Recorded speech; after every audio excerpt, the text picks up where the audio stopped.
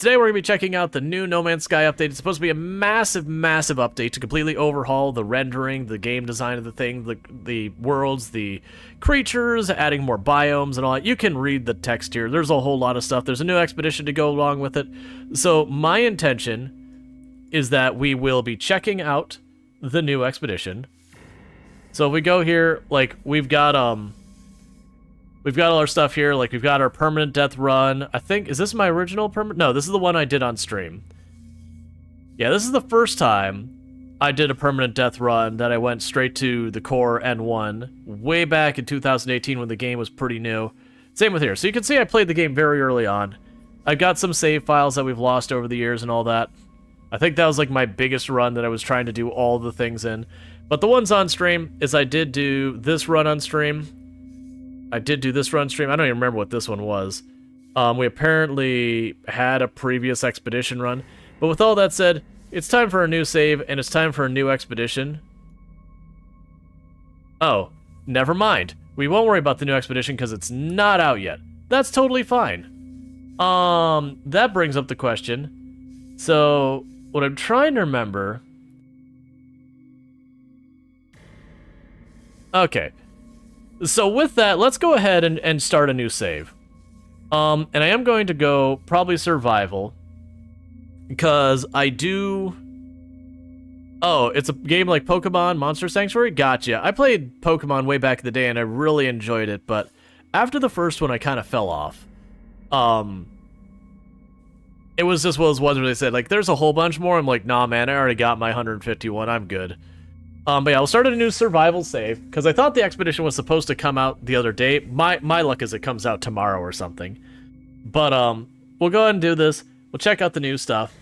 This is good, because then I don't have to worry about, like, me spawning on the same planets as absolutely everyone. There's a randomization of where it spawns you to. I don't know how actually random it is, but, that'll be nice. So, with this run... I'm not trying to gun for the middle of the galaxy. People have seen me win this a number of times on stream. The last one was a permadeath one where I did the reaching the center and all that. We're not doing permadeath, we are doing survival mode, and the only difference you need to be aware of with that is they're basically the same difficulty, except one, if you die, your save's gone, it's over. And the other one, if you die, it's not that big a deal. It's inconvenient, your ship wrecks, and you have to repair it, and yada yada. But, otherwise, not that big of a consequence. You drop your stuff. Alright.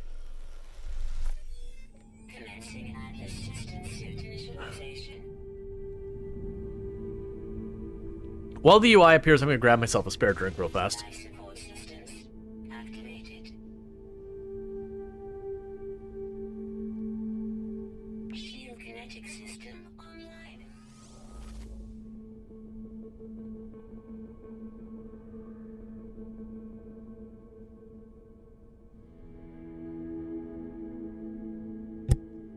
Alright, just that way I have a spare already lined up. 127 degrees Fahrenheit. A wee bit warm.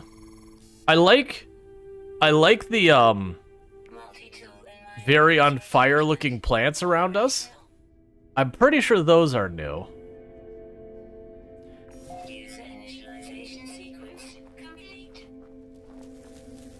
Alright. So good news is... I've got a hole right here that I can hide in.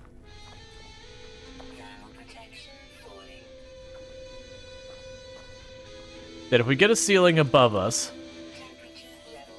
we can protect ourselves from the heat. Our life support will still go down, but we'll need to deal with that. Alright. So when you crash, it's trying to teach us everything, but when you crash land on the planet, do you have drops for viewers? Yeah, the drops should be turned on, because all I have to do for drops with these kind of games, as long as you have the channel has drops on, any game you play that is eligible for drops should just work. If they're not working, let me know and I can take a look at it. I usually don't advertise when I have drops on, because I'm not trying to just drop, because like there's people who they will literally just go for drops, and I'm trying to not cater to that audience, because they're viewers that don't stick around. Alright, so we do have where we can get ourselves an oxygen recycler. But what we're looking for is the game was like, hey, you've got your multi-tool scanner. It doesn't work right now. And it will also want this analyzer here. And so I don't have the materials to make it, but I've said, hey, I'm going to plug it in there. We'll also want to get the bolt caster. And all you need to know is I'm basically saying, hey, all of this technology in here, I would like. And so I'm just queuing those up to go in there. I still have to get the materials for all those. Our spaceship is going to be damaged where it crashed. And we'll also have the air recycler, which will give me more time between air, but you get the idea. I've said to put those in there, but none of them are actually assembled because I don't have literally any materials. So the first thing I need to do is collect some materials to start being able to make any of these things. So I can't scan plants or do anything until then. And you have certain, like, style of materials. So, like, this gives me carbon. Carbon you use to power a lot of your equipment. And there's, like, better forms of carbon. You've got, like, stuff that doesn't have much to it. This has cobalt. I actually don't really need cobalt right now, but I'm hoping it'll give me ferrite as well. It did not. I keep instinctively wanting to bring up my scanner to use it, but we don't have that built yet. So that requires an advanced mining laser. Those also just give carbon. What I'm looking for is stuff like stone.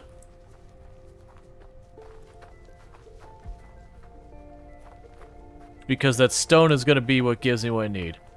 I just realized I don't actually have a HUD yet. But I'm judging by the big plume of smoke in the distance, I probably need to go this way for my ship. Hey, Iggy Mate, how's it going? I'll need these.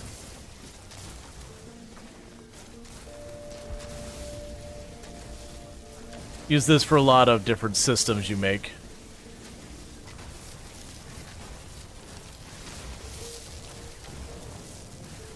Okay, so the glowing yellow rocks give ferrite. The good news is this planet doesn't seem that bad. I've had some pretty bad luck in runs past where I would start a run and you'd be on this like horrible death toxic planet that you would stand outside and you'd have like the triple down bars for your stuff and just impossible to deal with. Okay, so it's telling me that my scanner, I have the materials to do it. So we can go right here and say, I would like to fix it. So we shove in that ferrite dust. And with that, I now have a scanner. So now I can see the stuff around me.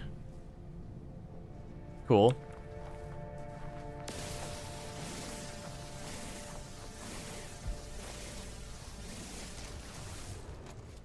What I was looking for is I saw a column of smoke.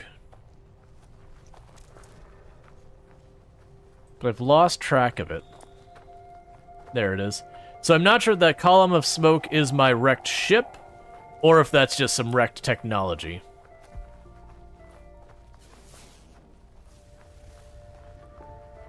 And it wants me to collect sodium. Oh, and there's a hostile plant. If I get close to it, it'll do damage to me. Instead, we'll murder it.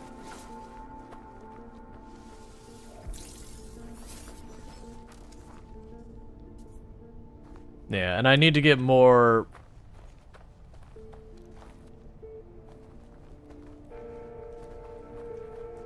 more sodium. Yeah, because as you see, my protection against the heat is slowly going down. It's one of the reasons I'm just trying to keep moving.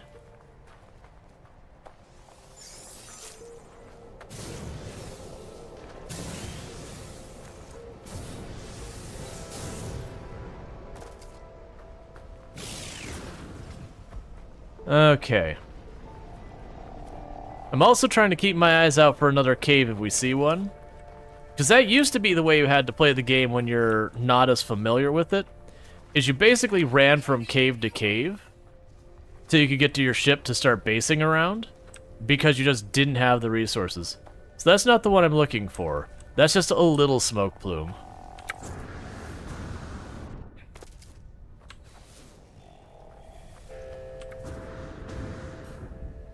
Looks like we got a checkpoint over here. Later on, I'll end up scanning all of these creatures. But right now, we're just trying to get the basics to not die. Okay. Well, that's interesting. The big smoke plume is actually behind what I'm assuming is my ship. So before we worry about any of the beacon here or anything, I'm going to climb in the ship, because while I'm in the ship, I'll recover my, my protection from heat.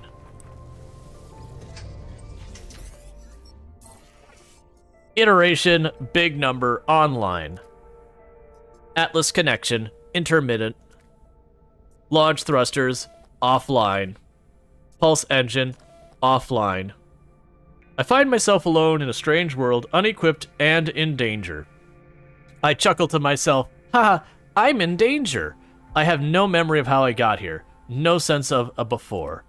But the ship at least seems to recognize me. The controls react to my touch, or at least that of my exosuit. I'm not dead yet, and the ship is my lifeline out to the stars. Connect exosuit. Log, unavailable. Substituting data. Exosuit. Connected. Suggestion. Pilot should perform maintenance. Select desired repair path. Repair ship systems. Self-guided repair protocols. Initiated. And now it's basically telling you, here's the materials you need to fix your busted ship. So if we look here, we've got those. I've got no other technologies I could install. But I do not have the materials to do that. Protection from the heat, can I get the ship? I know, right? And then meanwhile, it's giving me what's effectively a tutorial to be like, hey, here's how you make your stuff.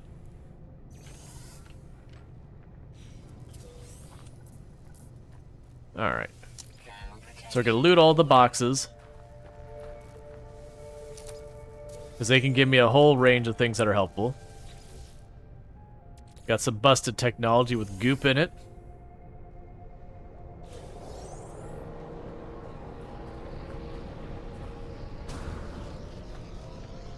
Alright. Scenario, iteration, whatever, deleted. Boundary separation failure likely. Vessel 16 empty. Cause, Sentinel intervention, deliberate transfer. Analysis, fresh iteration generated. Anomaly containment prepared. Broadcast. Broadcast received. Traveler anomaly detected. Anomaly is compliant. Position logged. System integrity scan initialized. Alright. And we can grab the oxygen plants right here.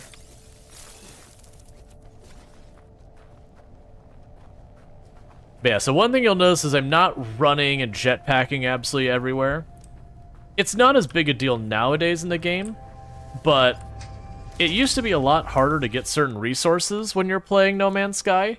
And so one of the habits I've developed because of that is being extremely reserved of your materials so far as like this kind of stuff. Because you can burn materials to improve though, which is why it's not as big a deal now, because if you know where to look, you can just find the materials so readily you can just smash them all in there real fast. Alright. So it did give me fuel for my engines. Okay. So the next thing to be looking at would be our multi-tool. So I need 2 ion batteries and a wire limit. Well, I mean, the first one, carbon nanotubes. What do I need to make a carbon nanotube? Carbon. Alright, so we're good. So I can go to my material here. It says it needs 1 carbon nanotube. I just made one. And I plunk it on in. And now I have a analyzer. So I definitely don't have chromatic metal yet. I need copper, other materials to process it. We don't have a wiring loom, so I can ignore those two. I can't do anything with them yet. We'll recharge our mining laser a little bit. And then for these, I would need pure ferrite, which I'll need a thing to refine. I don't have that yet. Honestly, we don't have what we need for any of that. But we did get ourselves the thing that lets me scan things, which does give me a source of the money. So now I have the compass on the top of my screen, which is one thing. And the other thing I can do is start scanning stuff. And individual things aren't really worth that much money, especially early game. But what'll happen is as we go farther and farther into the game, you'll get more and more money for scanning things.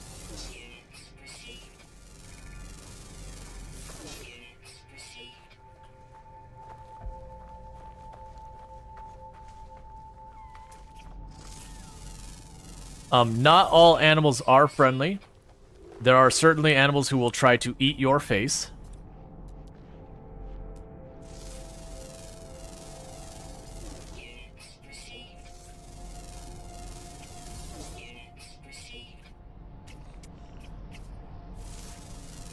And what'll also happen is as time goes on, if we do manage to scan all of the creatures on a planet, we will get a really big bonus to our overall wealth.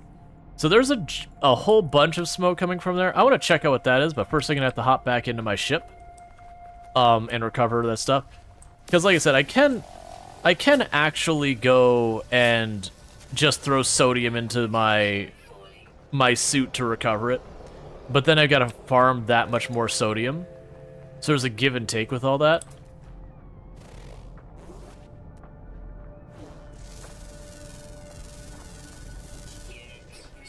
Alright. Yeah, so if we actually look at our, out here, we have our quest objectives. So I've got the primary mission, which is I need to recover my ship. Like right now, both of them are I need to recover my ship. You'll get main objectives and secondary objectives. I honestly don't care about most of those right now. But you'll see here where I've discovered 5 out of the 8 fauna. And so the ones I don't have, it'll tell me, hey, there's one that's kind of uncommon, it's flying, it's kind of rare underground, and it's kind of rare underground. And some will be like nocturnal, some of them will be like only show up during the day. You have the flora, which I've scanned 3 different flora. We've got different mineral samples. But you get the idea. But if you collect all of the ones on a planet, you get a significant boost in money for doing the scans. Hello there. Hey, Bentley, how's it going? But one of the other benefits you get is you get what's called nanites, and you use nanites for a lot of different upgrades, like inventory upgrades and that kind of stuff. Nanites can help you with that. So you do want to try and scan everything. New updates for No Man's Sky dropped? Yes, it did. Major update. So we do a quick look around. If I see any red dots laying anywhere. Okay, now where was that smoke? Because I wanted to head towards whatever that is smoking out in the distance. Because that tells me there's something there. I don't know what that something is. But yeah. The game lagging your PC? Not much. I'm getting the occasional spike when getting in and out of the ship. And for those who don't know why that happens, you do save every time you climb out of the ship. And I am streaming on 3 different platforms as well. But for me, I'm not actually seeing anything that, like, it's not being choppy or anything like that. We haven't scanned you yet. But yeah, I'll also tell you all the materials you get from stuff once you've scanned it. Because a lot of stuff will have, like, a primary material they give you. And then some things will have a secondary material they give you. Oh, is that just like volcanoes? That might be all that is. That might just literally be a volcano.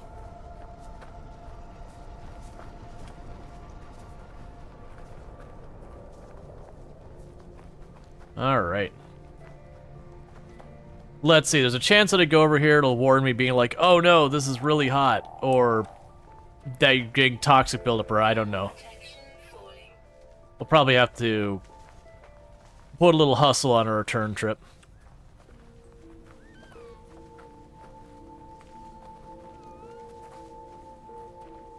I was really expecting to be on this hill. So I'm going to have to use sodium to repair myself in this one. Do you just emit smoke into space? Where's the smoke coming from? Alright, note to self, just straight up ignore the smoke plumes. They're mostly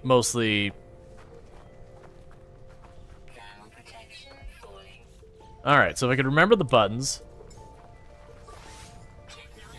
You can just use quick menus. That was not enough sodium to do anything meaningful. Alright, so let's keep in mind the sodium is not doing much good, because we are on the harder difficulty, the survival.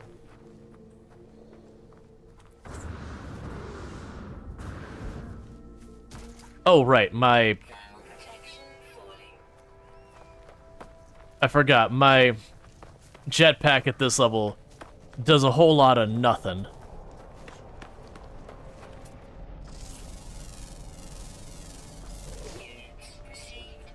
And the thing we'll use money for is buying a lot of our upgrades. Oh, I can't get through. So we are going to take a little bit of damage. I only have 3 hits worth of health right now. Actually, I might get away with it. Okay, I avoided taking damage by, like, just a second or two. My shield is about to go down, and once that happens, I start taking damage. Alright, so instead of focusing on trying to, like, track down these smoke things, I was hoping to find, like, a building or something useful. I was not anticipating just having a plume of smoke that had a whole lot of nothing at it.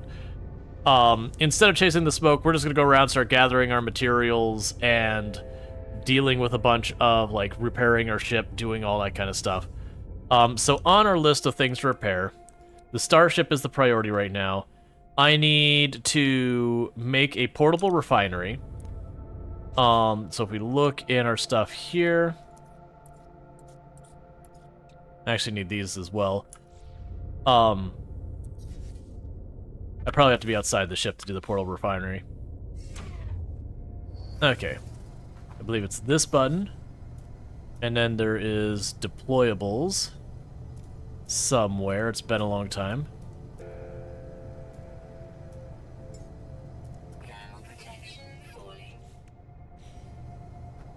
I do not see them. Was it a different menu? Yeah, that's right. Okay, so I need 1 metal plating and a little bit of oxygen. That's fair. They changed that menu as well. So with that, I should be able to make the metal plating here. I just need ferrite. So I just gotta mine a bunch of rocks.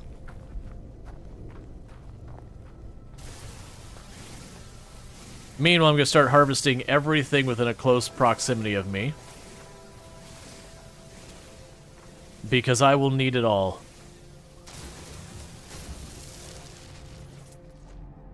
Okay, those are just environmental.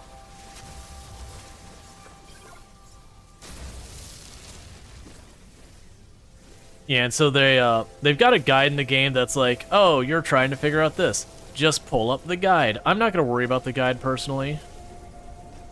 Because, you know, I've done this all before. I've gone through the guide and whatnot.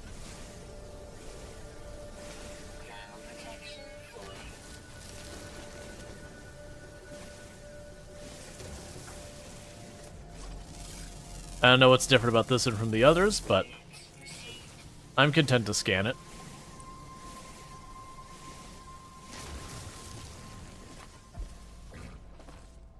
Okay, it is just that. Yeah, so I am aggressively grabbing everything because we are going to need all of these materials. So I don't feel a need to quickly run back immediately and start the production of the next thing. I might as well just grab this till we're about to get low on defense, run back to our ship, and then I can start working on all the different things. Start heading back to ship. It's interesting that oh, it's pure ferrite and carbon. Okay. I say it's interesting that a rock is going to give me carbon.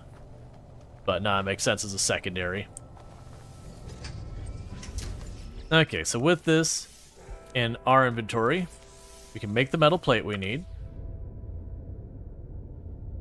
And then when we hop out, I can make the portable refiners, you know, that we can start making materials and all that. But then we'll figure out what planet we actually want to make a base on. I'm not feeling like this planet's a good choice. Alright, so we've got a portable refinery. We put fuel in it.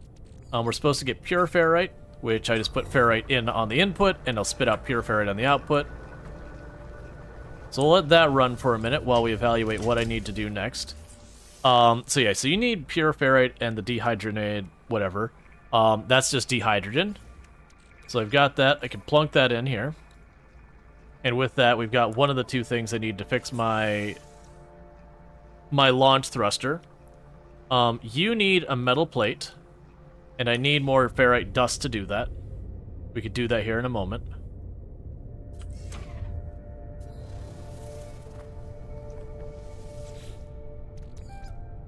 So now I've got some pure ferrite. And I'm going to pick this up, which gives me my materials back. Because with this, I've got the pure ferrite. So now my launch thrusters are fixed. So now we do need to get our pulse engine so that we can actually move. So I will need to get... What do I need for the seal?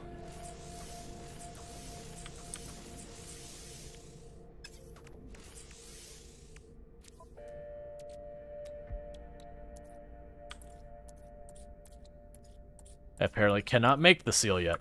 I have a feeling what's going to happen is I've got to make the next thing, and then I'll be allowed to make the seal. They do a tutorialized thing of, like, making you go through all of that. Alright, so I just need to get some more ferrite, just regular ferrite, and I'll be able to go from there.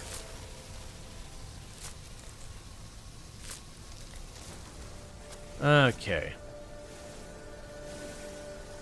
And all these things I'm doing as you go through the game, you'll be able to do them faster and faster. You'll get, like, a better mining laser that can cut faster and get more materials, and, you know, if you're doing combat stuff, you'll get the combat laser that does more damage and takes more time to overheat, and you get the idea. None of it's exactly surprising or shocking. I'm just trying to see real fast if we see any red dots nearby, because that would mean life forms I have not yet scanned.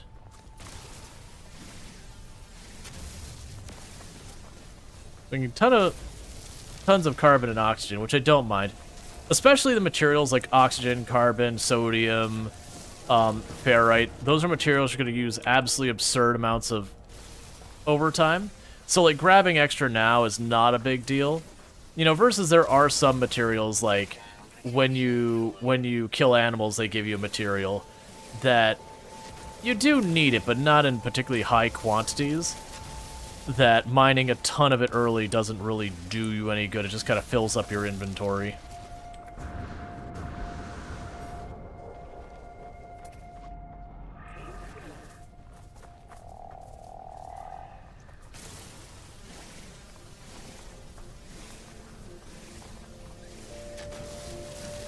And you can feed the animals to befriend them as well. I don't remember all the details in that one, but there was some value in befriending certain animals and whatnot. Just check what that takes way over there. We scanned that, and I haven't seen more of it. Oh, I just missed the one container was all. Yeah, you've probably noticed any time I use my jetpack, I get 3 arrows worth of, you know, draining energy. Okay, so let's go here. I need to make another plate. We can go to our starship. Shove the plate in there. They'll probably now tell me how to do the next thing. Iteration, whatever. Functional. Starship critically damaged. Vital ingredients missing. Unable to synthesize required components. Pulse engine requires hermetic seal. Request assistance. Recommendation. Iteration comparison reveals hermetic seal nearby. Salvage planetary chart from the stress beacon cache. Okay. So it's telling me I need to make the seal. That's interesting, though, because the way it used to work, I believe it just gave you the patterns like, okay, here's how you make your seal. This is implying it's going to teach me how to use the beacon system to go find new things, which is the way you find stuff later. You use, like, the beacon, you find whatever. So it's doing a bit of a better job of tutorializing. Oh, no, actually, it looks like it's having me go... to the pod. Okay. So they are forcing you to actually interact with the pod.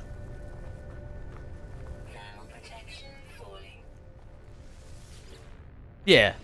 No, I got you, X-ray, but they've definitely made changes to it. You peer inside the beacon's housing, as well as its distress beacon unit. It contains a planetary chart. Take the planetary chart.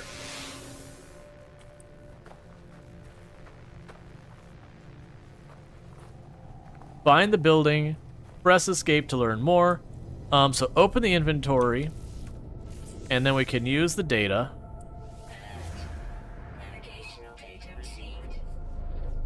So it's going to tell me where there's something nearby that we can learn it. Yeah, so they've done a little bit more to improve the tutorial from the looks of it.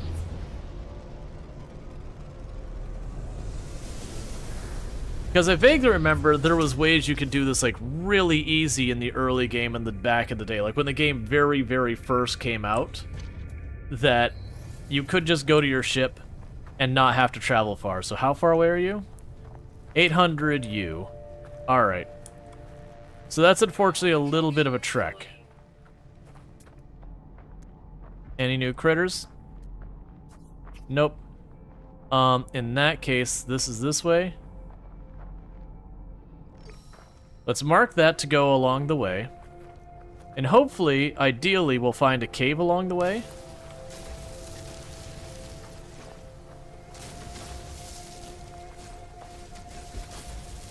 Because if we find a cave along the way, I could duck in partway and not use more energy. Alright, we've already scanned that one. Even though they look the same, I always check because there's a lot of times you'll have animals that look similar on a planet. But they'll be like slightly different species or whatever. And that could be a whole thing. We are on the lookout for sodium, though. That is actually really bad. So new plan, we're not going slow. When that storm gets here, I'm in really big trouble.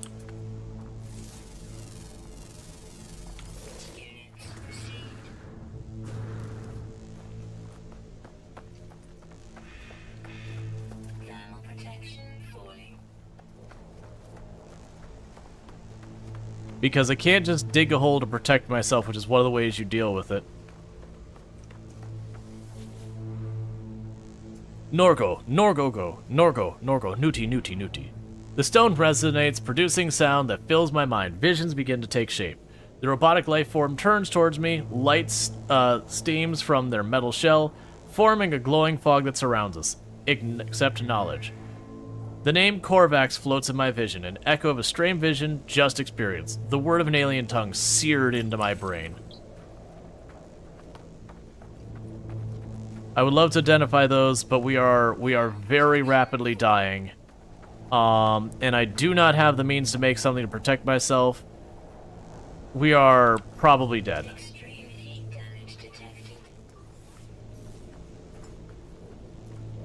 Yeah, I've got nothing I can do for that. So my shield's about to drop, and then I start dying. We're nowhere nearby that. I'm now taking life damage, and in 2 hits I die. I can't dig down. I don't have that tech. We're at the beginning of the game, buddy. And we died. I don't have any of that stuff. We just started. I mean, like, literally, we were just doing the tutorial.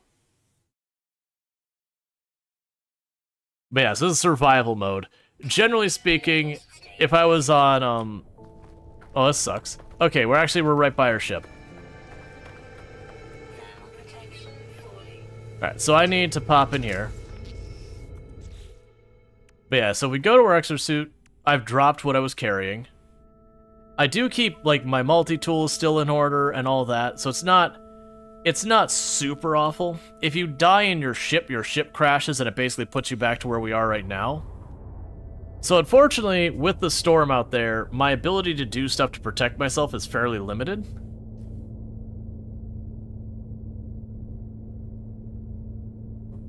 But yeah, so storms take whatever the environmental issue is on the planet and then just kicks it up a notch.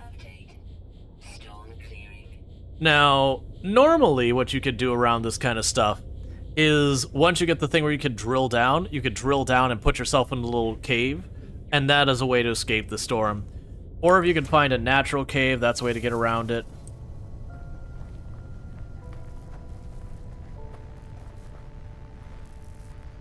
Okay. So we're going this way.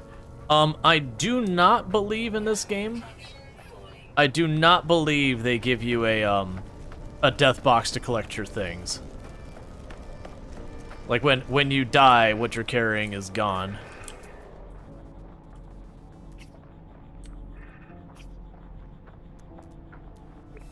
Man, that was unfortunately bad luck that I got caught out in the open. Realistically, what I should have probably done when I noticed the storm was coming, I was actually about halfway. It's probably either way I was screwed. The only way I was gonna get out of it is finding a lot of sodium, or getting lucky and finding a cave.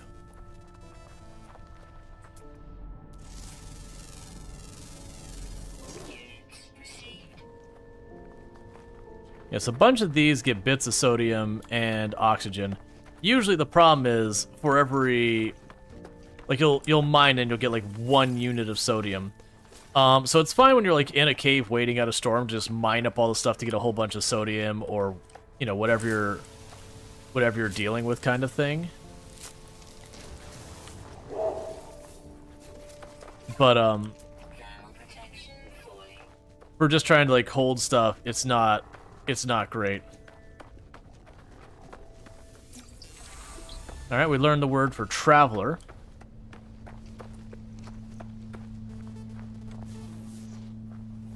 We got another sodium plant over here. Yeah, so this is the difference between like survival mode and the regular mode. In the regular mode, you can go way farther before stuff like air and the environment really starts to wear on you. You get get more oomph when you go and you use these materials to recover your stuff. Yeah, I can't mind it at all.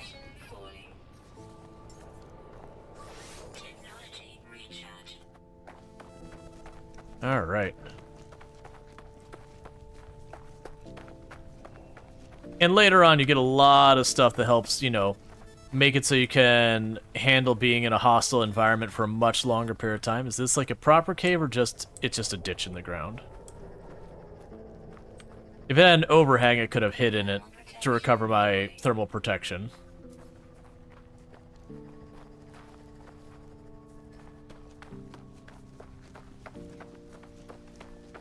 Hey McLean, how's it going?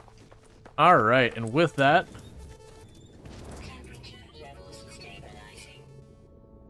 accessing archive. 6 of 7 archives constructed. Entry follows. No, making this recording in case leaving behind in the fabricator might be of some use. Visor damaged. Can't find ship. So you can recover the supplies. The log finishes and the machine whirs to life, spitting out supplies. I have a hermetic seal. I need to repair my ship. Whoever it was that led me here, whoever left this message, perhaps they found themselves in the same situation as I do now. Okay, so it just gave me a finished hermetic seal. Alright. Because it used to be, I thought it'd give you the blueprint for a hermetic seal, and then you had to go and do that. I think the idea was here is if you had skipped making the visor, you'd be able to make the visor at this point. Let's loot that for the nanites. Thank you Jaywalker76 for subscribing for 7 months. Woo, 7 months. Hey, Jaywalker, thank you so much for the tier 1 sub. I really do appreciate that. Been subbed to the channel for 7 months, which is a heck of a long time, so thank you for that. I did start a new save. Most of my other saves, I had already, like, finished the game kind of thing. And so I figured I'd just start a brand new one. I've always debated some of that stuff, like, do I want to just go back for the existing save or whatever. Analyze objects for rewards. That's fine.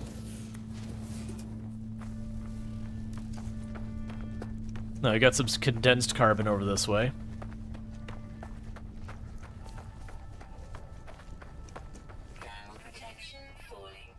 Because Because I'm going to work our way back over the ship, because we should be able to repair our ship now. And being able to repair the ship does mean I can get off the planet. And with that, you know, then I'm not trapped to one planet trying to do everything here.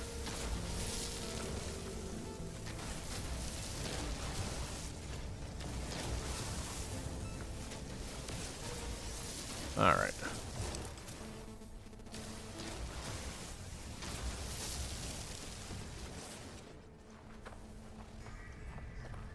Okay, we got a sodium plant down here, another one over there. And there's actually things, if you're proactive, you can make that'll give you a bunch of shield and all that. As need to do them, and they usually cost a different material than the sodium. So you can use the sodium, or you can use this other thing that might take some like ferrite and something else.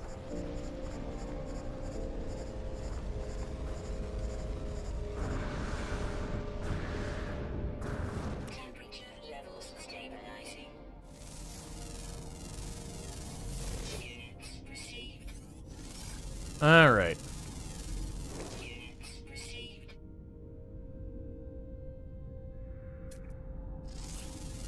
So I could scan a bunch of stuff down here. Received.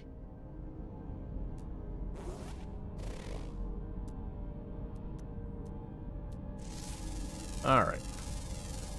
Units received.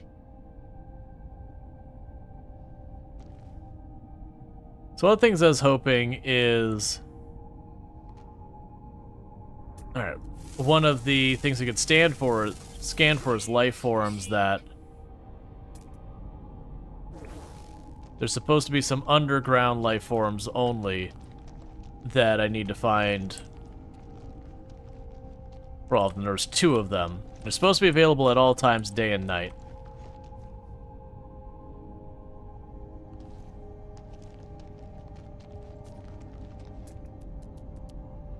So I was hoping we would get some of those blips to appear.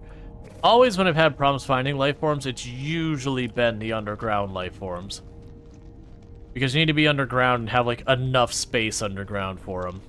Life support power low. Alright. So let's look at our stuff real fast. So, for the life support thing, that's carbon and the jelly. So I can do like that. Now I get some carbon, I can make that. For this, it's ferrite and cobalt. We're actually surrounded by cobalt right now, so let's go grab some of that real fast.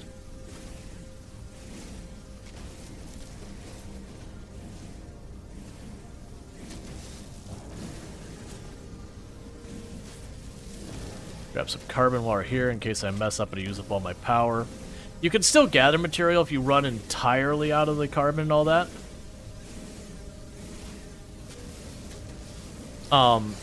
But generally the way that ends up working is you just go up and there's a melee attack. You just go up and you start meleeing something that gives you carbon.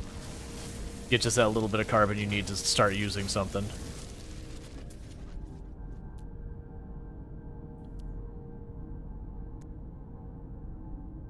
Alright, so still don't see anything. Okay.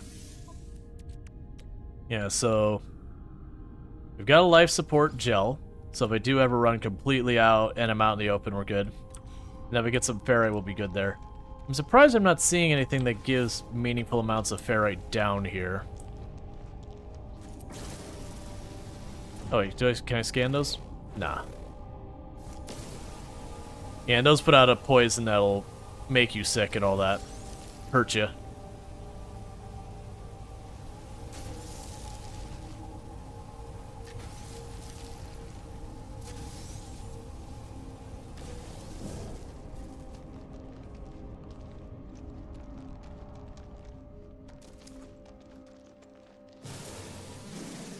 Alright. Trying to replace that carbon we lost. It's also funny because I think the last time when I played Permadeath, I didn't end up having a single problem the whole time. But that's also just the knowing in Permadeath that when you mess up, it's over. Changes the entire way you approach everything. You approach everything far more slow and meticulous. You even look ahead when you go to jump into systems to see what's there, to not just jump into a dangerous system real fast. Versus even on the harder difficulty, It's not that big a deal.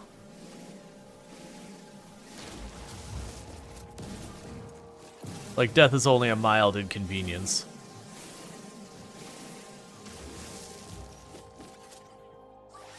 Technology recharge. Okay, and meanwhile, just be ready.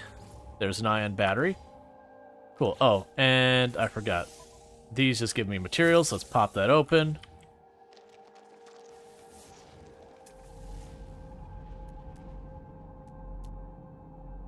Alright, I'm kind of accepting I'm not going to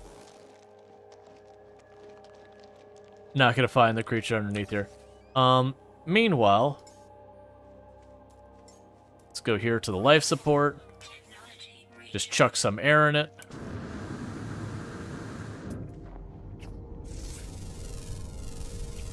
units received. Thermal protection. My ship is this way.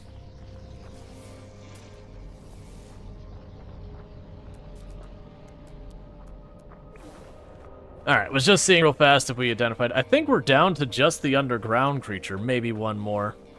But that's fine, we're gonna be back to our ship pretty soon. And then we can worry about, you know, what we're doing from there. We'll be able to get the pulse engines online. And like I said, I would like to, ideally spot all the creatures on here. Because like I said, there's a big payout bonus if you get all of the animals. But I've got the 2 underground creatures, and for that to be a realistic thing, is I'm going to need to find an actual decent-sized cave system.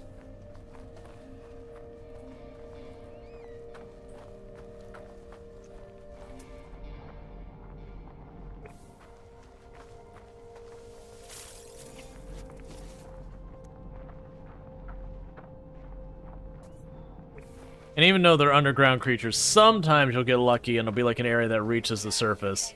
That counts as underground, even though it's not actually underground. I've had that happen a bunch of times.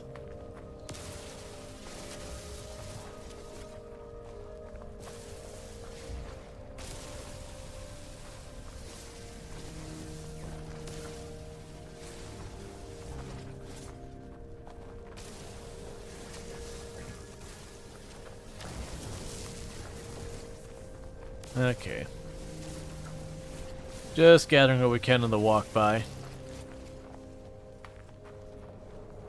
Every little bit helps. Thermal protection falling.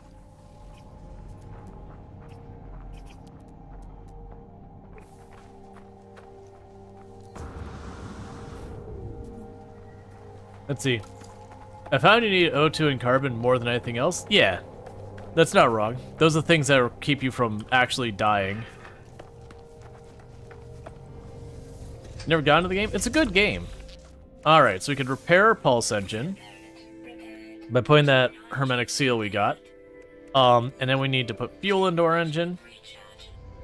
So we have fully repaired our engines and all that.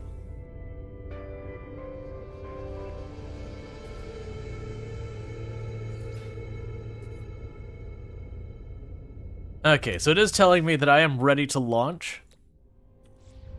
That said, I can work on getting my bolt caster and this done. The wiring loom I gotta get someplace else. I'm not gonna worry about that right now. The exosuit, I do already have like the upgrades and all that. That's fine.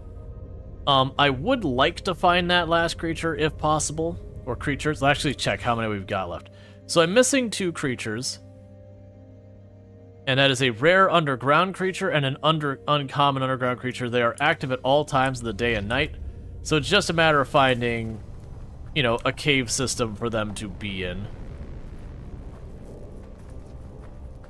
And we can't terrain manipulate yet. Protection falling.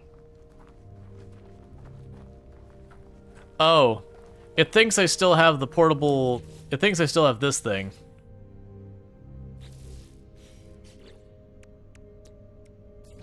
Which did get destroyed. So it's being like, you need to pick that thing up. Don't forget to pick that thing up. There. I picked it up now.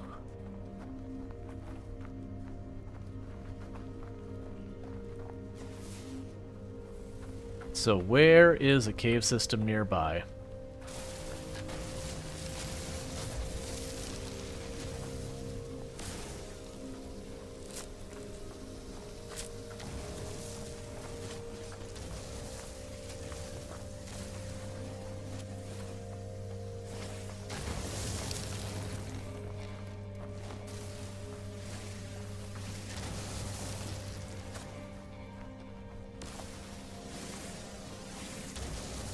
Yeah, because they had that little cave.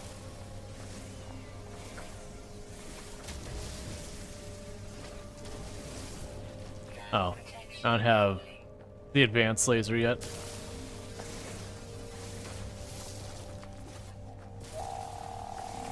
Yeah, the more we keep popping all these, the more carbon I've got. We're also getting little bits of oxygen as well. It also will open up my visibility around my ship more.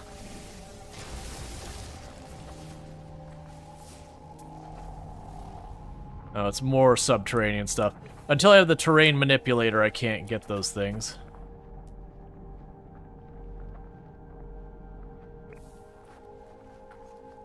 Wish I'd kept track of where that cave was. Thermal protection falling. Alright.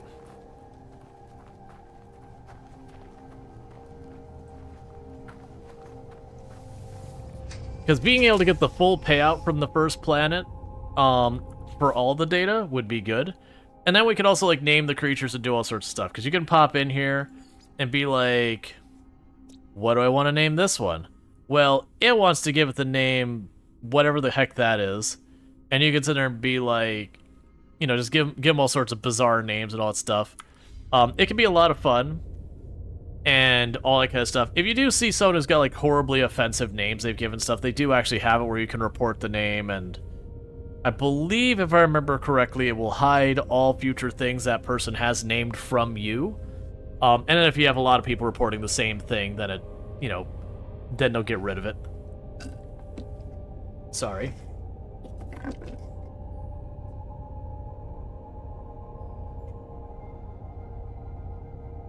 Okay.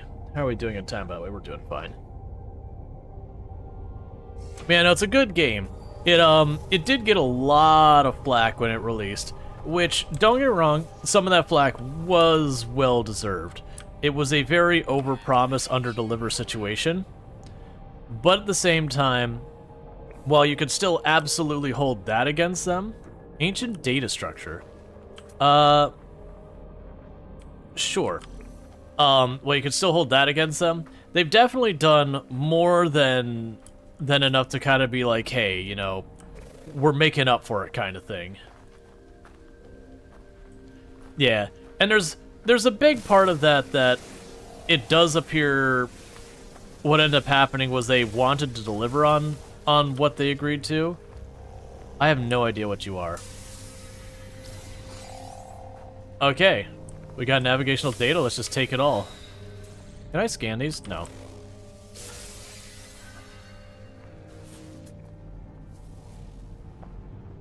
Unknown building. Let's go check that out.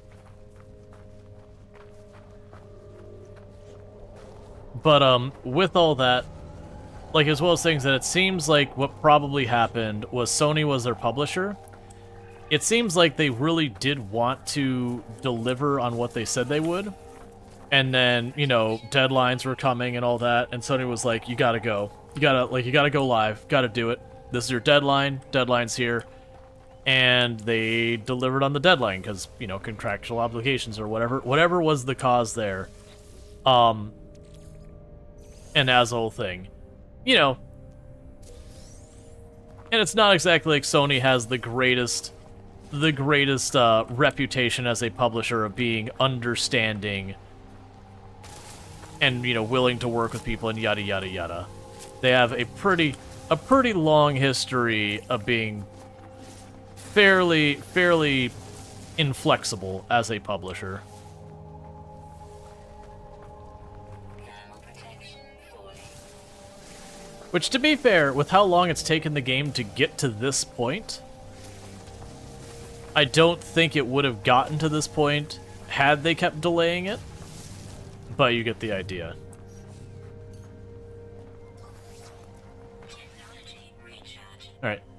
Let's see. You also might likely find a cave near new building structures and all that. Yeah, that's what I figure. It's like literally to find a cave, it's just travel. Giving myself a new direction to travel is fine. And since the ship's repaired, there are ways you can summon the ship to you for a cost. So even if I get a long ways away from my ship, there's a really good chance to be able to pull the ship directly to me later on.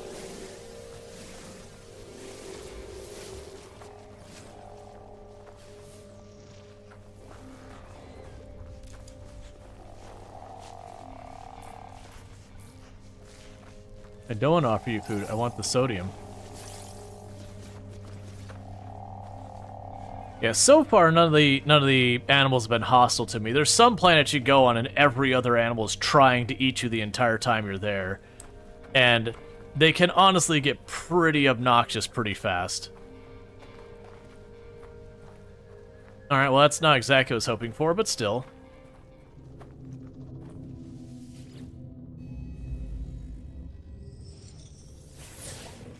The ancient marker hums at a frequency that burrows deep into my being, filling me with voices of the Korvax echoes. Knowledge paves its way to understanding of probability. The Atlas spoke in fragments. The Atlas interfaces are their shadows, the monoliths their scattered children. Together they convey wisdom of the infinite. They must be understood. So we could seek knowledge of the past, seek help with language. I'm gonna seek knowledge of the past, which I believe will give me markers. Okay, it looks like there's a cave the way we were just facing.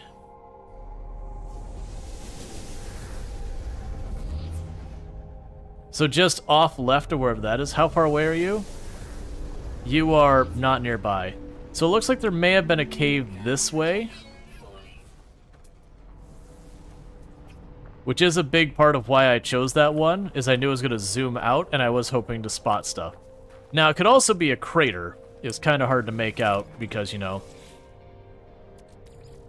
trying to go by zoom out and hope for the best.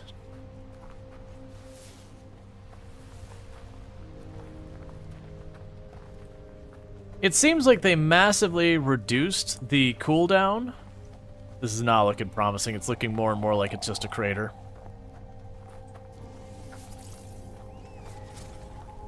Because I think this is what I saw here.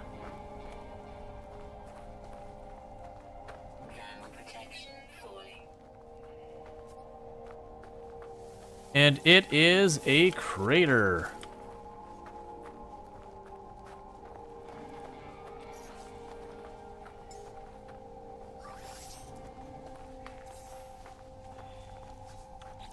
Okay.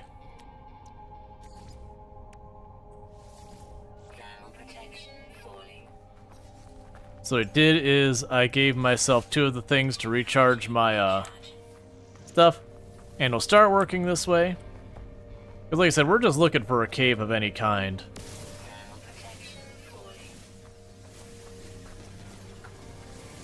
We're not being particularly picky about it.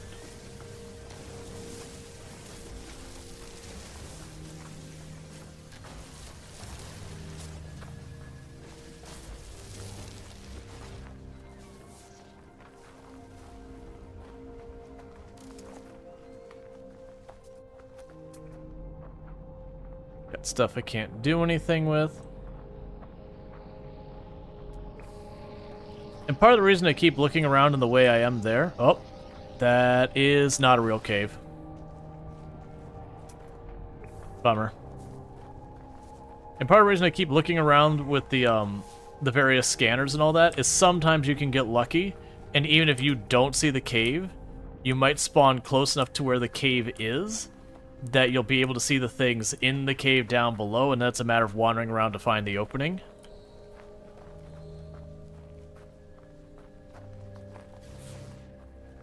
Alright.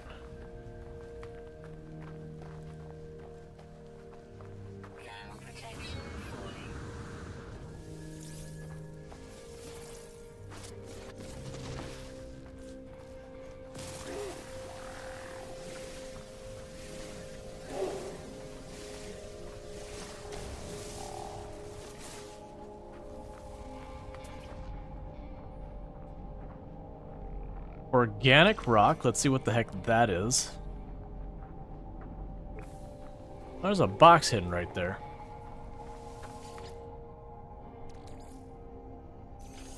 Alright, and eventually my inventory will get low, and then a bunch of that'll end. Yeah, so basically we're just ping-ponging back and forth, grabbing what materials we can. Alright. So we got a challenge, whatever you want to say, for walking 800 U. I've got all the achievements for this game. I got them when the game first came out. And fortunately for me, this is one of those games that once it came out, they didn't add more achievements to it. Thermal protection falling. Technology recharge. It appears to be costing me 2 of the, Thermal protection falling. things. Is that an actual cave? No, it's just a little pit. I was just trying to figure out what the heck those little purple dots were rolling into its debris from taking apart something out of carbon.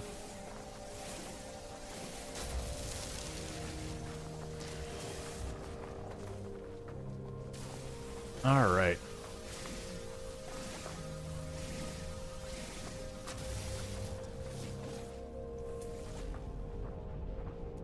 Got buried stuff.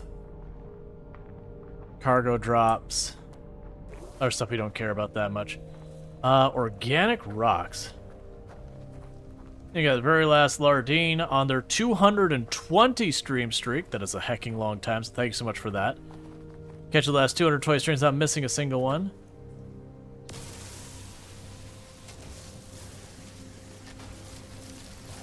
Okay. Source of chlorine.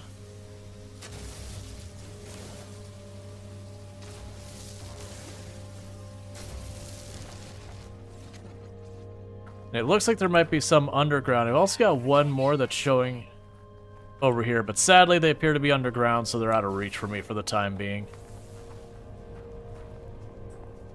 Yeah, so it's that way. Any signs, anything new? Nope.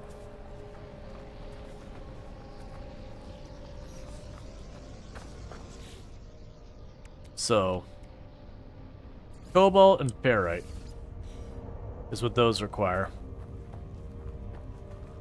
So, cobalt we get from caves as well.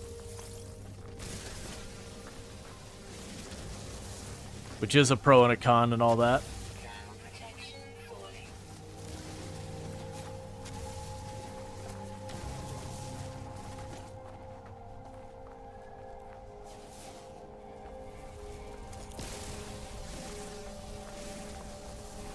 Go for you.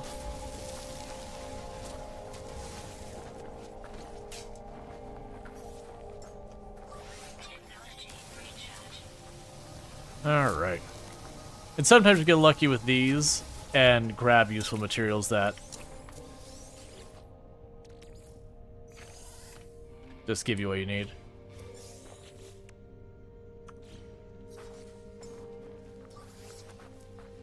Technology recharge. Alright, let's get more of these made. Thermal protection falling.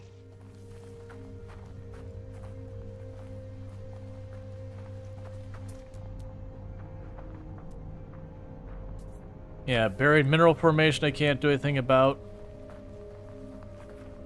Okay, so we're just trying to locate goodies. We definitely need to find that cave, though.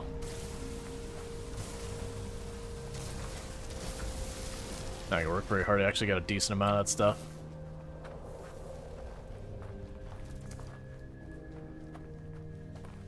Okay, got a chunk of sodium-rich plants. This is always a good one. Is sometimes you get lucky, and this one isn't that big of a formation. But sometimes you get these areas with sodium-rich plants, so you literally have like 30 of them all bunched up in just one spot. And then if you could find those, you usually were set on sodium for a good while.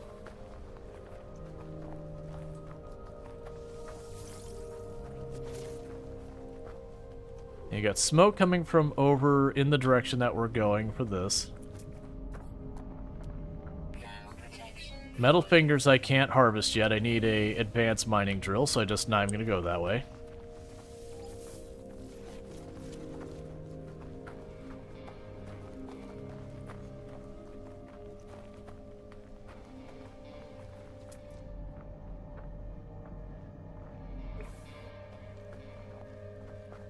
You keep teasing me with these little dips that look like they're gonna be a cave, and then they just don't go anywhere. And we have seen a couple of caves, I just don't know where they are now. They're definitely away from where we were. Like I said, my intention is I'll just do a thing that summons the ship to us whenever we find what we're looking for. Then we can just leave the planet from there. Thermal protection falling. Technology recharging. Alright. Thermal protection falling.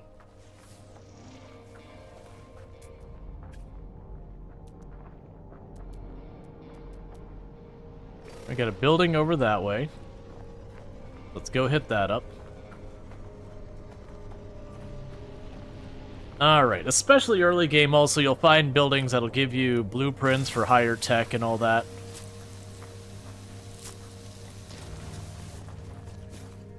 And every little bit of that does help.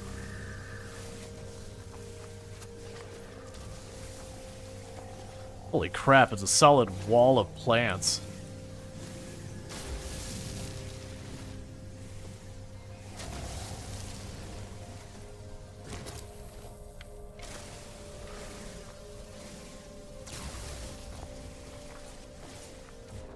That's fine.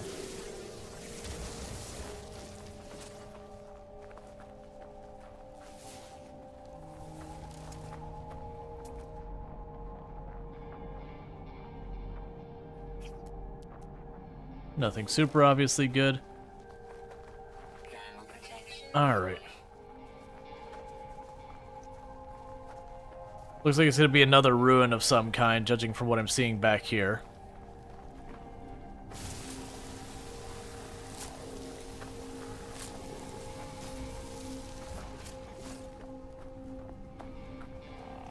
Those animals are freaky? Oh yeah, that's one of the things that's supposed to be one of the big changes with this update, is that they did a lot more to expand on the variety of animals you get.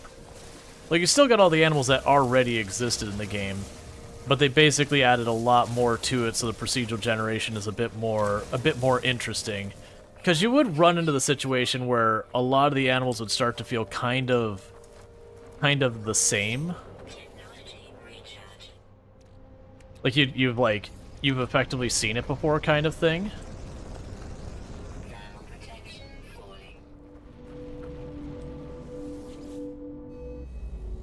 Brilliant light erupts from the ancient marker. It encircles me, engulfing my mind in the memories and the voices of the Korvax echoes. The dreams of the entities who once worshipped here become my own. The Atlas interface drift alone in the endless void. They are silent. They are unknowable fragments of an ancient whole, yet their imprint on time and space molds our existence. They are the equation, and life is its answer. Through their monoliths, they give us understanding of the boundless meanings and that of our own. Seek knowledge of the past. I think it literally just kept the marker I already had, which is honestly fair. I was hoping for the camera's zoom out thing so I could, potentially spot, a divot or something that might be a cave. Alright, no signs of anything. Because once I find a cave, we can just kind of run around in the cave for a little while, harvesting cobalt and anything down there. And just, sooner or later, the things will spawn in. It just needs to be a big enough cave that we have room for stuff to spawn in.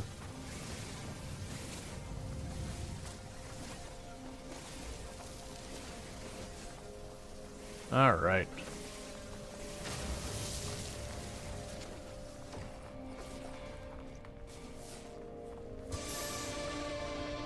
Milestone accomplished. Drifter. Traveled 10 ks. 1,000 steps, I'm guessing.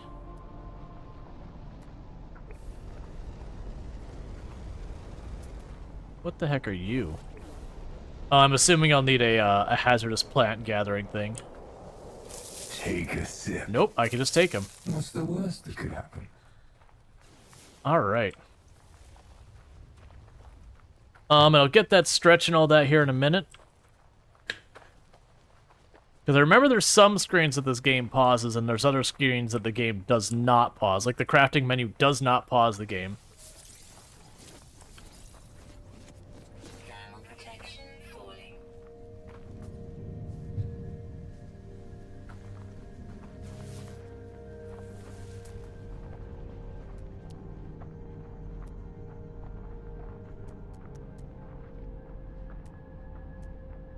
Nothing too exciting here. Technology recharge. Alright. Stretch or else.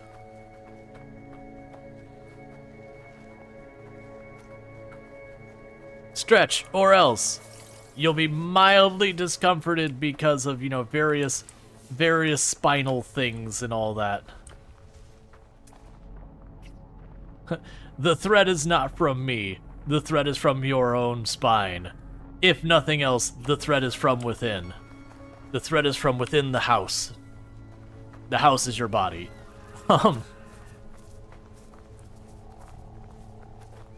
What are you? Oh, it's just an Atlas container. I just saw the end, like, straight on. I'm like, what is in with the carbon? I'm just not used to seeing those grouped up. Condensed carbon's worth me going after.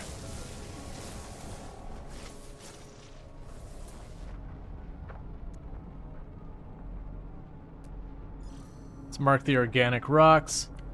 Still no red dots or anything from caves down below. That's fine. Thermal protection falling. Alright. So we're making good progress towards... Why does the ancient... Oh, right, because it was in time before. Okay, so these are the Sentinels, that little robot floating around. The Sentinels are a big sack of jerk. Generally, the way to think of the Sentinels is like the most extreme eco-terrorists. That you kill a bush and they see you, and they're like, I pronounce you dead. But we have found a cave finally. Temperature levels stabilizing. So what we're going to go ahead and do is we're first going to get properly zoned into the cave entirely. Their behavior has changed since the original release? Yeah, no, I mean, they were before. Like, usually what the Sentinels will do is on most planets, they'll mostly just scan and leave you alone unless they witness you digging stuff up. But there are planets where the Sentinels are set to, like, aggressive or hostile or whatever verbiage they want to use. But basically, there are some planets that the Sentinels just... They see you, and they're just immediately at 11.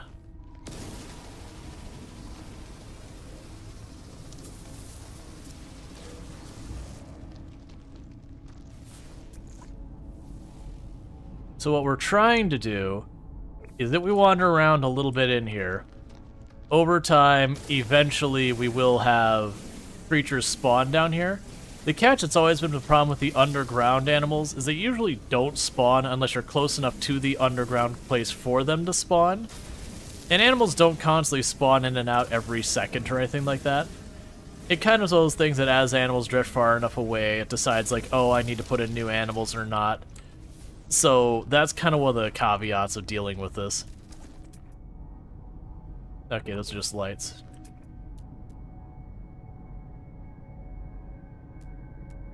There's a very good chance the animals that spawn will spawn behind me.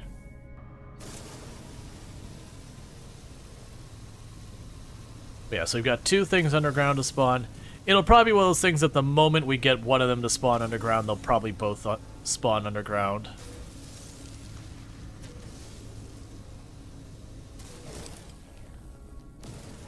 Alright.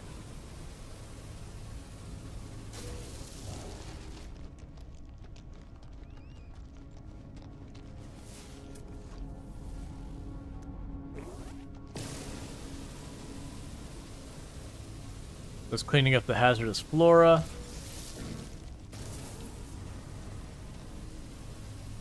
Because that'll just be something we can work on while we wait for them to go. We're just going to get that oxygen, the carbon, the sodium, all the other crap.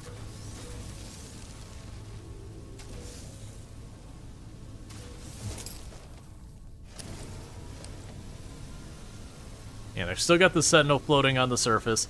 I've never really had a Sentinel come after me underground to begin with.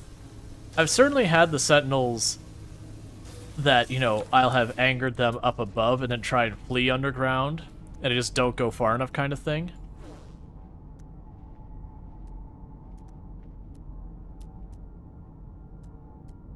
Yeah, so we still got animals spawned up on the surface for the moment.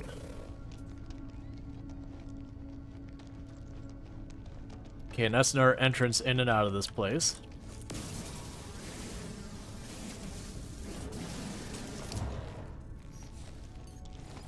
Technology recharge.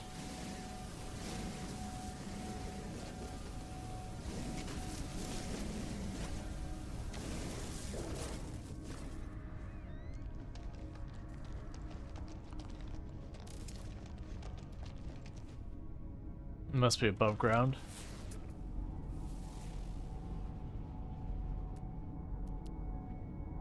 Come on. Yeah, because those are close.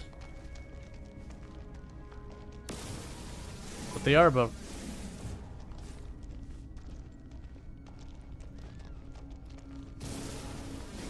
Okay. It is flagging like it's seeing me, but I'm also underground. It's also definitely not underground with me. Alright. So this cobalt will let me make a lot of the, a lot of these real fast. Where are they at? I don't have any. A lot of these.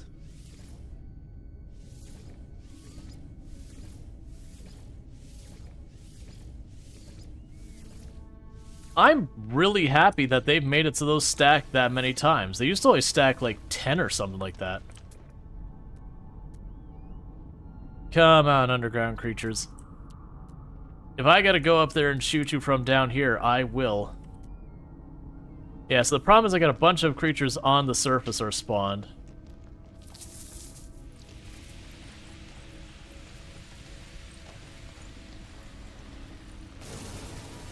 Okay. Because we can get rid of those. It should start spawning in new ones. Like I said, they'll also just go away sometimes. I haven't seen any creatures that are the carnivore creatures that eat the other ones.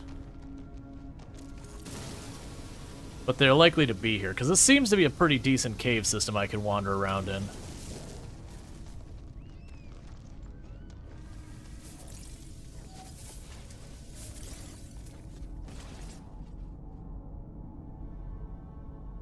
Solar vines. I don't think we can harvest solar vines yet.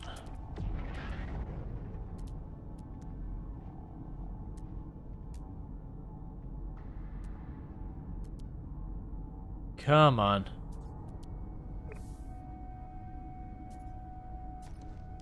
Yep, and there are drops going on.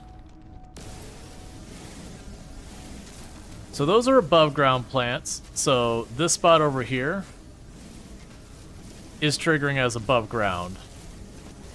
Which is probably, there's probably like a hole right there where that thing is or something.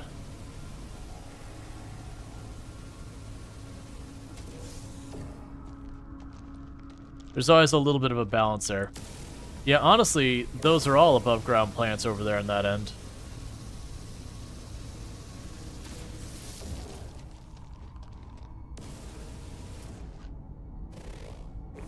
Well, that's a solar vine. Yes, I need a hazmat gear. Okay. Needless to say, let's get out of this corner. This corner is showing as above ground.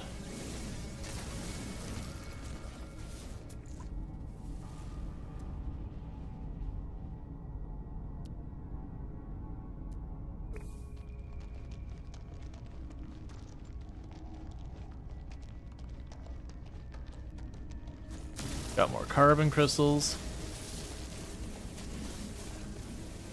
World Generation is having a little bit of a difficulty with this cave, it would seem.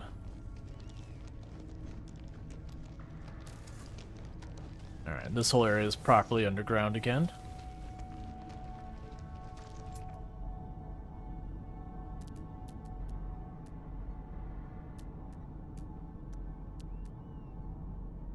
The underground creatures are supposed to be active all day. Or any time is what it actually says, but you get the idea.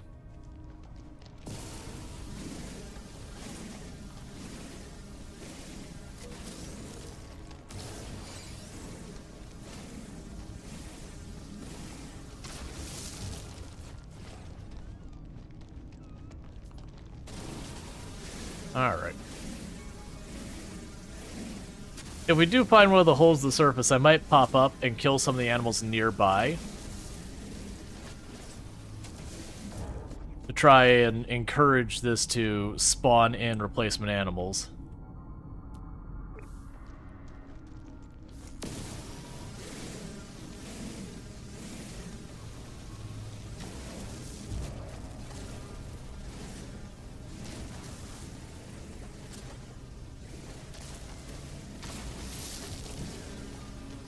Okay.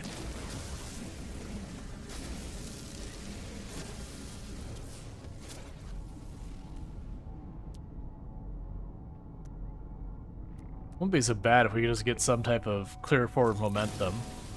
Ooh, platinum. Okay. That's exciting. I didn't even notice that the first time.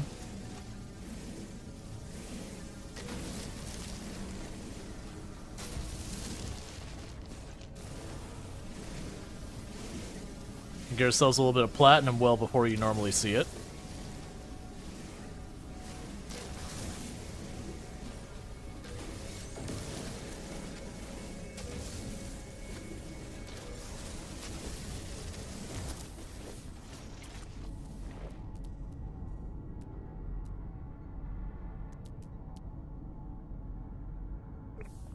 Alright.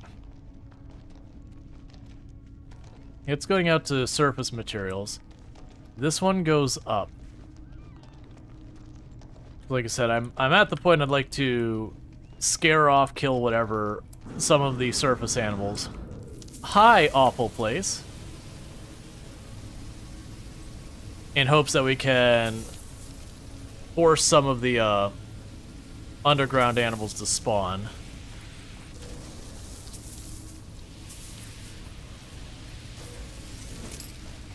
Okay.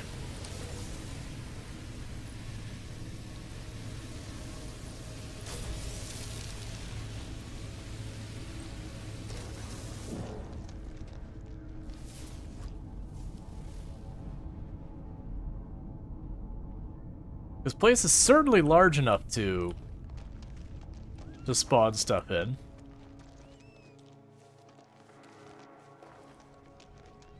It's not quite deep enough to get the surface animals to despawn from distance, though.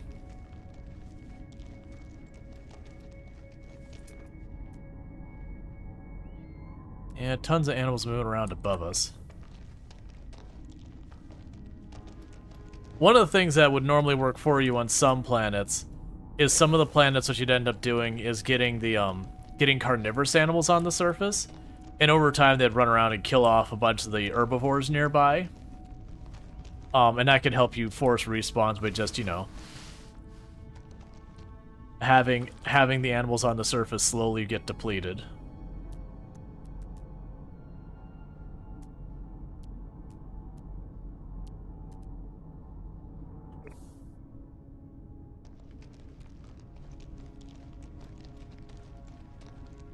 Yeah, those are all surface plants there.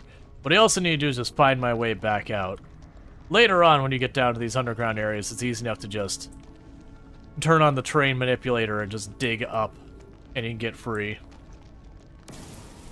But we're early on that we don't have that. I also don't want to spend all day tracking down one or two animals for the money, because that'd probably get pretty tiresome to both deal with and watch. Because it's good money, but it's not good enough money to justify dropping everything for like an hour or two just to do. Like, it's different when I'm actually able to run between ruins, and then you get, you know, some stuff from the ruins, like blueprints or language or, you know, money within its own right, or maybe a lost ship or whatever. Technology recharge. But when it's strictly that's all you're here for.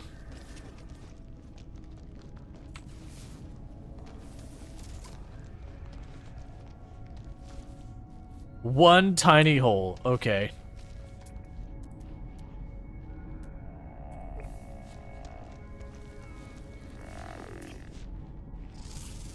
Alright, we got one. Units received.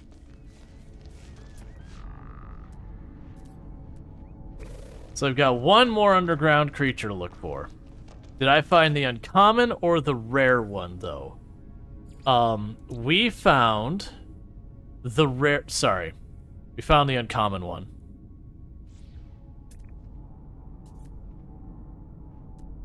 What's interesting is that dot did not light up until I got real close to it.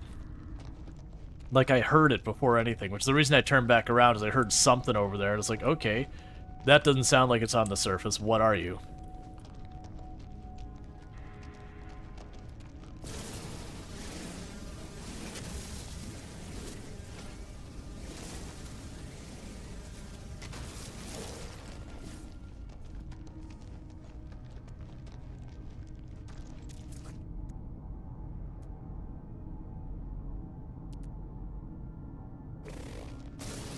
Come on.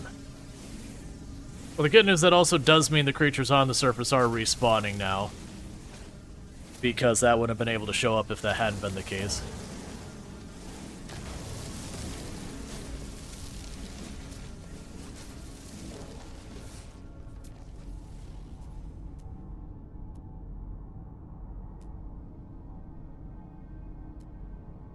Alright, come on.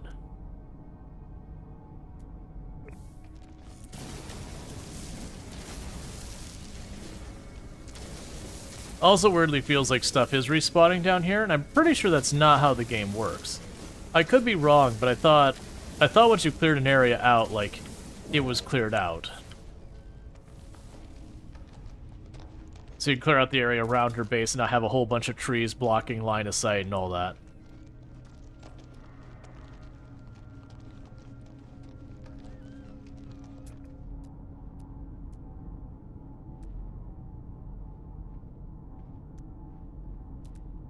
Yeah, because it does take a moment for the dots to appear as well.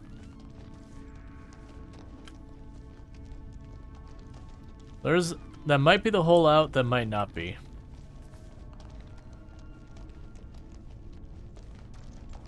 We live down here now. That's just the reality of it.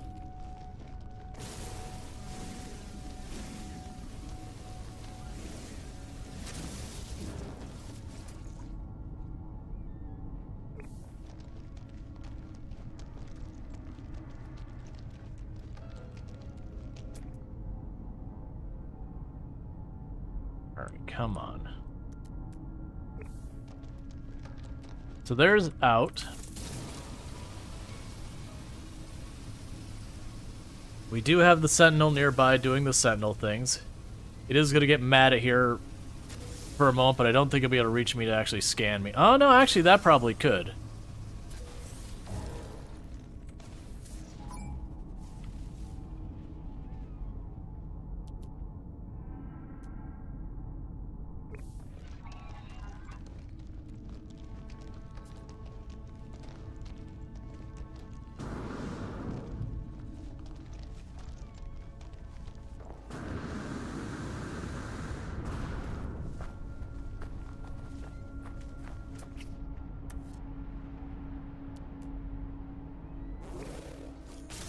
Thermal protection falling.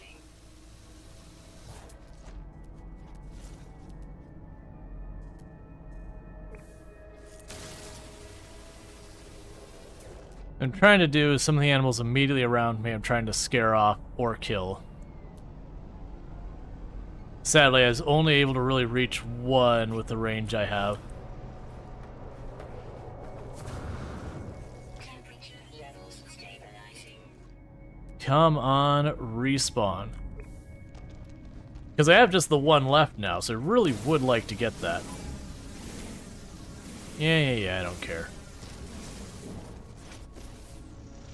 And I know I'm dragging this out, but... It wouldn't be so bad if I could actually see with that on. Oh wait, wasn't there...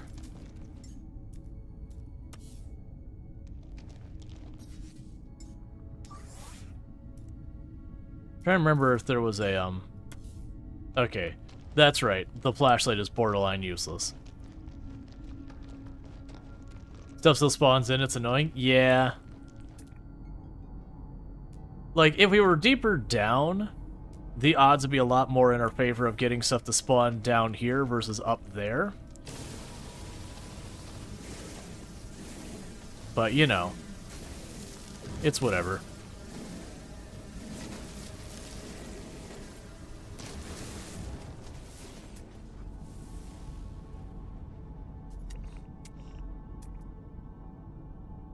Come on.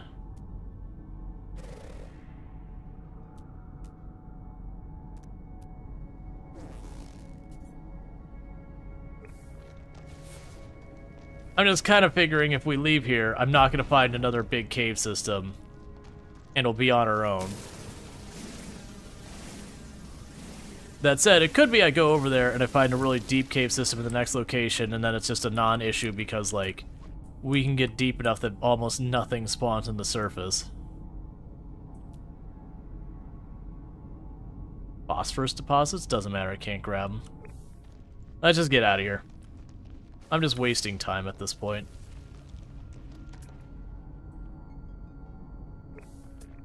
Like, I'll keep peeking and all that, but we're just, next time we get towards the door, we're just gonna leave. Technology recharge.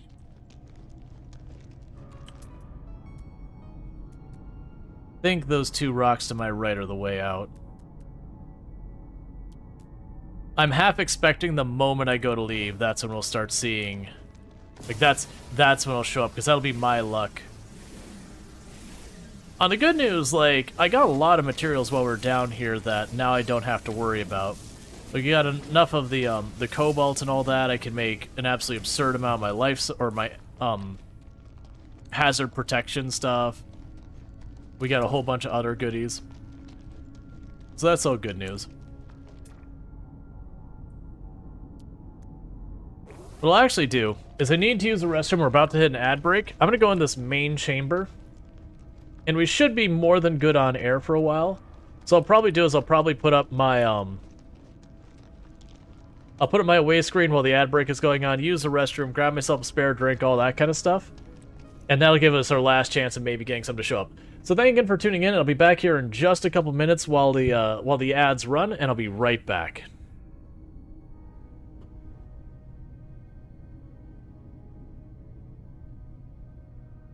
In the path I just took.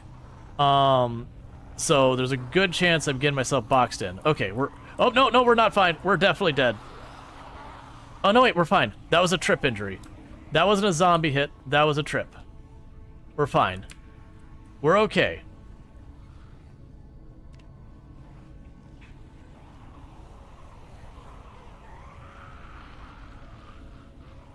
And the good news is my left arm, not my right, because your right arm is your weapon arm. There's no left-handed people in Project Zomboid.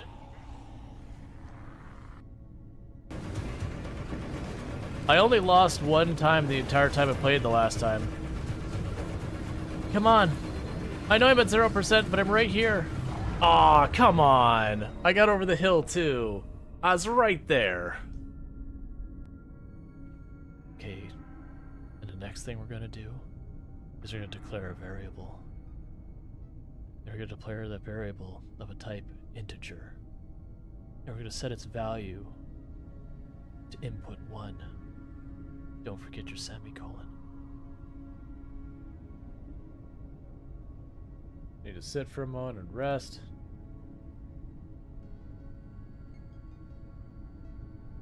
Drop the backpack, do some exercises. I was saying is going to get curious late game is when I get to the point that our our passive maxed out, there's gonna be a lot of times where it's like, well, what do I do now? Like, we can't keep fighting. It's too late, too dark to do that safely. I guess we just stand by our tent and fast forward. And so the door appears to be just open. It's called an outpost. So let's try opening the door and peeking in and see how it goes. Oh, I hate it. Never mind. That's no. Let's be coal crabs. You're mechanical crabs. We can be friends. All right, well, we'll reload that. And since there's two sides that airlock, this shouldn't be really that bad.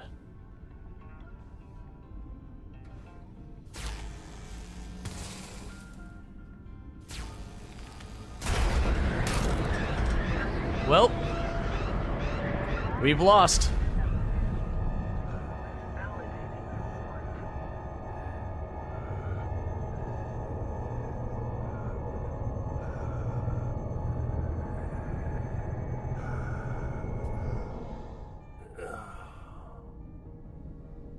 I thought we had depressurized it. This event may be recorded for training and quality. So that's the thing that confused me, is we depressurized it and was exposed to the entire opening.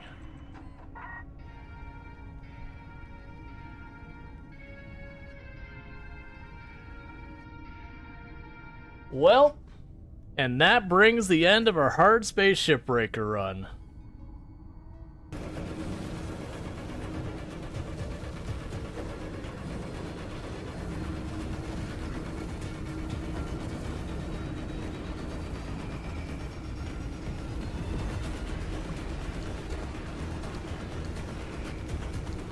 I was waiting for there to be like a med kit in there and just like med kit myself back up.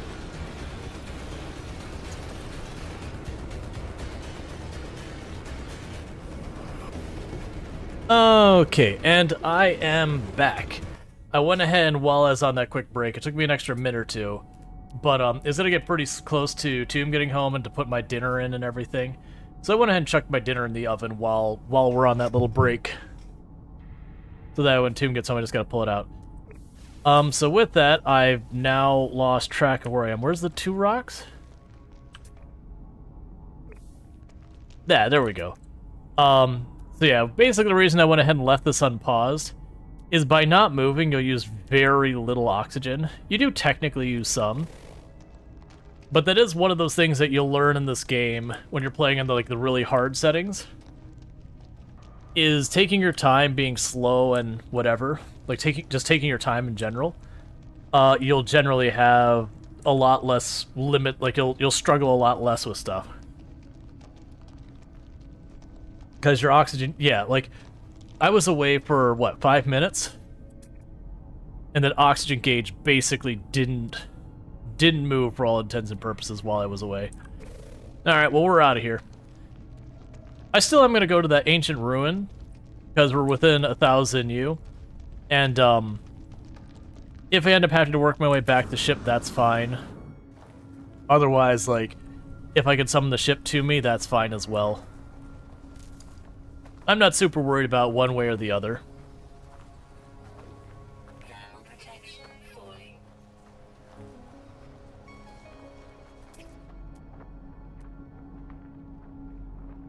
I keep low-key hoping really badly that we'll walk by and we'll see, like, the dot reappear. I've had that happen before when I was trying to look for, like, the last underground one, is I'd be like, okay, let's just go to a different place looking for it. You turn around and you see the red dot underground behind you and just go, alright, well, I'm going right back down there, and then you grab it. It's just getting it to spawn in is always the annoying, slow, tricky part, whatever you want to call it.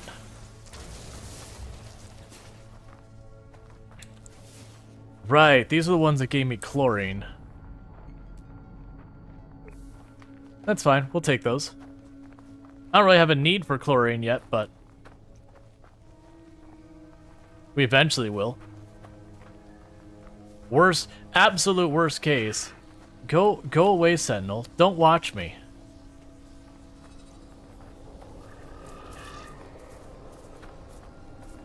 Can we be cool, Sentinel? Thermal protection fully. You just mind your own, Sentinel. No one needs to die here today.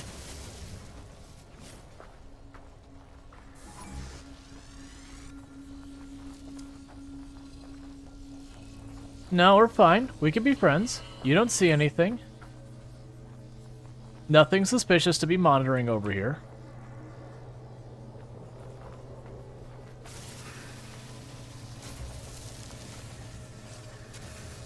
And yes, if you keep doing this, it will wise up to you. That's gonna be good enough. I'm not that worried about it.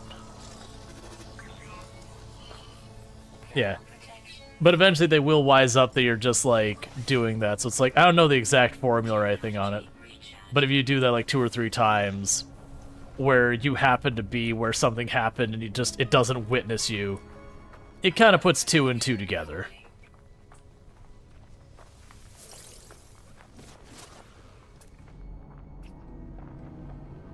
That said, you can get away with a lot more than you reasonably feel like you should be able to get away with.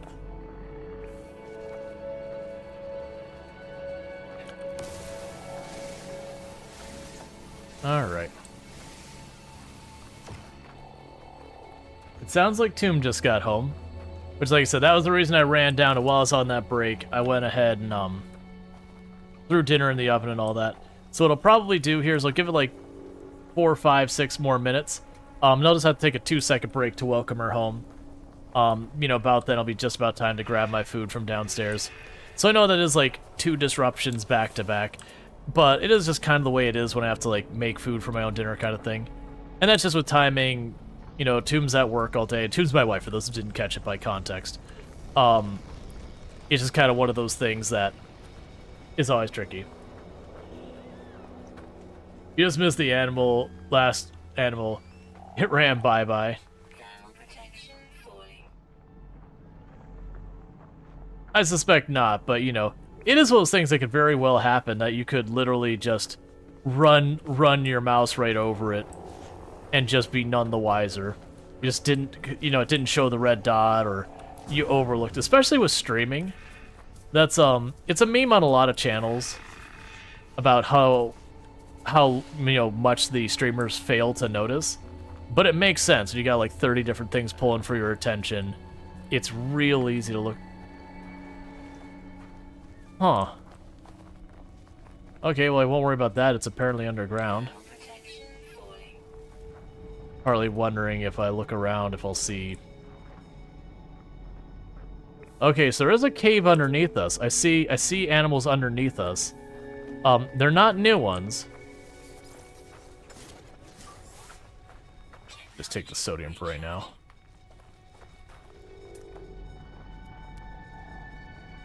Yes, there was a... That's such a tease. We're gonna try and find the cave nearby, because the animal's down below us, but I can't scan through the floor, nor do I have a terrain manipulator. Oh, I didn't want to actually... That's fine, whatever. So I could find a cave nearby. We are seeing the animal through the ground.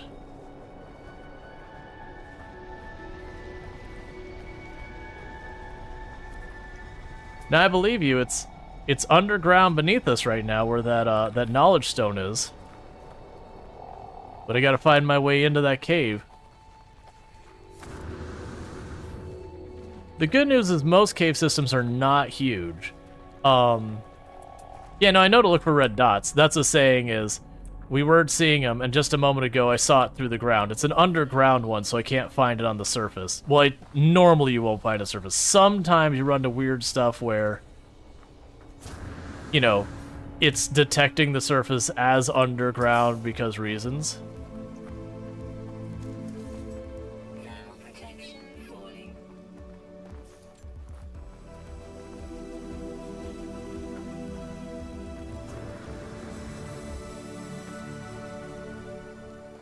The downside is that thing will be completely despawned by the time we get there.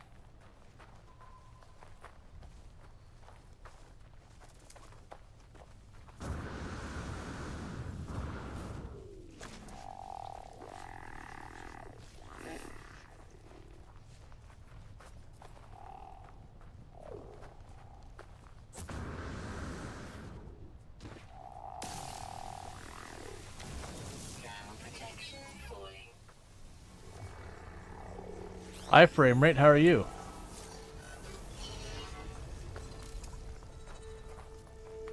All right.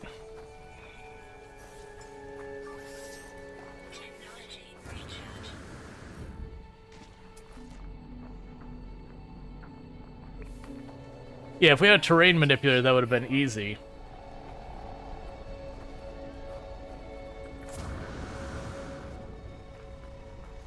Because I would have seen the dot, I would have just dug straight to the ground, gone direct to it. No, we're almost out of inventory space, which isn't super surprising considering how long you've been running around on here.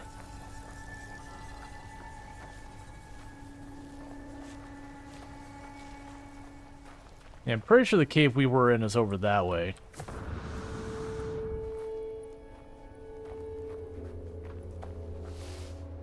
Yeah, I got more ore over there.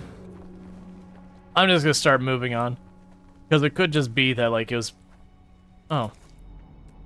Part of an entire cave system that we overlooked. Yeah, it's just dehydrogen. Sometimes you get lucky with those, and... Ooh, that looks like a cave entrance. It could just be a pit, but that looks like a cave entrance.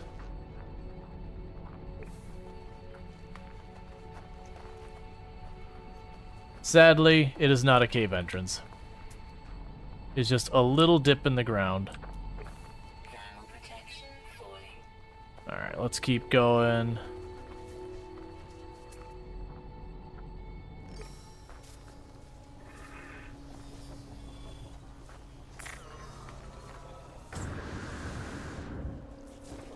Vaguely in this direction. Okay, those are two of them on top of each other. I can deal with that.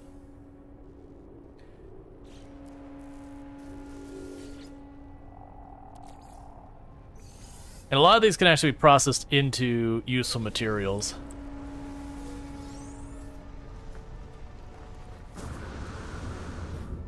I'm actually surprised I didn't take an armor hit for that.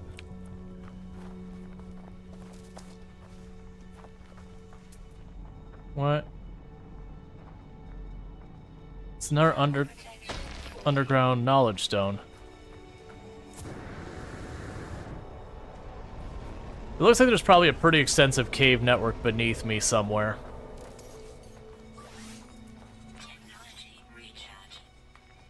Alright.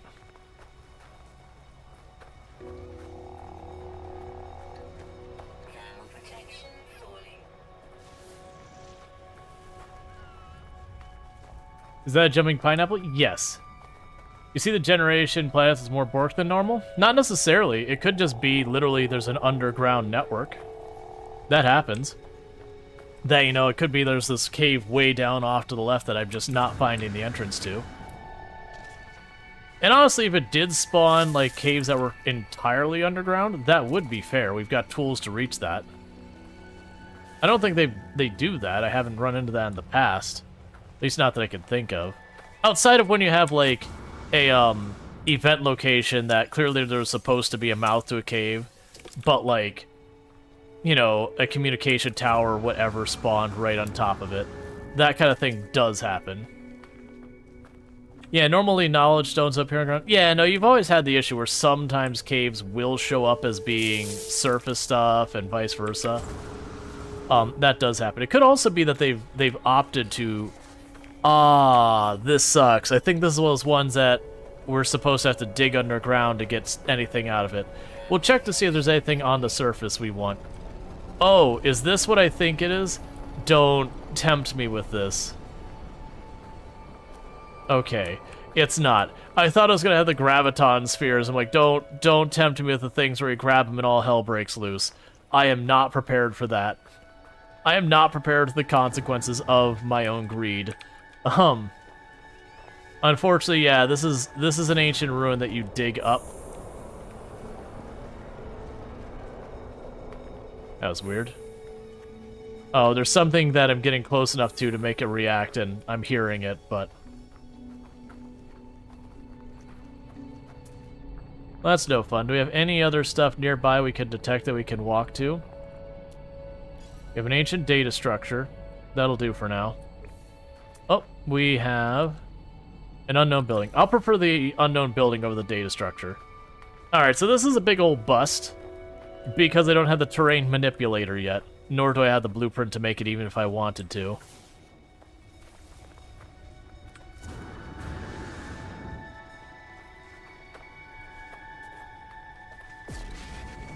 Alright, so let's get over here real fast. That said, before we go too much farther, what I'm going to quickly do is my dinner's about to be done, so the game should pause while I'm on this screen.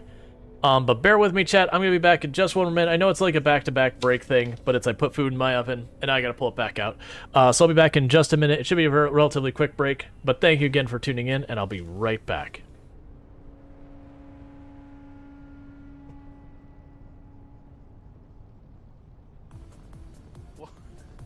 What is going on?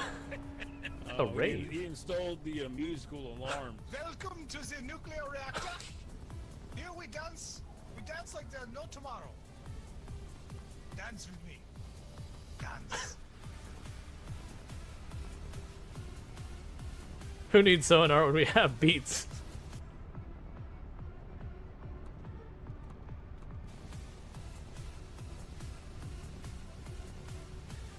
I mean, the accordion makes it. I had no idea that this sub was rated for Europop. Well, it's not. No, that'll definitely overload the reactor eventually. Kill us all. I don't think I've had nearly enough drugs for this. That sounds like a you problem. I'm sure that looks better in Can theirs, I like get hit with headbanging. some of that sweet morphine?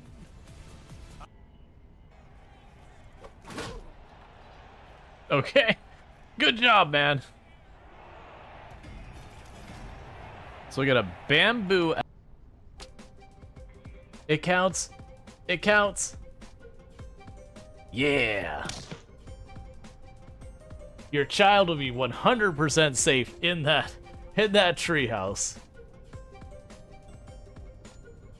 I wish it kept the treehouse up there, and we could build a bridge that stands. But it takes an engineer to build the bridge that barely stands. All right, I have a potato harvest. All mayhaps not be a jerk about it. Okay, I got some. And that's why you hold shift when you hear the noise. Don't you do that. Whew.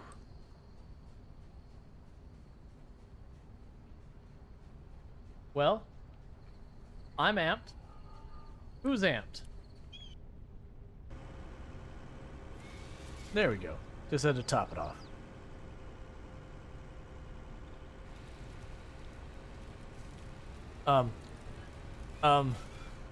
Okay, I guess we're going this way.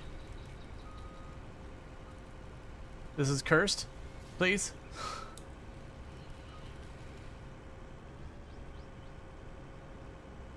Well, that was lovely. Let's go ahead and do that real fast.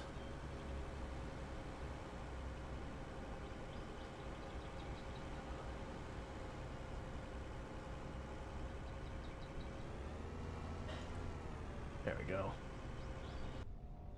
I just need to park it on the space, and I push a button, and the logs vanish from the ether. Oh my god, all these logs that are sideways. Okay.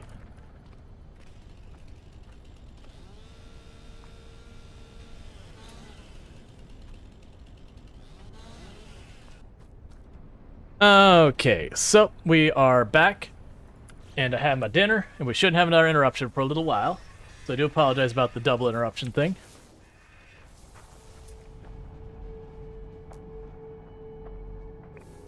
Yeah, it's just a shame that we saw the red dot underground of the thing we're looking for, the last one, but we weren't underground at the time, and I don't have the terrain manipulator yet because we're in the very beginning of the game.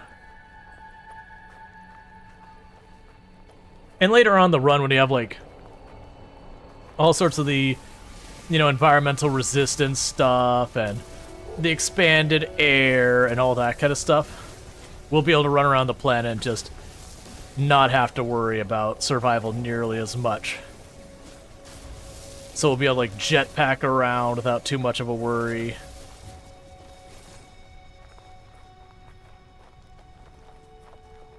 Hello over there.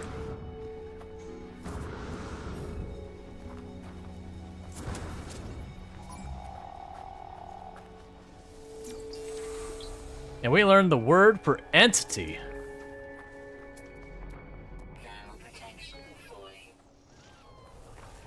Now all we need is a word for framework, and we can turn around and start teaching people how to use like various forms of visual databases.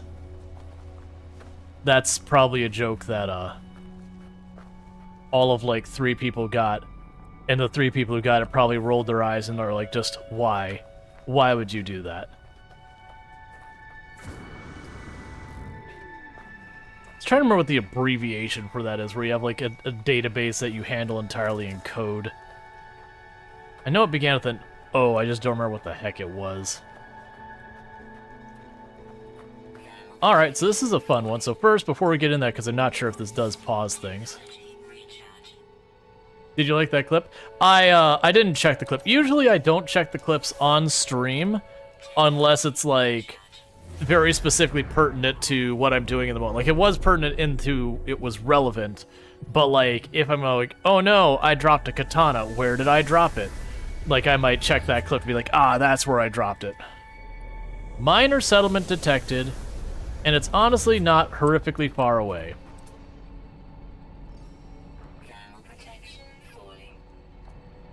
Because of the minor settlement. Okay. And we do see it underground again. And I don't see a cave entrance. So we see the red dot yet again. It's spawning in now, just to troll me. I'm going to the minor building before that one, because that icon should stay there. Versus this one, once it gets too far away, it should disappear. So I can check the unknown building, then we'll check the minor settlement. But we are looking for a cave entrance because we keep seeing the thing we're missing spawning.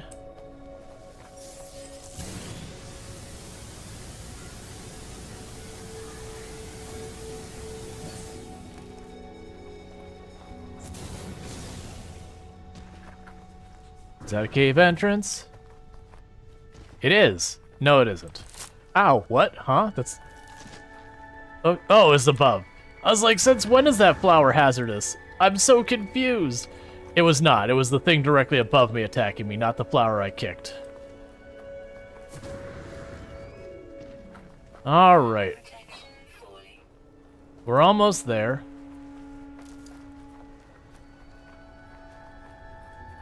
No! I don't need another scanning building. Come on, man. I appreciate this. These are good things to have, but they're giving me more things to chase down, not less. Okay, so I've got an inventory full problem.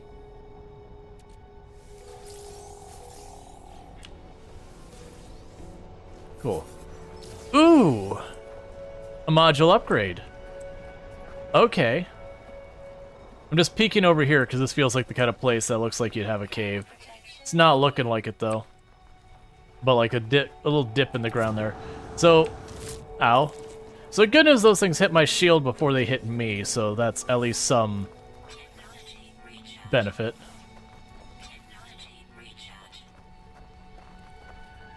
There's a cave over there.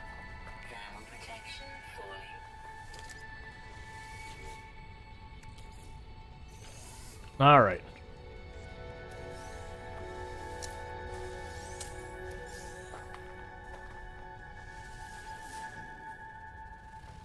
It didn't do anything.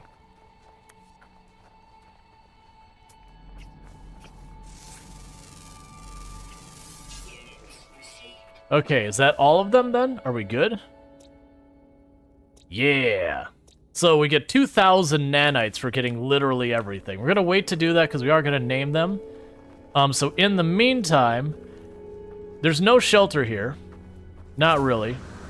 So I'm going to work my way over to that minor settlement. We'll get there. We'll summon the ship to us when we arrive. And that should give us basically everything here. But 2,000 nanites is a heck of a lot of nanites. And the reason that was on the surface is if you saw that ditch right behind it, that was considered underground. So even though it was on the surface, it was underground. That happens sometimes with cave networks. It's always been a thing.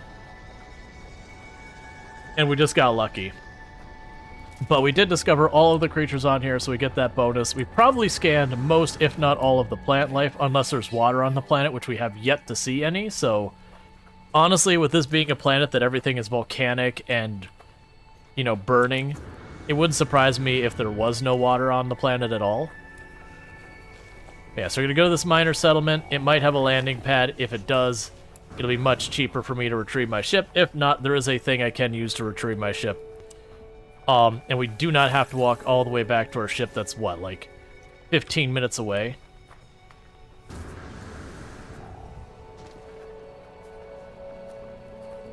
So just got to get over here real fast, and we should be good to go with that.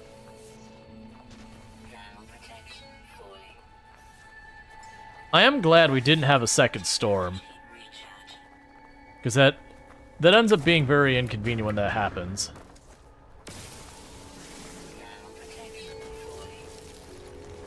It'd also been nice, later on we'll get a refinery that attaches to our back, and it can be really good for processing materials when you're running around like this. So you just take your ferrite, make it into pure ferrite, you know, take your carbon, condense it, turn stuff like copper into chromatic metal, all that kind of stuff. But we're very beginning of the game, we don't even have a terrain manipulator yet, so those are things we're not doing.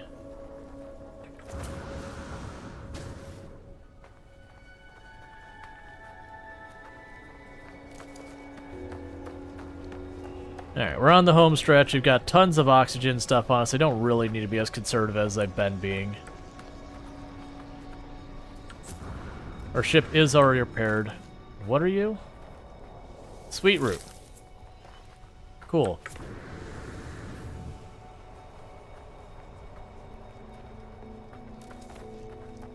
Alright.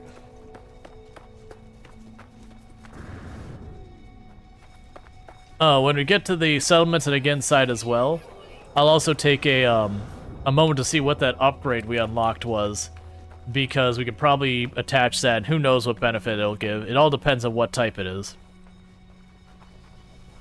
Hi, Sentinel, don't mind me.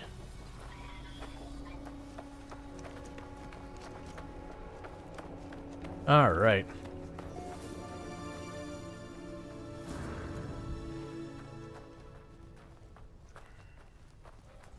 So, we are doing pretty well with that. All in all, this has been a fairly mild planet to deal with. We did take a death at the beginning, just because I had started to venture away, got about halfway between my destination and the ship, and a storm rolled in. And, you know, without the terrain manipulator or finding a cave or someplace for shelter, we just got caught out and we couldn't heal ourselves to get through it. That happens. That used to be the really big danger back in the day when you would go to make the venture of your ship. Some maps just wouldn't have much terrain to hide under, and you'd just get wrecked.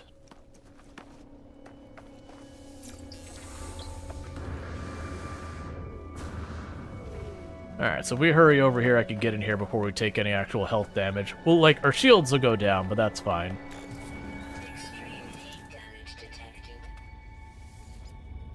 Alright.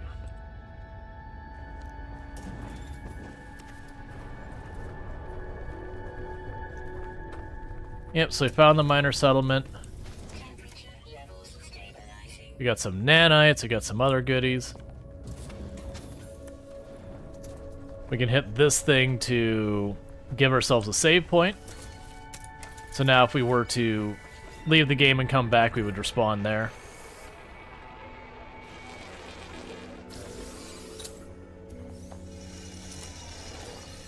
Got more navigational data, some condensed carbon. We've got the landing pad here. Before we get too excited, I'm going to go around over to this side. We've got this wrecked ship, or the wrecked piece of technology over there. We can grab the supply packages. I will check what I need to summon the ship to us. We'll summon the ship to us. And then once we've done all of that, we'll go inside and see what we can can make happen inside.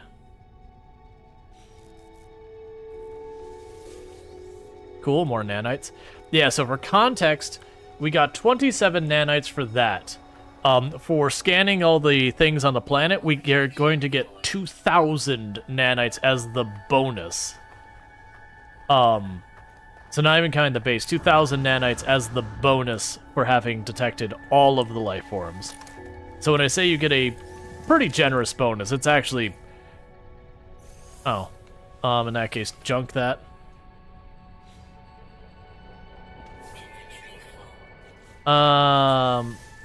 So you're going to give me an extremely powerful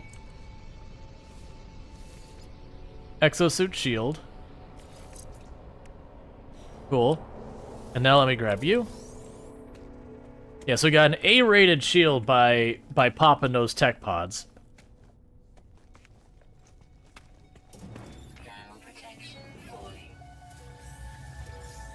I'm gonna scan all these things. As you approach the electronic life form, they instinctively start analyzing me from head to foot. They chitter animatedly, in their head tilted to one side. They must see a few novelties on this bleached, sun-blasted world. And we got the word entity. So in this entire, 2 sentences, entity is the only word we understood. I mime that I know little of their kind or how they communicate. In response, the lights in their mask flash repeated series of 3, building in intensity. They want the magnetized ferrite. I don't have that, so I'm going to give them what I do have. The electronics life form flickers in mild disappointment. Nevertheless, they rest their hand on my visor and thank me for a You thank me with a transfer of language. We have learned the word the. Okay, and we can get a C-rated weapon. If we compare that to what we've got right now, literally it actually would bypass my need for the bolt caster because it's already got one, and the shield we haven't built yet. It would cost me 89,000. I don't have that. It's got better scan range. The damage potential is basically the exact same. It does have more ports, so this would be a nice upgrade, but the issue is I can't afford it, so I'm gonna have to decline it. I can't afford it yet. There's the Galactic Trade Terminal. We'll deal with that in a minute. We got ourselves some navigational data. I already forgot they said it's going to summon my ship first, and then it's going to worry about this. Alright, so we have learned 5 words. So we have now summoned our ship to us. So when we're done here, we could just leave. Alright. The technology merchant includes wares, includes blueprints for craftable technology, as well as many components required for them. So you can get the components, and this is a lot of useful materials that are hard to come by. Like the wiring loom is one I would like, but I'm not going to worry about that right now. On the other end, you've got the blueprints. The blueprints, once you get the blueprints, you're set. So I can get all of these blueprints. A lot of them are inexpensive. So we got the advanced mining laser. That was one of the ones that there's a lot of materials I couldn't get from that. These are upgrades for a bunch of stuff. You get the idea. Now, the thing is, that takes nanites. So here's where we're going to go and cash in. So we've got 9 plants discovered. And we can sit there and, rename them, upload them, these kind of things. So that could be always fun. I'm not going to worry about renaming all the plants unless a plant sticks out in a big way. Then no, that plant needs a special name. But if we look at our catalog, we can go through our animals.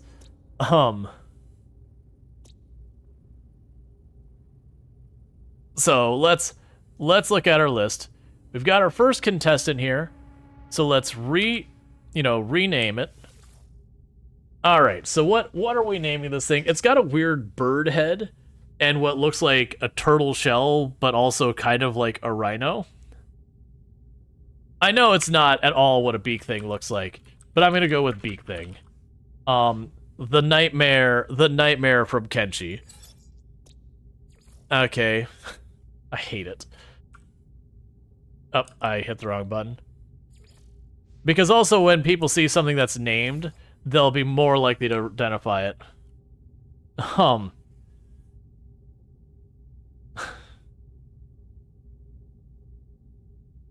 That's certainly a thing. You're gonna be Mr. Cuddles. That's the species name, not the individual. So all of them are Mr. Cuddles. Well, that's kind of cool. Noodle neck? Noodle neck would have worked as well. So that to me looks like a mix between a pterodactyl and a bat. So I'm gonna go with Pterabat.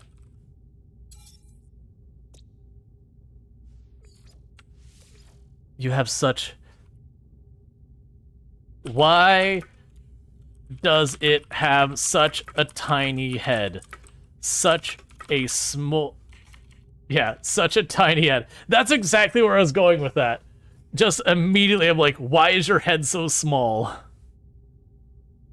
How does it... I can't get more in there. I was going to say, how does it eat? Excellent. That is the official name it'll have. Okay, so that's, alright. So the other one was a pterodactyl bat combo, so like we called it a pterabat. This one vaguely looks like some type of like parrot bat hybrid. Cause like, it's got, you know, colorful feathers. Parabat. Otterburb. It does, I mean, other than the nose loses the otter, but yeah, the eyes and the mouth would be about right for an otter. The ears being a hole in the side. Burb McPugface, you've convinced me. Burb McPugface. Excellent. We've got our next contestant.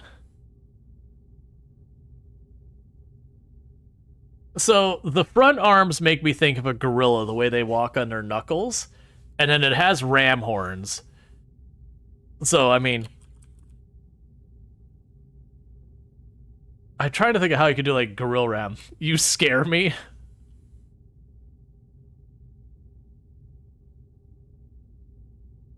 It's a weird animal. Just something like that's certainly a look. Cuddles? Well, we already did Mr. Cuddles. Ramdilla? Ramdilla is definitely a good one. A Ramadilla. A Ramilla. That works. Ramilla.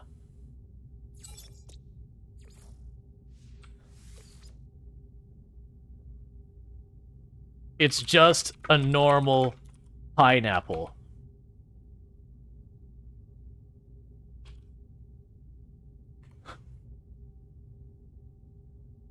Living pineapple? I'm enjoying going with it's just a normal pineapple. And everyone gives this thing like Cthulhu or Cthulhu-ish. Oddish? Oddish is actually a good name. You want to eat it? Hey, I mean, it probably is delicious. It's like a pineapple, but meat. Yeah, no, because this basically makes you think of the boss from, you know, it makes you think of the boss from Terraria, the Brain of Cthulhu.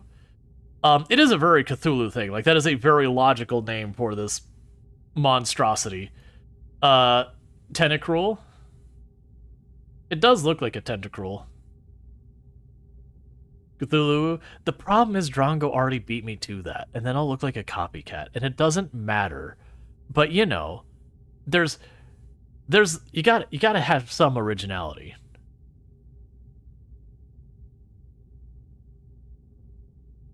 Definitely. Oh man, I'm struggling with the word definitely. Definitely not Cthulhu. ... Ooh. ... Ooh.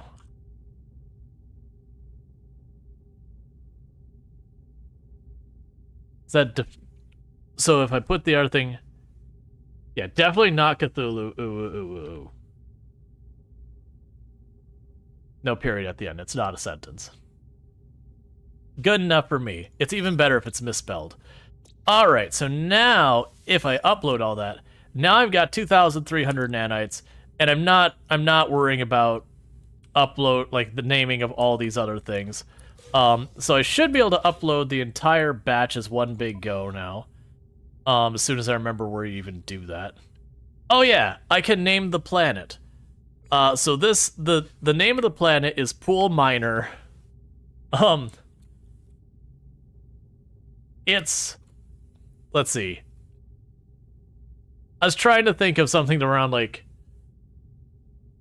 wait, we can do this. Paradise Shores. Excellent. There's no water on it, but it's definitely Paradise Shores. It is in the marketing campaign. Don't worry about it. And then instead of the Usker encampment, the hot tub.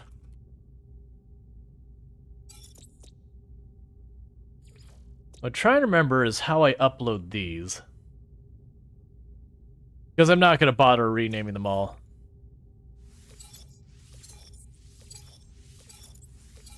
Because each one of those is giving me a little bit more nanites. The hot pool is just a regular pool after some heat in it. Or a counter argument, the hot pool is what happens when someone who has a solar heater on their pool forgets to turn off the solar heater for the summer in the state of Florida. I have definitely very personally experienced that. So now if we look at our nanite count, I'm sitting on about 2,300. So we can go right back to this guy and say, yo, buddy pal broski, friendo. We caught the words entity and Crovax. We could turn around and say, I would like the advanced mining laser, thank you. I would like the teleporter receiver. I would like the wavelength recycler. I want everything you have. So I bought everything they had except for these two where I don't have enough reputation to buy them. And it didn't put me out very much. So with that, what I could do is I can go to my multi-tool. And we can... I thought we could move this now. I haven't put anything in it. No, I have put the ion batteries in it? No, I haven't. So in that case, we're going to dismantle that and not worry about it. Same thing, as I haven't built that, so we're dismantling that and not worrying about it. There we go. So I can move you over here and move you over here. So I've got the scanner to make this thing better. That requires magnetized ferrite. Let's see, you thought that the pools in Florida would need cooling, not heating? Yeah, no, it depends on the time of year. Like, during the winter, you can do stuff to cool them. Alright, so I need 2 wiring looms for that thing. We've got a bunch of other stuff going on there. And this guy was selling wiring looms. I don't know if we can afford them, though. I can't remember if they cost... I think they just cost normal credits. But, yeah, they just cost straight-up credits, and unfortunately the wiring looms are expensive. So what I'm gonna do is I'm gonna walk right on over here. We got a full inventory of goodies, and we're gonna go to sell. We're gonna go ahead and sell some leg meat from one of the animals we killed. Is there anything here that's straight up just money? We could sell the fire berries. Those seem to have some value. I don't have a use for the Mordite yet. I'm keeping the cobalt. We could sell the sweet root for right now. I'm basically just selling things I don't think I'm going to have immediate need for. The chlorine is some solid money, so we'll sell the chlorine for the time being. Move it after built. And the rest of the stuff I don't want to sell yet because most of the rest of the stuff I can process in other things. But that did give me 151. So let's check the 2. We can... Oh, you mean the other stuff. Yeah. I got you what you're talking about there. So they don't have wiring looms for sale here. But you do have wiring looms for sale over here. So, if we look at my tool here, I can get the advanced mining laser. And I just need to get 2 wiring looms from you. Assuming you have to.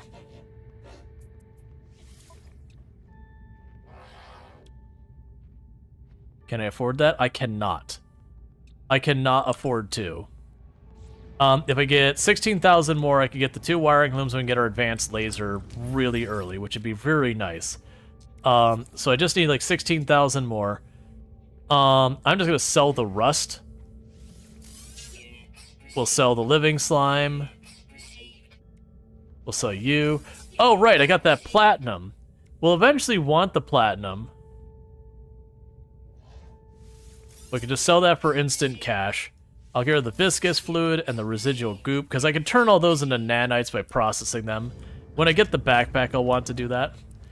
Okay, so let's go ahead.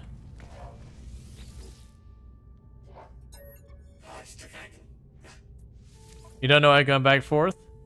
You're right. And he'll have different prices than the other one. Now, granted, they're not much better. Old habits. A lot of this changed over the years, so let's grab our 2 wiring looms.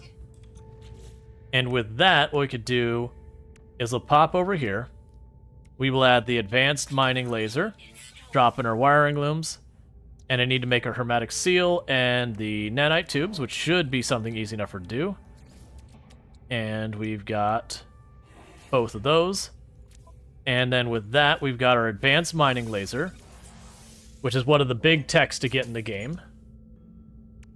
The next thing we have is we can do a waveform recycler. Let's see. Powerful lateral processor installed in the multi-tool. Scanning systems allows the device to recharge significantly faster. I don't actually care about that right now. We could add the shield, which would be another wiring loom. We could add the bolt caster, which requires chromatic metal. And then this is an upgrade for the weapon. So if I buy another wiring loom, I could give myself a shield.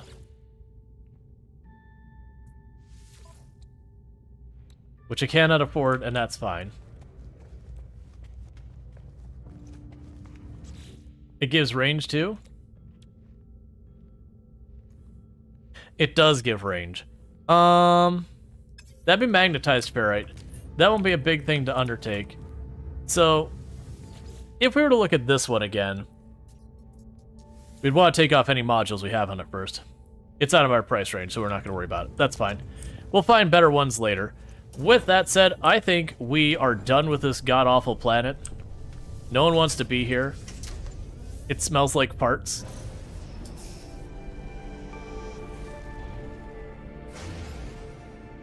We discovered all species on one planet. We got the thing Moneymaker for earning 151,143 credits. Was that I earned that for scanning it then leaving the planet, or is it just acknowledging that I made that much money? I think it was just acknowledging I made that much money. Stop awarding me all the things. Okay. Yeah, it was just acknowledging it.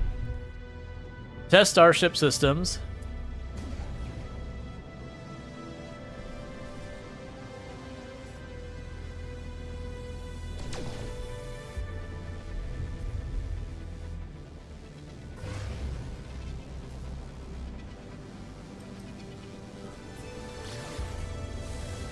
Okay.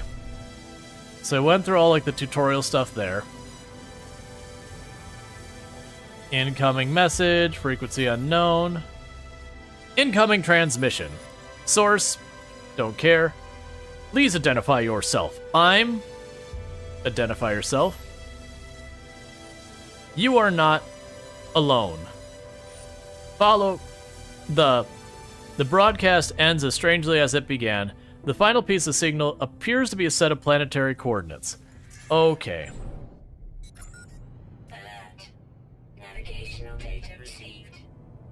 Alright, because pretty soon it's going to, I don't want to go back to the planet I was just on. Because it's going to show me how to get, like, hyperdrive fuel and all that. Well, actually, it's probably going to teach me how to make the hyperdrive itself. Okay, so we actually got a system with a lot of planets into it. But we want to go ahead and do the things, at least give it so I can leave the system and whatnot. And once we get all that, we can check out some of these other planets, see if any of these other planets are particularly nice planets that we would like to live on, and make a base. Because I do like the idea of, you know, making a proper base. I am leaning towards either doing an aquatic base this time, because, I mean, they're one of the things that are supposed to be revisited and made nicer. Ooh, that frame rate, would you look at that? There it goes. It's definitely something happening since the update when it comes to loading in everything, that we get some chunky frame rates from time to time. It seems to behave most of the time. It's mostly in the transition situations that... Where's... Oh. It's one of these. Thermal protection falling.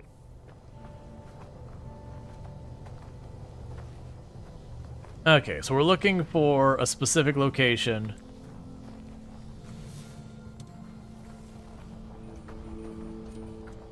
Well, first of all, we got a spot right there that'll give us a save spot. Probably have some goods at it.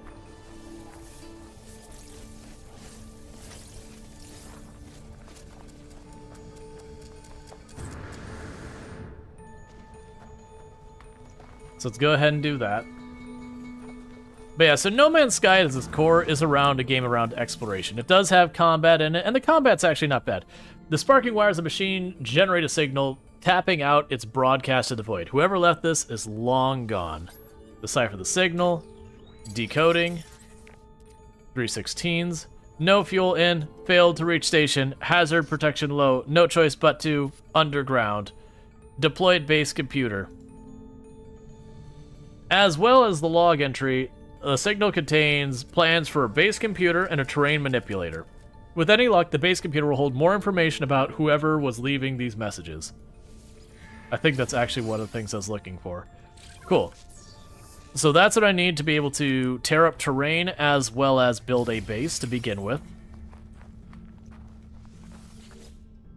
That's not why I came over here. I just saw the signal on my radar. I was like, okay, let's go grab whatever that signal is. Because you get a lot of your stuff from exploration in this game. At its heart, exploration is what this game is. Do you know what makes me happy?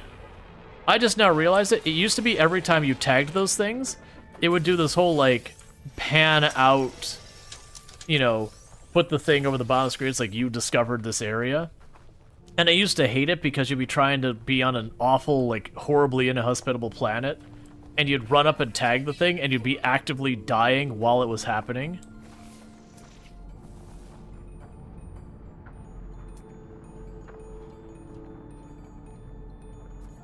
Was that what I was looking for? Okay. So, we already found what we were looking for on the planet. Let's go over to our ship. And we'll need to build our terrain manipulator. And then we can go look for some copper to turn into the chromatic metal.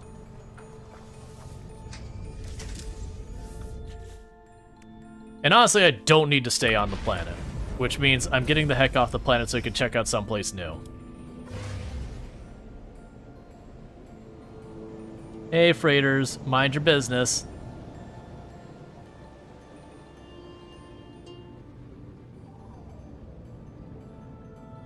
Okay, so we got this planet over here. Just need to get far enough off this planet so we can scan it.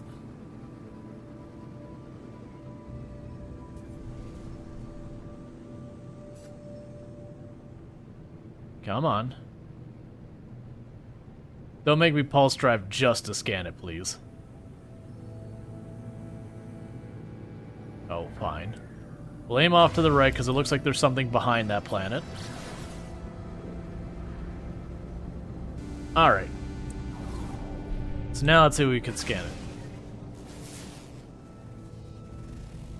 So we've got copper, a rusted metal, and salt because it's a dead planet.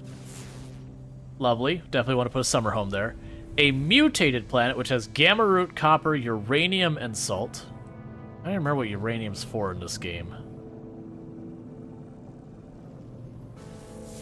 We have a forsaken planet with copper, rusted metal, and cobalt.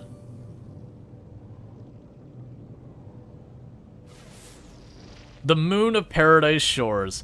Ancient bones, frost crystal, copper, dioxide, magnetized.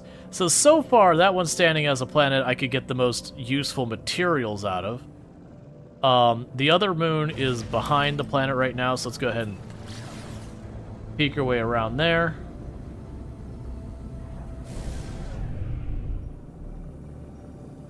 Ah, I didn't go quite far enough. Okay.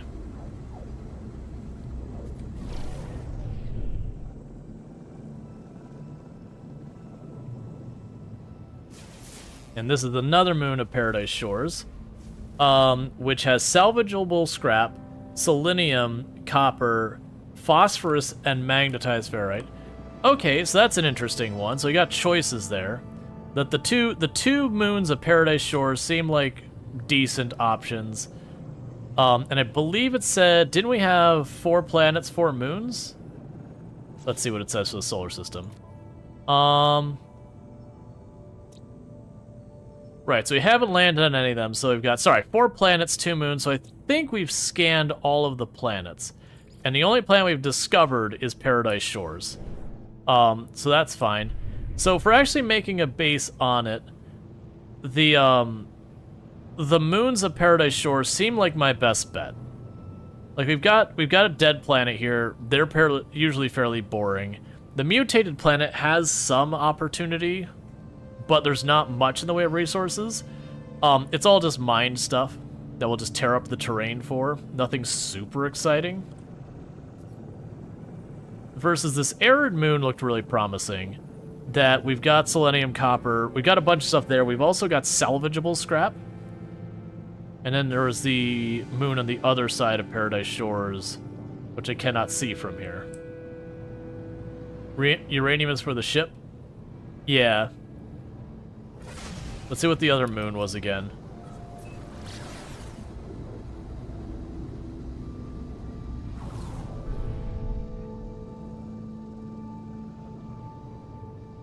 I don't want to look at the nav marker, I want to look at the planet behind, or the moon behind it.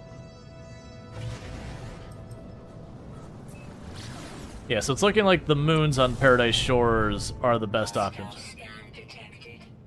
Yeah, so it's Ancient Bones or Salvage. I think I'd lean towards the Salvage. The Ancient Bones could actually be very lucrative. Warning. Threat detected. Hostile ships approaching. Why is my frame rate suddenly garbage?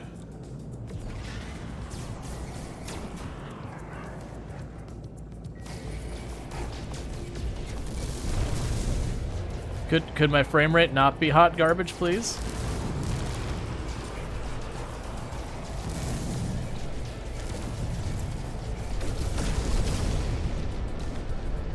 I forgot that trying to throw, like, I'm used to playing games where you'll for the flight pattern, you'll sit there and you'll rush at them, and then you'll try and, like, kill your thrust to give yourself more time on target. And I forgot, in this particular game, you know, when you hold back, it doesn't slow you down necessarily. I mean, it does, but it's not the main point. But it does auto-track the ship that's attacking you. Yeah, I wonder why the frame rate's so garbage right now. Like, it's fine most of the time. It seems to be when UI stuff covers up your screen. Like, anything with that seems to be the painful points.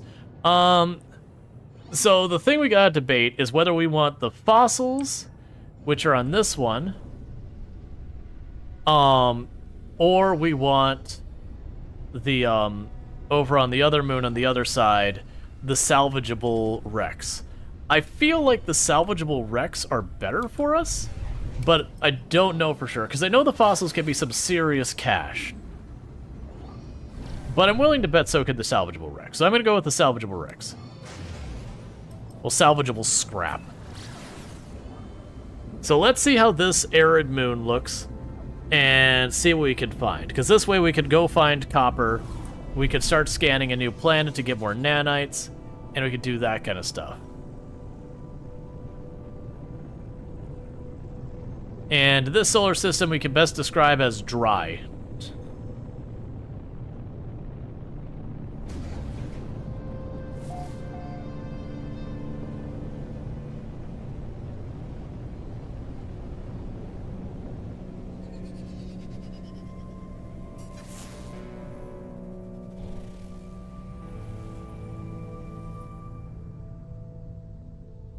Okay, we do have... It's probably copper down there. The question is... Oh, never mind. I already have my answer. I said, the question is, do I try and find the copper node and go for that, or do I try and find some type of building of interest and start with that? Flashbang planet? Yeah, I don't think we're going to base build on this planet. Oh, it had to be one of you. Okay, spicy.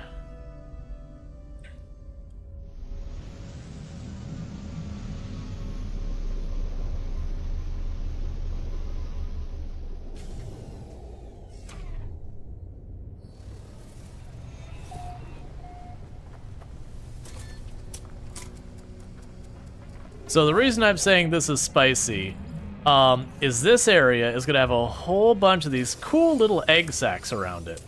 And the things you get out of those egg sacs are actually reasonably valuable. But when I open those egg sacs, it's not a great experience after that point.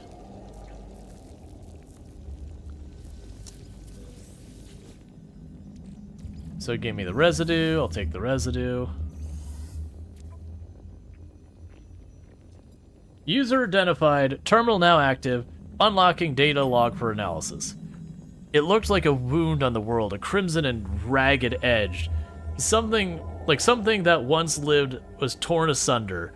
I should have stayed away.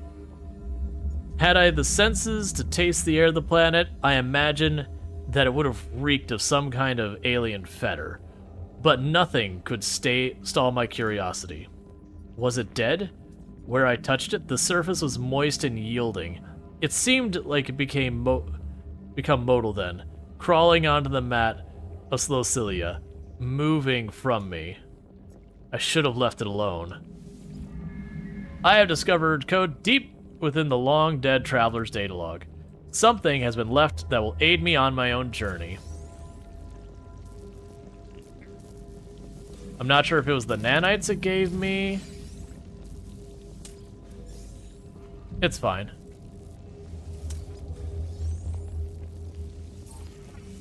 Okay.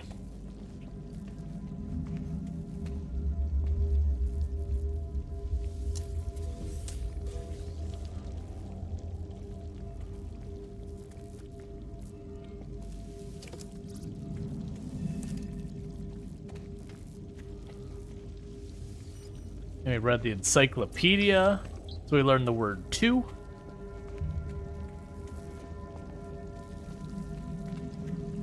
It looks like we got everything we're gonna get from inside here.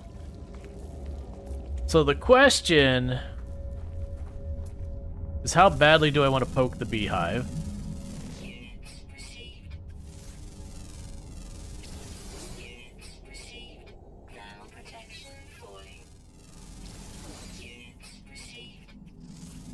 Lots of flying creatures on this one.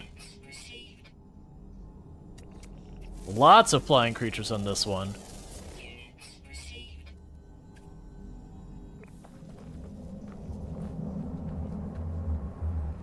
Yeah, so if we look at these, you'll see a whispering egg. And if I pop the whispering... Oh, did they change it? They changed those.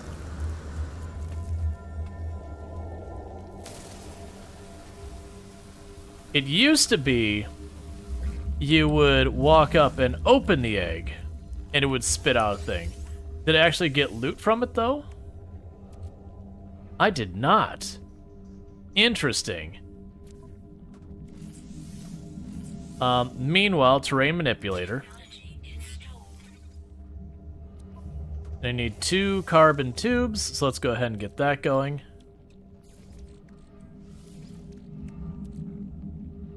Rancid flesh. Thanks. I hate it.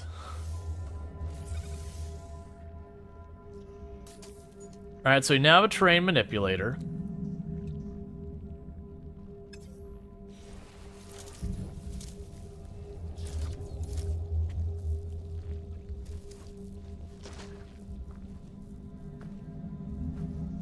Yeah, so interestingly enough, they've changed these. It used to be you'd walk up and you'd grab them. And to do that. Is anyone else having lag on... with the stream. It's not the stream. It seems like when certain UI elements pull up, that the game is doing that. And sorry for those over on YouTube. I'm gonna have to keep it. I'm gonna have you keep it English. I do have an obligation to moderate my chats, and if I don't speak the language that you're speaking, then it doesn't do me any good. So I do apologize. It's not that I want to be like, oh no, only English, but I do have an obligation to moderate. There are 2 different types of eggs. Yeah, no, I was saying, but it used to be that you'd walk up them and you would grab it, and the egg would pop out and you'd get it. For that style thing. So it looks like they have changed it, so you have to mine it. I also didn't seem to get the egg out of it. That said, I wasn't going to sit there. It's good money to sit there and tear them apart and just grab them one by one. It takes a while. But it is good money. I'm not going to do it, though, because it takes entirely too long. Yep, no, you're all good, sir. It's just, like I said, it's a moderation thing that I just have to... I have to be that way because, you know, I do have to moderate.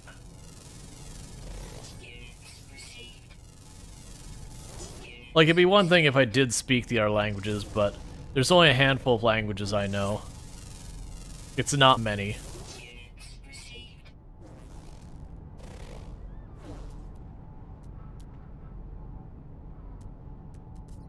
Okay, we've got the organic rocks over there.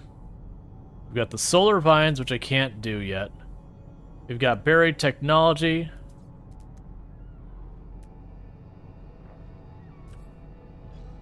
Alright. So let's start wandering over here looking for materials. Yeah, Luxray, it's not on your end. It's on mine. I probably should go in real fast and try toning down some settings. I'm willing to bet I could probably smooth it out if I did that. It's been inconsistent. Like, I'll get a spike down of video quality here and there. Well, let's pop down to the cave real fast.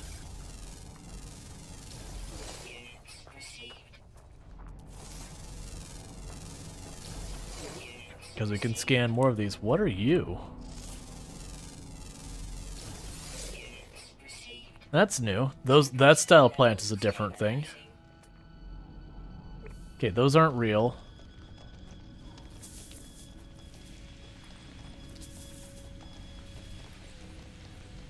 Okay, so how many animals are we dealing with that? We have discovered all of the animals on the planet already. So this planet only had 4 animals and they're all airborne.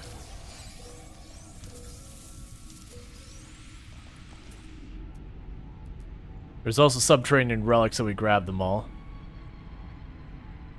Okay, so once we recover from this, we're just gonna go right back out and do that. Yeah, and that's just saying, is it's not this stream. Like I said, I probably just need to go into the settings real fast, and I'm willing to bet there's something we got going on. Oh, man. So I'm not worried about that. What I'm trying to see, they currently have it set to ultra high performance. And these will require changing the game, but you get the idea. It got probably, like, this probably all got set up when I, a while back I got a driver for my graphics card, and it decided it would be in my best interest if it just unilaterally went through and then optimized all my settings. And its idea of optimizing all of my settings was turning everything to its absolute maximum settings and graphics. I was pretty upset about it. It took off. I have a frame per second cap on all games I play of 60. And that's partly to do with streaming. Because I don't need a game to sit there and try and render at 600 frames per second or some nonsense while I'm trying to stream and then wondering why everything runs poorly. But you get the idea. Alright, so we're gonna go grab these materials. I need copper, I need magnetized ferrite. I didn't check my inventory. My inventory is mostly full. Let's, before we start running around for that, we're right by our ship. Let's drop off some of the stuff at the ship. Yeah, no, I was super salty about it.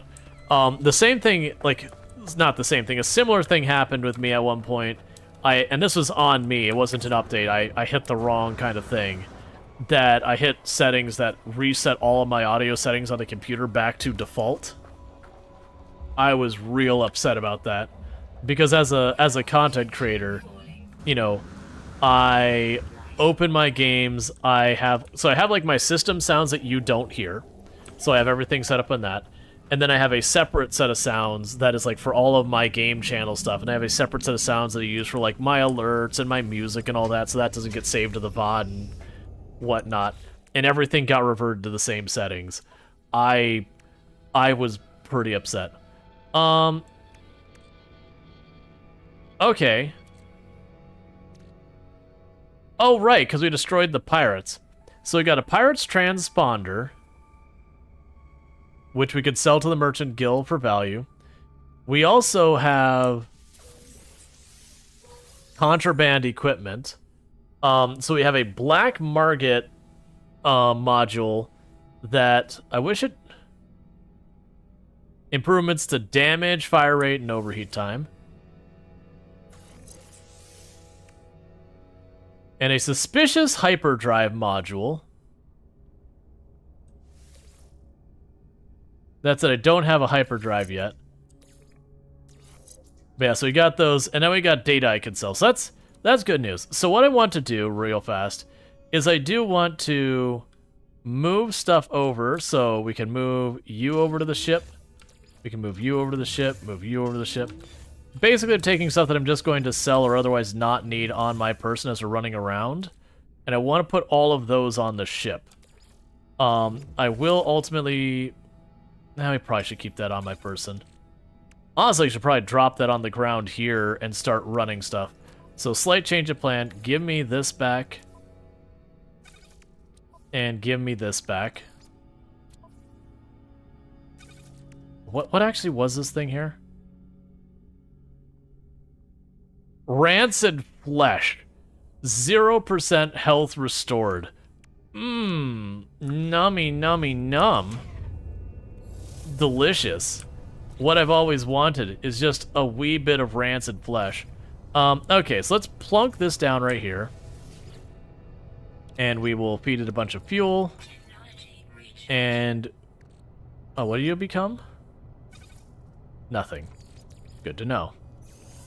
Alright, so let's check our suit. And I'm going to start off by saying the scrap metal. Start making that a ferrite dust. Because that gets it out of my inventory, and it gets it doing something. So we can go here.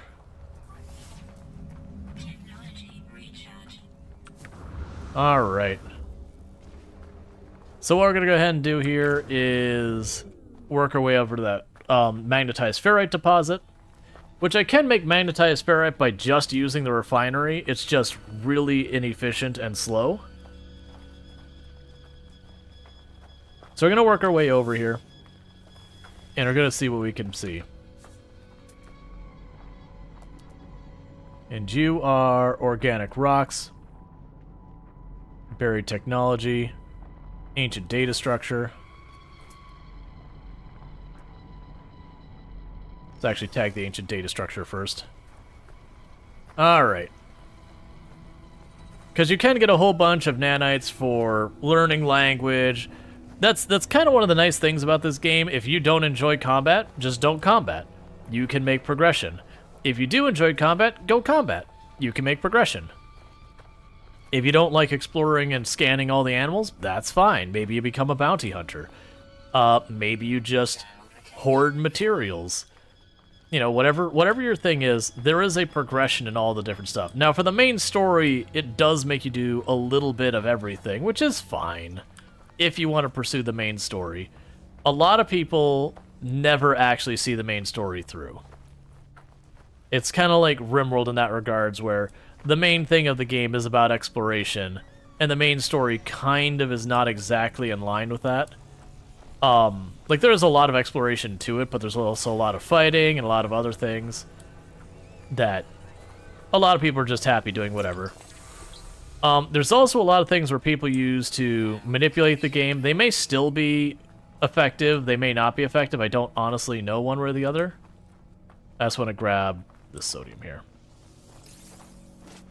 But people used to like map out where you could find basically everything in the game that they could find nearby. Okay, we got more navigational data. Alright, so let's see. We got copper over here at 500. We got something closer. Magnetized. There's you. Copper at 1,000.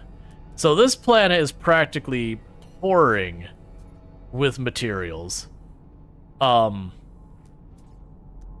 a salvage container, ancient data structure. Like this planet is up to its eyeball. Well, there's magnetized right next to me. So let's go to the magnetized right next to me. We do want both the magnetized and the copper. The copper is honestly the more important one. But I did see that there was the salvage container over there. I'm wondering if that is... I know there's the freighter wrecks that you can go through and you can dig up and you can find valuable materials in there and whatever. And you pop the containers and you get blasted with radiation. So it's kind of pop the container and then get away from it pretty quick. Honestly, I don't really care about scanning the rocks. They're really not worth much. And part of the thing is you can actually build your character out to be specifically good for certain things. So you can turn around and set it up so your scanner that you just get a ridiculously higher rate of payout for scanning. Just the same, you could also set up your tool to have like a couple different weapon options, and then they have like the different bonuses and all that to make you as combat effective as possible. And it's not one of those games that, you know, if I lean into this one, it means I'm totally ineffective in the other or whatever. There's definitely a balance that can be had.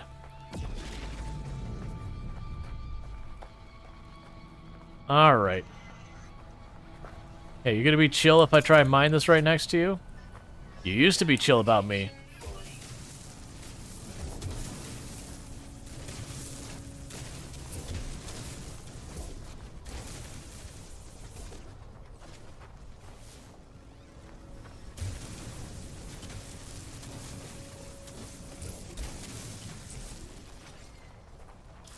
Well, that didn't last.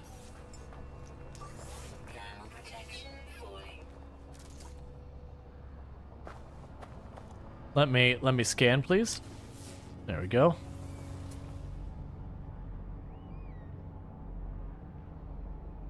That's buried technology. That's not what I'm looking for.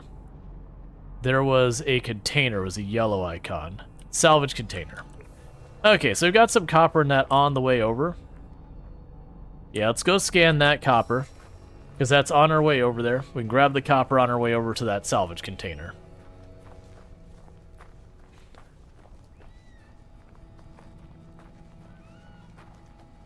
Now, the big thing is, in this case, I do not want to summon my ship back. I want to go back to where my ship is, because, as you recall, I left my portable refinery at the ship.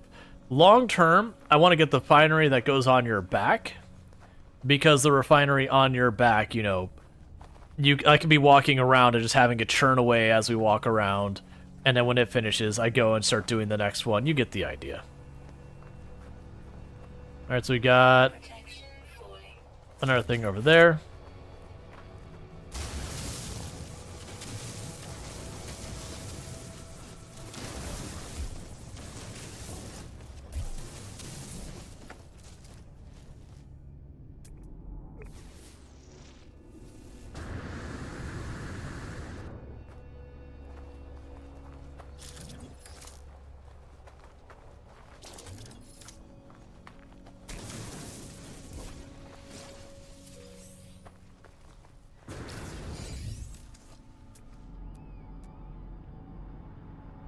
And there's that pod.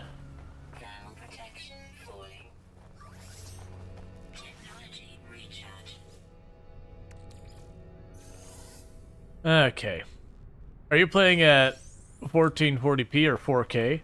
I'm not quite up to 4K. The stream is only at I can't remember what the stream's actually running at. It's not running at 4K. We do have the ability these days to stream at 4K, but it is one of those things that's like, okay, but really, you know, people aren't set up to do that. Oh my god, there's so much. This planet has lots of ore on the surface. It seems like it's way more frequent smaller sets, which I'm honestly on board with. Because some of them you'd run around for like a long while before you found a node, and then you'd hit the node and get a whole bunch of resources from it. But then if it wasn't enough, you had to spend a whole lot more time looking for the next node. Being able to go around and grab a little bit here and there. What am I seeing nearby?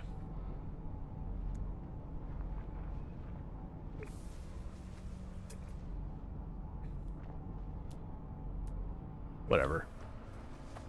I'm like right on top. It's probably underground, but it's probably some like a buried relic or something like that. They're not showing up that I can see reliably. Yeah, subterranean relic I'm not going to go out of my way for. You know, Twitch only does 1080p? That's not true. You can do a whole range of different things on there. It'll only do, I think it's only 1080p in the event that you, protective casing.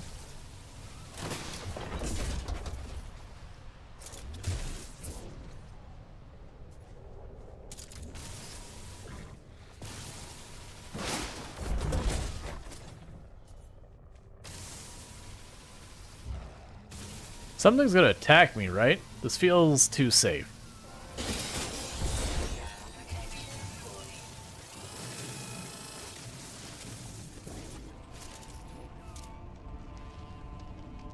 Did I get whatever I was supposed to get from that? Okay. I got odd circuits that are worth 235,000 credits. Okay, that's exactly the type of result I was hoping for. But yeah, no, it's if you're a Twitch affiliate or unaffiliated, you kind of are locked in at a very specific resolution that it will that'll encode as. But if you are partnered, they do give you a range, and then sometimes they'll give you the range as a as an affiliate. But it is one of those things that's like depending on availability kind of things, which does have the unfortunate reality of most of the time you won't get it.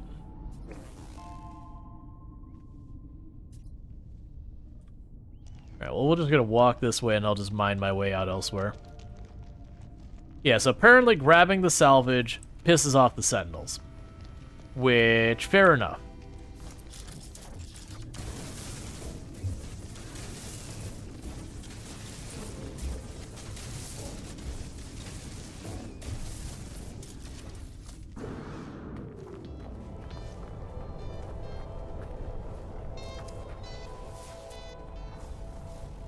Okay, so we've got a copper deposit almost the exact same distance as that unknown building, so we're gonna go over there for more copper. But yeah, no, it's Twitch will let you do up to 4K now, but the catch is the way it used to work is that I would stream my stream to Twitch, and then you could downgrade it to like whatever you need to in order to watch it. But they've recently made it so you can do 4K. But the caveat is you need to encode your own stuff as 4K and send it as one thing, while at the same time you're going to be encoding it on your own machine as, like, you know, the lower resolution. You get the idea. That it's, you take on the burden of doing the different encoding on your end versus Twitch's end, because it's very computationally heavy. So, you know, Twitch having to go and do all of those resolutions on its end can be incredibly burdensome. So you take that on if you want it. Which I know when they first introduced that, people were like, oh, now Twitch is going to make us have to encode all of our own stuff, and it's going to be a whole big thing. It's like, no, they're offering us more. It's just, the more has a very significant, you know, hardware implication that Twitch is unwilling to pay. Which is fine. They gave us the option. You could always just not do it. I do not stream at 4K because it's a lot to go on there. Alright, so we should have copper right here. and all that.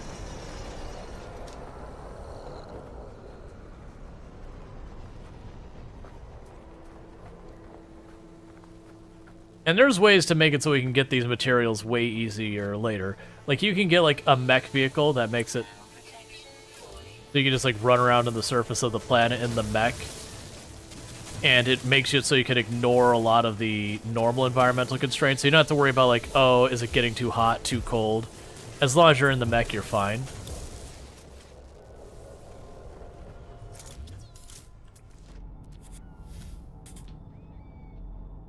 We got copper at 200. And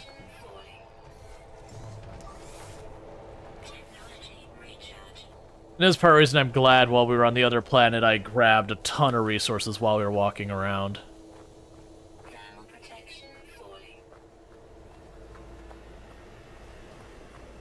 Alright, so it wants me to construct a portable refinery so I can process this copper into other materials.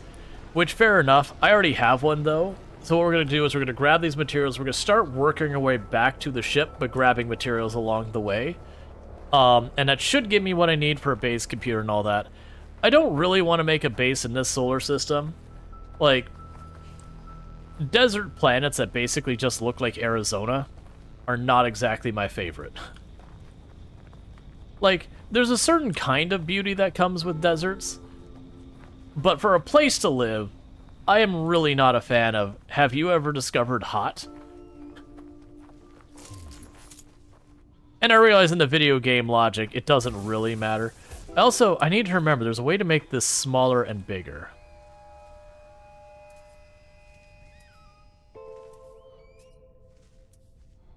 So is mine... I don't remember what the buttons were to make it smaller and bigger. Because I remember the caveat was, if you make it smaller, it takes way longer to mine, but you get more of it.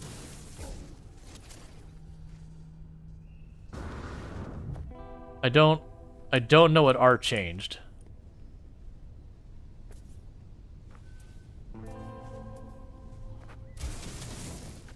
It did something.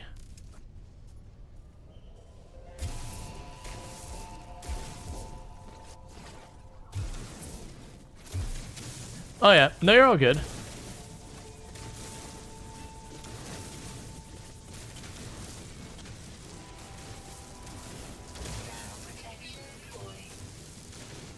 Wait, that's giving me... Oh no, it's giving me both. It might actually have made it smaller. It's hard to tell. I think it did make it smaller, but that's fine. But you get the idea. Is by doing it this way, it takes a little bit longer to mine, but you get more yield for the amount you're mining up, if that makes sense.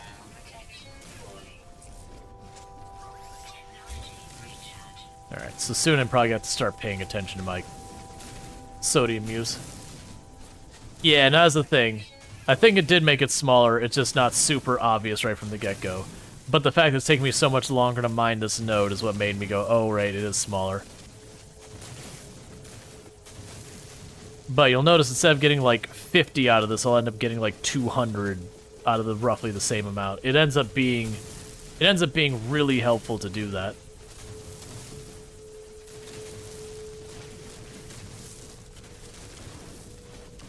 I thought they opened up the... I know it used to be applied. I thought they opened up the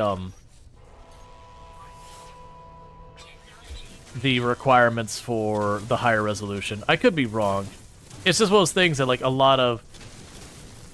Yeah, no, I do know it's an RTX exclusive thing, because it is using some of the NVIDIA proprietary tech and all that. There's a good chance after a while they'll get it set up with Athlon or Radeon or whoever. But I do know it is fairly limited on who can do it. Because it is a new thing. But, like, for me personally, I don't really see much value in pushing for it. Like, not that it's a bad thing, I'm glad they offer it. You're not getting lag, or at least you shouldn't be getting lag, Luxray. I am dealing with frame rate dips on my end. If you are getting lag, I mean, that sucks. But most likely what you're seeing is where I'm getting frame rate dips. Like, very genuinely, I should I should be able to turn around and like crank down some of the settings. It got reset back to like max settings on absolutely everything. And I don't think that was the game. I think that was I updated a video card driver a while back and it reset all my game settings because it was trying to optimize everything for it. And it was horrendously bad. And I didn't want it to do it. It just came by.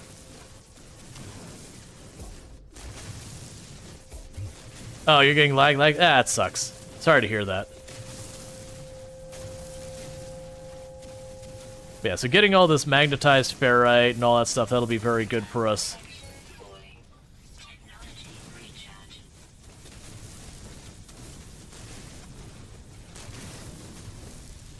Because it'll save me sitting there with a refinery churning away, burning carbon to do the same thing. Let's see, we need AV1 codec support, and there's more efficient than AVC to let people watch a higher resolution, slower internet, yeah. But yeah, so it's one of those things that, like, I personally haven't seen the need for being able to push video at 4K. Because honestly, one, just getting a lot of games to run stably at 4K, disregarding anything around streaming, is sometimes a big ask. Like, how many games roll out and just they're poorly optimized and all that. And then on top of that, I would argue that most viewers are not actively watching the screen at all times. That's not what I want. And again, it's just one of those things that, like, oh, I actually want to be using this for recharging. It's fine. Getting more dust is easy. So just one of those things I think there's not really as much of a draw. Now, I could certainly see certain games being worth doing. Like, I could imagine if you're in, like, the FPS crowd, I could see more argument for higher resolution. Or being able to see those, like, very fine details of the person hiding up in the window matter and all that. But, like, for playing games like this or the Tycoon or the Settlement, like, playing RimWorld and be like, no, I gotta have RimWorld at 4K. The classic joke about buys the top of the line computer, opens RuneScape.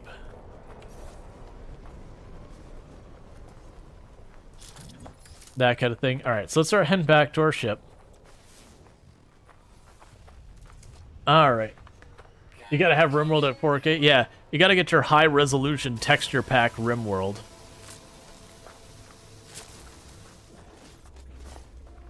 We joke, but that is a thing. Don't knock RuneScape. I'm not knocking RuneScape as a game, but there's definitely no value in playing RuneScape at 4K. Like, the graphics are inherently at a lower resolution density, whatever you want to call it.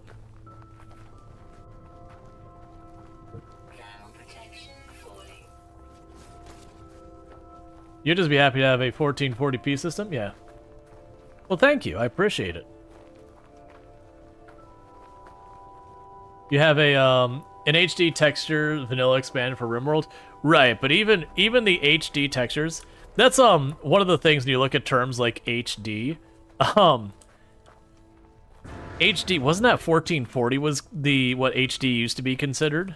Like, that was what HD, to qualify as HD, you had to have, was 1440.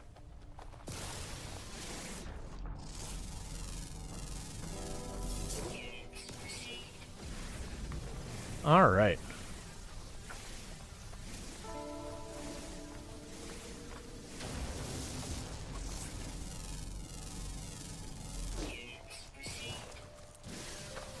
Lots of sources for pure ferrite. You thought HD was 1080p? I think you're right, actually. I think it is 1080p.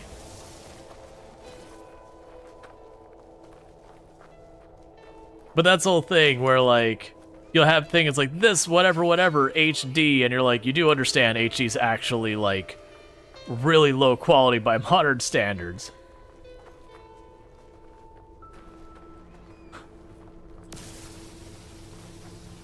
Steel reinforced.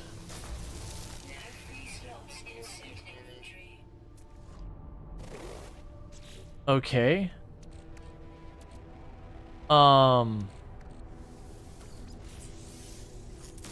What are you giving me with being steel reinforced? Ferrite dust. Okay. It just has a weird name.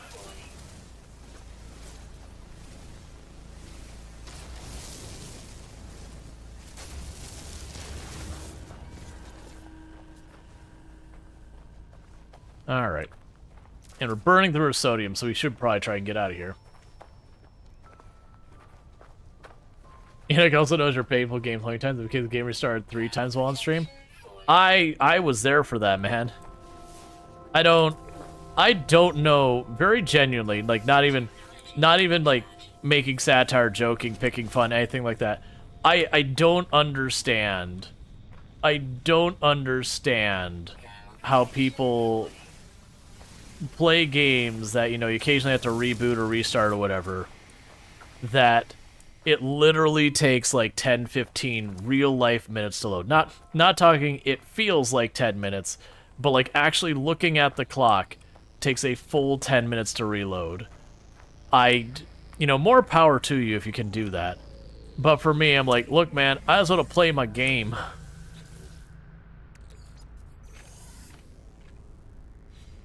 Yeah, well, I mean, any game that you can heavily mod, you can get to that point. RimWorld, Product Zomboid,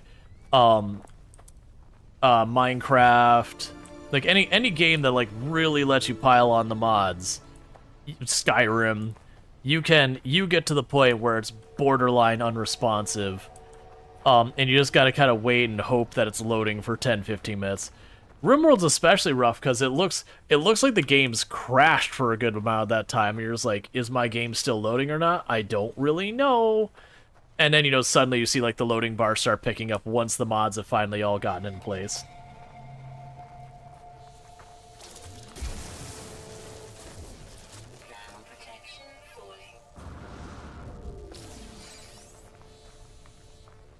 I don't remember what you do with salvage data. I feel like you turn salvage data into other stuff by trading it in or whatever. Trying to grab some ferrite dust because we accidentally used it all. The cookie says, you hate the loading time. That's why when you're in a RimWorld binge, you keep the game in the background while you work so you don't have to suffer through the excessive load times. Right. That's kind of my point, is usually what I'll do with stuff like that is I kind of have... It's one of the reasons I go very light on my mods, is while there are certainly some games that just... they have load time, it's just the way that particular game is.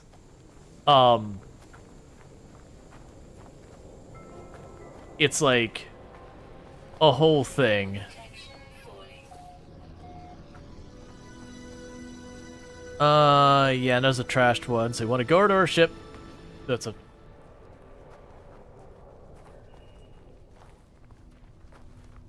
It's some mods for that game that had some terrible load times, even the mod list was light. Well, that's part of the things when you get into those mods are like, this is a graphics overhaul pack, or like the HD textures pack, or those... Wait, is that literally just a different building? That is. That is literally just a different building. I thought that was the building over there we had just looked at. It's just there's a building like 2 inches away from the building I had started at. What is with this music? So grating.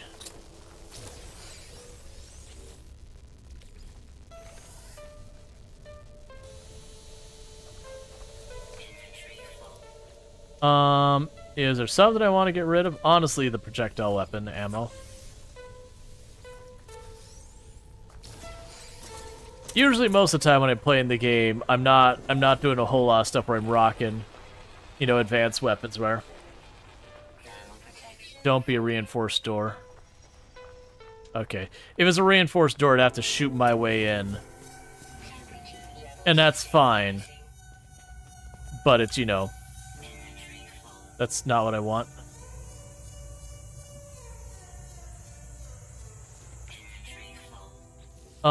Inventory full still.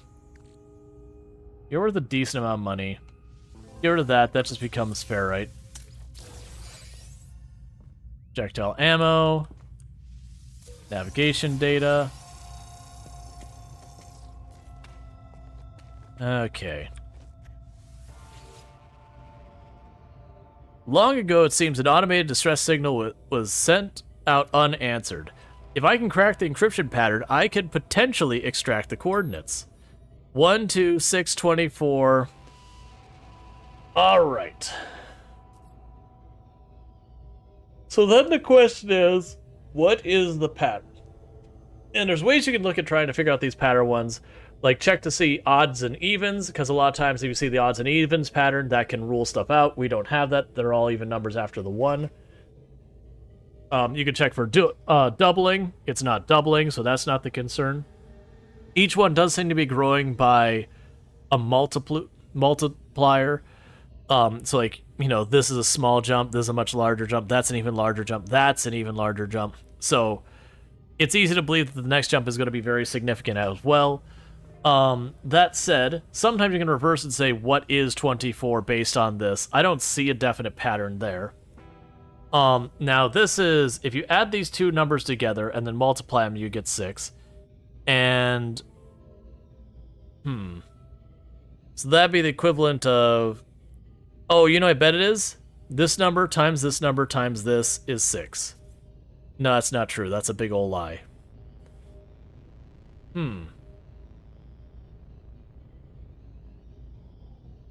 So this is times 2, times 3, times 4, times 5.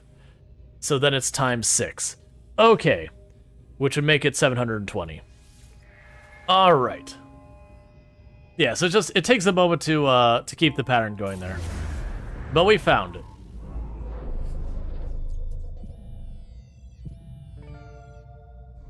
And those can be really useful because they can point out crashed ships. They can also point out wrecked freighters.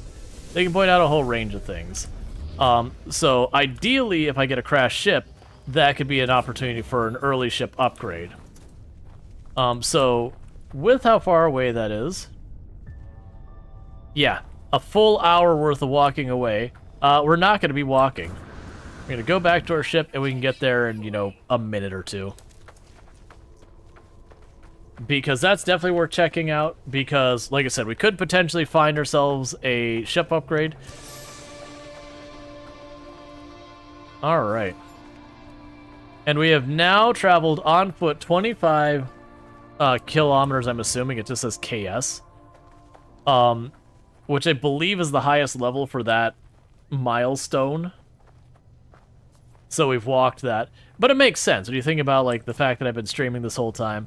And normally you do a lot more stuff where you're zipping around and a whole bunch of things. And meanwhile, this finished with what it was doing for now. It made a bunch of ferrite dust. So let's take you out of our inventory and chuck that for right now. You ran out of fuel. So let's go ahead and chuck some stuff over to the ship.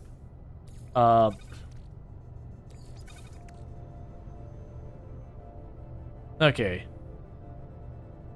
Right, so that's what I use to get new blueprints for constructing stuff. Transfer that over. Transfer this over. We will want to process a bunch of these materials. Right now, I'm just trying to empty out inventory space for the time being.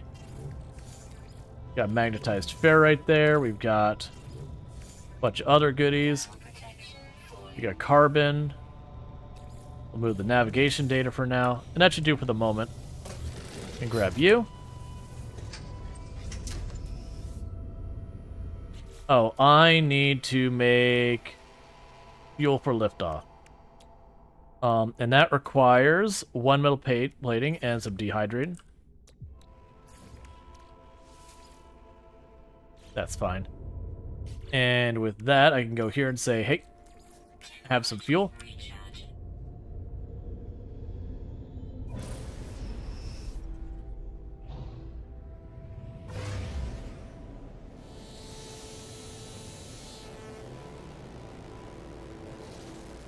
Yeah, so if I had walked it, it would have been a full hour for me to get there, assuming I could keep walking the whole time, which I wouldn't have been able to.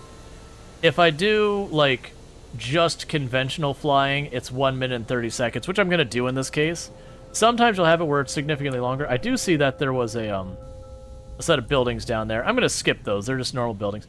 That is one nice thing about this, is watching the surface, because the surface of this planet is so flat and has so little going on it, the stuff on the ground stands out pretty well, which is kind of a nice thing.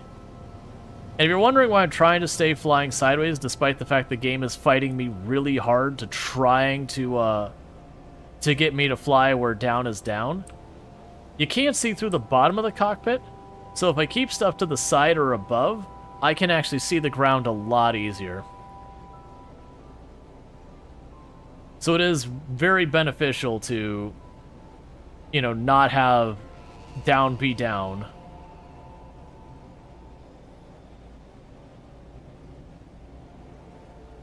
All right.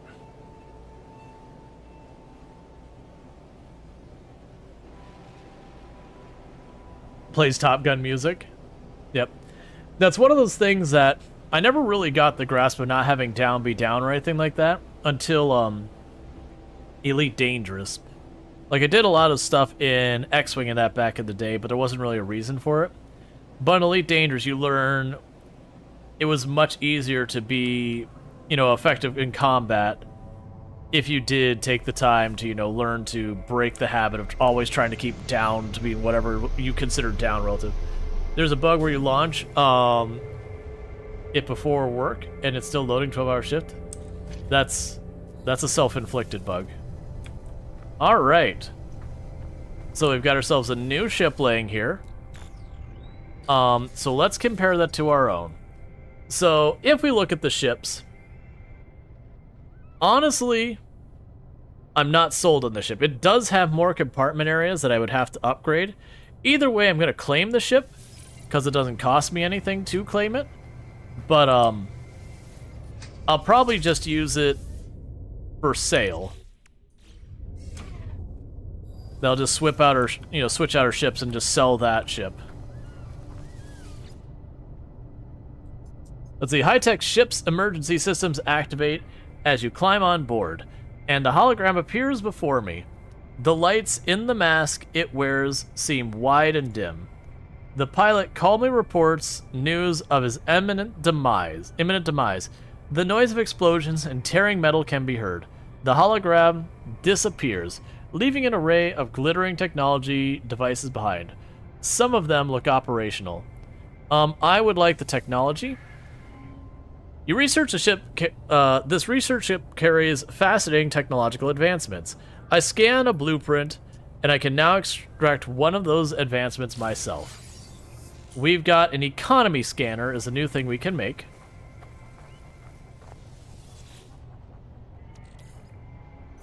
Interesting, I hadn't heard of that one. Take it salvage for nanites and materials? Right, like there's things I could do with it. The point is I can take this ship, leave it on the ground, not even bother repairing it, and then go up to the space station and put it to use. So with all that, what I am going to do real fast...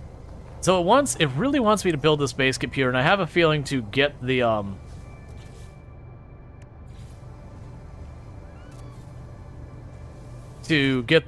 drive to work and all that, I've got to make this happen. I really don't want to make this home, though. We're going to let this sit there and operate. Meanwhile, we'll hop in our ship in the meantime. And what we can do while we wait for that, actually, is let's pop over here. We've got our 4 animals to name. Alright,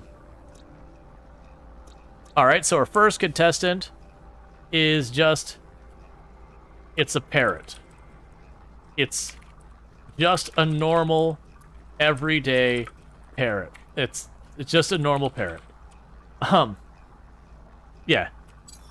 We'll probably name one of them Burb. Burb's kind of a thing.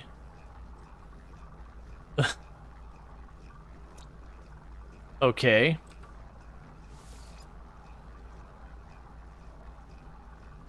Seal, bat, butterfly. Yeah, alright. Seal moth? Seal moth works. What are those wings? They're like sort of leathery, but they've got that weird, you know, serration on the back.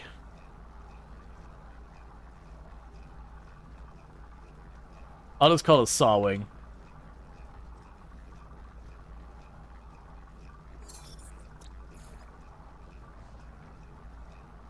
Knife wing? I went with sawing, but that's all good. And this one's got like a toucan beak, but it's black, so it's just got like that long toucan-esque beak. I mean, it doesn't have the other side of it, but it's got like, you know, it's just a long beak. But that's got like bug wings, but leathery. Stabby face? Sure. Stabby face. Good enough for me. There's 1,000 nanites. Cool. And just in time for this to finish, which is the reason I started, is we could sit there and name things. It'd take me a little while to do it. And with that, we've got a bunch of chromatic. Is there something else I want to toss in there in the meantime? We can go ahead and toss more copper in there. Top off the fuel. Okay, so hop in here for just a moment. But with that, it wants me to build the base computer. I don't want to build the base computer here. I realize I could take it apart and not do it, but I don't want to build the base computer here. All right. So with this, though, I can build the thing to extend our scan radius and reduce our time. That's probably worth considering. I'm not going to do that right now, though. We can go here, and we have the teleport receiver and that. I don't have what I need to make that, so we're not going to worry about that. And we have here, where I can make the hazard protection. That takes antimatter. Basically, what was I thought it was a multi-tool thing. Was it the gun that I needed? Ah, there we go. If I want to make the gun, we could do that. Yeah, I'm not going to worry about those. Oh, actually, was it the shield as well? No. I'm not going to worry about any of those right now. We'll need the chromatic metal for a lot of things. Alright. You're going to force my hand on this base computer, aren't you? You're going to be like, no. Discovered all species on 2 planets. That's fine. He's going to be like, no. You have to. You can't not do it. There. I built a space computer.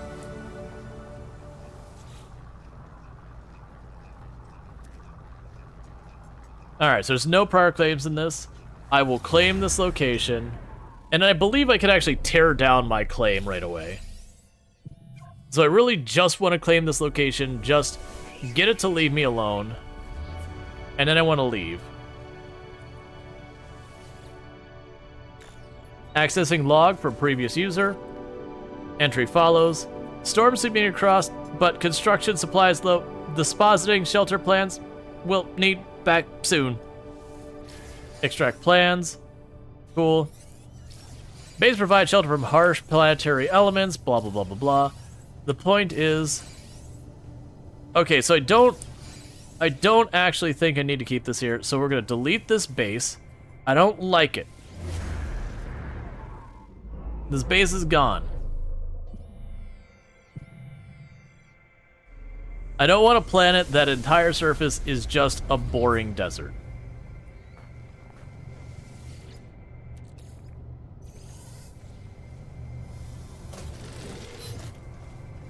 So my hope is, let's check our quest real fast. My hope is that we can go to the station.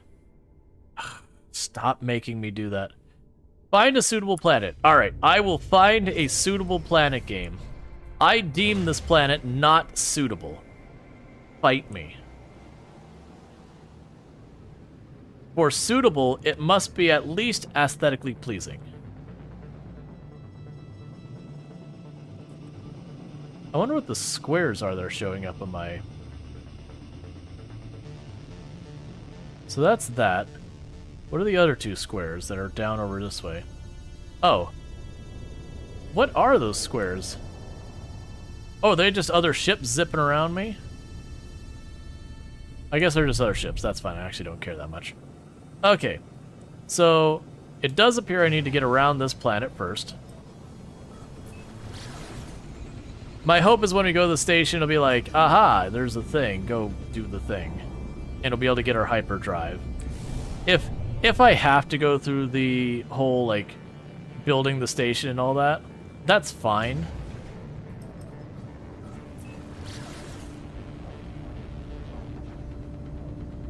It's just, I'm not really happy with my selection of planets here, which is pretty typical when you start the game. You won't have any really interesting planets.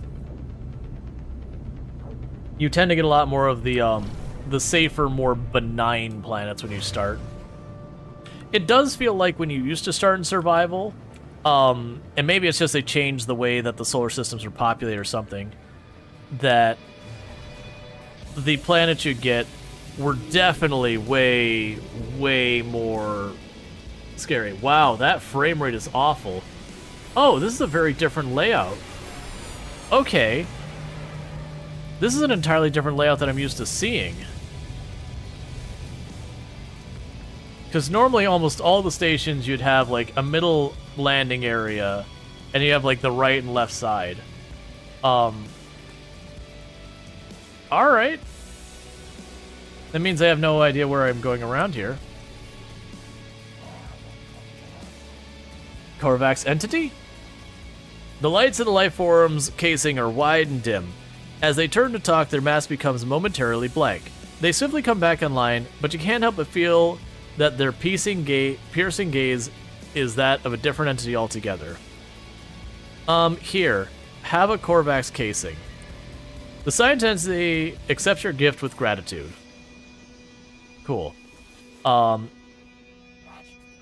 we have the same dialogue.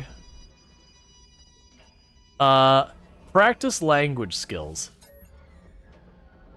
You clear your throat, warming up your vocal cords. Several Korvax words come to mind. Convergence. You hear something whir inside the scientists.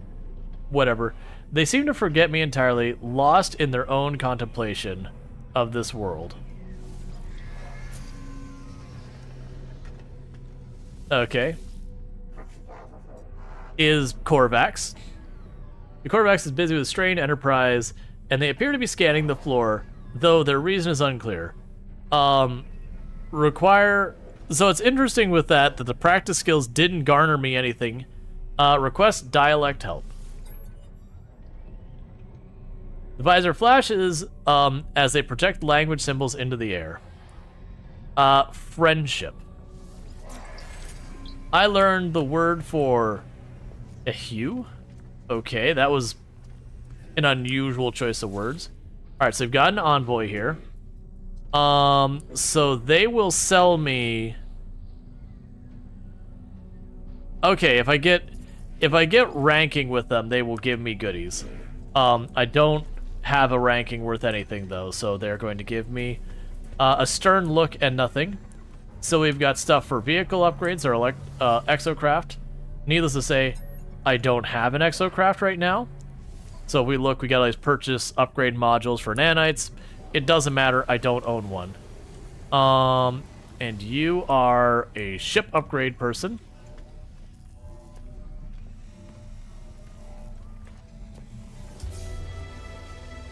Okay, and we're getting things for talking to people. We have learned 8 words. Ooh, look at that vocabulary grow.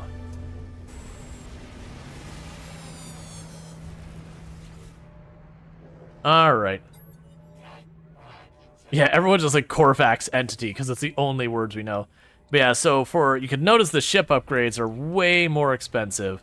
But like, for example, you can get this S-tier pulse engine module, which massively improves our speed and maneuverability. You get the idea. We're not going to worry about any of those. That's not probably going to be my best use of nanites for the moment.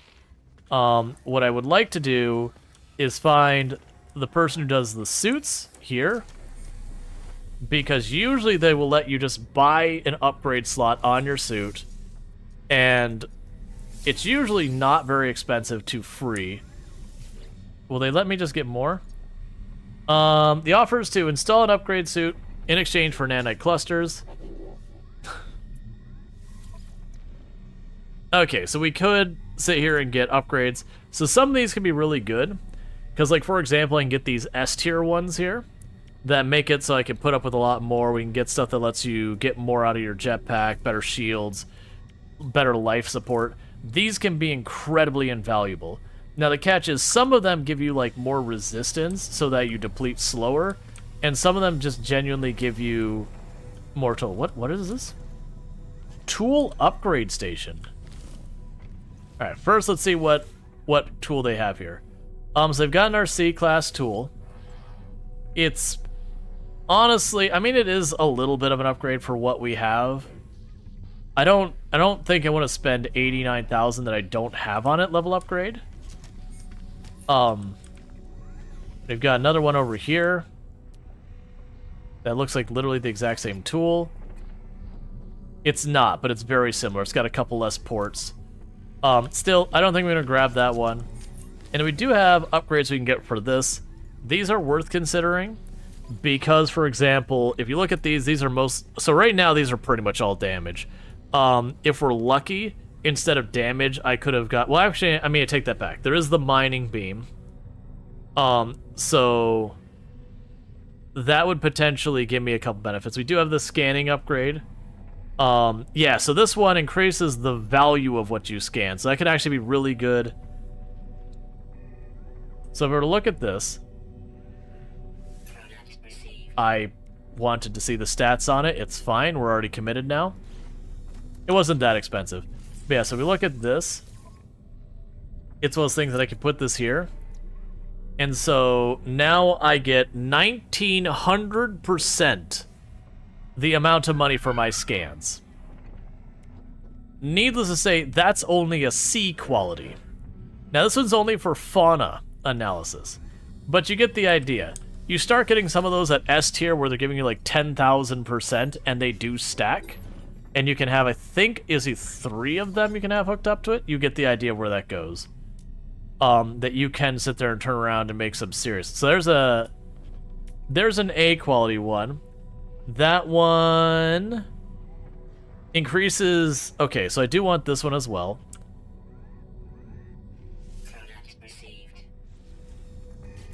Because this is one of the ways you can get some serious cash. So now if we look at this, that's 1,900% more money. That's 5,000% more for fauna. We also get more for that. So we're making a massive increase in our total value for that. Oh, you're a different person.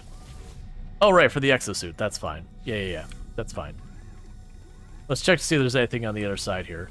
Because I'm not used to this layout, so I don't know where to find everything. Vulnerable server. Okay, apparently they're totally fine with me stealing a handful of credits on their server. Is there anything up here we care about? Does not look like it. There's no walking platform on the other side.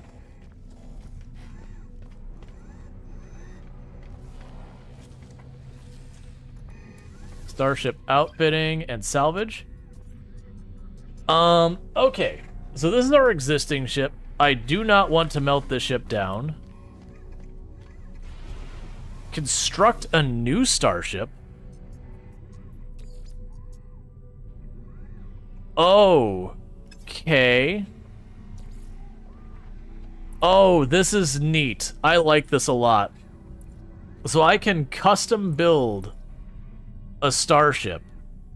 I could choose what style of starship it is. Okay. That is going to be something I'm going to abuse. Unfortunately, I don't know what I need to do to unlock these. That's going to be expensive, whatever it is. And we can change our appearance to being any of the races. There's one that's locked here. I wonder why that one has an ear... Oh, it's just what's selected. Yeah, anomaly, we have Traveler and all that. There are presets for all of them that you can base from. Most of the times I chose the Traveler. I have done, like, Gex before. The merciless Gex. That you cannot trust them. They're conquerors of the world. I think I've done Korvax before. I don't think I've ever done the Viking. I just don't like their character design. Like, it's not bad character design, it's just not my preference.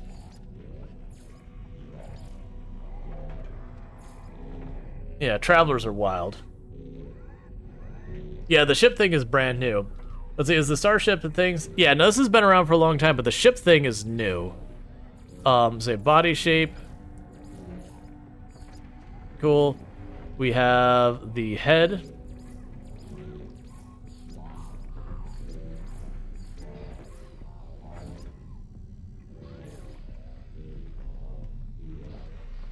I didn't see where the... Actually exit out. Alright. There you go. Torso.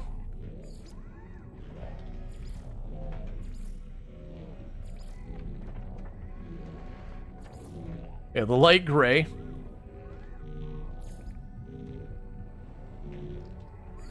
Trying to see where that is. Oh, it's like the patch over here.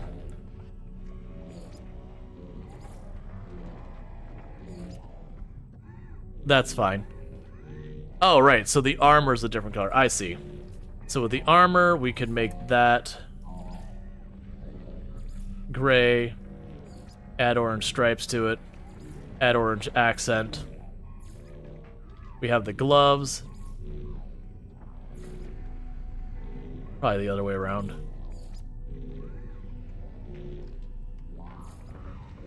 Cool. The legs.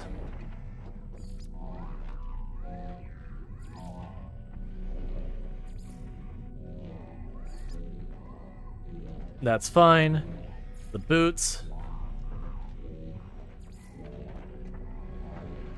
It's interesting that saying that that is orange, but like you really cannot notice. The backpack. So that's the main color here. We can make you the gray. That's fine. And we have a banner. Oh, the banner's just this up here. Let's do the compass. Primary color will be orange, background color will be gray. Alright. And with that, we have just put together a quick thing. Orange and blue as a look? Yeah. But like the channel colors are orange and gray. That's just the way we've always had it. Oh, there is that down there. Okay, so we've actually got terminals down here as well. These are like the mission people. So that's good to spot. Wonder what that's even supposed to be a picture of. Alright. Looks up, scans me quickly. Cartographic entity, and we don't understand a single word. We can purchase a random map for nanites, exchange specific charts, ask for help. You ask the cartographer for help. They point to the map on their screen, then towards the depiction of a waypoint towers found at most planetary sites. They seem to be requesting a gather data about these towers. And we've got the teleporter there, which can't do anything for us yet. I don't have some place to send it. We've got the trade hub. And I could talk to each and every one of these people and learn the words. I get pretty impatient about it. Like, it was fine the first time I played, but I don't want to just dial... That's okay. I got cold shoulder by them. They looked at me and were like, nah, fam. Alright. So, what I should do is I believe we can go out here to one of these pads, and I believe I can summon my other ship to this location. Or not. Actually, here we go. Switch docked ship. Selected ship is critically damaged. Ah. So that's new. That I didn't used to have to fix it. Because I was going to be like, hey, bring it up here real fast. And do that. The thing, though, is... I don't know how to get a hold of that ship still. Oh, that's... I can't remember. There was something you used in the middle. Like, you used the anomaly was one possibility. Yeah. So there's the dead planet, and the game seems really hell-bent on me... Oh, one thing we also forgot to do. I clicked out of the window, there we go. It does seem really hell-bent on me doing a bunch of stuff. We already scanned all that. And this... Arizona.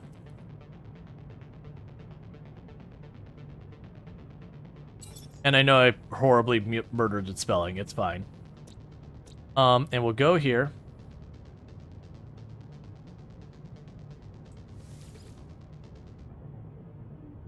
And it's like... Home of Paradise Shores. Cool. So what I'm doing now is I'm just uploading all the things. Let's see. Cool, so I got a couple more nanites. It's gonna make me build the ship like, yeah, it's Paradise Shores. It's gonna make me build the,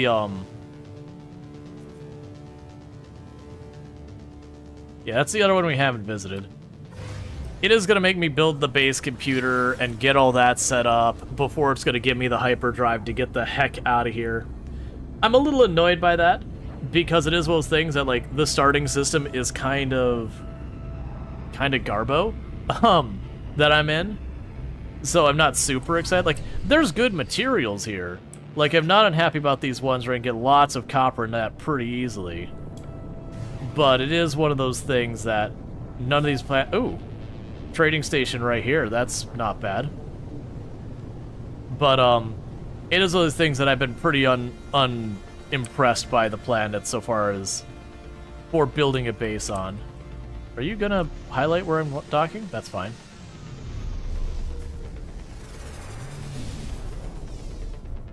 Alright, so we got a cold planet here.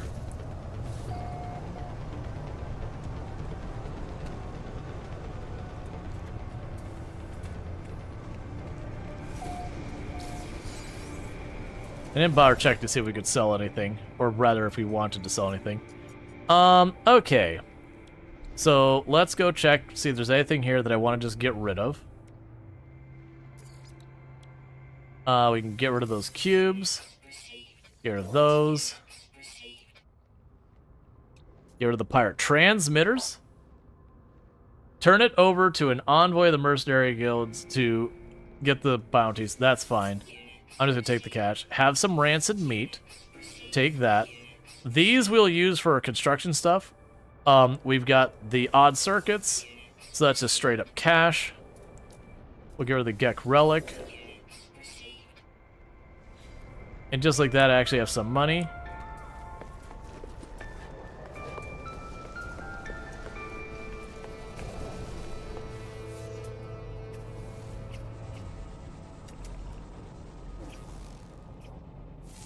There we go. I was like, why are you fighting me scanning these?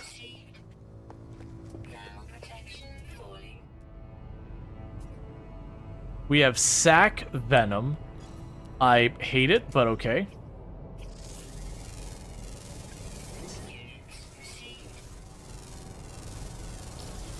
Now you'll notice when I'm scanning these, instead of getting like 500 credits, I'm now getting like 60,000 credits. And that's still not fully upgraded even remotely. That's a C tier upgrade and an A tier upgrade. If I got myself 3 S tier upgrades, anytime I need money, I just go out for a quick scanning session and we are good. So I've got a natural burial site over there. Buried technology over here. Got an animal we haven't met over there, so let's go deal with the animal. Oh, that is a big hole. That's fine.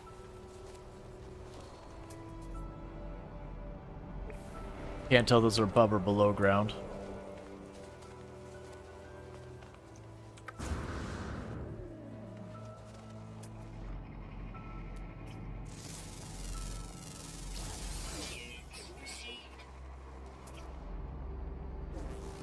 There are 30,000 credits.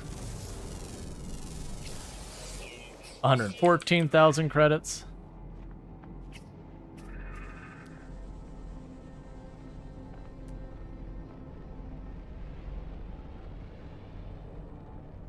I'll just go this way. We'll check out the skeletons. And then I'll start building the, building the ship and all that.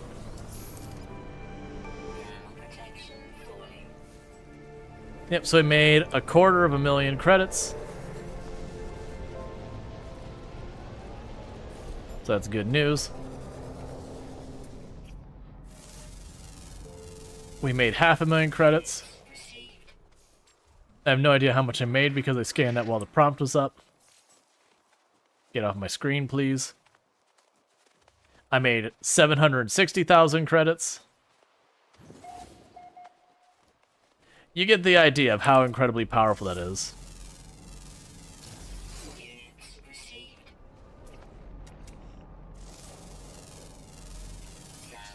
There are 40,000 credits there.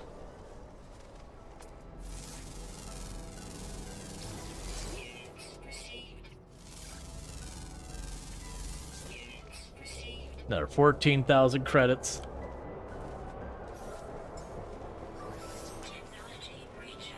This is how I played nomadic biological scanning.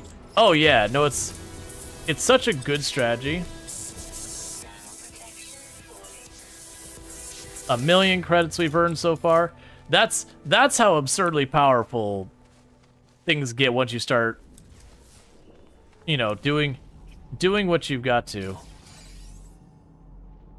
What are you that is moving so fast underground? Let's try and get over there.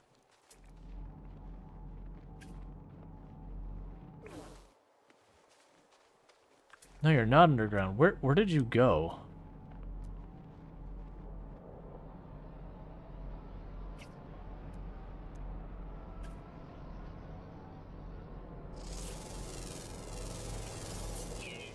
$40,000.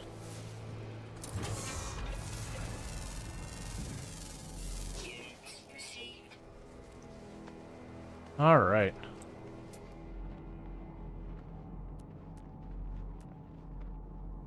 So still got that sac venom thing going up, but I keep finding more and more animals, and like I said, right now, those animals practically print money for me. I believe that's the same burial site we just hit.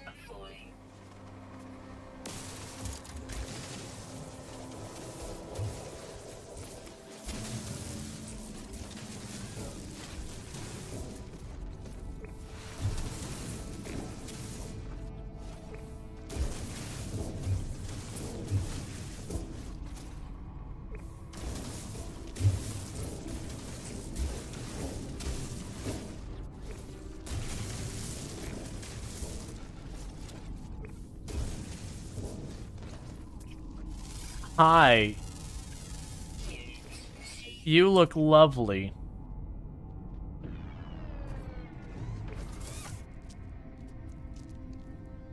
You just stay there and don't eat my face.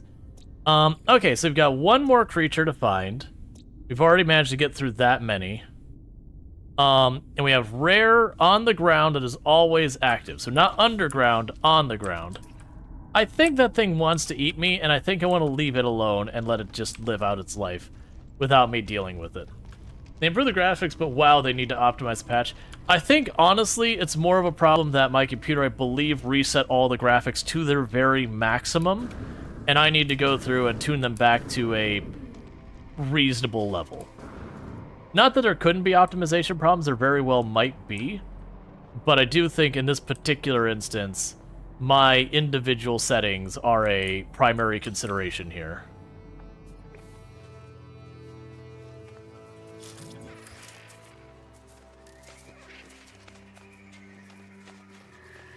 It's like an ant peering out of the nest to see a human. Yeah, and you're like, that's just like a regular person on this planet.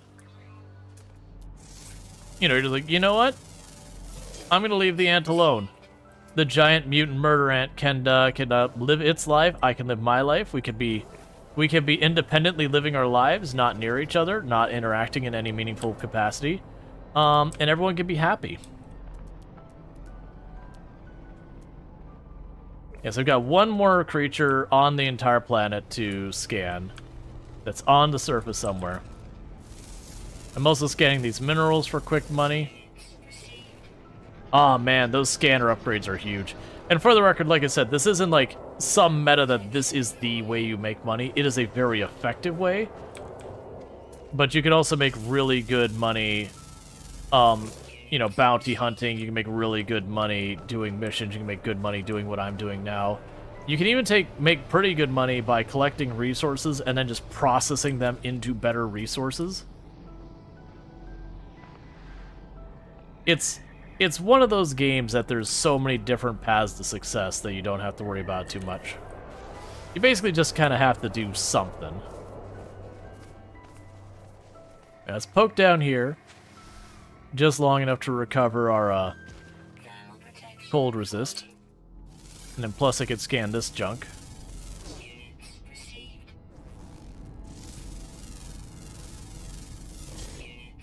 Yeah, so you can see where I don't get a bonus for the plants.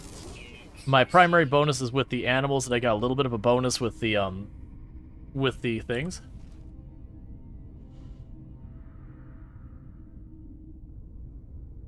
Let's see, you can also just have folks fill your pockets when you go to Singularity, because they totally gift bomb you. Alright, so we've made 1.25 million now. I'm assuming the last animal might be an animal that hunts the others. Those are usually far fewer in quantity. Target acquired. Just need to go right over here. We saw the animal over the hill up here. We can scan it. We'll have all the stuff on here. And then I'm going to do a little bit of base building because the game is not going to let me advance unless I do it. Which, again, I respect that is a mechanic it wants to teach you. You are huge. I respect that it is a mechanic that it wants to teach you. I can appreciate that. At the same time, I kind of wish you got the hyperdrive first, so you could find a planet that you're like, this is a planet I do want to build on, versus, okay, I'm just going to build on this planet because. Minor settlement detected. Really far that way. Fair enough. What are you that's... Oh, you're just dehydrated. It's just weirdly not blue.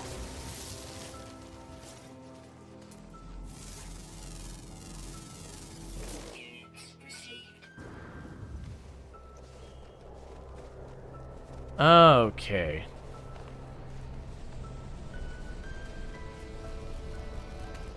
Let's try and get back to our ship. It's AI. The things will never point at player stuff.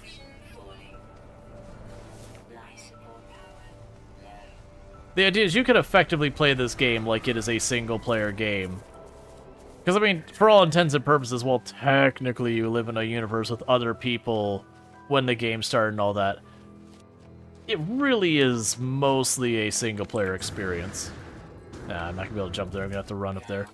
I believe if I run underneath the platform, our cold will start improving. Or not. In that case, I'll just take some sodium, we'll be good. I guess I get to climb a ladder until we get better stuff. Alright.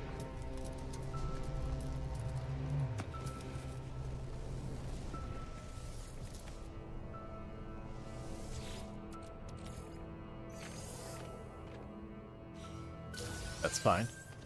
Hey, microprocessor, I need those. But yeah. Because like I said, for me, I don't have a specific type of planet that, like, this is the kind of planet I want to build on. It's either like, you know, one of the exotic planets that have all, like, the funky, wild, weird ships on them.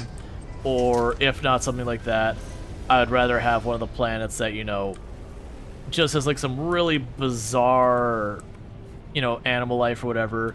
Or if I am going to go for a fairly normal planet, I'm going to aim more for something like a paradise planet or something.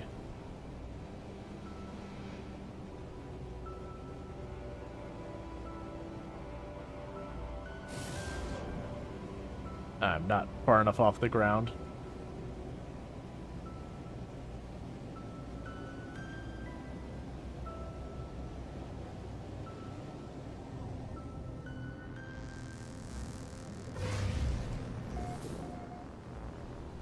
Okay. So check out the minor settlement. And like I said, we'll just find some place to just chunk down a base near here just to get that out of the way. Because what I'm going to do is I'm going to do what's required to get the hyperdrive and all that. I'm going to just rip that base right back up because I don't want a base here. And you can have multiple bases with multiple teleporters, if I remember correctly, and transfer between them and yada yada yada. That's totally a doable thing. It's just these systems are out right now is not particularly interesting to me. I want something that stands out in some way.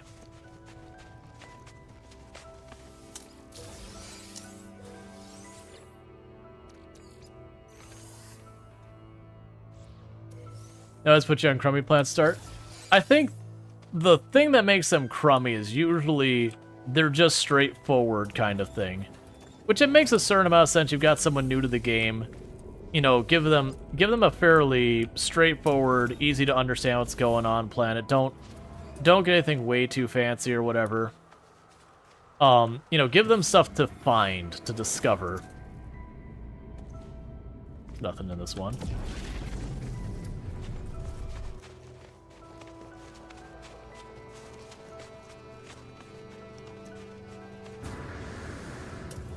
All right.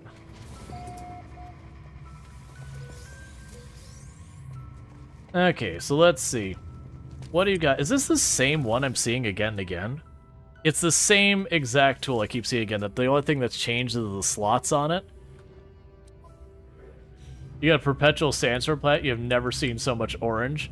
Yeah, I've had a few pretty awful planets I've had when playing the game over the years. Oh, I got Starship launch fuel at some point. I didn't even notice that.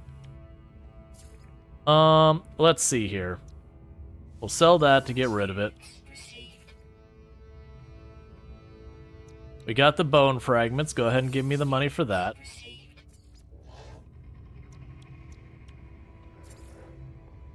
Oh, I'm switching this and not scrolling. Okay, that's on me.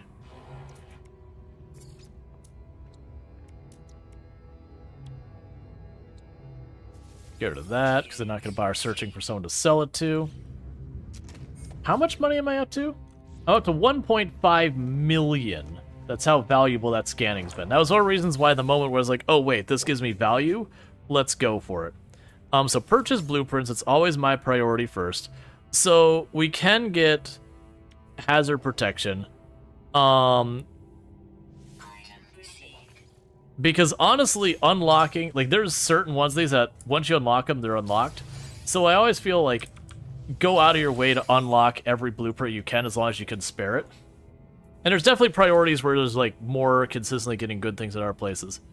As far as buying these parts, like you saw earlier, I got the wiring looms. Those are certainly worth buying for upgrades. You have a lot of upgrades that are, you know, locked behind that. Okay, so the catch with this, what are you?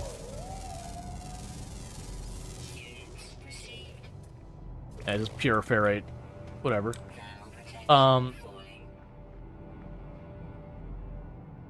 Yeah, natural barrier site. Okay, I'm gonna need to adjust these graphics because we're definitely, with some of the volumetric fog and everything, we're getting some pain. But I'm just gonna run a little ways away from. Cool.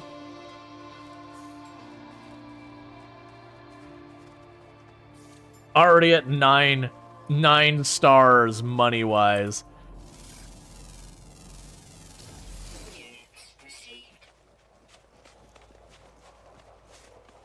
Okay. Oh, it remembers where the trading post is. That is interesting. Alright, so what I'm going to go ahead and do is I'm just going to go over here. We're going to plop down a temporary base, satisfy this quest, get it to stop harassing me.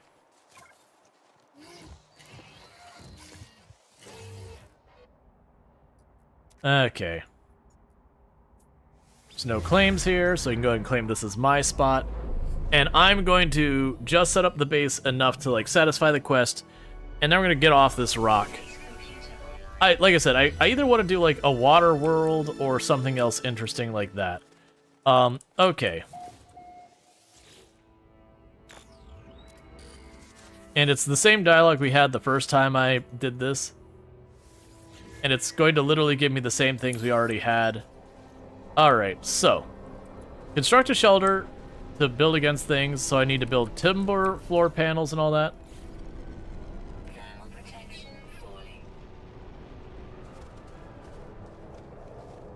I, of course, chose a slope to build my base on, so it's totally cursed, and I hate it. But it's fine.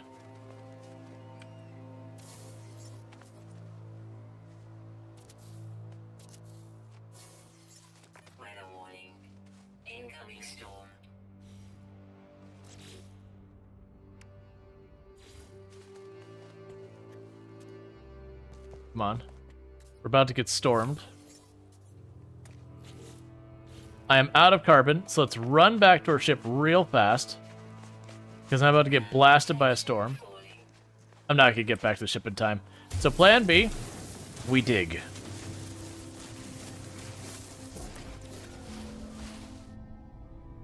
Okay, so one of the downsides is when you make the random tunnels like this, you do not recover your stuff while you're down here. You have to find like an actual cave or an actual indoor space. And unfortunately my ship is a little ways away. I'm just going to start tunneling. Just because I can.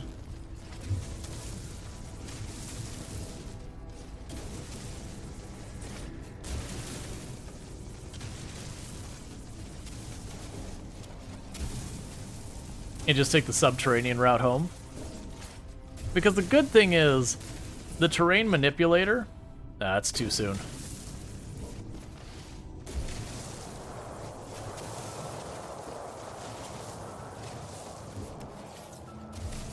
The terrain manipulator, you literally, this dust we pick up for it is its fuel.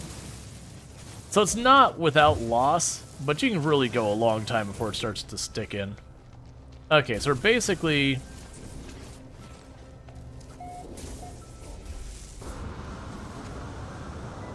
underneath the platform and hop right in. Okay, so we'll have to wait out the storm for a minute. So while we do that, we'll shift our items around. I probably need to get the portable stuff all there. We've got our silicon dust. I'll actually take the silicon dust and I'll chuck it in the ship for now. Because I've got multiple stacks of it. I don't feel a need to carry more. Oh, actually, put that in the ship. You'll only ever be using the ship. Anything you want to build here? So let's see. Increases the capacity of the exosuits, jump pack tanks, and adrenaline pump reserves, allowing the users to both fly and sprint for longer, and they recover faster. And that just gives me more buffer against stuff. And this gives me cold resistance, but I don't have the materials to make it. So this will be a good one that we can go ahead and install that. We can move this over here and move this over here so they're linked. And we're good. And the storm is clearing up so you can get back to work.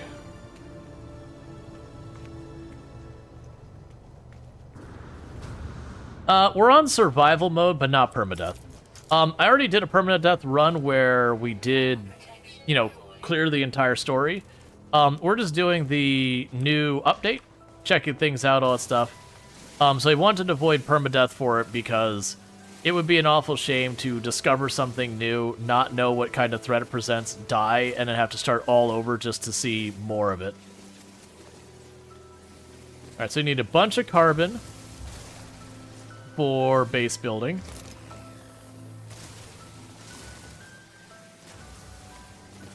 I had also debated whether or not I just wanted to open up or save and continue on from there, like an actual continued save.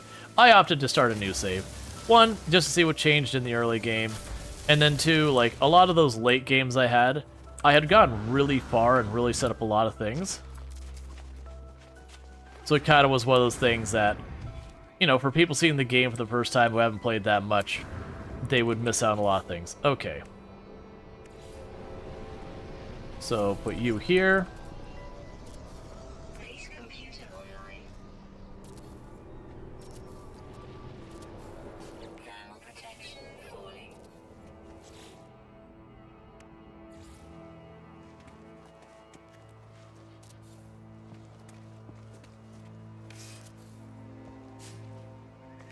Temperature levels stabilizing.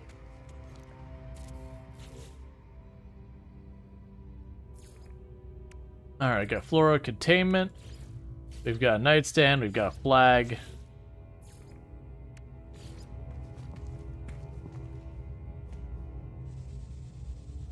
And we can make these, and I can't remember exactly what you can do with those. I think they become a source of carbon, like a trickle feed of carbon. The base computer is updated. Return to your base computer. It's going to teach me how to do the next thing. I feel like it's fun to start fresh perspective with big updates. Oh, yeah. Okay, so we're analyzing the logs of the previous user, just like last time. Construction, largely a success. Recovered salvage data from nearby planned logs. Scan, indicate additional subterranean devices. Beginning search. Cool. Whoever recorded these logs evidently had some success. I have access to their plans. Perhaps I can learn from their efforts. Okay. So we have learned a construction research unit. And it's basically teaching me how to do all these things. We will want to deploy our portable refinery. And we'll want to build a nanotube. And a construction computer. Weather warning. Incoming storm. Alright, well I'm glad we made the shelter, because apparently this is a very aggressive blizzardy planet. Thanks, I hate it. Is there something I should just... Yeah, copper we can just chuck in there. Start that processing. Analysis unit online. Diagnostic suggestion. User should recover salvage data from buried technology. Equip and utilize analyzer visor. Okay.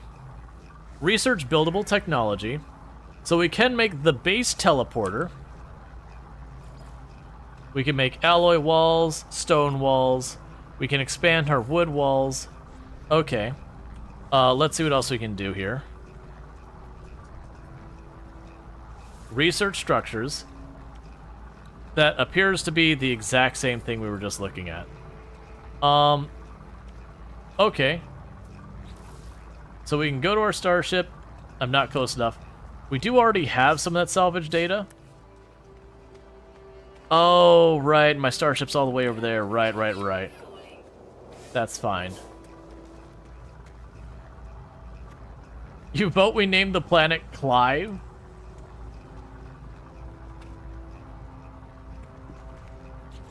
Excellent. So it's making me curious, is none of this seems to be implying heading towards, none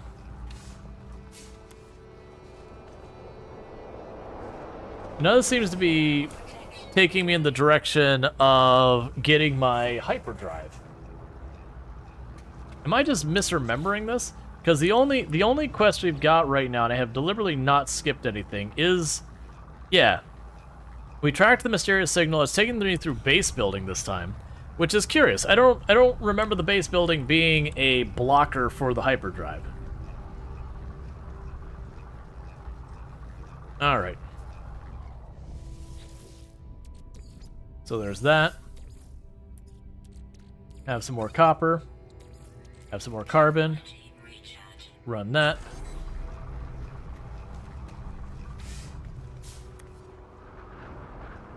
I'm just waiting for that storm to break up so I can run to our ship and grab the data so I can construct stuff on the research thing. Because I'm curious if I just research anything, if that'll be enough to make it happy, or if it's going to have me do something specific. Alright, so what do we want to work on next? We can process the goo. Because the goo by itself is worthless. But we can turn the goo eventually into nanites. It's just like 2 or 3 steps in the process. Alright, so storm's clearing, but still in effect.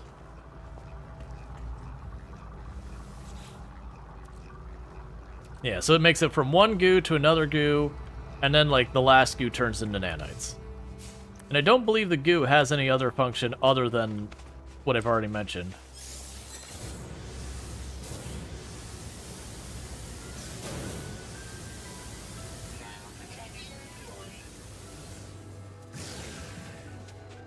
That worked out well.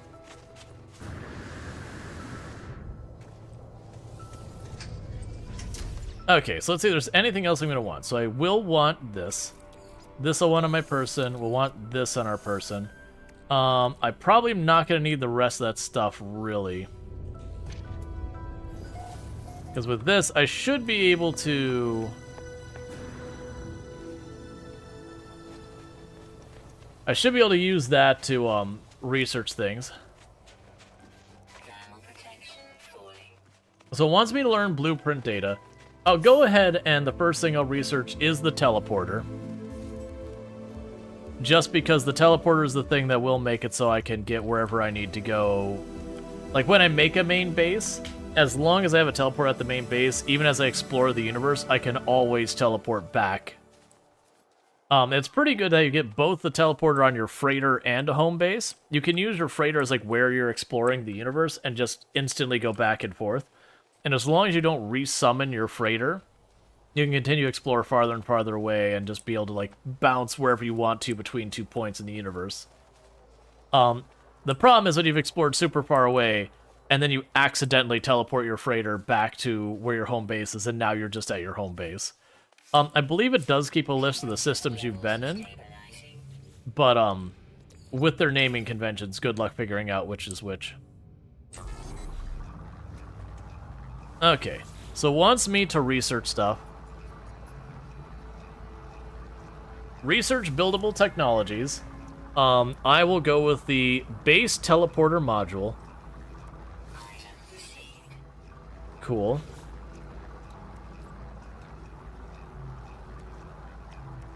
And the biofuel reactor.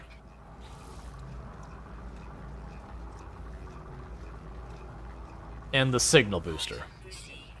Because those are all really useful things. Use Q to summon your ship. Okay. So it is forcing me to learn to summon my ship. Can I force the other ship? So what I don't know is there's a way to force even your damaged ship to come back to you. I just don't remember what it is. Oh, you know what I think it was? I think it was if you had, like, your working ship. There was a way you could get rid of your working ship. Your base can be renamed if you interact with the base computer. And we can go here and choose Clive. Good enough of a name for me. Alright. You're literally just playing this? I mean, it had a major update. It doesn't surprise me a lot of people are playing it right now. Okay, so we're going to make mold with that.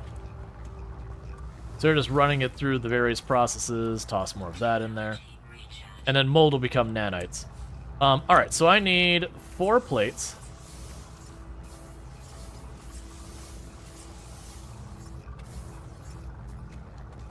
I need 2 carbon tubes.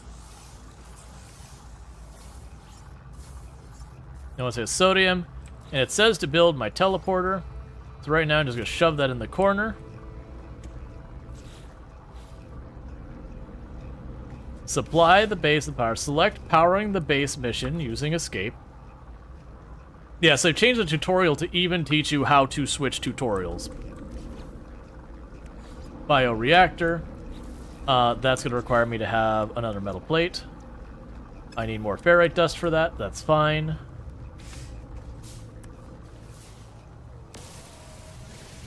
That's pure ferrite. That's too good for what I want. Your partner got into it and want to do a tutorial. tutorial run, but he kind of got teleported to Icy Blizzard Planet when we joined your friend. I swear you've never been more hard pressed for resources than that one. My very first, this is going back to like the initial release of this game, right at the beginning of this game's existence. Sorry, I'm trying to look for ferrite, but I remember I started on a planet that was like a toxic planet, and this was the first time I did permadeath, and it was one of those planets that like every 5. What the?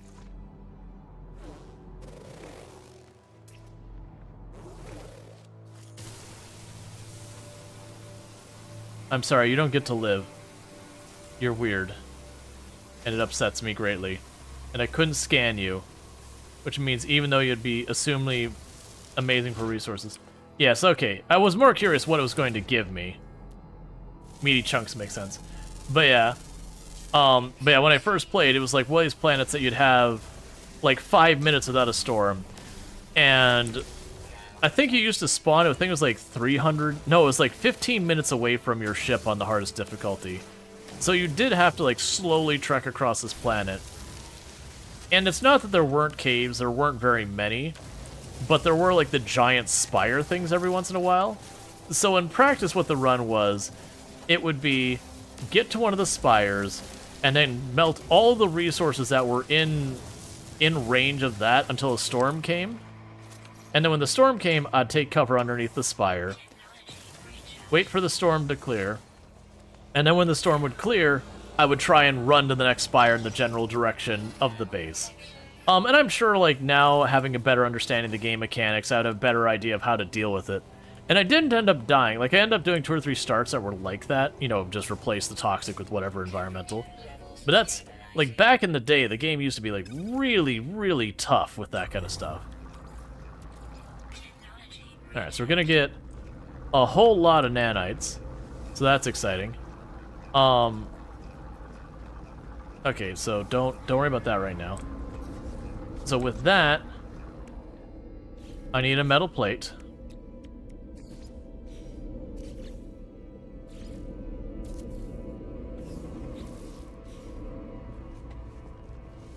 You pop in there. So that gave me a bunch of nanites. I have a tiny bit of that left over. But we've got more stuff in here, so we can take the rusted metal. It's not worth much the way it is, but I can turn that into ferrite dust. Okay.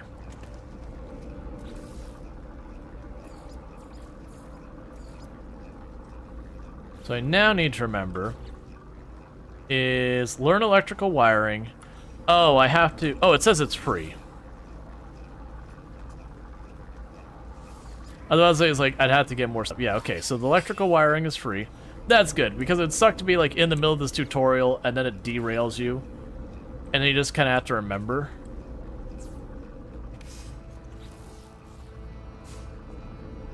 Okay. So I need to fuel this. I don't...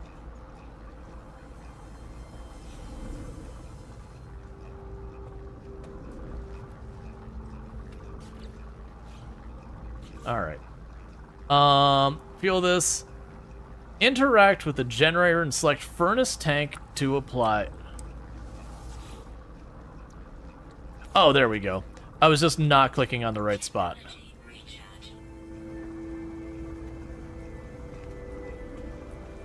So I fueled the bioreactor. Explore the planet and expand your base. Okay, we finished that. Give me whatever I need to... Okay, base computer. Give me what I need to get my hyperdrive. That's all I want. Is I want my hyperdrive so I'm not held prisoner anymore. Okay. Scanner detected unusual broadcast. Repeating 16 from space station. Warning. End of archive. Records interrupted. The base computer archives have reached their end. It seems there's nothing more to learn from them. Your predecessor appears to have left their base and headed to the space station. Okay. So my fear is if I tear down this base, that it'll be like, turn around and be like, get your specialist. And I'll be like, but don't do that. Well, actually, honestly, what I can do is I should be able to just literally teleport up there. Sure. So we can teleport right up there, do whatever stuff, and teleport back down.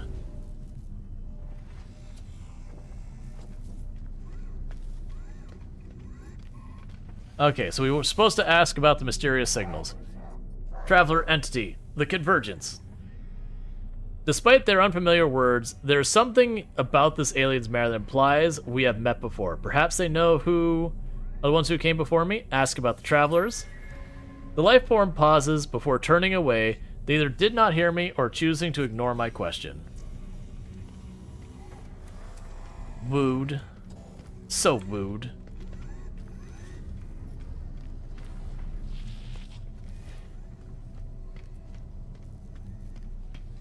All right. But yeah, there was something about being able to get rid of your ship to force the wrecked ship to pop back up. I remember doing that. Okay, it's literally the same dialogue. The alien's elegant metallic shell springs to life as I approach. They study me, lights flashing around their visor. Perhaps they know something about the message left in my base computer. Ask about 16. A glazed look passes over the life form's visor. The number has some strange effect on them. They seem reluctant to speak farther.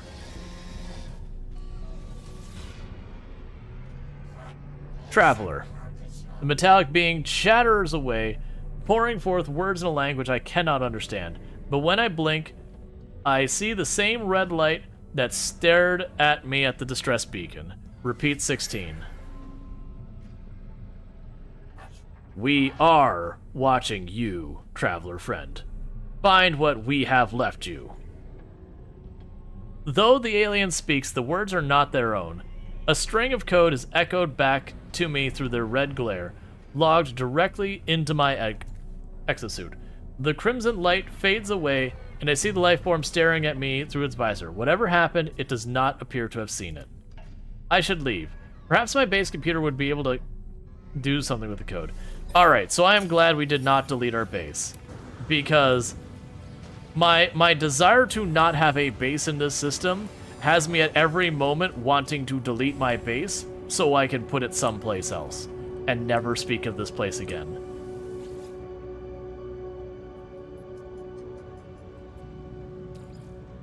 Yeah, so I don't know what unlocks these. That's the curiosity. I don't know if I've had to have owned one of these ships before, or how... Well, actually, no, because we have the wrecked ship. So I would at least have my current ship and the other one. Alright, so let's teleport down to my base.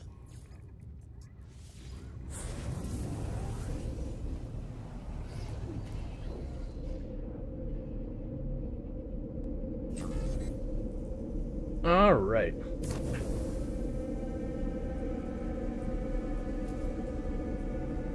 And for the record, you can build some pretty interesting and elaborate bases in this game. That said, I don't often do that. Oh, let's pop in and make sure you are being productive as much as we can have you.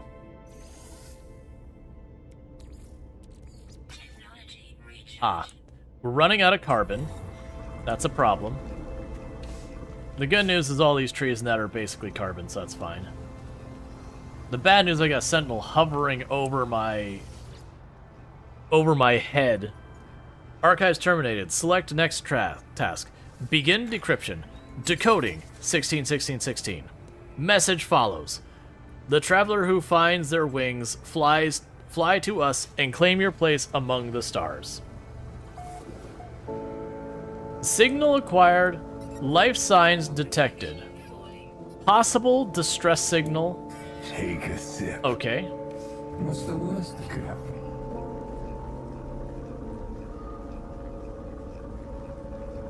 Alright. Well, with a sentinel hovering around, I'm not going to worry about a bunch of this, so give me this back. Give me that back. And I'll pick up our portable refinery. That's coming with us. So I still have fuel for this to run for 50 hours.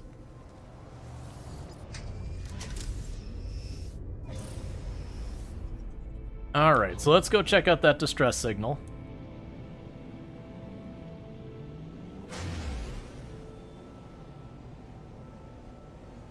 Which is fortunately very nearby from the looks of it. Look like we're only like 40-50 seconds away. Yeah, I could already see it down there. Never mind, I'm seeing something else.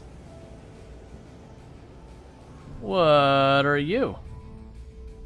What are you?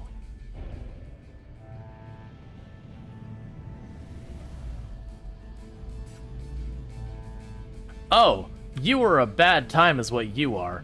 I understand. I understand. There's a big mech being over there like, yeah, show up. See what happens.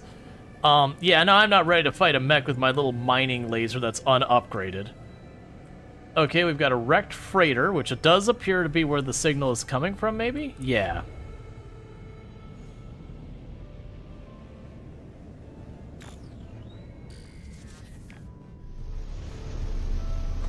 Yeah, just looking over the mech is like, make my day. Show up down here. It'll be the last place you show up. I don't know, chat. It says I need to use my visor to find the thing. I don't know if I can figure out where it is, chat. Does anyone have any idea where it wants me to go? I'm not sure I can see it from here. Obviously, it's making me go to the giant ship. In case that wasn't extremely painfully obvious. It wants me to go straight to that giant crashed freighter. Meanwhile, I'm out of carbon, so let's get carbon while we're on our way.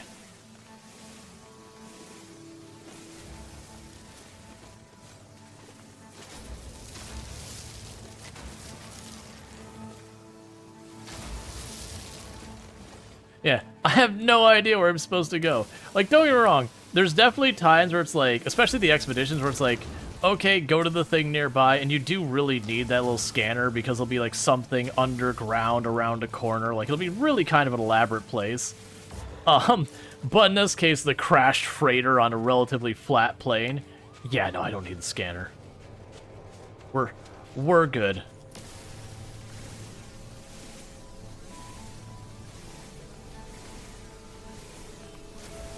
All right.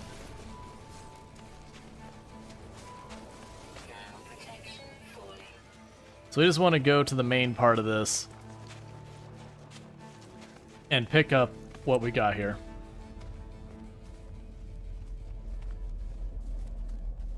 Okay.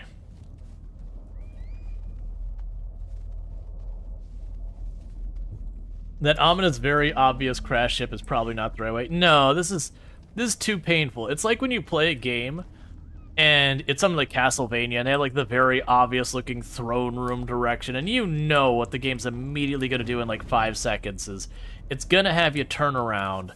You're going to go down some like narrow side pathway or whatever, and that's how you'll get where you're looking for. Oh, let's let ourselves recover real fast in this corner where we're not gold. It's the classic, okay, I know to the right is the obvious thing, everything else has been to the right, but clearly this one's going to be to the left. Just that way you go to the right and you like find the thing that, you know, catches you by surprise, that then you have to run left.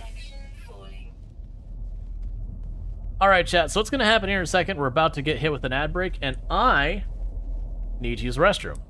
So I'm going to hit escape to stop us from dying, and I'm going to quickly use the restroom, and I'll be back here in just a couple minutes. So thank you again for tuning in, and I'll be back here in just a couple minutes. I'm also going to steal a little bit of my dinner while we're here. Alright, well, I'll be back.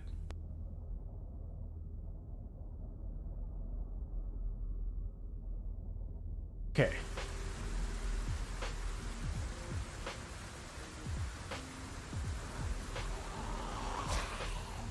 Stop. Why is it pitch black? What am I supposed to do? The whole thing just went pitch black instantly.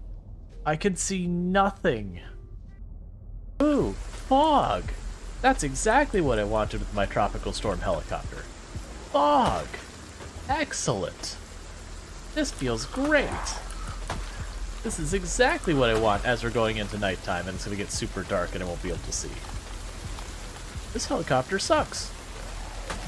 I'm glad we're not in a very high pop area because this is the kind of thing that would get you killed 100%.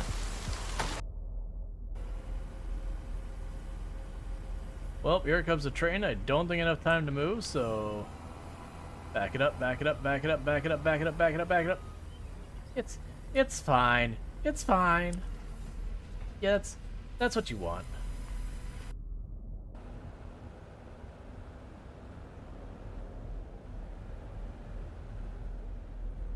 Tomorrow Rual is not a fan of today Rual. Tomorrow Rual is definitely not a fan of today Rual.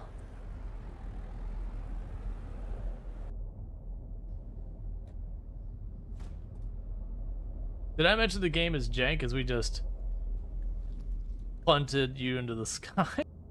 I'm about to go up. Everything has stopped moving. What have we done? It's going to be an emerald eruption. Look at them continuing to expand frame by frame. They're continuing to launch into space. Oh god, what is this? Why?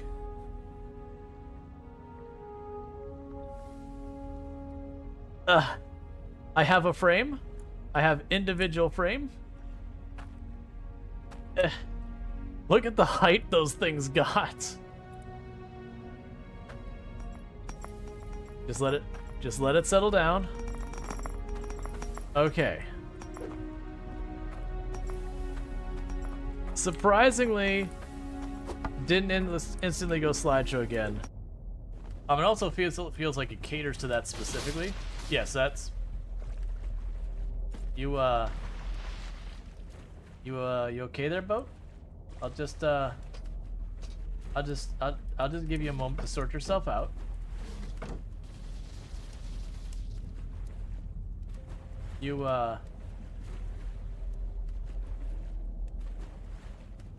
Nothing's breaking, right?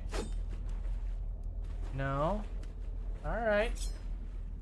I mean, you take your time. When you're ready, you can settle down. It's making terrible noises. I'm not sure how well you can hear it, but it's doing crunch, crunch, crunch. Doing a shoey? Right. No. And I am back. That's good because we're listening to like the ominous rumbling from this thing the whole time. All right. Log damage. Partial records available. The signal led me here to the wreck of a freighter. Colossal fragments of metal shattered across the landscape. Were these messages nothing but a misfiring circuits of a long-forgotten ruin?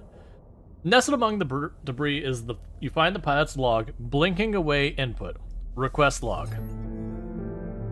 Instead of displaying the ship's log, the terminal spits out a strange sequence of numbers. They are followed by a short message. Anomaly comes for the stars. Take flight.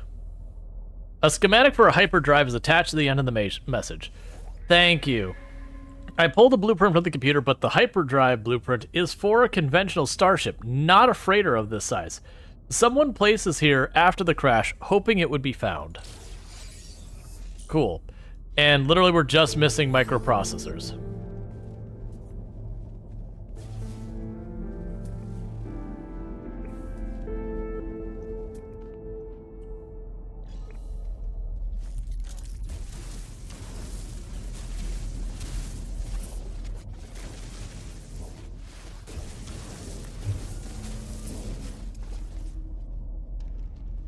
Yeah, let's get to the other side. It's clearly not on this side of it. Alright, so we got the cargo pods. And these are a little tricky to find sometimes because, like you saw, there's a wall there.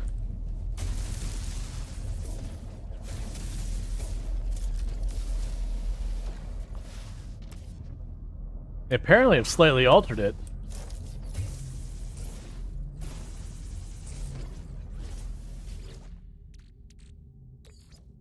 All right.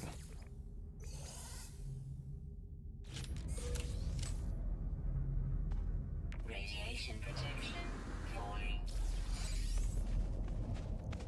But as you can see, the moment you pop that thing, it is just swimming in radiation. But you get nanites and sometimes other goodies. I remember once upon a time these were extremely lucrative. But I do think they nerfed them at some point. Not that they're not still worth using. Just that instead of being like printing money kind of things, because I felt like you got like wrecked technology out of it. Radiation protection falling.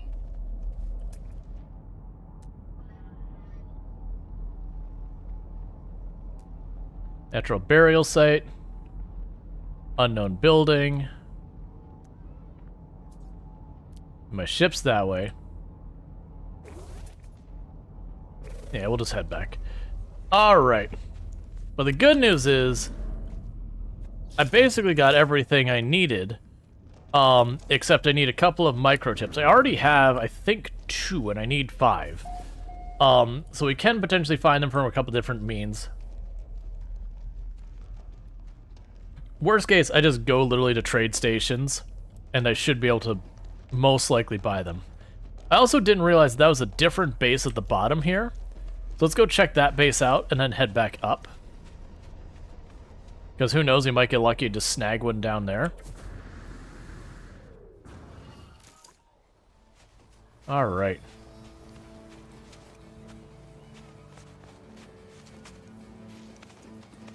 Because we can get all that aligned and we get our hyperdrive. With our hyperdrive, we can just get out of the system.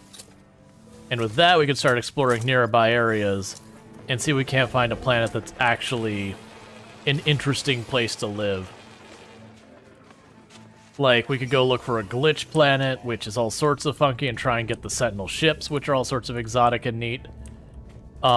We could potentially just go to one of the more exotic planets that just, they have like weird glowing mushroom trees and all sorts of shenanigans. We can go to a water world so we can, you know, check out the new water base building, because that's got a, they did a major rework on all that.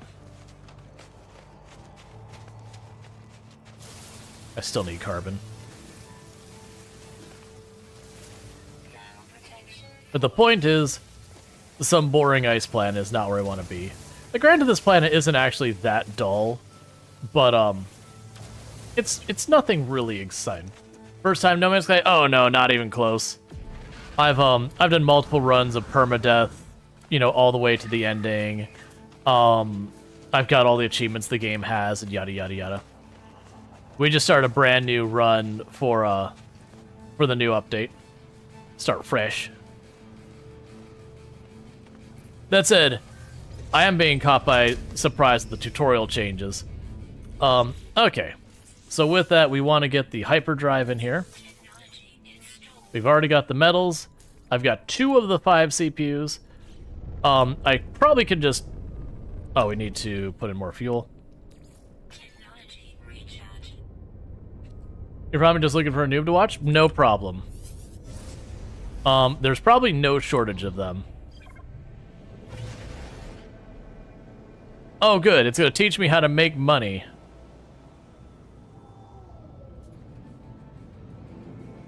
Well, that's interesting.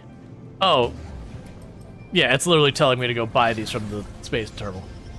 But yeah, no, it's no problem. I totally understand that a lot of people are looking for first-time players and that kind of stuff. There's definitely a draw for that. It's no big deal. So yeah. I do say the tutorial has definitely come a very long way from where it used to be. It is definitely massively improved. That it just didn't teach most of the game systems. Like, it taught you some stuff like, oh, here's how you go get air, here's how you craft stuff from your stuff. But, like, I vaguely remember it having a trade section. But, like, there's a lot of other stuff it didn't.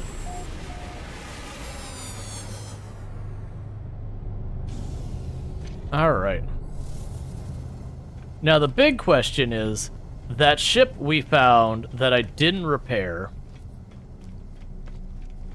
Yeah, because we could feel nostalgic watching first time. Oh, yeah, no, 100%. I used to hold a world record in Project Zomboid, and I can never kind of go back to having that experience I did when I first started playing. So every once in a while when I do catch someone that's like their very first time playing, it is really nice to go in there and just be able to hop in and check that out.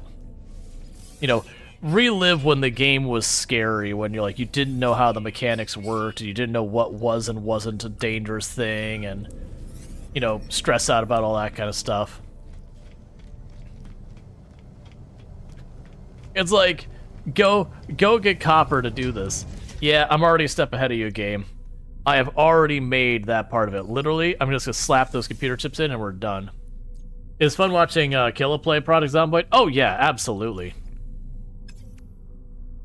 Okay, so for you, I need the antimatter. I don't think... Okay, so we don't have the stuff we need for the antimatter yet. More than likely, it's gonna make me go onto the planet and find whatever.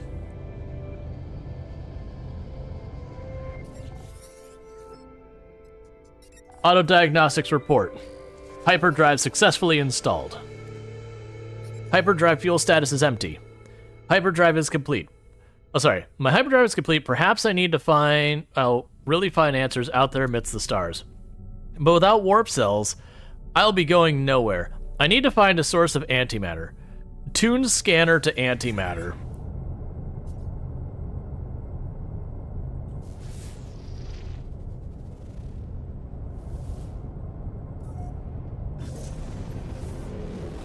Let's see. Search for antimatter traces with a Starship scanner. Atmosphere interference detected.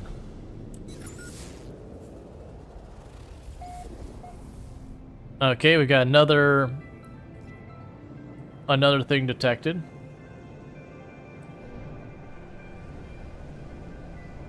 Oh, right, I'm throwing myself. I need to be watching the dot on the left, not the dot on the top. The dot on the top is my compass.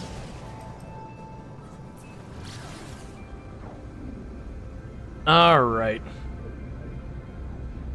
So things, when we go to leave this system, one thing I want to do is land at my base and yank the base from the ground and pretend it was never there. I also feel like I should take 2 seconds to locate that wrecked ship that we acquired or whatever. See if I can't figure out how to go to it to quickly throw the engines on it so I can scrap it. Ate some pineapple tonight, and the pineapple attempted to eat you back. That is what pineapple does. You have a little bit of it, and it has a little bit of you.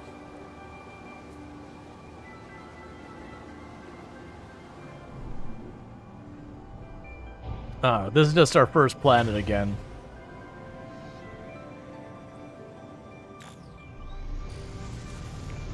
Alright.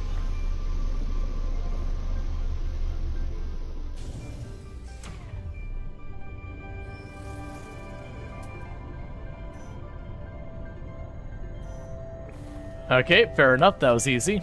I just happened to turn in the direction it was. Oh, life support. That's fine.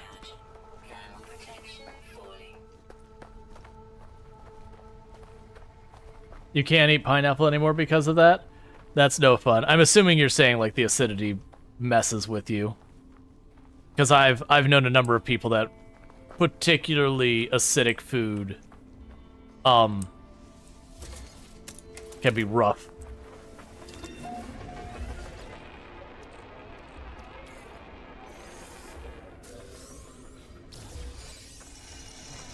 Heard your lips? Yeah, I've been recently planting pineapple. I was surprised, like going to the local grocery store, it surprised me to find like a full freaking pineapple was like $2. So lately I've been grabbing a bunch of pineapple because that is not a bad price for pineapple.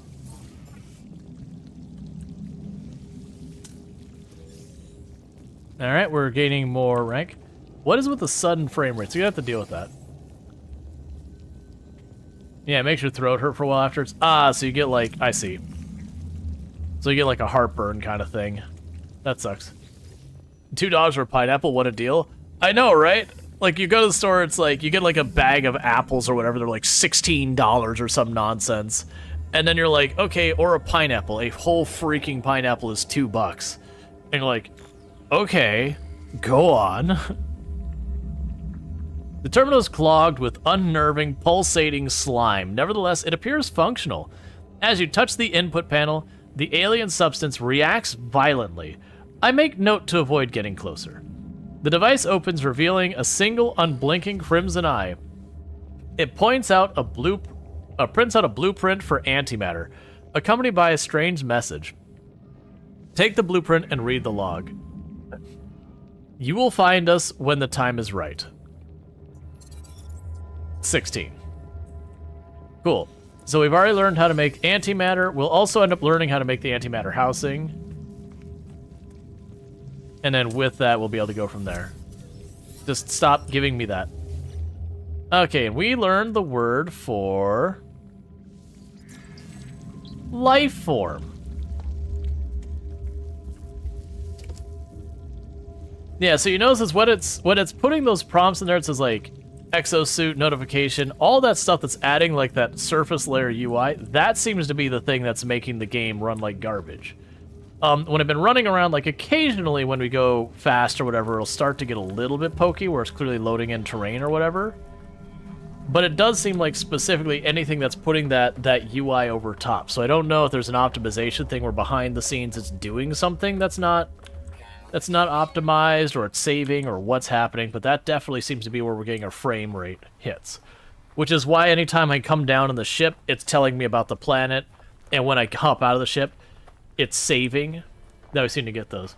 I was like, Jaywalker, you just said buy pineapple when in season, and cook slices along with barbecue? Yeah.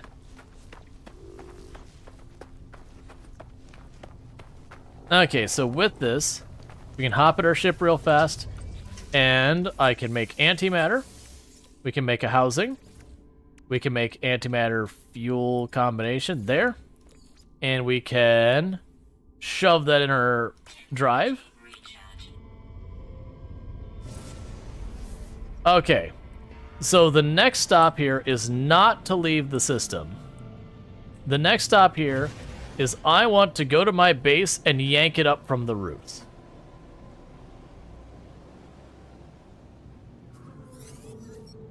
And it's trying to tell me, it's like, this is how you go to space.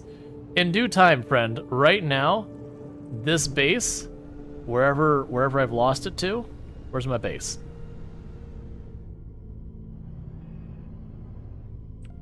There you are.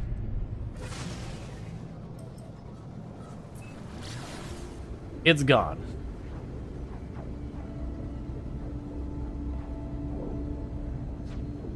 And then the next thing I want to figure out is if there's a good way for me to find my damaged ship, so I can, you know, just shove thrusters or whatever on it so we can go up and salvage it. I could have sworn there was not a cheat, but there was a way to summon damaged ships to a space station or whatever. Because, like, we were just getting a message like, hey, the ship's non-functional. And I vaguely recalled it had to do something with, like, getting your current ship to go away. Adios, Clive, you were terrible to us. Exactly. Let's make sure I don't have any materials in here I don't... Yeah, like, I go in here... Give me my fuel back. When it's in there, I can't take it back out. That's fine.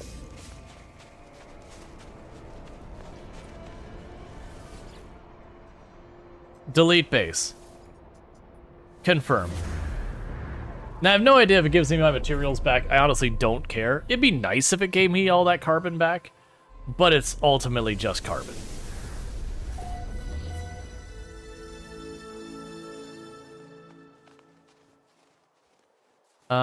Where's my ship now? Okay. So the catch is, like I said, I've got this other... Oh, I can summon you right here?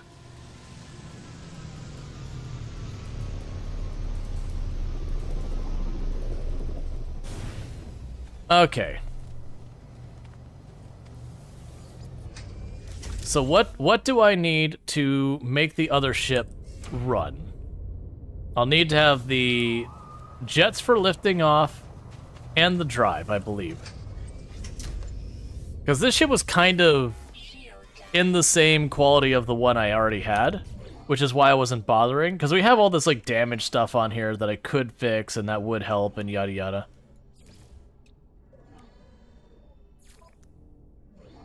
Alright, so I need a hermetic seal and a plate. We've got you. So we have replaced the landing gear. We need a metal plate. And we need a seal. This whole thing is making the frame rate garbage. Yeah, I think there's some type of special effect I gotta turn off. And once we do that, things will be better. Well, here's a curiosity. So Outlaw... Oh, that's just... Okay. I mean, honestly, so it's got a shield upgrade that I don't have, but it's probably not worth me doing anything with it. But with that, that ship is functional again. It can lift off. So I should now be able to go to my other ship. We can get out of the system. And then when we go to the next space station, I should be able to just salvage it.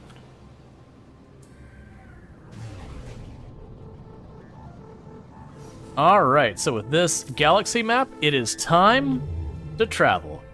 So, you have the map at the top that's trying to decide stuff, so you can free explore, you can galactic core. We'll be able to get like custom waypoints, Atlas Station, current missions, all that. I don't care about that. You can filter it to show like life forms, economy, and all that. Right now, I can only go by life form and nothing else.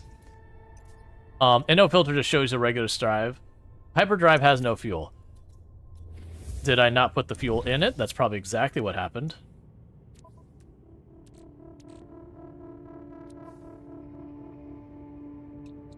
Oh, you have barely any fuel in you. I understand. Right, we're playing in a harder difficulty, and I don't have more contents. Alright, so we're just going to literally go to the nearest possible star we can find, because I have negligible amounts of fuel.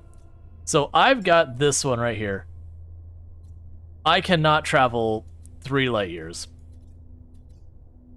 Well, that's very annoying. The worst thing is I probably have more than enough carbon on me.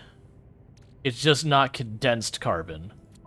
So I gotta go and get carbon. Alright, well, we're gonna turn right on back and go right on back down. Probably, well, actually, no, this is not a bad plan. We're gonna right on back down here. We're gonna land. We're gonna go get a bunch of carbon.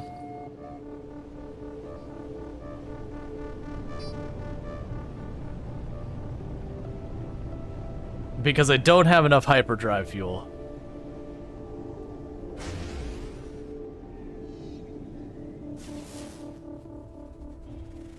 We've got ore over that way.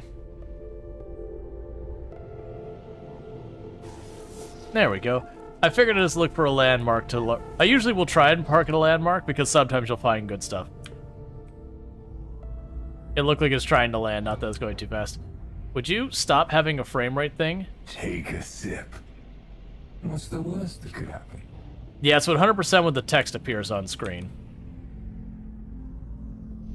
Alright. So it's whatever their UI layer is what's killing my performance. So I gotta figure out what I can do about that.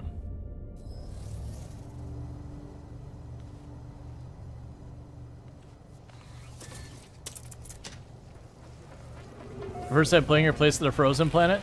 Honestly, when it comes to like frozen, hot, toxic, all those threats are all pretty much equivalents. It's just what you use to protect yourself it's got a different name on it, but mechanically they work the exact same. The exceptions being stuff like Sentinel planets and those kind of threats. That's a very different experience. Stop putting text. Let's see if there's something we can look at that could obviously be the text on the screen thing. Because that is definitely now we've identified that. Because everything got set to Ultra and all that. Yeah, I was trying to see if there's any, like, The problem is none of these are obvious what it is, and I could definitely turn them down. The only reason I haven't done it is it does tell me, like, none of these... Oh, some of these settings won't take effect until we reload. Let's drop it to high.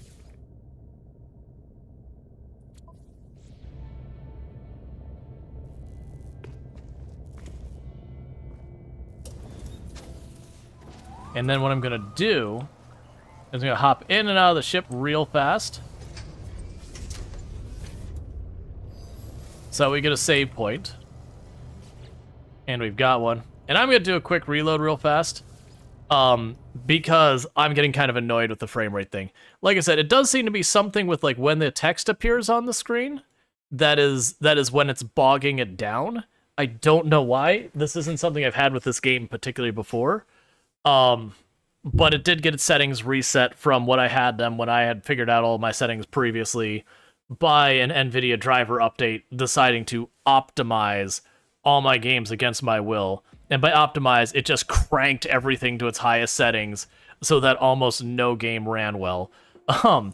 Sometimes even adding stuff that would, Okay, so this is the one we're currently on. Sometimes even choosing settings that weren't technically available in the game, but you could configure in like your configuration files and it would work.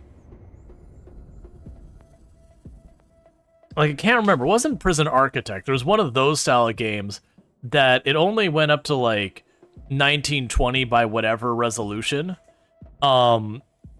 But, you know, NVIDIA would change the configuration file to be like, you know, 3200 or whatever it is, resolution by whatever. And then it would scale the UI by like 1.5 or whatever it was to make it fit. And it had so many broken UI problems because it was never designed to run at that resolution. It's like, why is this your default configuration, NVIDIA? Why is this the optimized settings? Did anyone try and play this game on the settings you have proposed? Because they're hot garbage. Alright, so we'll see if that makes it better. Okay, we'll pretend that's subterranean. Oh, hey, my bad. I'll get away from you. Alright, so we are here for carbon. I have a feeling that didn't help any, but it was still worth a shot. I'm sure there is a setting that when I go into my UI settings and I find the correct setting, it'll all run buttery smooth. And it could very genuinely be, since this is a fresh update, that like certain video cards have an issue. It could be I need to update my drivers, yada yada yada. Just give me that carbon. All of it.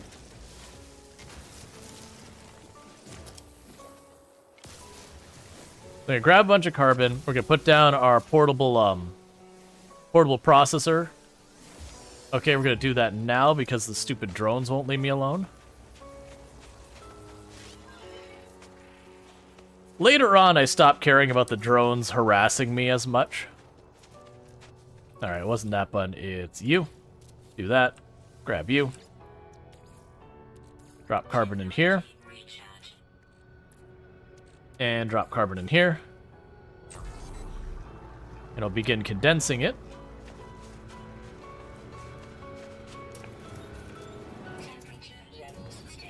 Oh, we can just stand here. We're just about to recover. Alright. So the issue is, I need a bunch of condensed carbon. I need a bunch of other materials, because that's what it's going to take to make antimatter.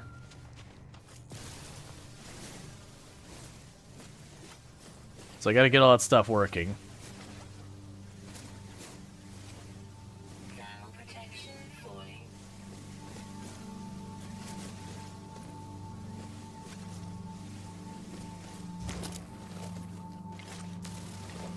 Alright. So basically we're just on the gather more yes.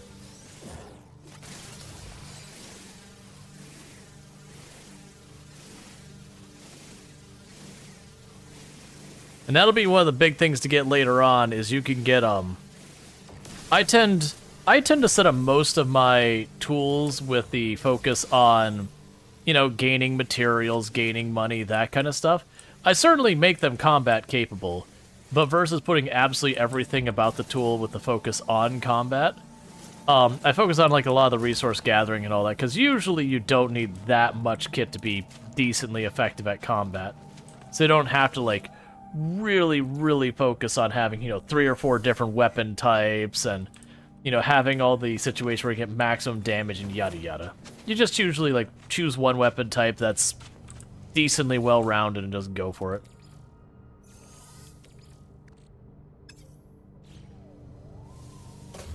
Alright, so we've got that all squared away. And now with that, what I should be able to do, antimatter, housing, do this, plop that in, antimatter, housing, do this, plop it in. Man, survival mode, I think they changed that. I don't recall that being nearly that expensive before. It's fine.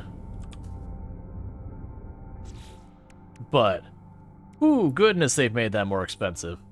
So launch fuel, I need just a metal plating. I should have more than enough for that. Launch fuel, do that. Alright. So with that, we can go up here. And so you do combat stats more playing permadeath. So that's the whole thing, is I actually didn't worry about the combat stats for permadeath, because when I'm doing permadeath, I would stay away from places that I have to worry about combat. So like it kind of didn't matter.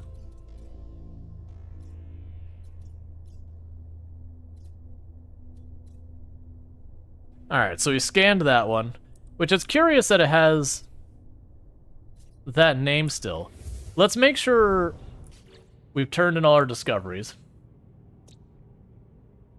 Why not keep present the crafting key? I mostly wanted to know when I ran out of materials for any of them.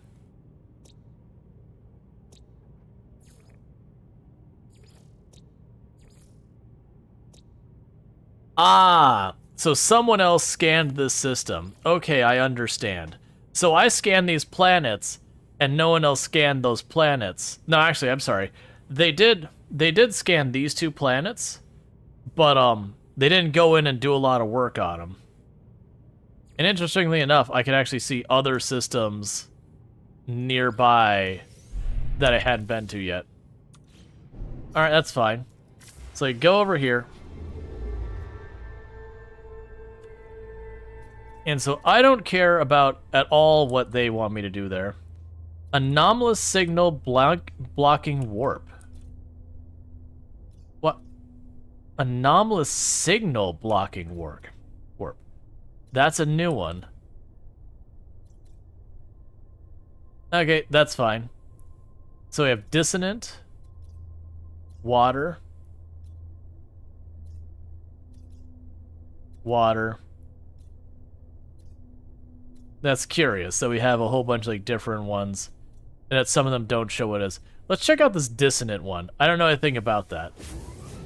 If you haven't played it yet, you may do so after watching. You do like the idea of traveling the stars. Oh yeah, and that's one of the things. It used to be the complaint was you travel the systems, and it would have so much you could do in it, but it was one of those things that after a while, even though everything was like randomized or whatever, it'd start looking kind of the same. Like, you'd see what looks like the same animal, but this time it has antennas. And over the years, they've done quite a bit to broaden it.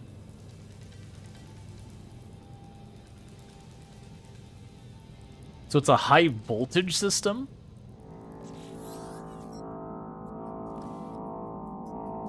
Starship monitoring system reports. Error. Guidance system malfunction. Searching for other routes. Searching. Searching. Obtained. Destination in 16, 16, 16, 16, 1, 6, 16. Accept new guidance? Sure. Guidance accepted. Plotting route.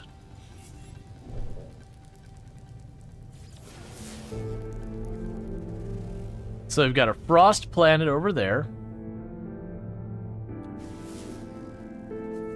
We've got an acidic planet over here. Ooh, you look pretty.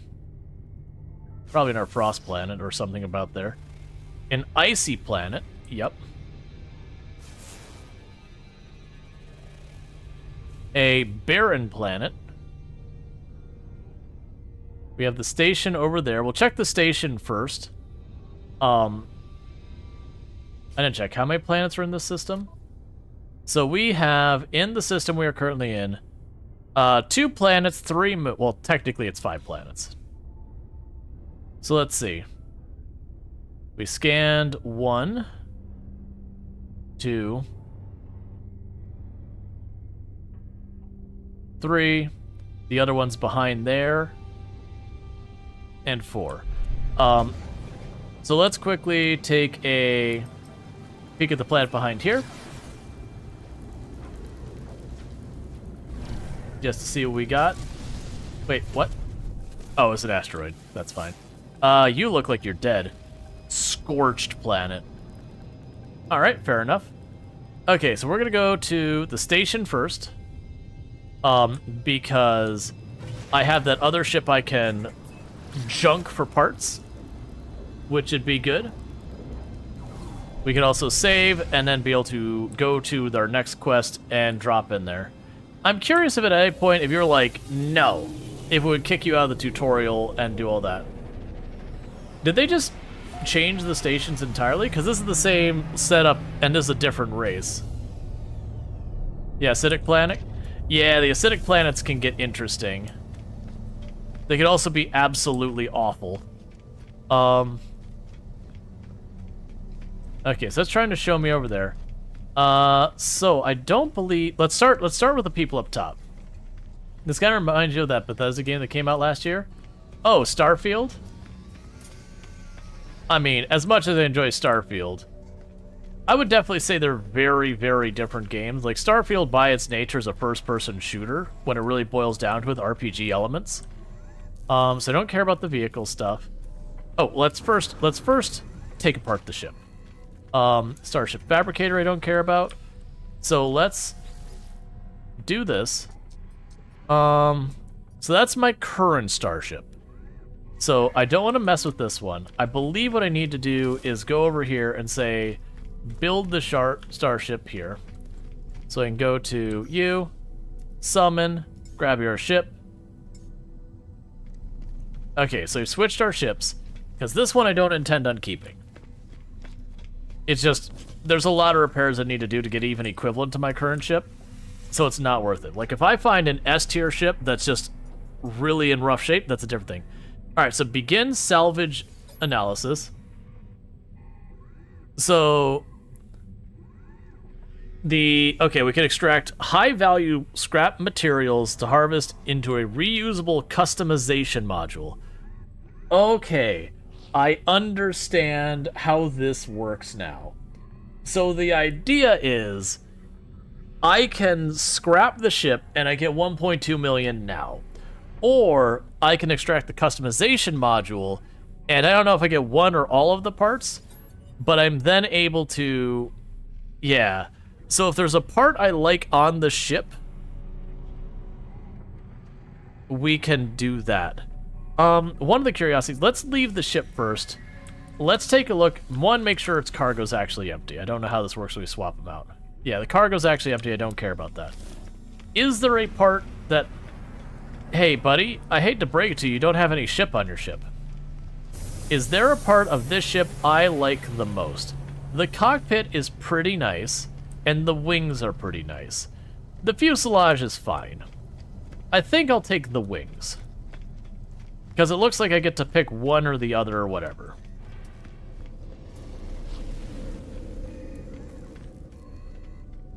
Now I assume when I get the customizable module, that's all I get. So let's see how this works. It's probably way better for me to do it the other way, but this is new for me. I mean, it's new for everyone generally. So we're gonna go ahead and grab the wings. Scrap process confirmed. The selected module has been added to the customizer exosuit automatically. Visit the fabrication to assemble new ships. Okay, so we did destroy the ship and we got a part from it. That I can now go here, and in the future I could be like, hey, you know what I want? I want them wangs. Oh, that's not what I wanted to do. So I can go in here and say wings. It does say 1 out of 20, which makes me curious about that. Ever feel like a game is inescapable? Not necessarily. Hey Slams, how's it going? But yeah, so we can choose to do the different wings. It is interesting that's acting like I can pick that up. Can I... Excuse me?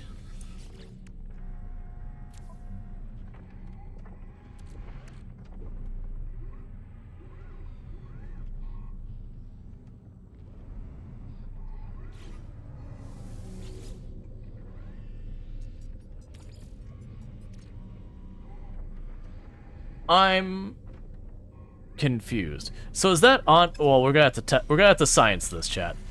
I'm assuming that means the wings are on my person, and I can sell the wings, which does create an issue I don't like, which is now I have to worry about managing my inventory of random pieces of ship, which would not be my favorite.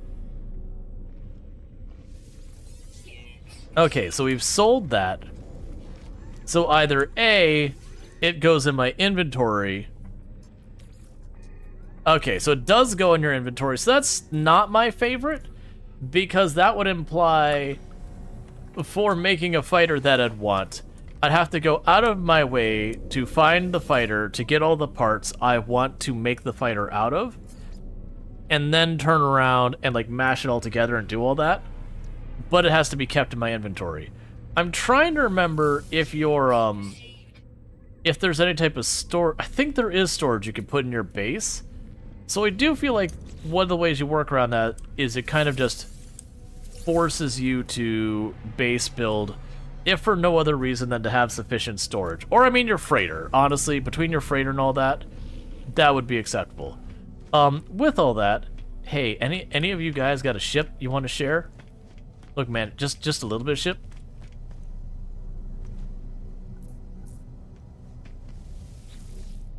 All right.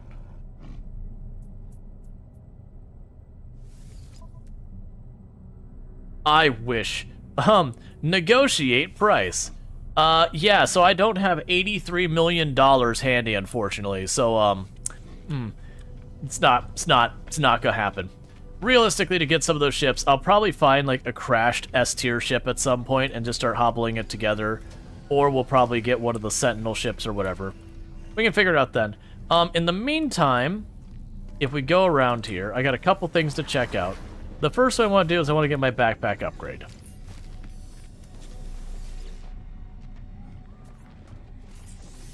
Alright, so that only costs 5,000 units. Yeah, we'll do it down there. I'm going to want to split it between those things. Yeah, so we've got our backpack upgrade. The next thing I want to do is check out our weapon terminal. So we compare that to what I already have. So this has better scan range, better damage potential, way more module space. I'd want to rip out all of this stuff to move it over. It costs about $2 million, which is unfortunately more than I can afford. And is this the same tool? I haven't figured out, like... It almost feels like they choose a equipment style and they have, like, slight differences for an entire system. So I'm not going to worry about trying to... You can't take modules off, only scrap them. Are you sure?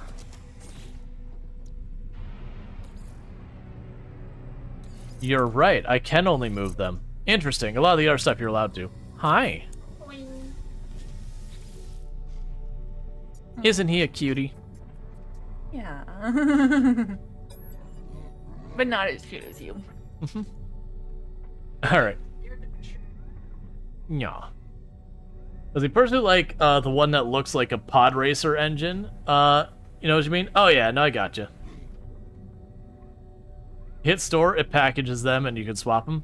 Gotcha. We can end up messing with that. Offers to install multi-tool upgrades in exchange for nanites. Yes. Okay. So let's start by looking at like the real nice stuff.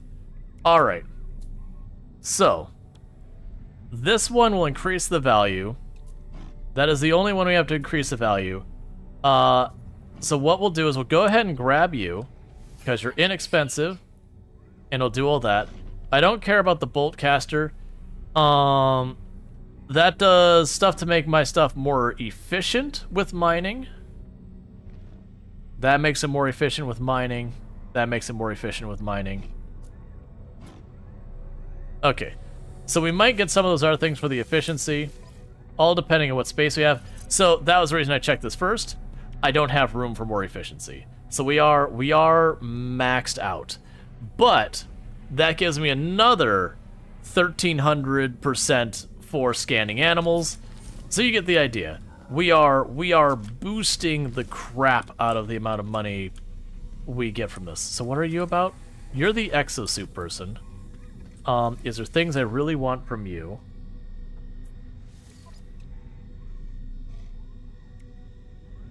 Yeah, so some of these are resistant stuff. So we can get just a straight up strength module. What I want to see, and it doesn't tell me here, is... Okay, so it doesn't tell me until I install it. So we are in a cold system that I'm going to be dealing with. I will spend the modules, and I might regret this, because what I want to do here...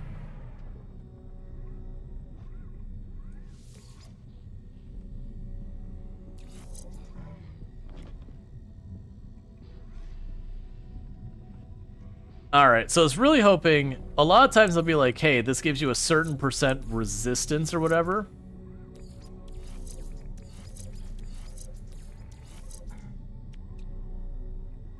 But that's not what it appears to do. It appears to give me just more buffer. What I do want is instead there's ones I'll be like, I give you a 10% resistance bonus. And that would be fantastic. It is a shame that they don't tell you what you're getting till you get there, which I get it. It's fine. Life support module, that can give me more airtime. The regular shield, we're not dealing with too much radiation right now.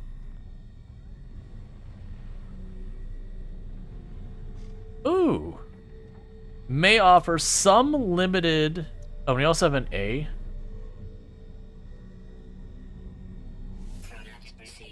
We'll grab that. And we'll grab those.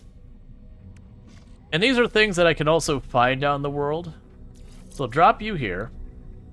So yeah. So we've got a teeny tiny bit of solar power. And increase our life storage. I'm not unhappy with that.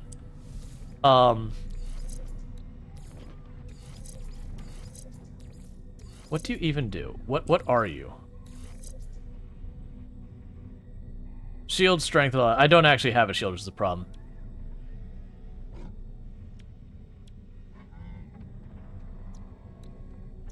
Yeah, these imply they just give me more cold resistance, which we are in a cold system. I'll take it. It's still probably not a bad idea. We should avoid getting more stuff right now. I'm running out of capacity. So we did trash the ship. We could have gotten 1.2 million out of the ship. We got about 400,000 because I was, testing new things. I also don't know if there's a significant difference in those parts when I grab them. So, like, if I grab a bunch of parts from S-tier ship, well, again, S-tier ship on the other side of it. If I grab a bunch of C-tier parts, like, do the parts already have a beginning value? Or if I build the ship myself, am I always going to start with, like, a C-tier ship and have to build up? Or it might even be one of those things that,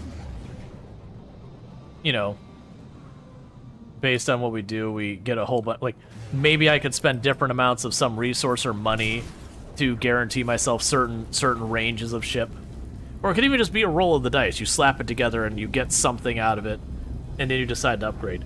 I do like that I can already see players who have a ship in mind they want to build.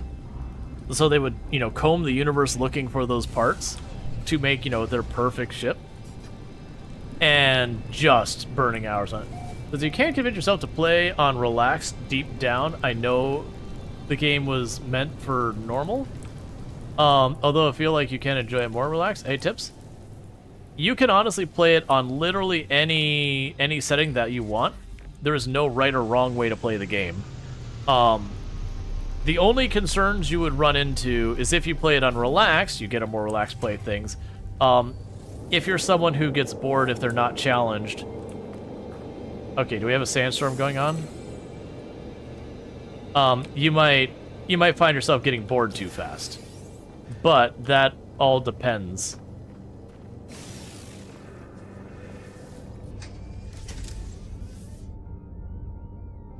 I need you to let me see my UI.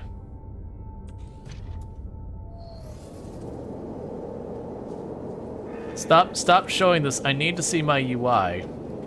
I'm like, okay. That's all I wanted to see real fast. Oh.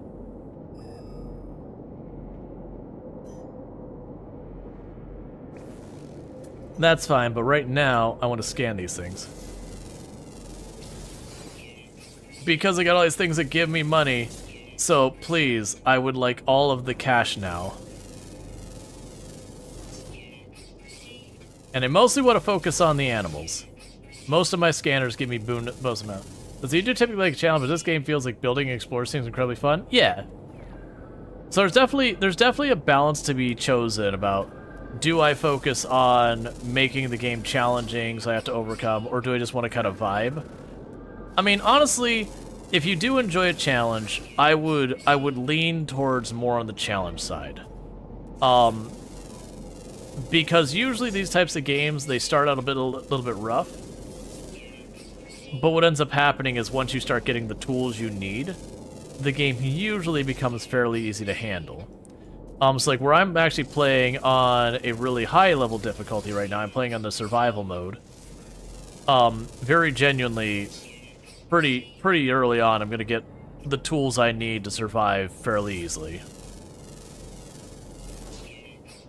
So the good news is, this planet appears to be at a temperature where we're not dealing with any problems on it.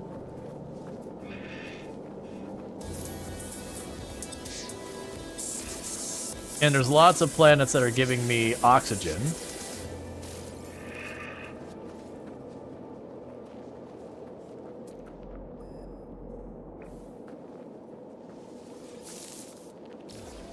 Alright, so let's get this quest done. I feel with how much there is to do, it can be overwhelming. Yeah, I honestly don't think it's that bad when it comes to it. Like I feel like this is one of those games that you can kind of psych yourself out, being like, oh my god, there's so much. But it's kind of one of those things that there's not really a pressure in the game. You're like, no, you got to get this done now. There's no time. If there was that kind of a thing, then I'd be like, all right, you gotta figure out what like the right difficulty is. But because you kind of take it at your own. What are you, Nightmare? Oh, I've already scanned you. Because you can kind of take it at your own pace, it is something you can just not have to worry about too much. You know, maybe you don't end up doing any of the base building at the beginning. That's totally fine. You can do it later.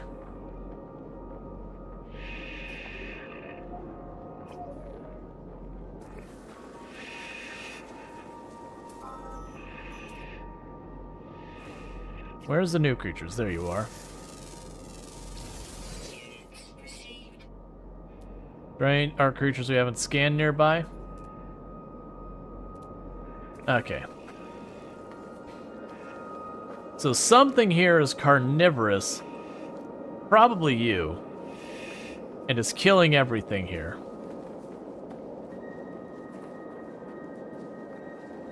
It's either you or the littler gorilla-armed ones.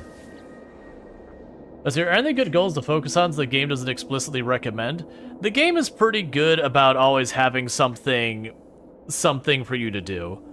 They have quests, you can choose to ignore them till later and all that. But you do kind of choose where you want to go.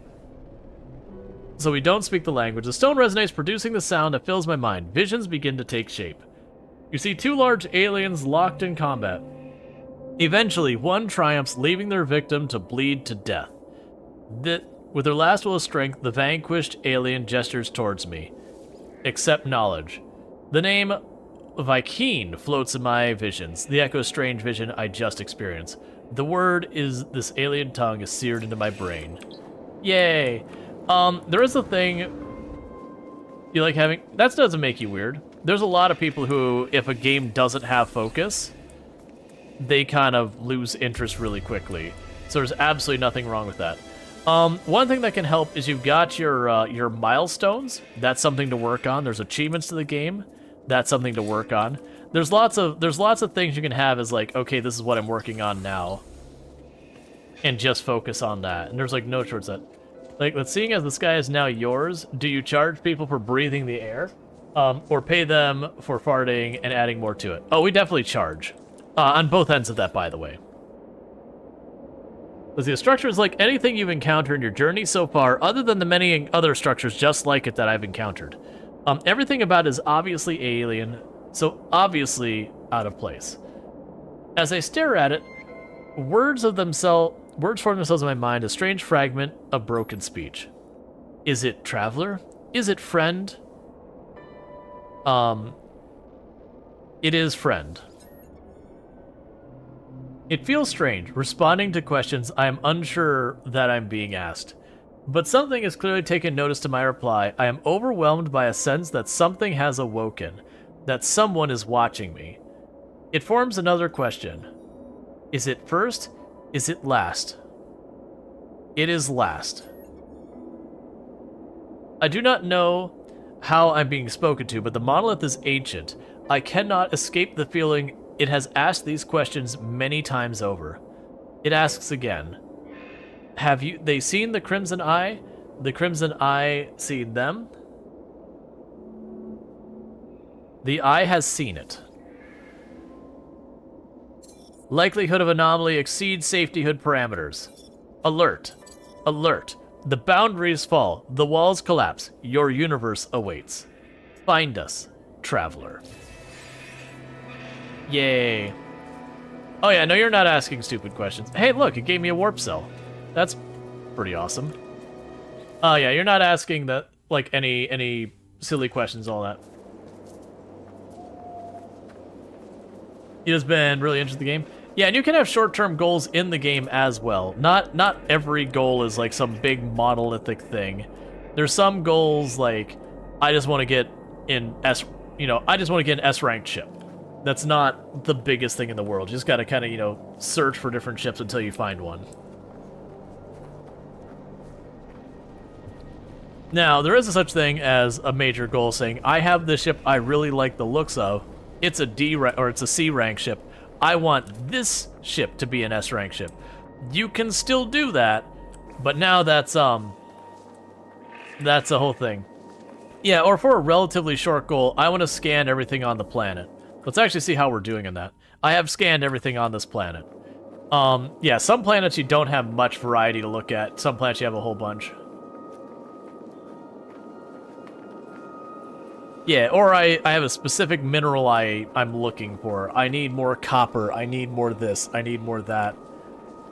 I want to do a little base building. Add this one building to my base. You get the idea. There's definitely goals that have high and low scale. Now the downside is they're not always entirely clear which are major goals and which are minor, and that is a whole thing. Because you might look and be like, I want to get this specific ship. And some of those specific ships are pretty easy to come by. Others, you're gonna have to work for it. I'm not generally someone who focuses on like the making sure I get the specific thing I want or anything like that.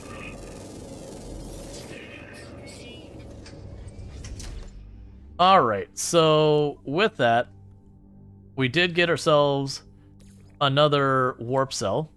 So we can jam that in there. And then meanwhile, we can go through. You don't need to name your stuff, but I also feel like it. So we're gonna rename. You are a very strange creature. Whose knees are just gonna hit each other.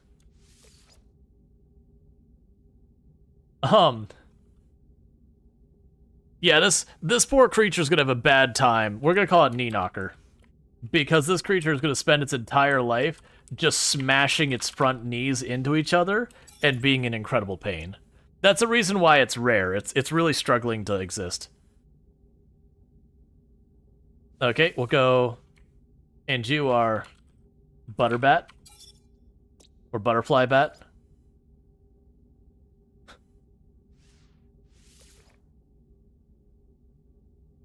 Sad raptor. Excellent. Oh, God.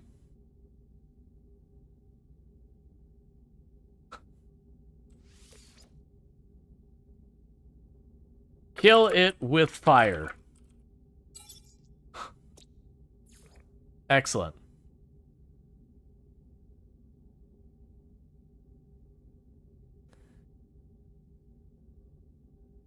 So this head makes me think, like, not the big thing on top of it, but like just the way the neck is, and it's kind of has a, like, you know, that this makes me think of a llama. Just the neck and this part of the head.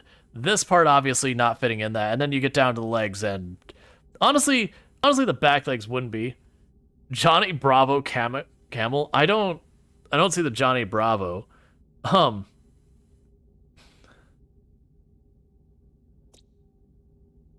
gonna try and make a word work. We're gonna go for llama. Let's see, llama opteryx, and we'll let people try and figure out how to pronounce that. And we update it all, and we go here. And let's see, honestly wasn't terrible. Is the name of our planet. That is our pitch. Honestly wasn't terrible. Was it good? It wasn't terrible. It wasn't good. But I mean, the air wasn't actively killing us at all times, which is honestly a pretty high mark for No Man's Sky.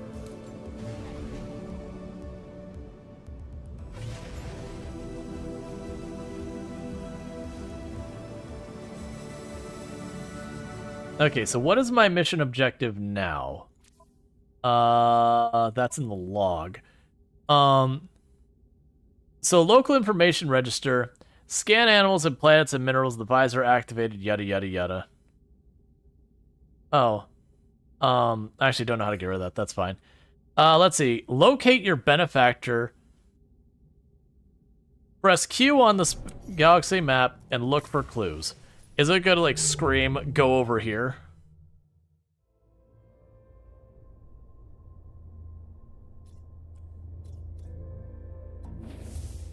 Try that again. Explore nearby planets and search for... Okay, that's fine. Oh, you know what that was? Earlier when we were saying, like, this system is blocked or whatever, I'm like, what the... That's probably exactly what it was. It's probably a system that already had, like, the Atlas or whatever in it. And it was like, no, you're not allowed to go there. So we've got a water system. I can't remember if there's systems that are marked as having, like, no known race in them or whatever.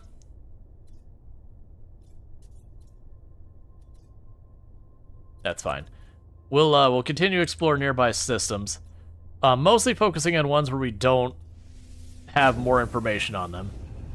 Let's see. Your problem is if you have too much guidance, you get bored. But if you don't have enough, the game quickly overwhelms you, and you no longer want to play it. It doesn't have to be literally do this though. Getting rewards keep. Yeah, that's the thing. You can do that because it can be one of those things that you can ignore the quests and set yourself some goals, and just the other way. That is an interesting station. So there's only two planets in system. Yeah, you can kind of have it as much or as little as you want it. But yeah, no, it's one of those things. So we have aggressive sentinels on a scorched planet. You're not convincing me of anything. All right. Incoming transmission. Source unknown. You are not alone. I am here with you. Please identify yourself. Identify yourself. We did that before. You left me. Why did you? Tell them you don't understand. Of course you'd say that. Of course you'd. Just like the others. Ask who you're speaking to. There is no reply. The communicator falls silent, though the channel remains open. Alright. So, gonna be real. this system kind of sucks. What is prompting me?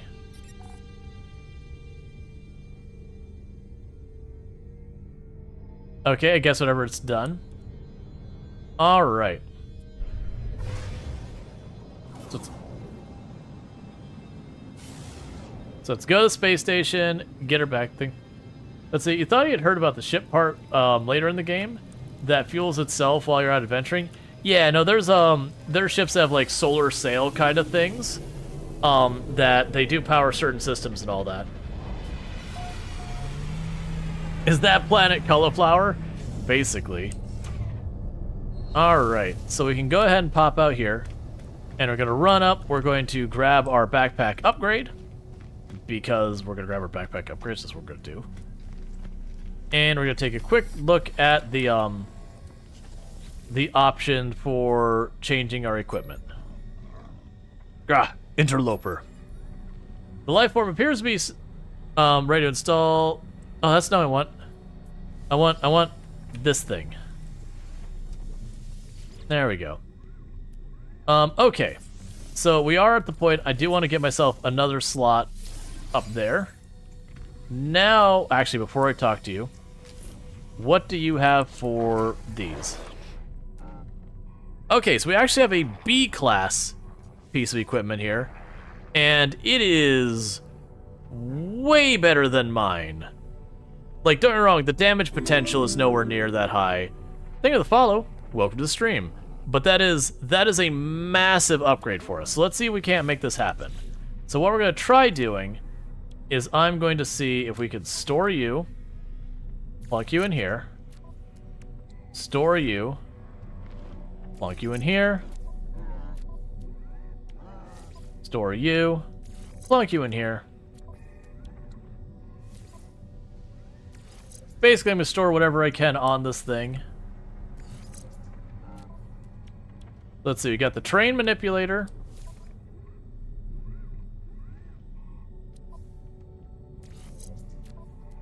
Okay, so we've got the analyzer visor and the mining beam. I think this already had those.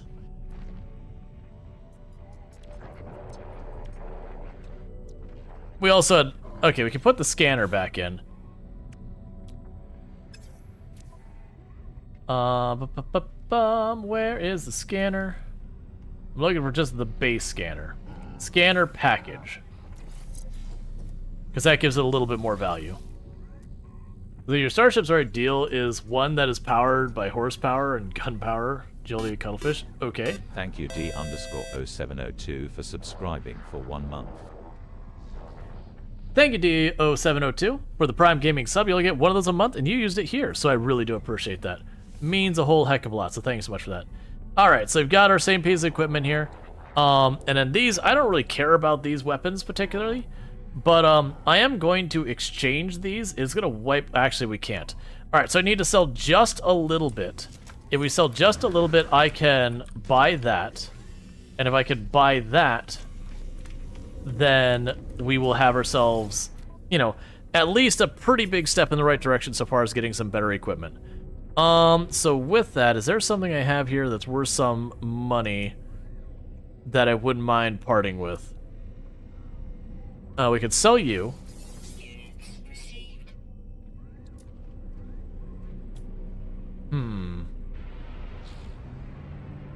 I need more money than that. Cobalt is not hard to come by. I just go underground and I get a ton of it. So I'm gonna go ahead and part with the cobalt. Projectile ammunition. Let's actually look. How much was I off by? It's probably more than I wanted to be off by. It might even be that I shove another module or two in there to boost my value. So you compare. Yeah, so I've got no value here because I tore everything out. I might be able to put a couple of those modules I don't care about as much back in. So honestly...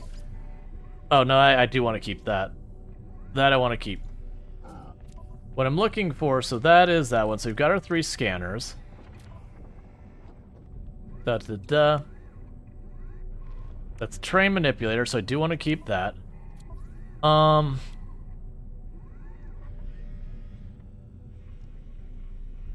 This isn't hooked up to actually work with any shield right now. It would be good to have that later. There's got to be something I can sell for some more money. How much am I short again? Is it like 200,000 or some ridiculous amount?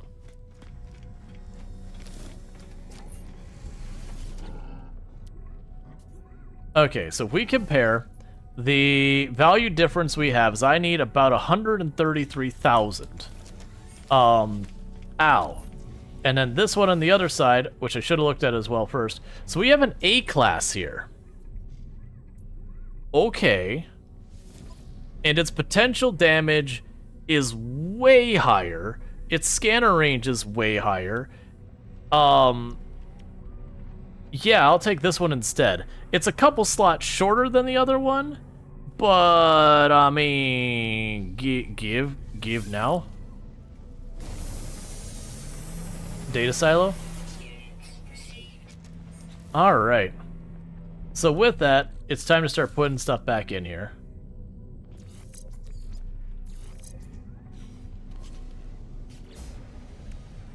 All right. Thank you for the follow. Welcome to the stream. Okay, so we're just going here real fast, and we're ramming all these things we found in here.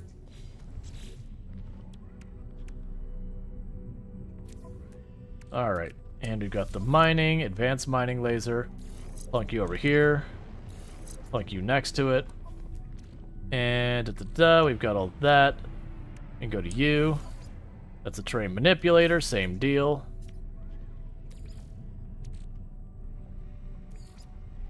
Top you off. So we've got a bolt caster, and it's... Oh, that's... Sorry, you go over here to mining. We got a bolt caster. Oh, right. There's the supercharged cells. And I forget exactly how the supercharged cells work. I'm trying to remember what... I remember the supercharged cells do something where they boost how good stuff is. That's probably why the other one was so much more expensive. Yeah, so we've technology is supercharged. This technology's effects have been supercharged by the high voltage wires.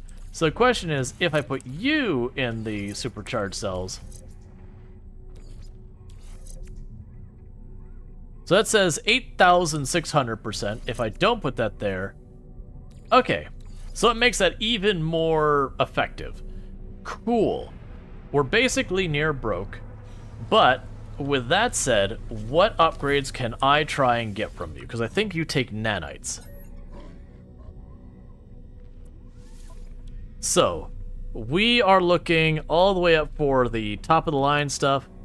We've got the S tier bolt caster thing, which increases damage output, reload times, all that, just make the bolt caster stronger, which is certainly nothing to complain about.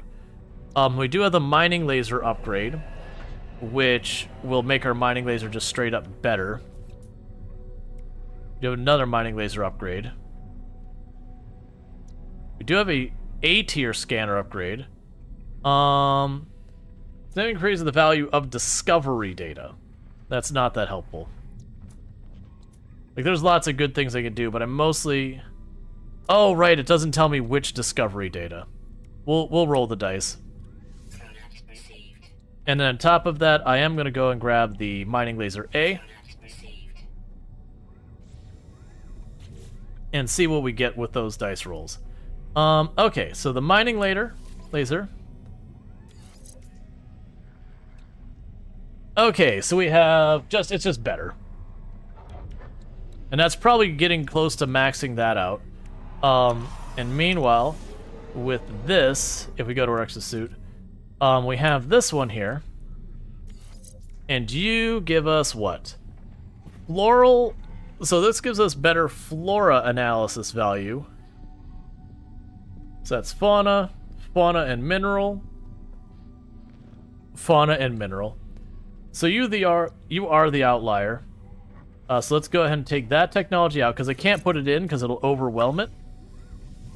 And I don't think I could sell to you, can I?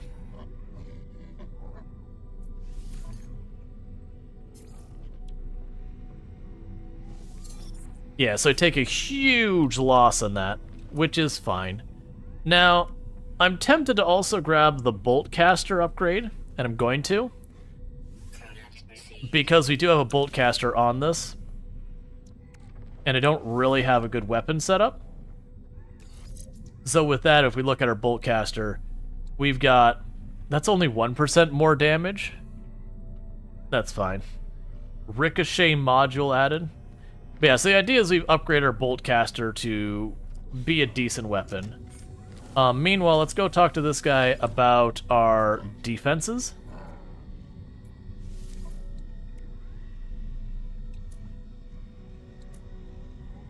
So what I want to do, so we have a movement module. That's an S tier movement module, so I'm going to take my chances with that. And I was hoping for an A tier life module. There's a shield module there. But I will settle for a B tier. Because honestly, nanites are not that hard to come by nowadays. Okay. So we've got the movement module.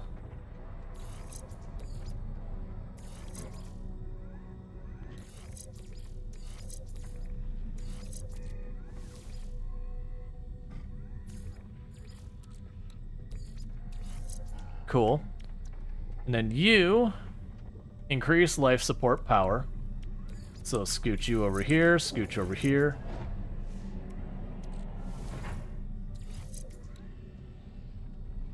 And that gave me more solar power. So we're basically full up on this. Alright. The Super Suits game always amused me. Like Tyler running in a full diaper spacesuit designed. Oh yeah. So that's... how much magnetized ferrite are you giving me? Okay, that was an unreasonably good amount. Okay, so we dropped by here. We basically pretty close to shop till we dropped. We burned about a little over 2 million credits, and we burned about 2,000 nanites. Which all in all means we are what is known as broke. Now that said, while I can't speak for actually landing on the planets, the initial view of this really implies to me that this place is going to be not my favorite place to be. We'll check out the Scorch planet, which has aggressive sentinels, because that's where it wants me to go to do my next mission. Which does mean I'm probably going to have to be fighting some sentinels and all that, which is fine.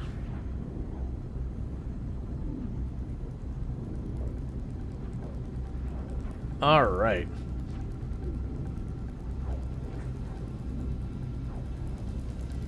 But yeah, so mostly we're just traveling around till it lets me off my stuff. Luckily, you just upgrade your multi-tool. Well, yeah, and that's one of those things is I've had a bad habit of trying to hoard my resources until I'm ready for like a massive upgrade, and then ends up being like a real big pain point. This time I'm taking the opposite approach. If I'm just every chance it gets like, oh, time for an upgrade, if I can afford it, obviously.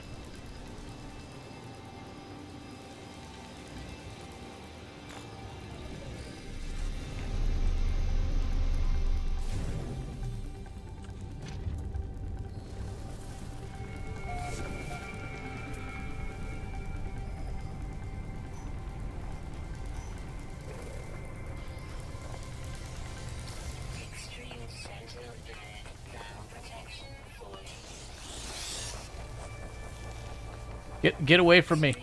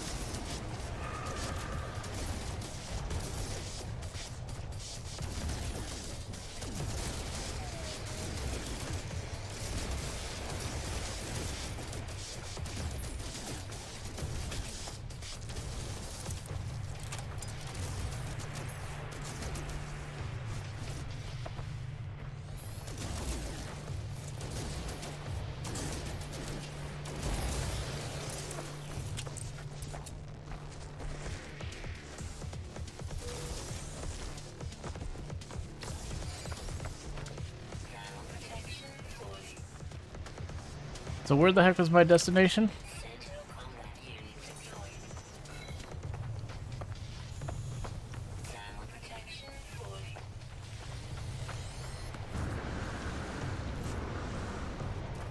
So trying to sit here and fight these is going to get me nowhere. They will continue to escalate to be tougher and tougher. So we are taking the approach of, this is not my problem. Oh, that's where we're looking.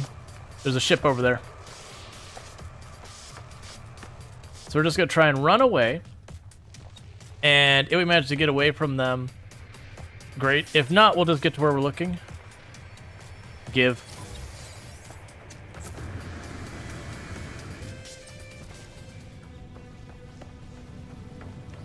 Grab balls are valuable. What? Why are you not? Just dig.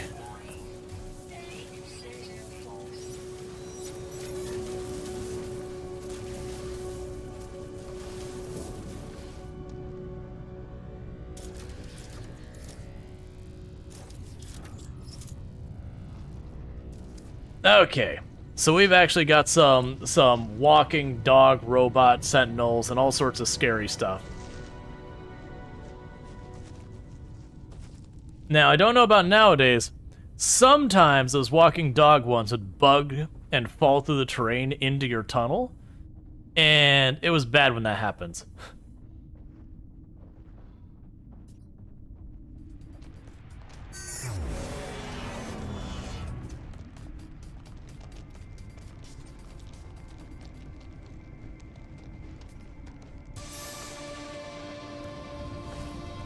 This is not the time for you to play that. I have dangerous things around me and I need my UI.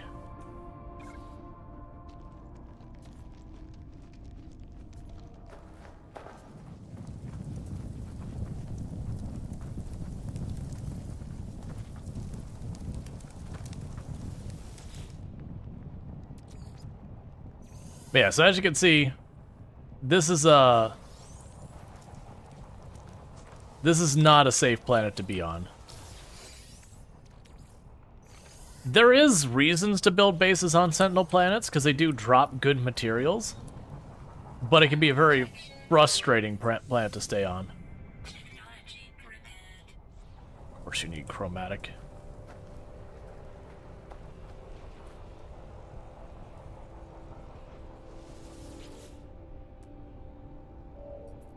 Compare. I would like to claim the ship, but I do not intend on using that ship.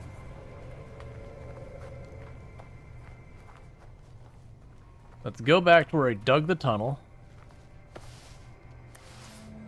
for just a minute. Okay. So we can recover components from that. Neat. Yeah, so we got this. So it's one of those things we could trade for nanites. So this is a big part of like how combat can pay you. We got the grav ball, which is worth 40,000 apiece, which is nothing to be upset about. All right.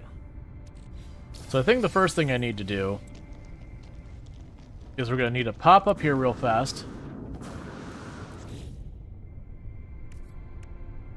Put you down. Do I have any copper on my person at all? I do not. I put that in there. I get straight up nanites for that, so that's not honestly a bad deal. Technology recharge.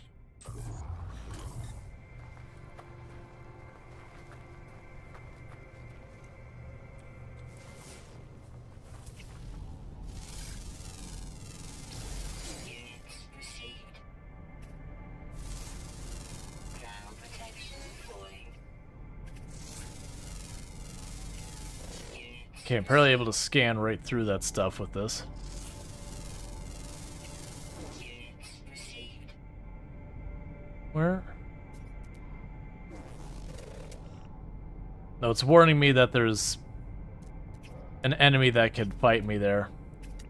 Ground protection falling. Units received. Technology recharge. Okay, anything else nearby that we haven't discovered? No. Ground protection Okay, so we got some nanites. Okay, so these are inefficient source of nanites. That's fine. Yeah, so I need the chromatic ore, which means I need to find copper or similar. We've got phosphorus nearby, buried cache, grab balls, copper deposit almost straight up the mountain. That is going to be murder on my life support.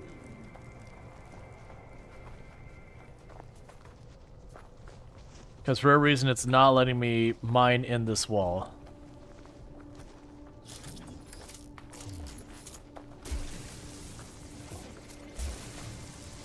Okay, it will now. So we're going to grab you. Because greed.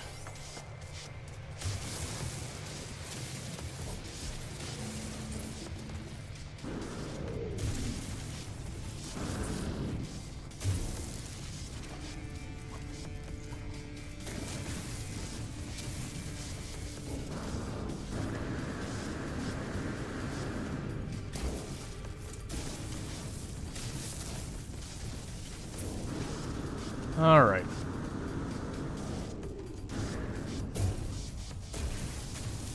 So you have fun raiding these planets with oh, you had fun raiding these planets, grabbing the orbs full inventory for a whole time. Oh yeah, no, there's big might be made. Honestly, just finding the Sentinels, I don't know about nowadays, used to be a solid way of making some serious cash.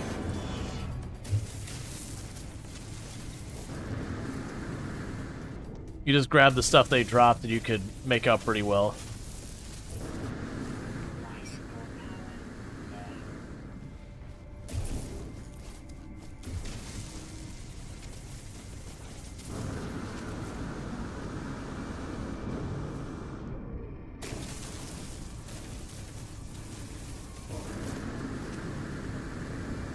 It is a very tall mountain.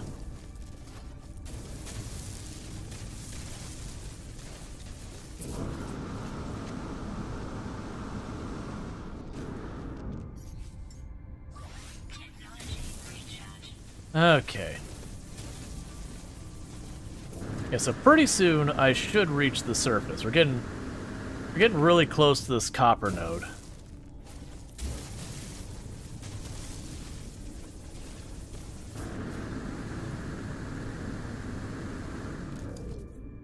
The good news is coming back down from here will be real quick, because you just go off the side, jump, and a jetpack at the end.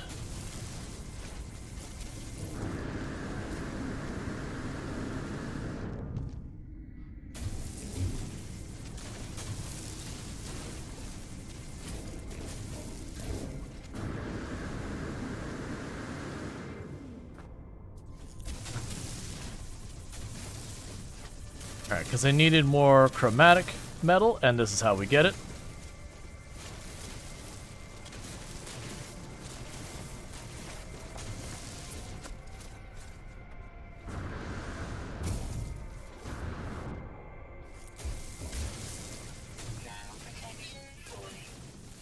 Okay.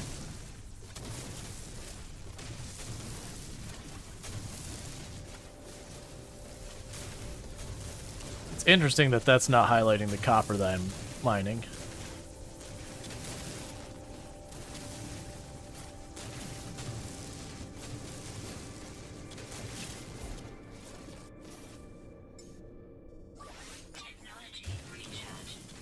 I should have checked. I bet you it took good ferrite versus the dust. Or the powder, or whatever it is. Ideally, I want to be using the powder because I'm getting tons of it. It's not efficient, so I can just empty my inventory. It's also not used for much. So it's good to get out of the inventory as able. But the good news is a pretty solid copper node. So that's always a plus. You can get through, you know, a lot of material in one area.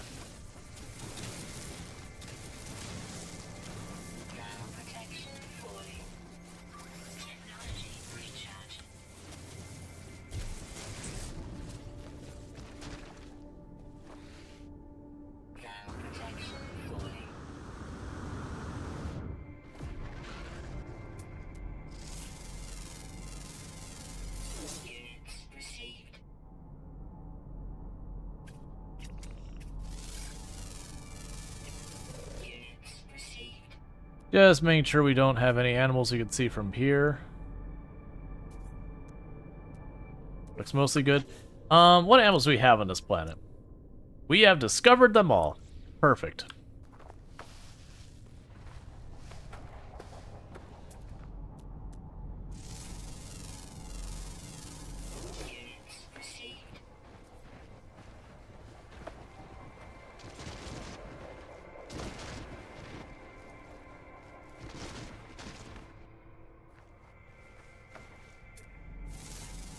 It's also curious, the various raging fires on the planet's surface.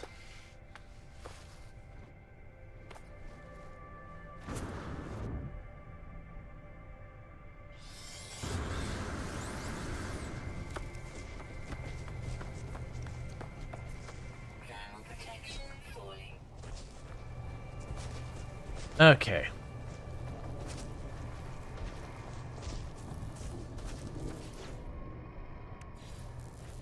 Put you down, put the copper in, and the carbon in.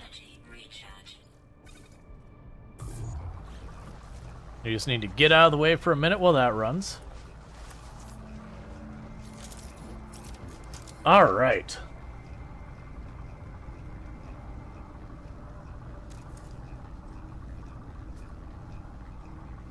Yeah, so once that finishes running, we'll have plenty of the chromatic metal. And my hope is that we'll have enough chromatic metal to repair the stuff I need here. Okay, so we need you.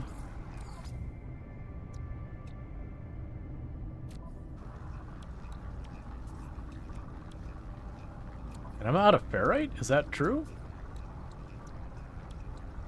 I bet you what I did is I accidentally fed the ferrite dust in again.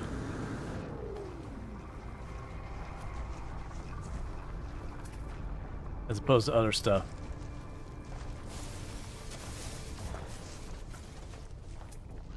Is that a cave? If that's a proper cave, I could recover.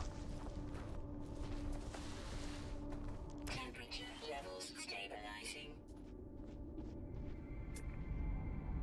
Alright. So it's technically a cave, weirdly just poking my head into this corner. But that's all I need to recover my stuff without burning a bunch of sodium or whatever. So we can do that real fast, so that's running. I need to get some more ferrite so I can make the metal plaster, because we just want to repair this ship enough that when I go up to the station I can summon the ship there and salvage it out. This time I'm not going to bother taking parts from it. The idea of being able to make a custom ship is pretty awesome, and I'm glad it exists, and I do figure at some point, if I keep playing the game a bunch, I would take advantage of it. But at the same time, it's not immediately urgent for me as well.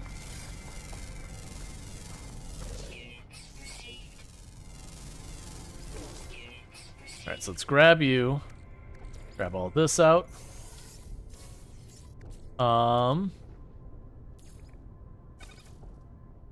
So that makes glass. We'll definitely want to do that at some point. But right now, yeah, there's the copper. Keep feeding that. Get that up and running. And we can go to our starship here. Yeah, so you need pure ferrite and all that. We're good here. You just need a little bit of the chromatic.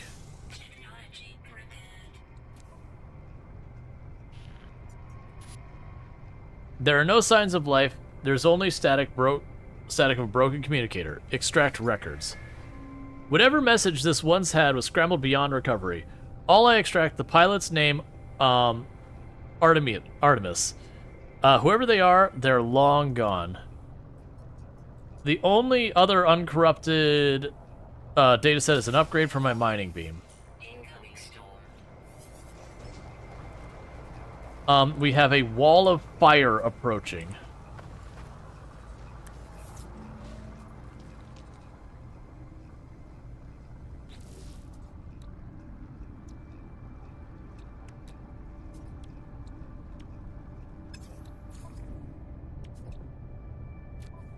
Yeah, so I need pure ferrite. I bet you a lot of that stuff was in my other ship. We got powder and whatever. Got ferrite dust.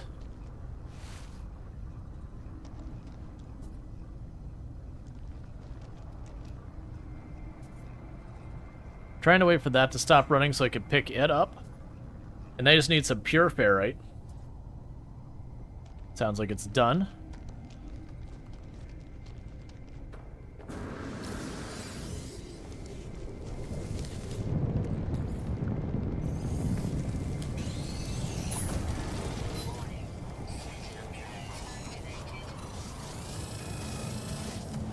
That's fine. Hey, the follow. Welcome to the stream. Okay, so we've got all that. I do have some decent inventory space and all that. So we did get our chromatic and all that sorted out. The thing I'm going to need to do is I am going to need to sit there and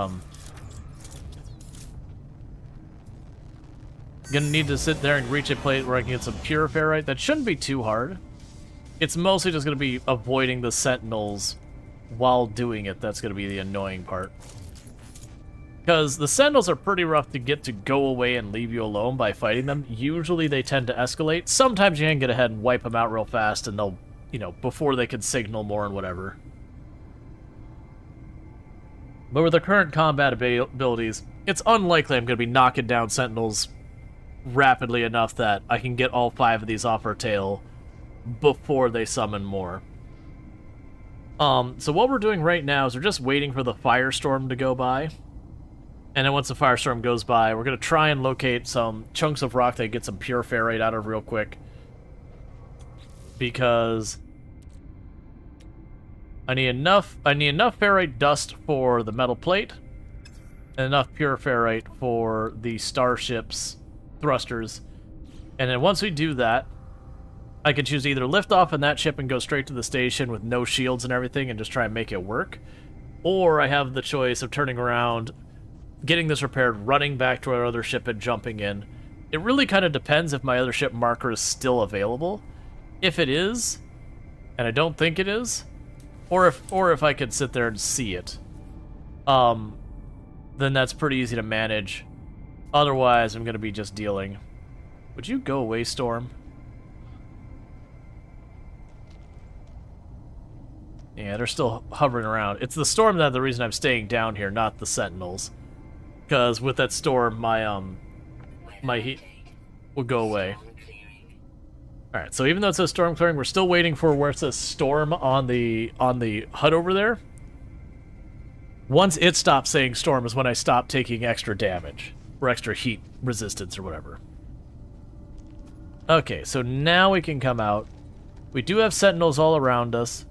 But we already picked up our stuff.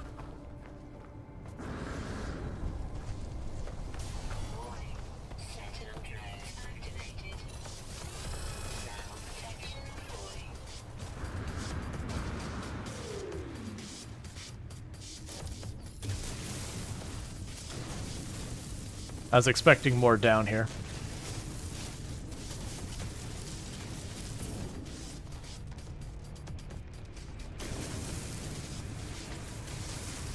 And then we go right back up.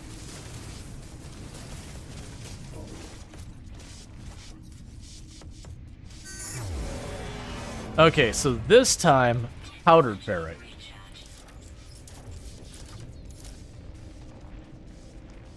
Not ferrite dust.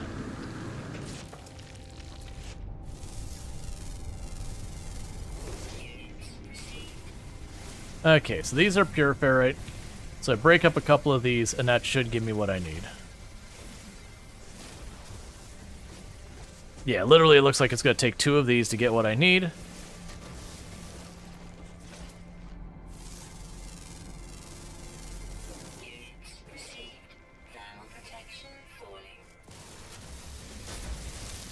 Get some ferrite dust.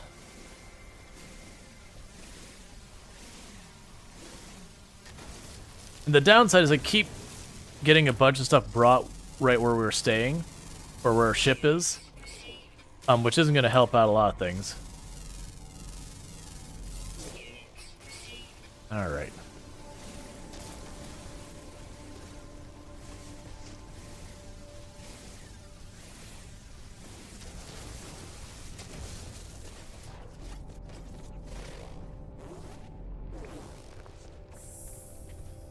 Oh, don't give me this temptation. Look, game. Look, buddy, pal. Why would you do this to me?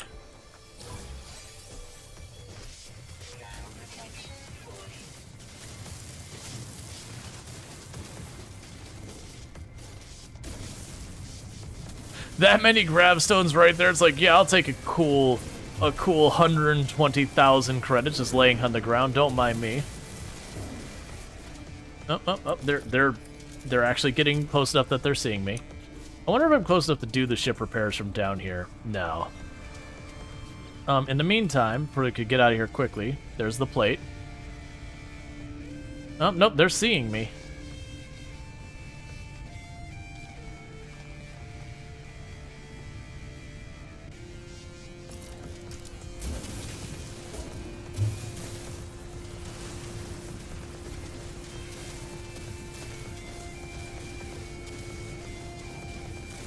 Alright. Yeah, the terrain manipulator lets you avoid lots of... Well, echoes in your ears as the devil on your shoulder revels in his power. Oh yeah, it just says, what happens if I put delicious, delicious money right in front of you? High risk money. Well, that's not that high risk, but moderately risky money. Yes, I'll take it. Alright, so we're just gonna wait for them to get away.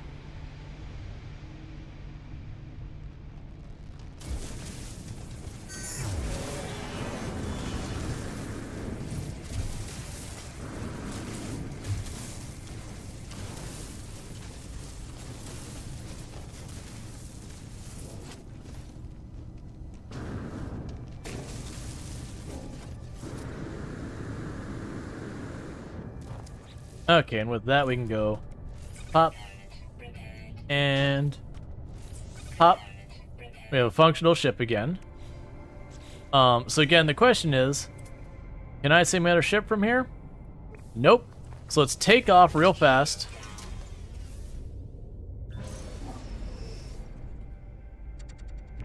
Critical damage taken.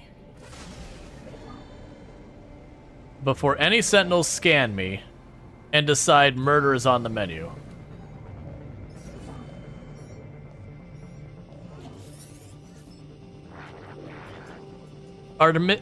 Let's see. Artemis entity, we have received your signal. Is it first? Is it last? Time for truth. You have their signal, but you are not Artemis entity? Tell truth. Your signal is familiar to Nada. We have been in contact before, you think. This would be a good time to come aboard, yes? A proper introduction to our home?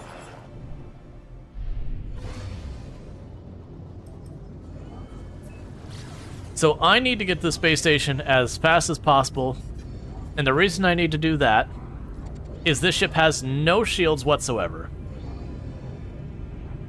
So you're gonna head to bed. I've been lurking here, and you got the last drop for No Man's Sky. Yeah, get those drops. Yeah, so I want to drop here because my ship is, you know, 1 or 2 hits away from having a bad time. But this is a ship I do plan to just salvage and be done with it. This was a ship I would plan to salvage and be done with it. I mean, it is a B class, but honestly, I don't think I'm going to go through the hassle of repairing all of that for a B class.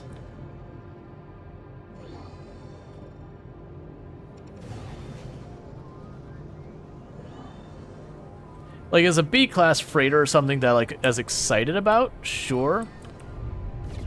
But honestly, I feel like this ship is better to me as cash. Alright.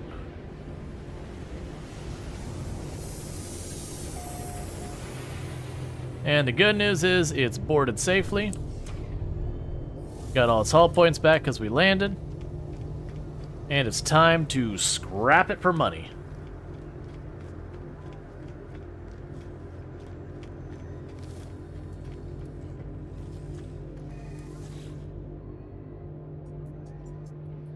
Let's see. Begin salvage analysis. So you will give me 1.1 million units worth of that.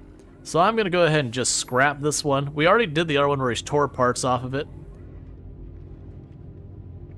Yep, it's saying, hey, you're... Oh. Hold please, I need to sell some grab balls. Because it doesn't give you in straight cash, it gives you in materials that you then sell for cash. I love you, wifey. Okay, you sleep well. Never. Okay, we'll just... Yeah, 232,000 for those grab ball things. Alright. So now let's see if we can't scrap it.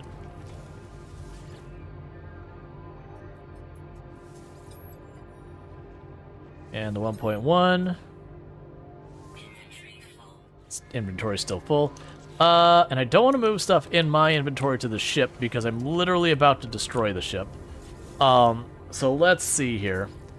So the silicate powder I probably don't need. Let's go ahead and get rid of the tiny little bits of these little, you know, these things I just don't have much of. And see if that's enough inventory space. Because this can be a thing if you wanted. You can actually salvage your ships like this and do the whole thing where you go from system to system, getting the better prices. Alright. So we got a bunch of materials. So now I can go to these materials. So yeah, so we've got the subatomic regulators for 900,000.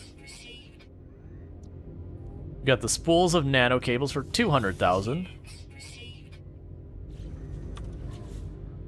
Is there anything else we got in our inventory? Cool, so we actually got some equipment upgrades. We got a Starship shield module. You get the idea. So we have the photon cannon. So go ahead and take the B-rated photon cannon upgrade, shove that in there. We have the Starship shield. You can just ram that in there.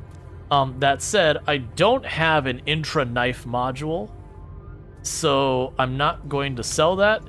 Instead, I'm going to see if I can't just sell the intra-knife module to the ship person. And see if he'll take it, and that'll be good for them.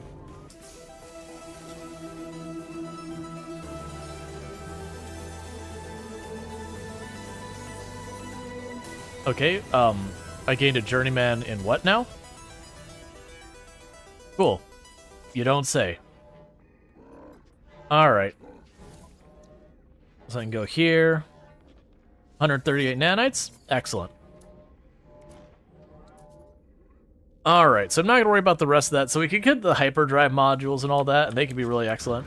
We've already done a bunch of shopping in this system. So what I am going to be doing is, we got what we came for here, which was a pile of money. And instead I'm going to jump in my ship, and we're going to go to the anomaly to turn stuff in. That said, I do hope I don't run into anyone doing any stuff in the anomaly. I don't know what people have to do to try and send you money. But it is one of those things that I don't like getting freebies or whatever. So I haven't had anyone throw stuff at me unwillingly, and I hope it doesn't happen. Like, I hope this thing I don't have to worry about. Hey, Tanky, how's it going? Alright, so let's get to the space anomaly that...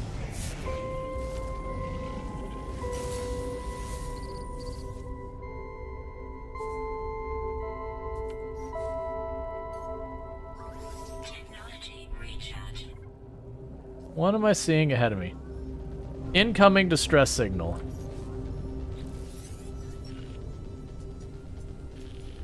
Reject their lies. Follow us to freedom. The ship is broadcasting the same message over and over, endless loop. Its message is decayed over time, but it's still salvageable. Coordinates amid the noise. I will take your coordinates. Favorite part about this game so far? I mean, it's honestly just that there isn't, like, just one way to play the game, that you always turn around and there's, like, you can go all in the exploration, you can go into the combat, you can go into base building, you can go into, like, you know, touring the galaxy, you can try and do, like, the objectives, that there's just a bunch of different ways to play. Let's say you shut down your receiver and input the coordinates into the starship's navigation computer. One final check reveals no life signs, no farther intelligent message from the abandoned vessel. Alright.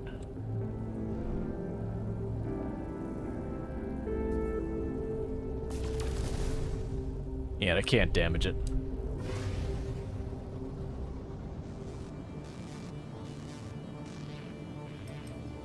So I'm going to finish the space anomaly, and then we're going to go chase down that whatever that ship leads to. Because over the years, they've added side quests. So you've got, like, the main quest, which has to do with the anomaly, and, you know, the, I forget its name, the big red ball.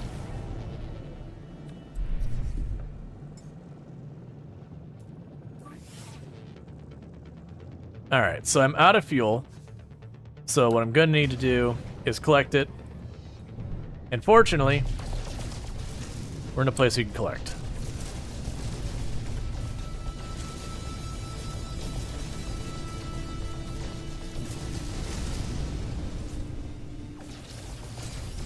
Alright.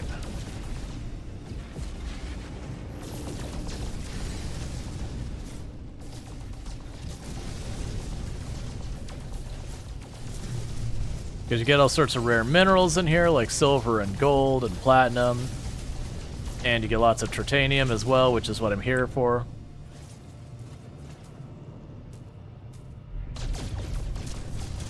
Yeah, so we're still getting the slowdown. It hasn't been as much when the text shows up on the screen.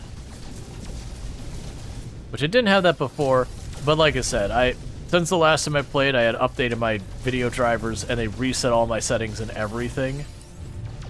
And so I probably just need to go through and tweak the settings to figure out what setting it changed that is choked everything. It could also just be a problem with the update, but just because of the timing of it, I would be more likely to blame the video card driver, because I had lots of games it caused problems with that I had to go through and clean up the settings.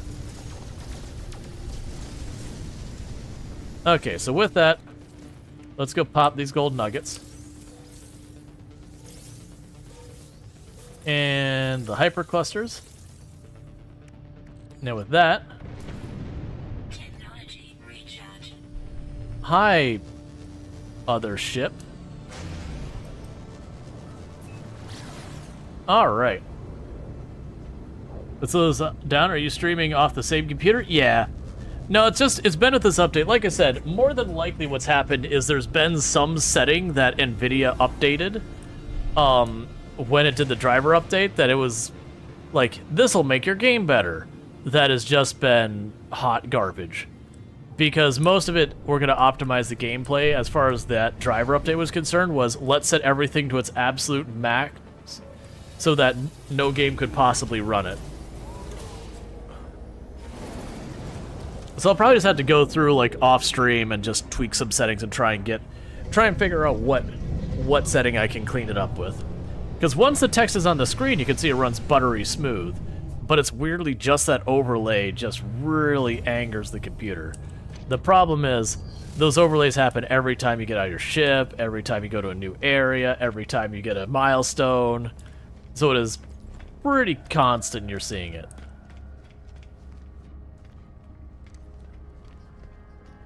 Alright, so I'm assuming we are going up top here to talk to Nada.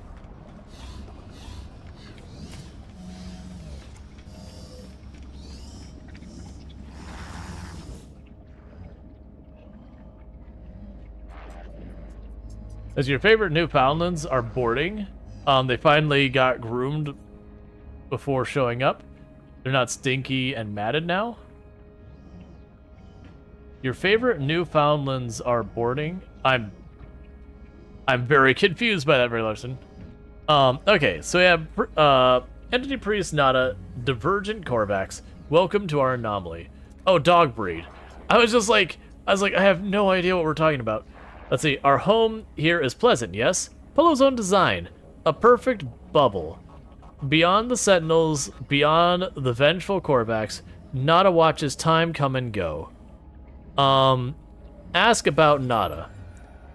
Nada awoke with the death of Korvax Prime. Could not understand why such things happen, why we are not alone. Now I am divergent. The convergence do not see through my eyes. Nada is not alone anymore. Nada is Polo friend. Now many other friends visit. Our convergence is small, but Nada happy. The Korvax watches me. There is patience and organic tilt to the way they hold their metal shell. Ask about Artemis. A traveler entity, perhaps they are known to you? I do not follow their number. Nada does not care to think about iterations as numbers. They were lost to us, highly improbable. Our anomaly is lost to the Sentinels. It is none should be lost to the anomaly. Nada's carapace pulses a gentle light. There is something familiar about them. Ask about Polo. Polo friend found Nada.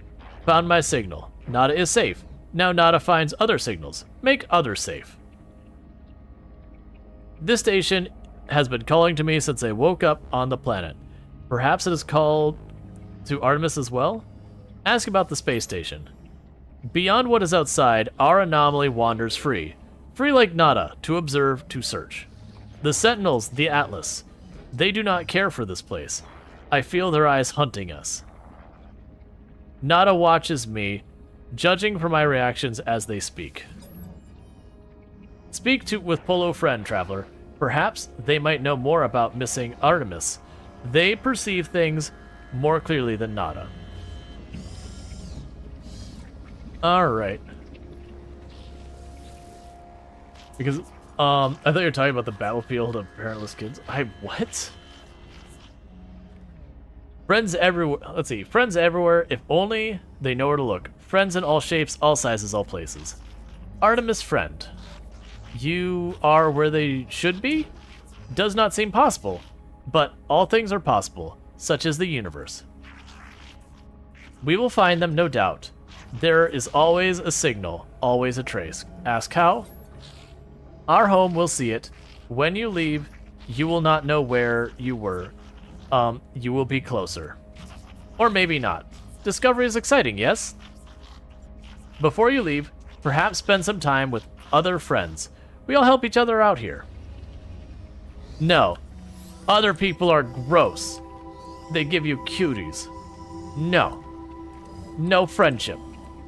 Just loner mentality.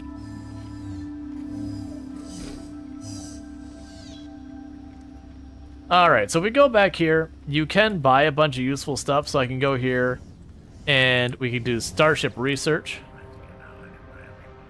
And so we can research upgrades. It's just kind of like the stuff we had before, but these ones we can kind of lock in and be like, we just have this. But some of these end up being very important, like the cadmium drive. You literally need that to progress the story. Same with these other ones. So I'm gonna grab that.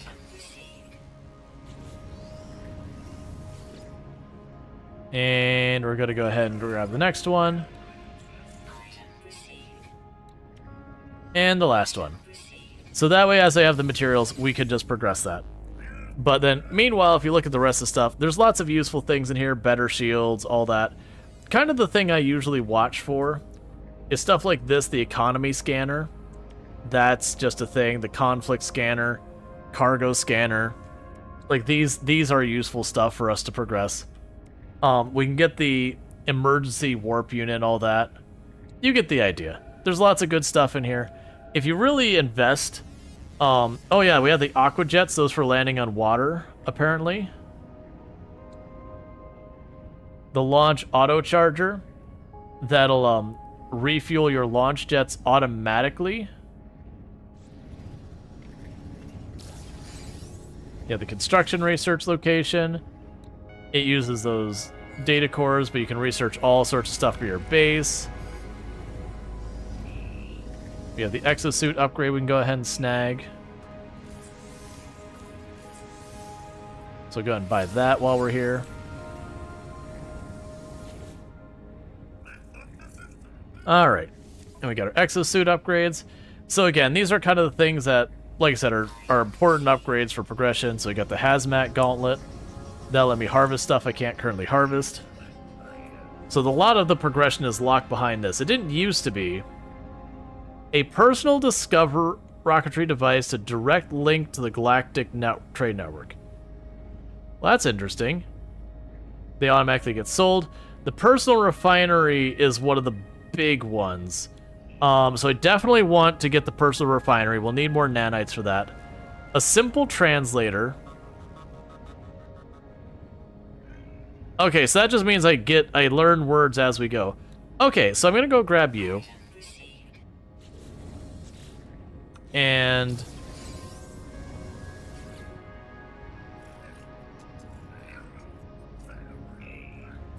yeah, no, I'm sorry. I think I actually literally responded, Darth. I do apologize if I didn't.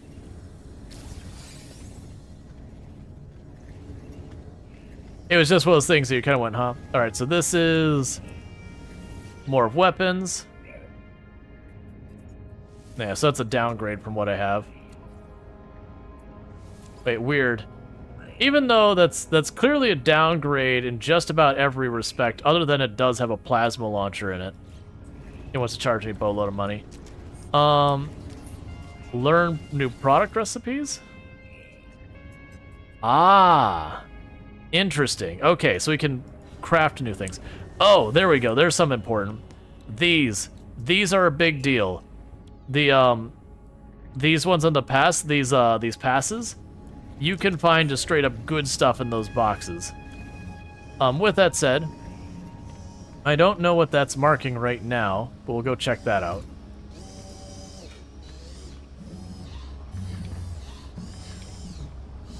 But yeah. Oh, did I already upload data?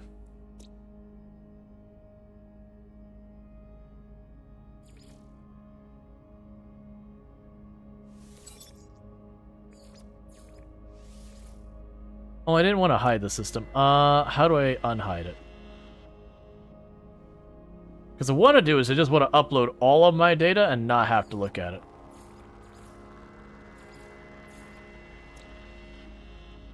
Unhide.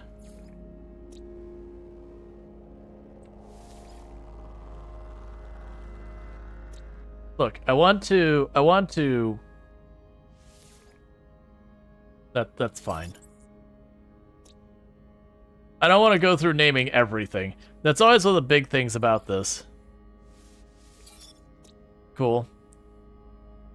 I thought there was a button for like upload all. Oh, it's right there. There we go. That's what I was looking for. Yeah, so we've got all of our stuff data upload. So that was what I needed for more nanites.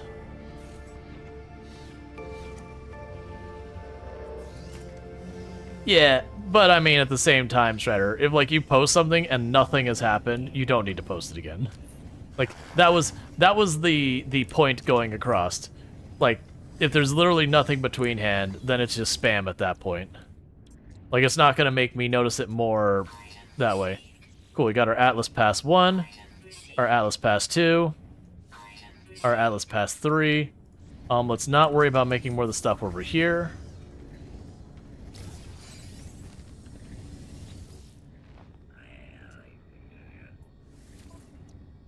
Okay, what else did I need? We got translators that the personal... Yeah, the personal refinery that goes on my back is one of my favorite things in the entire game for that. So we're slightly short on nanite clusters for all that. We can get a superior translator to upgrade our thing. That'll keep translating more and more for us. And a lot of these others are just for survival stuff. So it definitely feels like the translator is a big one, and then the refinery is another big one. And it looks like those are going to mostly require a bunch of materials I cannot make yet. So let's start trying to acquire a bunch of those recipes. We're going to have a lot to do here. And this is way different than it used to be, which is part of what's throwing me off. So we need this thing.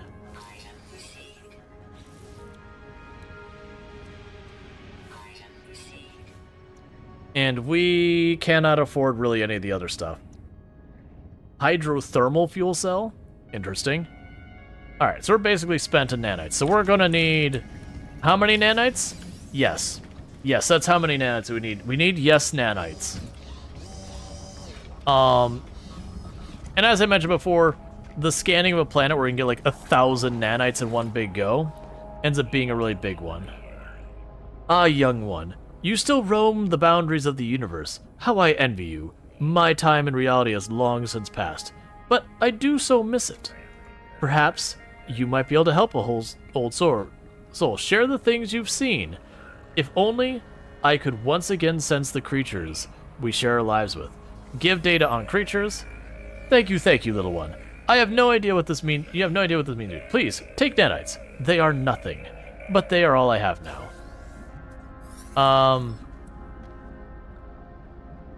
Cool, and it's basically being like, yo, these people give you nanites, and, you know, here's how you earn them. Traveler hopes you make progress. Traveler tests themselves. Yeah, it's fine. Transmit milestone information. Thank you so much. But do you understand? Not for me to know, but please take this. So they're giving me a ton of nanites for the things I've done. It's basically just that way you get rewarded for anything you do whatsoever. And this person just seems to give me a bunch of random options. None of those are actually that good, though.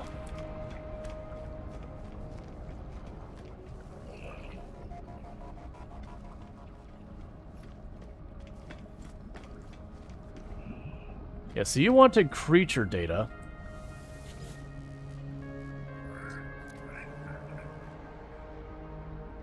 I don't feel like hearing about your past right now, I'm gonna be honest. And this is a customization area. Yes, it is.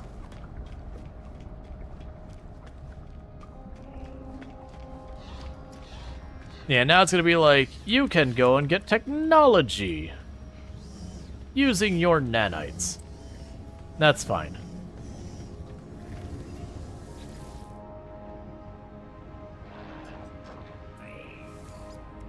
So I got like an extra 1,000, which is pretty good. So we're gonna grab the really good refinery. It's also saying, hey, there's a huge array of base parts. They're definitely trying to, like, really push you to get everything. We can get the Roamer Geobay.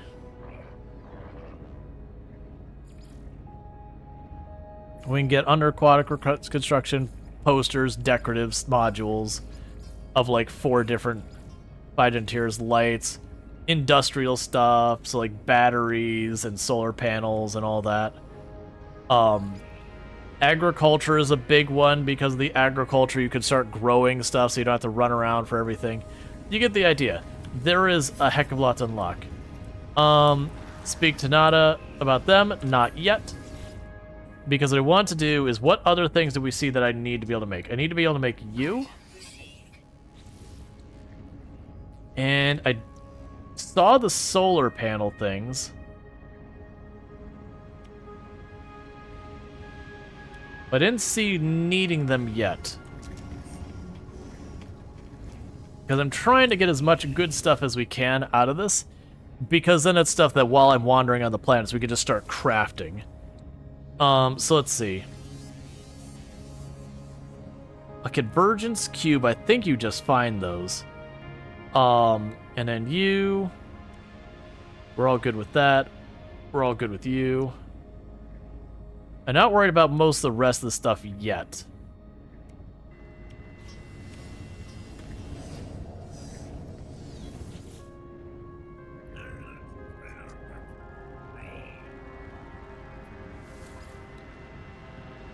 Alright. So you have the cargo scanner. That requires the solar mirrors. We have the instability drive, which gives me much better fuel efficiency. Enable flight assist. Weird. Right, so these end up being huge, so we can get the aqua jets so that we can land on a water world without having as much of a hassle. Because I definitely know with this stuff, getting this one down here, the launch auto charger, is really nice. Because the launch auto charger will literally recharge your launch stuff. And it's just amazing. But I'm not going to invest in that right now. Cargo scan deflector.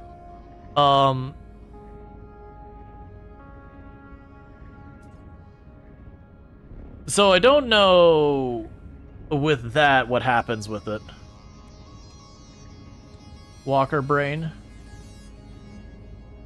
Yeah, it could instantly warp if we need to. Alright, let's go back. We're going to start with the patterns on here. We're going to get all of these that we can. Is that the thing we care about? I don't remember what you have. Oh, that's Exocraft? Yeah. Well, actually, check the Exocraft. See if I have to have stuff from you even to get the Exocraft. No. This is all upgrade modules for the Exocraft, which we will want. I'm just making sure there's nothing important I'm missing before we go in there. Like modules that are important. Because we got various weapons. Combat scope I'm not too worried about. That's a shield thing you hold in front of you. Surveyed device. Adding real-time terrain analysis and scanning array. That doesn't really tell me what you actually do, unfortunately. Okay, so we can increase the yield of resources. So honestly, I'm not worried about that area. Alright, so let's go get everything from here. Okay. So we're going to focus on stuff that gives me parts first. That way if someone's like, I need that. What's the worst? I should have gotten the other thing. That's fine. We're broke.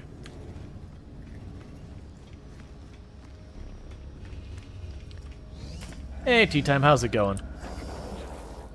And a posture check. Yeah, I'm shrimping. How am I doing in time, by the way? All right.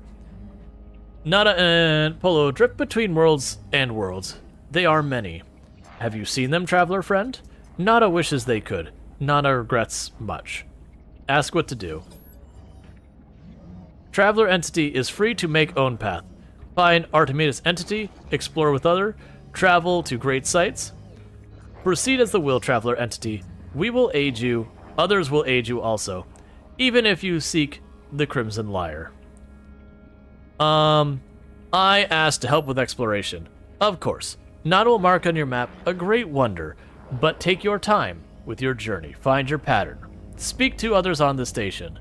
They have things to offer you also. Return to us whenever you please, traveler entity. You are always welcome here. Gotcha. I mostly was trying to get away where it wouldn't be like, follow the Artemidas path. I've done that path, it's good. But that used to be kind of the default path you would do. And they do have a whole thing, and I'm not sure if it's still going. I think this is for cosmetics. Yeah.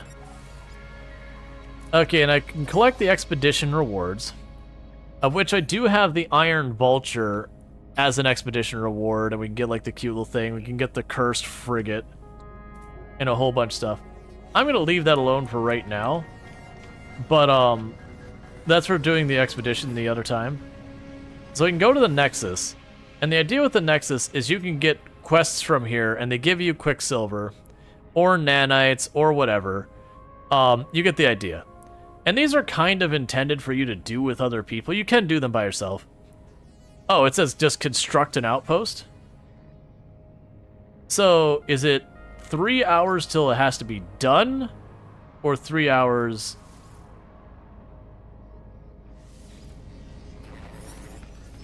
Yeah, it's like Nexus allows you to group up. Gross. Friends? Ew. No. I don't want it. I want to be in my room gaming by myself. That's what I want. If I wanted to socialize, I would go places with other people.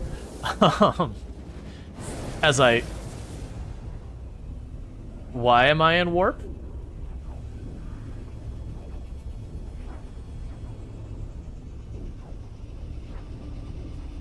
Is that because I took on that quest?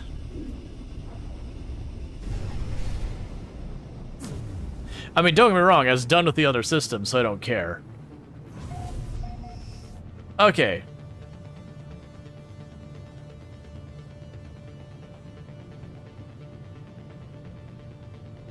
It dropped me into system with a whole lot of people. I don't want to be near people.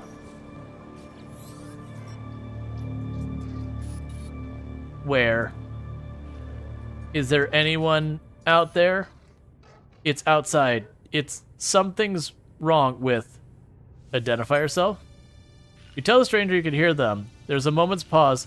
The only sound you hear is the background hiss of cosmic radiation.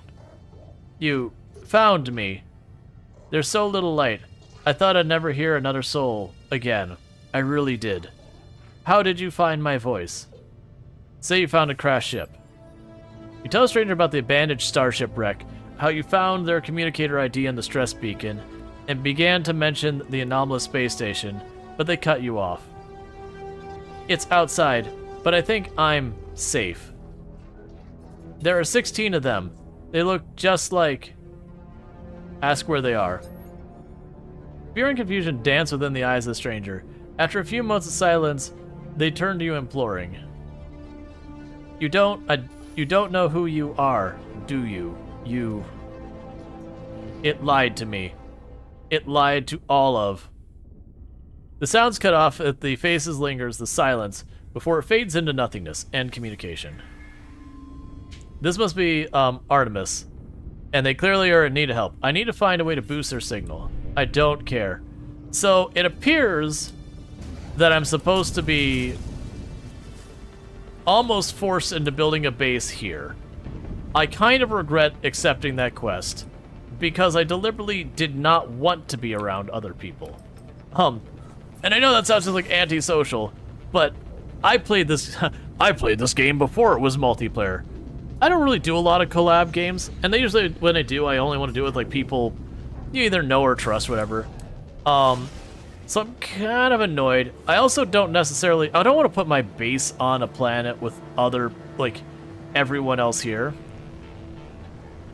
I'm hoping I can just slap down a base, it'll complete the quest. I can't. They just really want to show off the water building stuff. I'm honestly pretty unenthused about this. Can I quit this and go right back to what I was doing before all this? Because I suspect I can't. I suspect it has dumped me into this part of space, and there's no leaving this.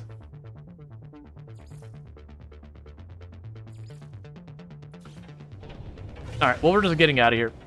I'll let that quest expire. I just don't want to do it. Like, it'd be one thing if it's like, hey, go to a random system, build a base that, you know, meets this criteria. That I would have been on board with. I was confused when I left, and it suddenly teleported me away. And the downside is, likely it's teleported me into an area where everyone else is, which is going to be a double whammy, because now getting away from people is going to be its own hassle. How far can we get away from that? Yeah, no, you're right. Let's go to the station. I can get my backpack upgrade, and then we can use the warp thing to go back the way we came. Because I definitely don't want to be in busy space. I don't mind if we bump into the random person or two so far as their discoveries. That's totally fine. That's actually fun and interesting.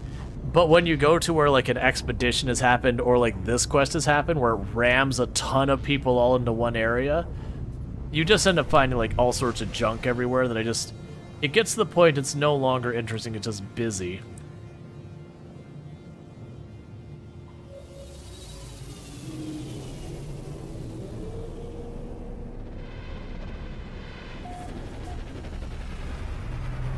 Alright. So all I'm going to do here is we're going to run up, we're going to buy our backpack upgrade, and then we're going to take the teleporter back to where we were. And my hope is... So it says civilized space. I'm wondering... I know at some point they added a mechanic to the game where you could, where you could, like, set up shop in an existing territory or whatever. Alright. So we upgrade our inventory size. Alright. And I honestly don't care if I get exactly back to my system, I want to get back to I want not space stations. Previous system. Thank you. Get me out of this place. Abandoned group mission. Yes, forever. Did you... Am I here?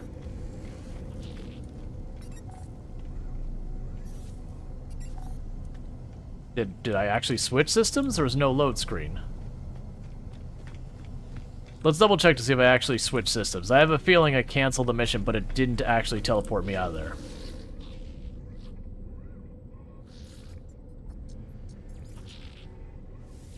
There we go. Alright, get me out of here. Like, I like having the quest. It's like, okay, kill a bunch of enemies. And I like the idea that you could do that. That you just reset the anomaly and then cancel the quest to the Nexus, and it will jump you back. Gotcha. We accomplished the same thing by canceling the quest and transporting back. That's kind of a bummer. I get the idea for people who want to play together. It is a way to make that happen easier. So you don't have to, like, wander the galaxy just trying to figure out where someone else is. One thing we are going to do is we are going to get off of that quest. Let's see. That's the Archimedes. That's the Atlas. I don't care about that one. Community research, complete Nexus mission, I don't care. Under the Rebel Stars. Right. That was the one where we found the wrecked ship, and we wanted to see where that took us. So with that,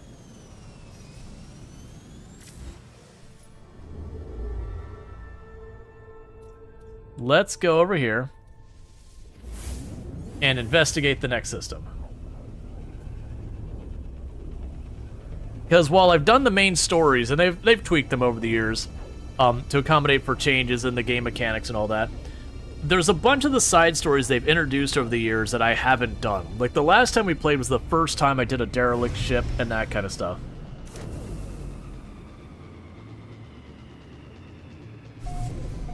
Alright, so we got 5 planets. Ancient Bones, I've got Signal of Echoes Corridor. We've got an irradiated planet.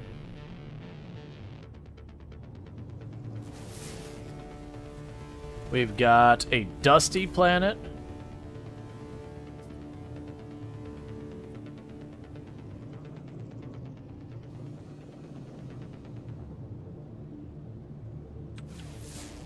Probably another deserty planet. An airless planet.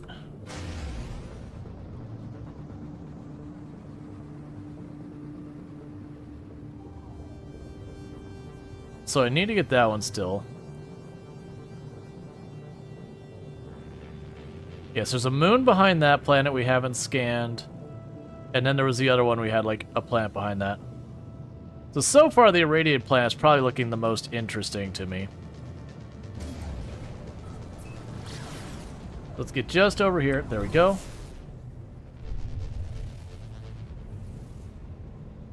Why are you being this way? I just want to scan your moon.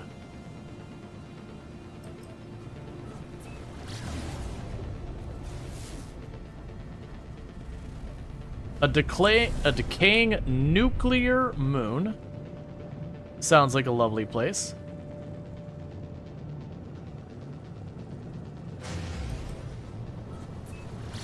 Alright, so let's get to the other side of this so we can scan its moon.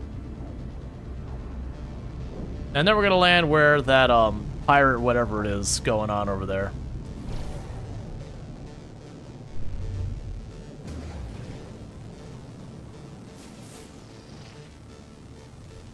And a scorched planet. Alright, so the nuclear planet and all that's a little interesting. We might check it out or not. I haven't decided. The irradiated planet will definitely give a go. It looks like from this point it might actually be a water planet, which would be an interesting... Vile brood detected.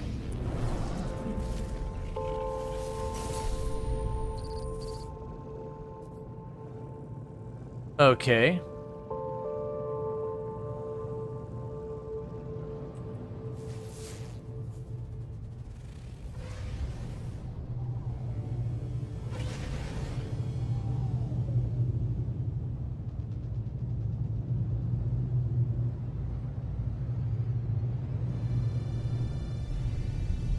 We've got a wrecked ship here.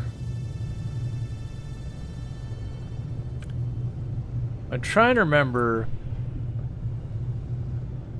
is like how you figure out where you can land.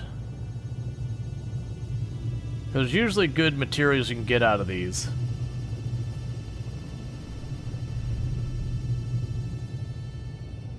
So the normal landing area is up here in these little windows here. I remember getting the crap beaten out of myself flying into these once before. Landing sequence unavailable. So that's not it.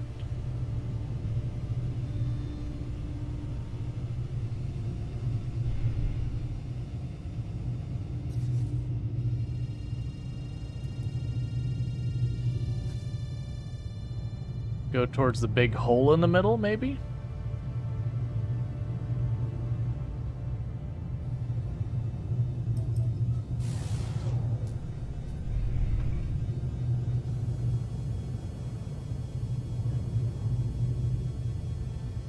Yeah, the icon is over here. Nothing's reacting to being shot.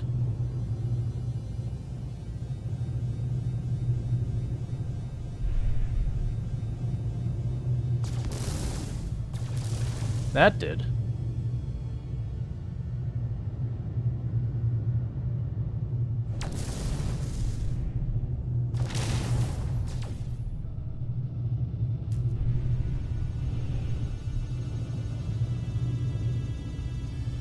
Am I really supposed to fly my ship through this?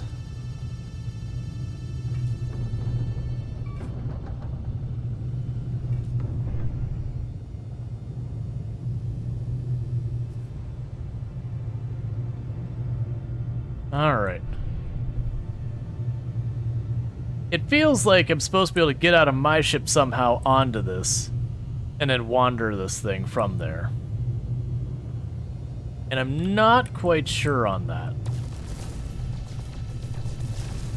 We're not trashing anything on the outside by just scraping up, but we're able to open those control panels.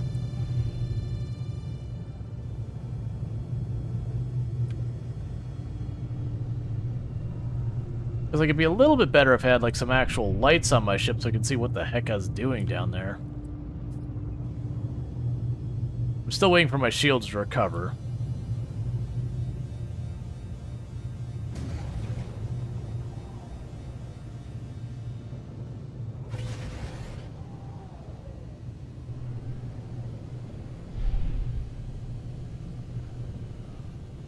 There we go, they're starting to power up.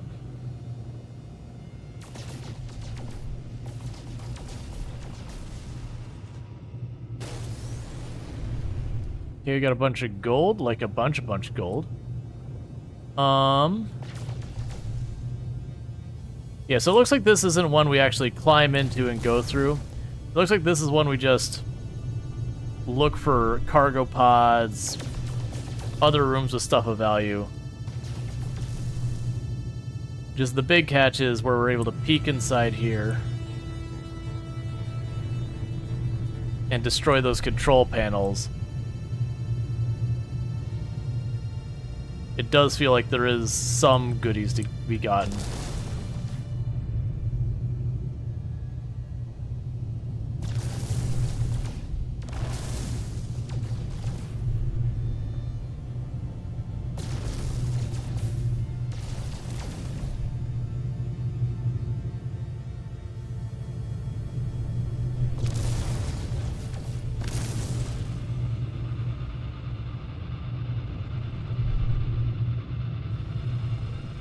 This feels like a good way of dying.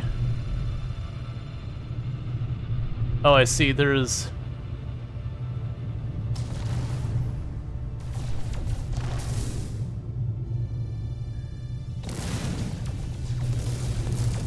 There's gotta be a way to get out in there.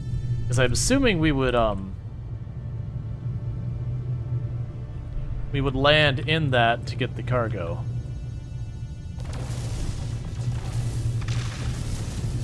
Or that there's something in here I can destroy that then releases the cargo.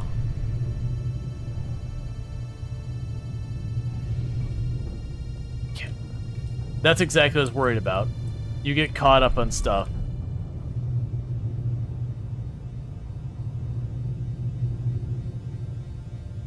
Yeah, that's what I'm thinking, is that you can land on this and do things. But I haven't had the option, just as landing sequence unavailable.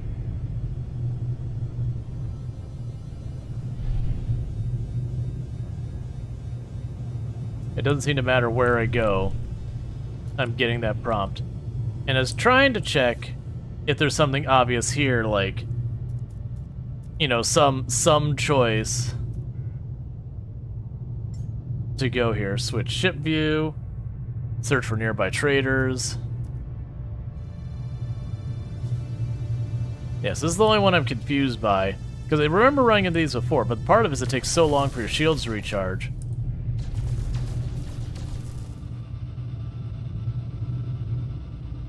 Because it's hoping that, you know, you'd shoot the door, then you kind of peek in, shoot something inside, and release the cargo, like we did with the cargo pod on the outside, because clearly there's more interaction happening here.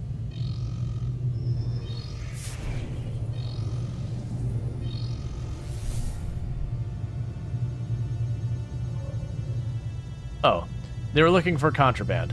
Okay, it's like, what? Okay, so let's get back down to this computer. Because it wouldn't be so bad if I had, like, actual space flight controls, but with the very arcadey controls that No Man's Sky has.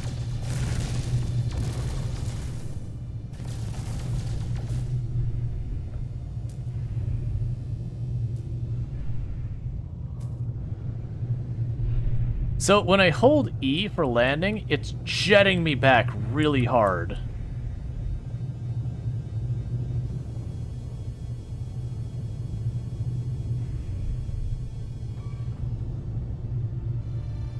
I'm not sure my ship fits through those doors.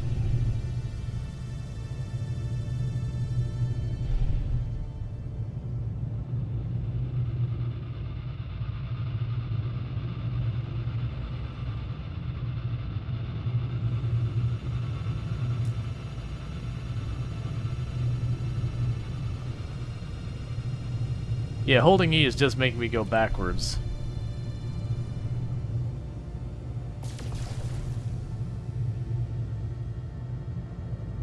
You've been able to open one of those with its freighter on Wreck Planet? Yeah, no, I know that. But it's clearly a different mechanic up here.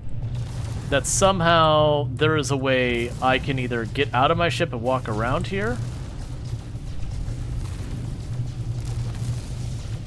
Oh, I can blow holes in this?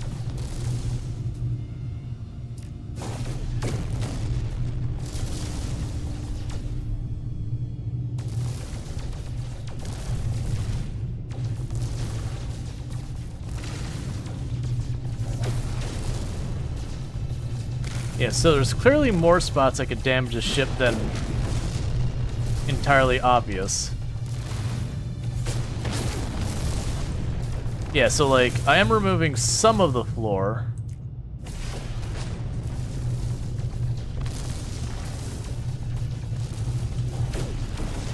To make myself more space.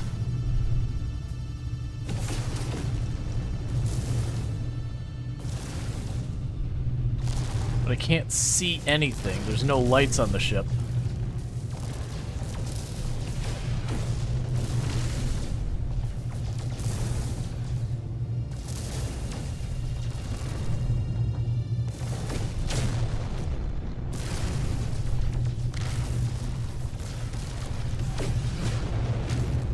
Yeah, I'm clearly not hitting the panels themselves at what isn't what destroying.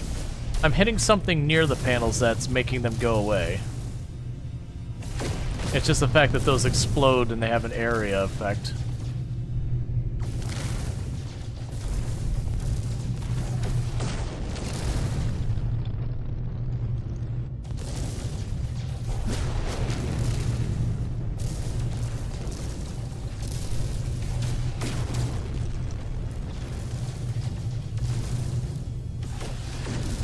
So I'm kind of low-key hoping that I'll be able to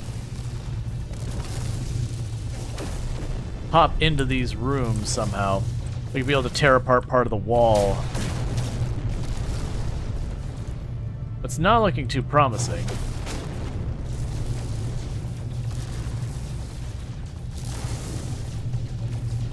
The big thing is that door isn't wide enough for me.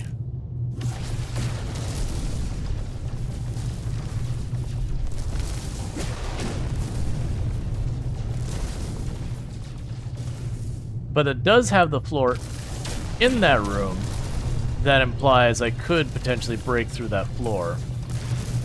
So it could be I gotta go down 2 floors, then break through from below or something like that. It's the big thing is the lack of visibility. Like this sucks from a visibility standpoint. I can't see at all what I'm doing. And I don't see like, on my ship systems, I don't see like a, hey, turn the lights on.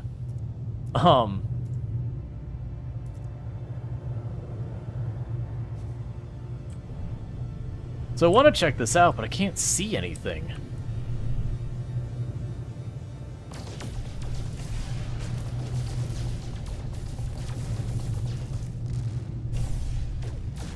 There's another opening over here.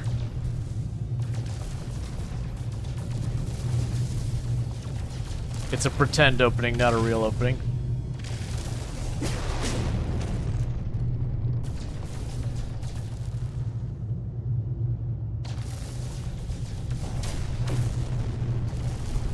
I'm also wondering if there's any more of these panels I can destroy up here.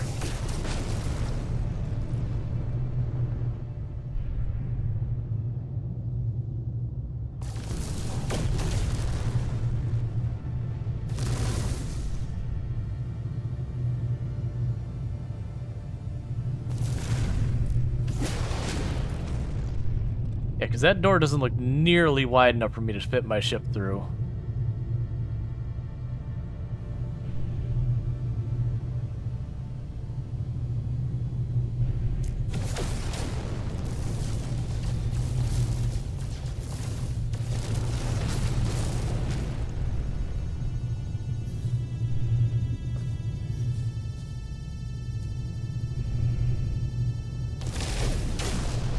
Okay, we did damage something on the other side of that door. I saw the damage numbers go up. So I can just get myself into a better position to fire in at that steep angle again.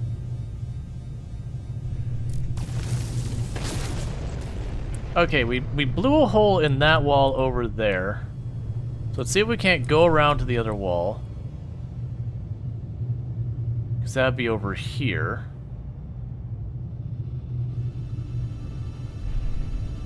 Okay, that's far more promising.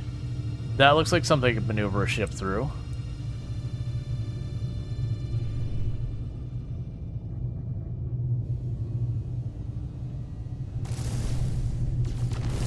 Critical damage taken. Okay, note to self. Don't shoot rockets up close. Let's give ourselves a moment to recover real fast. And see what we can do about this box. Just gonna try and avoid banging, I think, till my shields recover.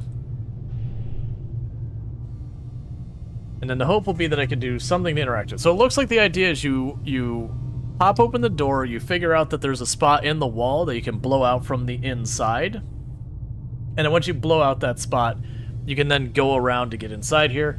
I still don't know how we get the loot out of here, or if it's even worth my time. Could you, like, start recharging already?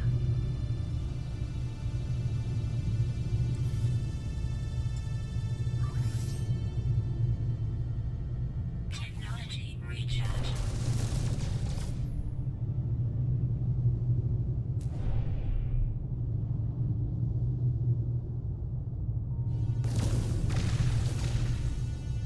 So just shooting it doesn't seem to help.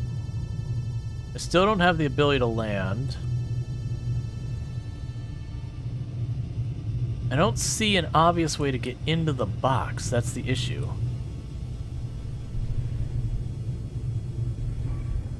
Oh, that's bad. Don't get caught on the walls and such.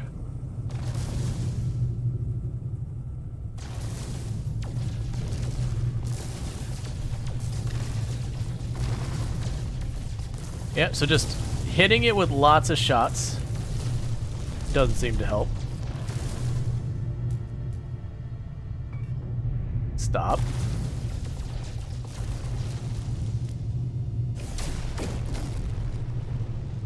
We knocked another hole in the wall there. I wonder if it's a thing where I have to open up enough of this and then the container pops out, because we are finding more and more points I can punch holes into as we shoot stuff. Oh, come on. I would love to have Elite Dangerous controls where I had like vertical and horizontal thrusters and all that, where I could actually control this ship worth anything, versus this like sort of pseudo arcadey. You use the mouse to steer and it just kind of like float front or back.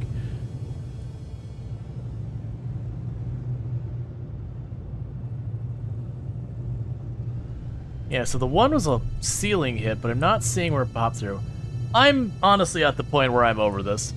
It's not clear how this is even supposed to work, and it feels like something is just supposed to work differently, and it's not really giving me much feedback. I also don't see how I'm supposed to open the boxes, so I'm over it. It's fine when it's cryptic to make sense, like, okay, figure out the puzzle, how to remove the box, but even when you get to the box, you're just like, it's something I'd have to look up how you do it. I'd rather just continue on with what we're working on. Those boxes are interactable to loot when it's landed and crashed. Yeah, no, I got that. Yeah, no, I get that when they're on the ground, they're straightforward. You just got to figure out which way to get to the front. But I can't seem to get out of my ship in any way to approach them. And then going up to the box, like, shooting it doesn't help, and you really only have, like, 2 or 3 controls with the ship. You've got maneuvering, and you've got shooting. It's pretty much the gist of what the ship can do. It can put shots into stuff, it can land, and all that. Ooh, extreme radiation. Heck yeah.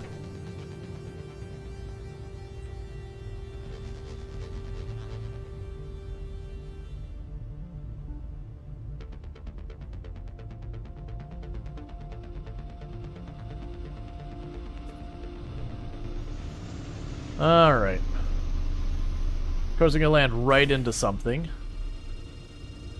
11 rad. How bad is 11 rad?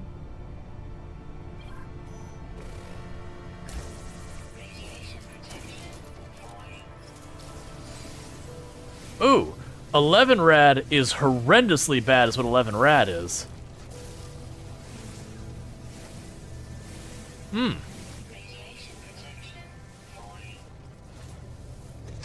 Let's see, time to glow. Yeah, they should have removed the space models. You think it was just kind of lazy, to be honest? No, I think it's fine, because, like, they've demonstrated that those are the containers that come from the freighters, so it would make sense to find them there. The issue is, as a mechanic, there's no clear how do I interact with this. Like, it's fine if you just shot it, it'd be cool, like, you shoot it. Or that they have, like, hinges or something that you pop or something like that. But without having anything similar to it in the game, you know, your ability to learn from it is just really not good. So, if I go underground, does that protect me from radiation?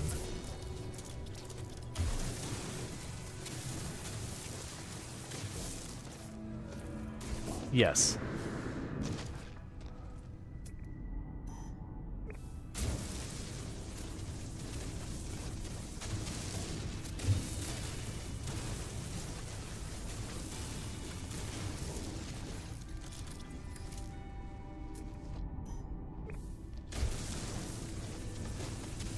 Because we'll just try and stay underground till we get here.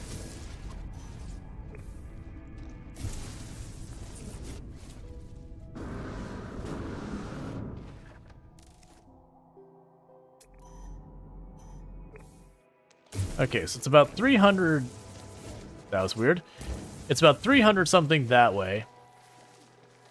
Just can't get them the space ones? Right, that's my only comment, is it makes sense to use the same thing. My issue with that mechanic is it's very unclear how it works. I'm okay with it being that I have to, like, very carefully maneuver around in the ship and break certain points. Like, that's fine, if that's the way it works. But, you know, trying to shoot it, trying to go around, and banging my ship apart just is kind of more frustrating than enjoyable. I'm sure it's one of those mechanics that once you kind of spoiled yourself to how it works, it's probably not honestly that bad. But I immediately find myself wanting to do something else because I'm just kind of poking it with no meaningful feedback. Like, again, if it was like, you know, it goes, oh, hey, here's this cargo. If we can get it out to space, like, we'll be able to loot it, or, you know, whatever.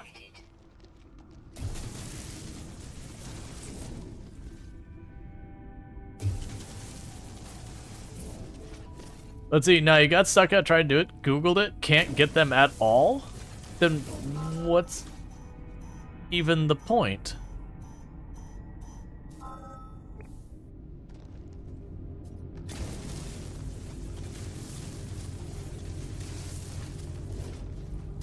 Like, is it just a non-functional mechanic that's been abandoned? I can't imagine with how good Hello Games does that that's the case. Ah, I hate that. Extreme radiation detected. There is nothing here but a distress beacon of a crashed ship. No signs of life. I attempt to salvage the log. From what I can find, the crash shift, sifting through the diagnostic data, they appear to have been the victim of sudden, overwhelming assault. Recover the cockpit recording. Among the endless data and the countless warning and errors triggered by the flames that consume ship, there's a fragment of recording, a window into the starship's final moments. Bunch of words you don't know. Suddenly the voices change, muffled by shouts the pilot fade away, cut through by words that ring out clear in a powerful tone. Resist the red. We shall cut out its crimson eye. The end of the message is accompanied by a clear navigation signal of rendezvous point. But for who? We'll take the rendezvous beacon. Death to the Scarlet Tyrant. Radiation protection. Okay. So...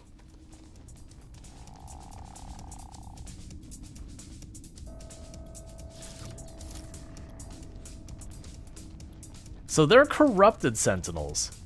I don't know if they call for reinforcements like regular sentinels.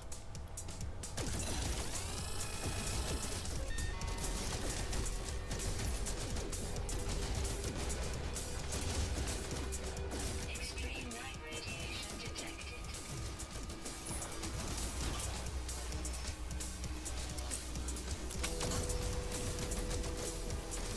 Radiation protection. Falling. Hang on for a moment.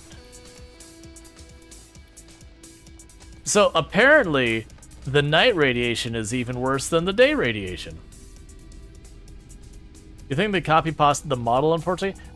I'm okay with the model being copy-pasted. I'm just saying, what is the physical function of the location? Clearly, you've got to be able to get something from it. Unless it's literally that cargo thing I destroyed at the beginning is the only meaningful stuff, and the rest is just nothing. Which would be very disappointing if that is the case. Like, cause then it would be like, hey, you need to remove that. But it makes... Radiation detected. It just feels like a weird design.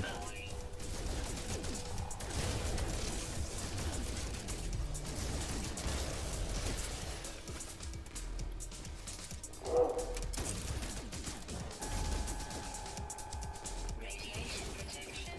Falling.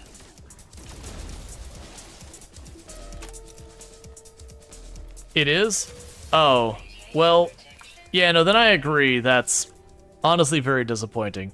I actually need to climb in the ship before I die, please. So I'm gonna go ahead and claim you. So that I can climb in. Alright. Love the game anyway, though. Yeah, no, it's definitely a good game. But it's kind of disappointing with everything else that... Rendezvous Beacon. Alright. I'm going to not touch that right now. What I am going to do is I'm going to go here. I'm going to say, hey, if we could just make the seal, plug that in, And then I need one of you. Plug that in. So I need pure ferrite, and I need ferrite dust. So this planet is definitely not a great place to be. Radiation protection falling. Because weirdly, all they'd have to do is actually remove stuff from it, and it would make it way better.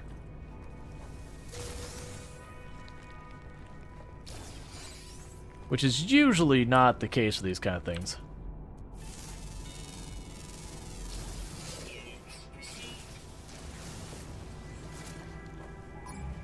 Be chill. Protection falling. Juicy grub, I hate it. Radiation protection falling. Units received. Shield down. Alright.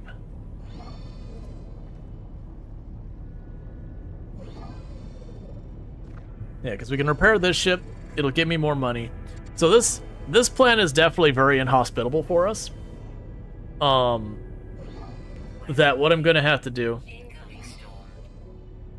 A radioactive supercell approaching. This planet blows. I don't know how else to put it. This planet blows.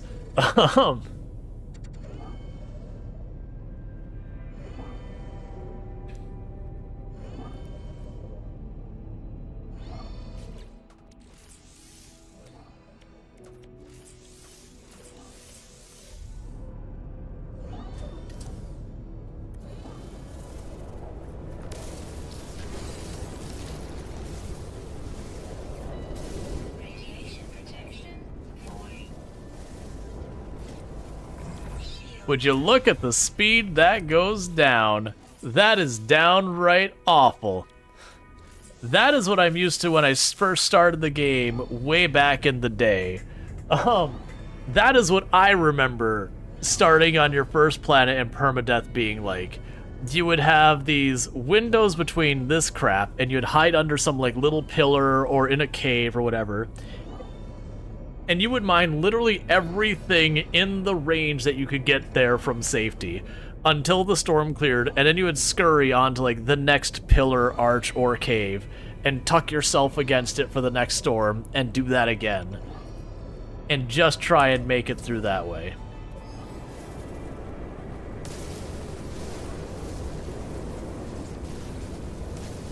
radiation protection falling. Shield down. Alright, was that enough to make the plate? Yes, it was. So that's the next thing done. Component repaired. Meanwhile, what do I need to make some of these things we've been missing?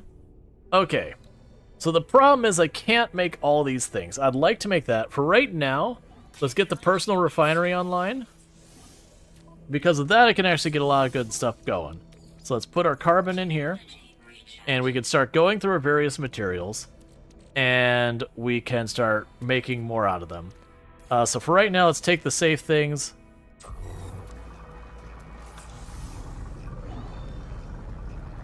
Where now I have my own thing on my back that I can produce stuff with.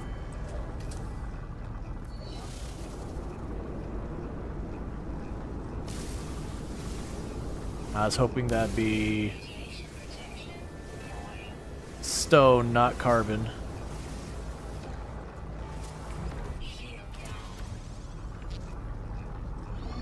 But yeah, you get the idea of how nasty it is outside.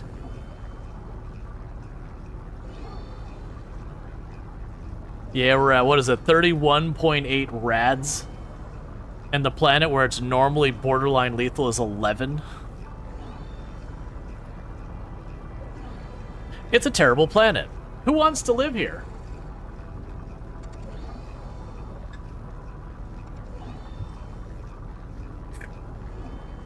What the heck are you?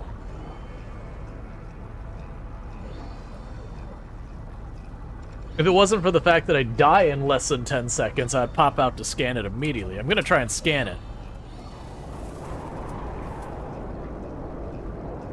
Oh, we have storm crystals on this planet. Okay. Pop up, pop up, pop up, pop up. You suck. Right. These are the planets that you can get storm crystals during storms. So, not only is it horrible and dangerous, but if you can run over to those storm crystals, you can grab fairly valuable and useful materials. This one's pretty bad, but ultimately...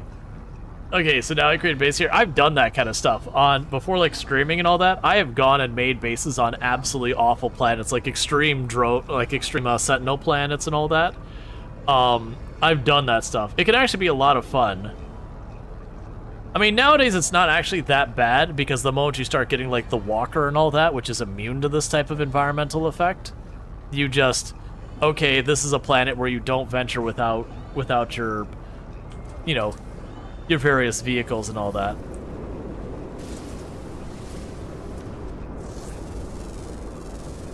Radiation protection falling.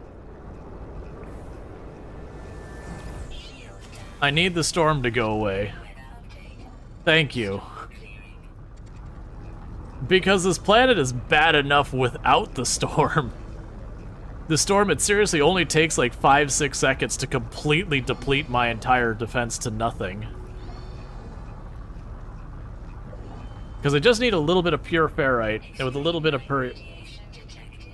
Good, we're only down to 9-something radiation, which is already considered extreme.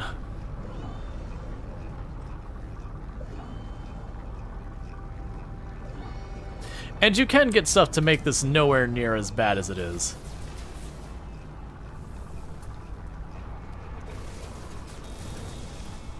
Radiation protection falling.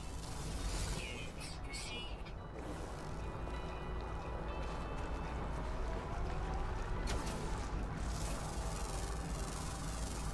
Units received. Radiation protection falling. Units received. Units received.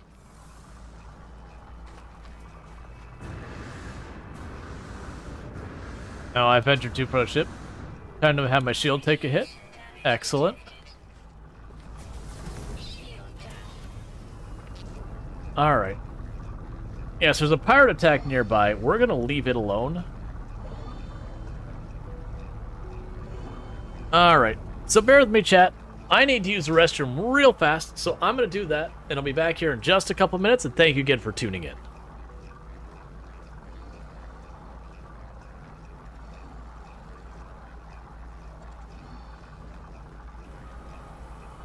Like, the physics don't even know what to begin to do with. We're just, like, corkscrewing and spot.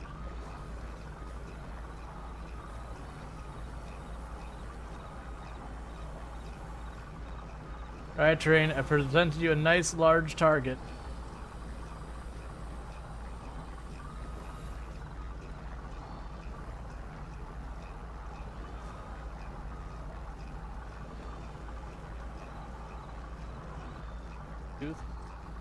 But I could absolutely put myself in a hurt locker with how much spicy I'm into. Like, one of my favorite flavors is habanero.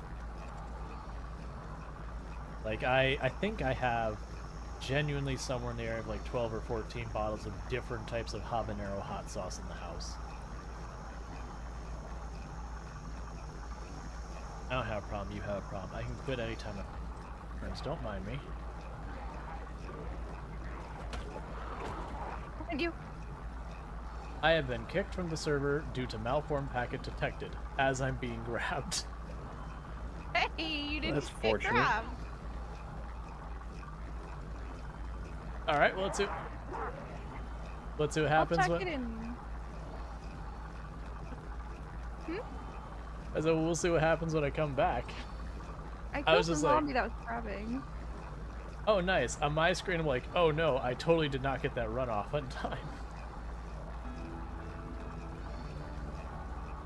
Yeah, I don't know about anyone else, but if you have a colony where you've got 12 kids that you've raised there, definitely MVP parent. Because that is a lot of kids.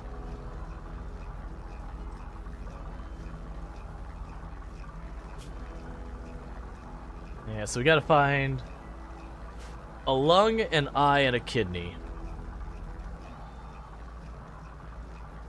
Trees are the real enemy.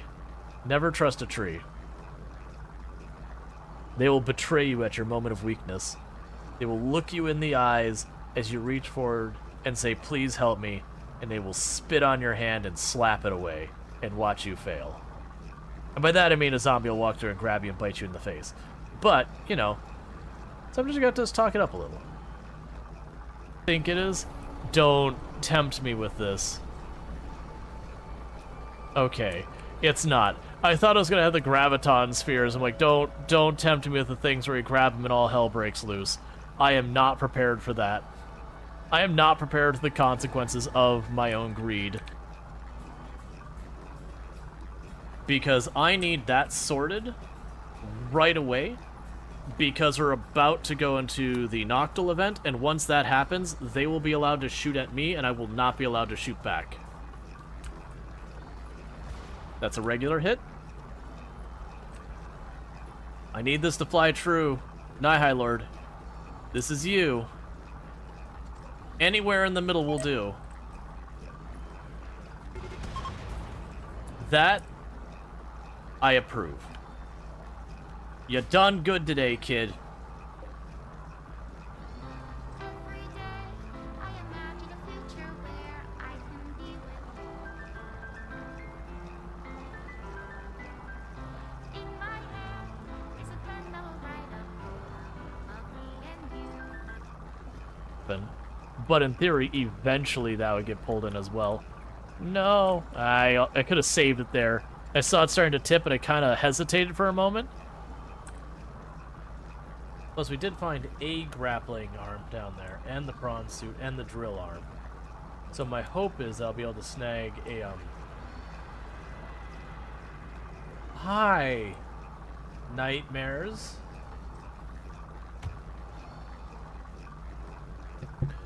Alright, and we are back. Okay. Yeah, some excellent clips out of there. Some every once in a while you get a clip, you're like, oh yeah, I probably need to clean that clip up. It's fine. But we definitely had some good clips out of that one as well. I do just like the multigrain. Would you stop shooting over there? You're making me nervous because I'm in an unshielded ship.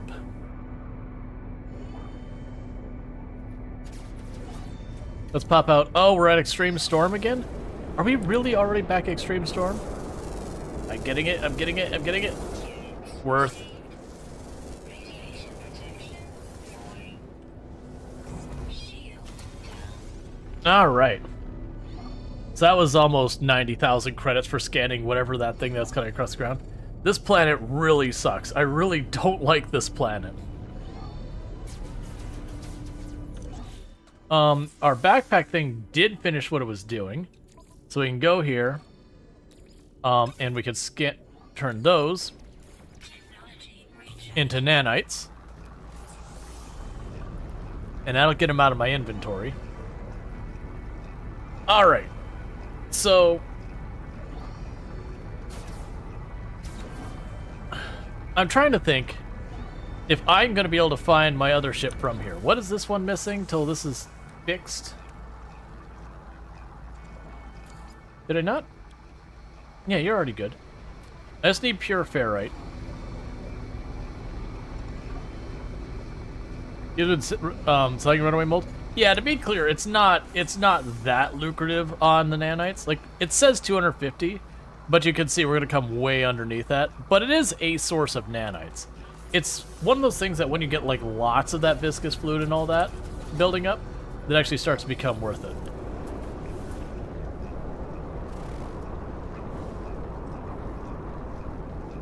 Radiation protection falling.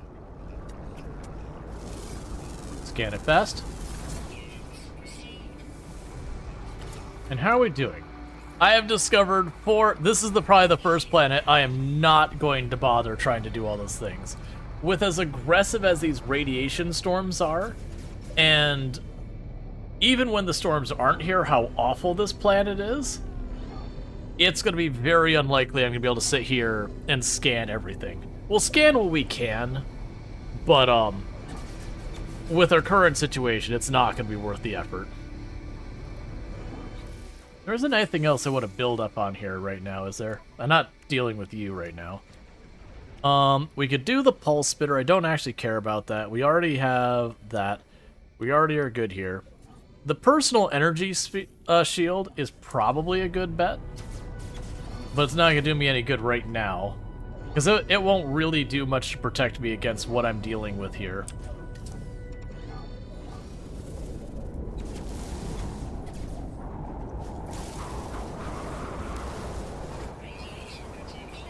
I could be straight up.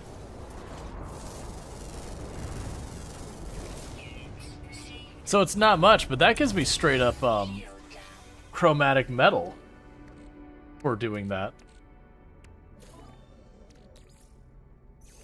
Alright, so we've got you set up. So we take the ferrite dust. It gives me pure ferrite, which is what we need right now. I think it does so at a minor loss, but I'm not positive. But if I get enough from that, we can build this, we can take off, we can leave this godforsaken planet. That said, with this thing, activate beacon to mark the navigation coordinates. Different planet, different planet, different planet. You know you want to be on a different planet.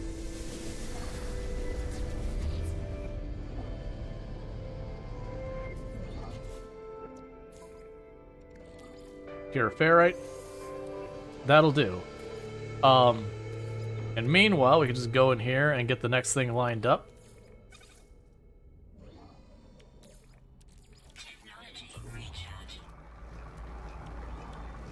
Starship. Do this. You're fixed. Cool. Alright. Get off this planet. Oh, don't go there right now. That red marker's after me, I think. No. I'm literally sitting here with a ship that's on fire. I didn't think about the fact that there's a fight happening nearby.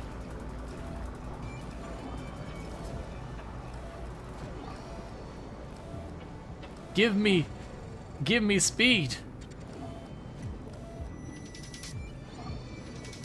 Where is the station? That's our first destination.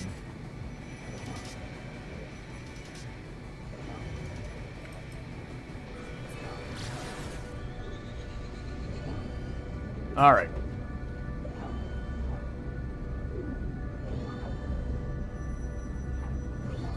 The good news is we're going to leave the acidic planet for the rotting planet. That definitely feels like a trade-up. I also feel like I am going to the rendezvous navigation beacon and not the station, which I definitely want the station.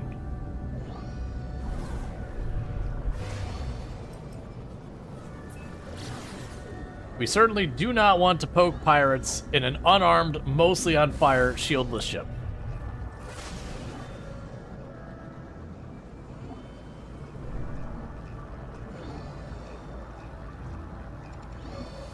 Alright, home free from here. Yeah, no, it looks like they just changed the layout of the station, that after all these years, they just decided the old station layout was something to get rid of. I'm down with that. Like, the old station layout was pretty stale, wasn't as interesting as this one. Oh, my inventory is mostly full, isn't it? Yeah, it is. But we can get rid of the Gek thing. So sell. Pop down here. Get rid of you. We'll get rid of that for now, because it's useless till we get a corrupted sentinel stuff. We will sell this ship.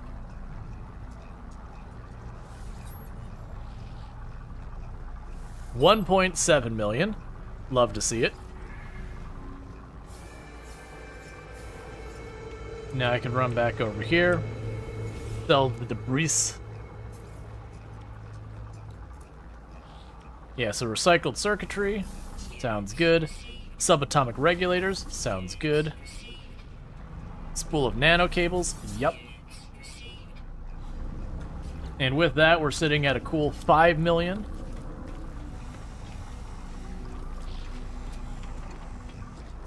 Then we go up here and upgrade our inventory space real fast.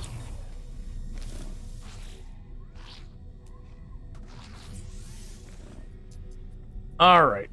So we're starting to slowly climb up in the cost. Yeah, we'll take a regular inventory space. There's definitely a balance to be made here. And the weapons terminal. It's just straight up worse, so no thank you. Check the other side.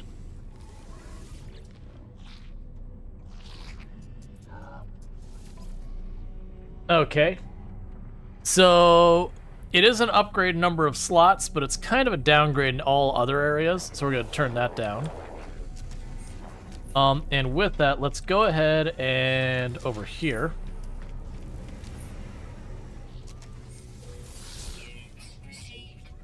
Yeah, here we go. We can go into this and see what we've got so far as really high tier stuff. I'm looking for S tier. No luck. That's fine.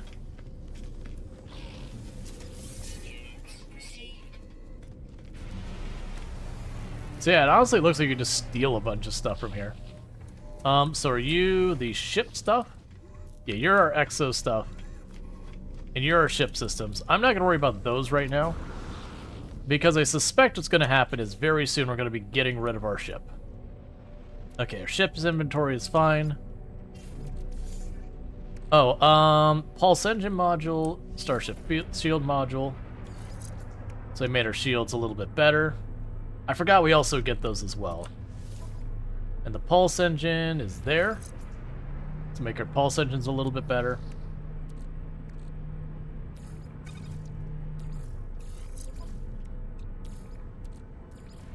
I wonder if you could have more than one of these, like portable refineries on your person. So I'm still sitting on 5 million. So it is a possibility that we look for a proper ship upgrade. That said, one of the downsides of what we got right now is I've got all of these wonderful systems in here. And if we do consider an upgrade, that will be something I'll need to consider cost-wise. Alright, the pilot's eyes bulge slightly at my approach, but ultimately they decide to allow trading negotiations. They gesture towards the starship.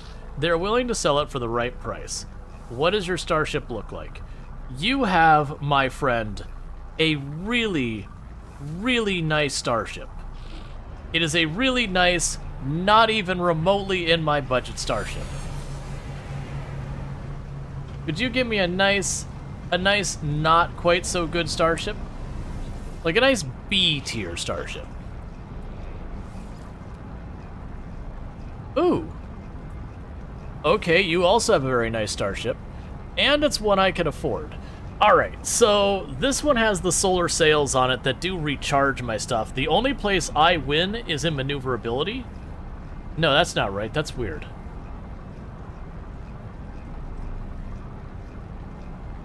But I could sit there. Did you start all over? Yeah, I started a new run. So I could remove my systems and try and go with this. Don't go anywhere, man. I'll be with you in just a second. I just want to go ahead and store. I don't have the inventory space to move all this over, even if I wanted to.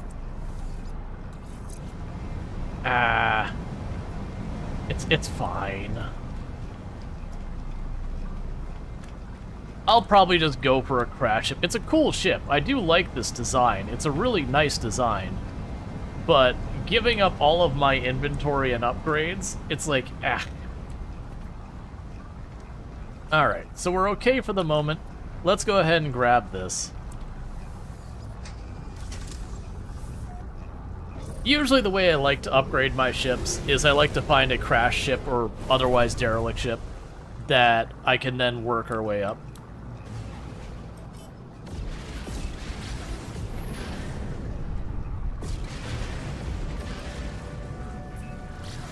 I got interrupted by the freighter cutting me off. But yeah, I know we started another derelict freighter. This one's marked red. Ships approaching. Oh, that's not what I want.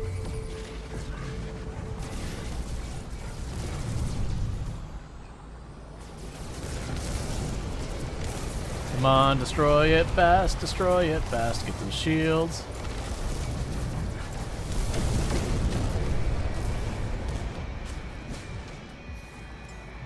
Technology recharge.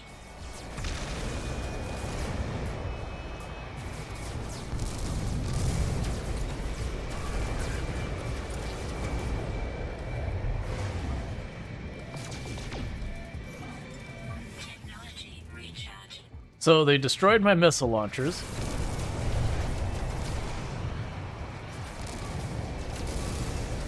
It wouldn't be so bad.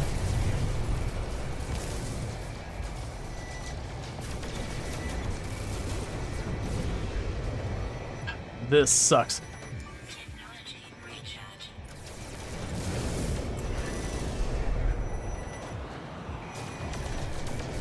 That has always been one of the things I've hated. Is I'm used to like actual flight sims. That's not what we want. We're out of stuff to refuel my shields. So I need to just buy myself a little bit of time.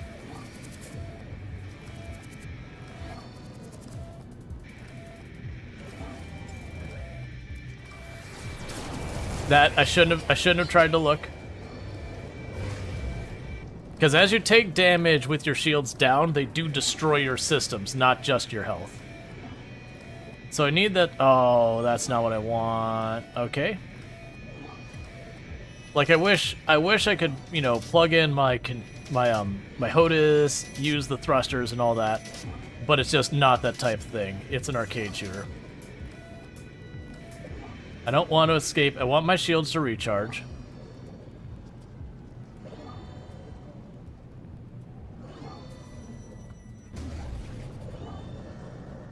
Hostile ships defeated.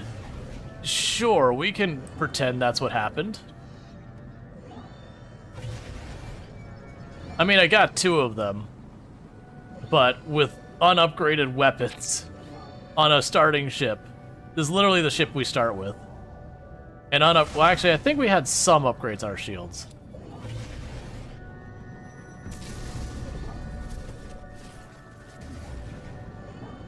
Yep, so we damaged in our system because...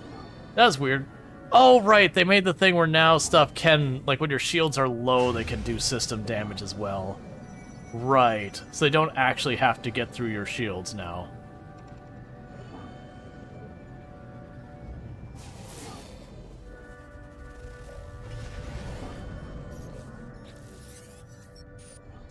You wish to follow us to seize your freedom, reject the grand lies of the Atlas?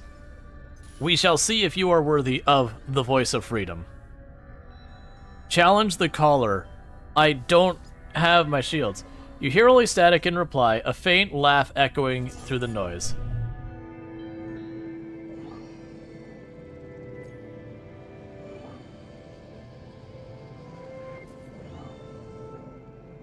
Alright, well first, let's look at the derelict ship and get its cargo.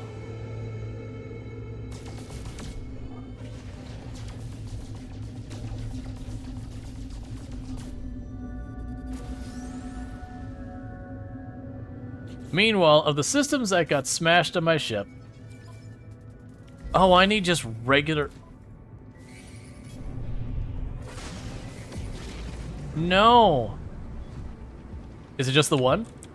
Okay, just the one I can deal with.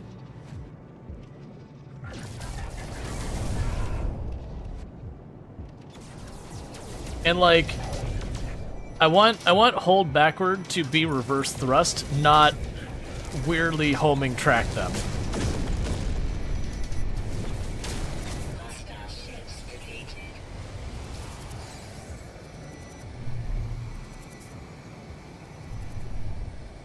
Okay. So, alright, milestone accepted. And that is one of the weird things about the game, is the higher your milestones get for combat, the more dangerous enemies you face, generally speaking. For random encounters, the scripted ones, I don't think it makes a difference. So weirdly, if you don't like fighting, you want to go out of your way to avoid fighting, otherwise the fights get worse. At least that's how it used to work. I don't know if it still works.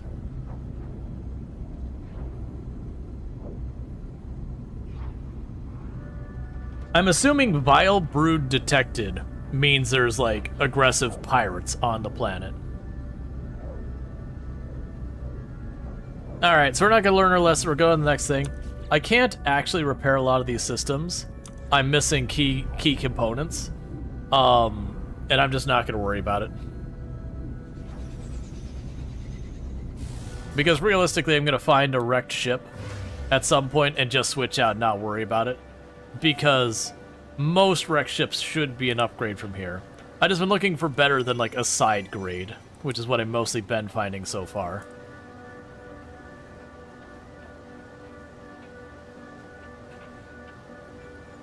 Now, if they make me fight on the ground, I'm actually a bit more okay with that.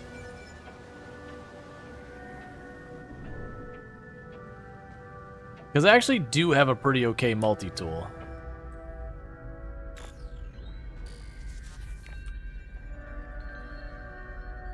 I am trying to land.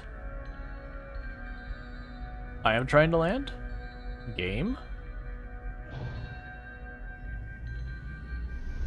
There we go. The good news is that we're in a cave area. So I can't just run to one of the walls and deal with it there. Granted, it is that same awful, heavily irradiated planet.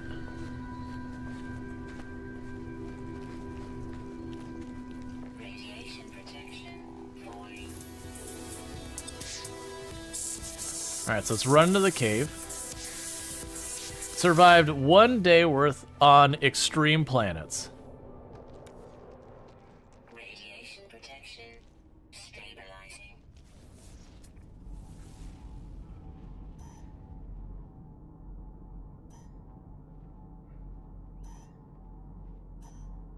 Extreme radiation detected. Radiation protection stabilizing.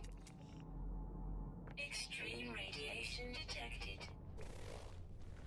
Alright. Radiation protection stabilizing. Okay, so it's on the other side here. So let's wait for ourselves to recover real fast.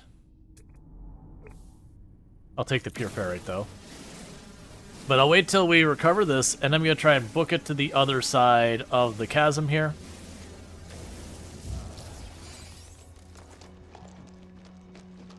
Extreme radiation detected. Radiation protection falling. Alright.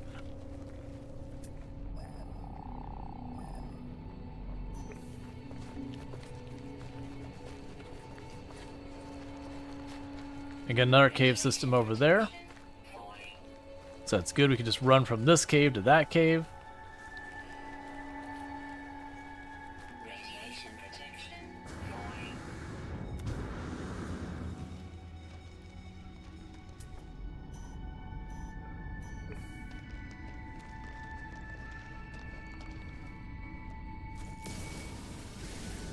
Grab some cobalt and stuff while we're down here.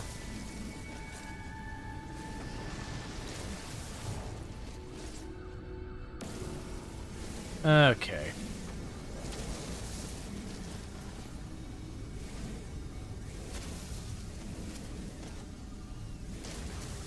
Meanwhile, we have this thing sitting here. So we got ferrite dust from the scrap we had. Technology recharging. Alright. So it says 200 this way, 200 this way we go. Cave Runner? Yeah, no, this planet sucks. It's the second time they've taken us to this planet.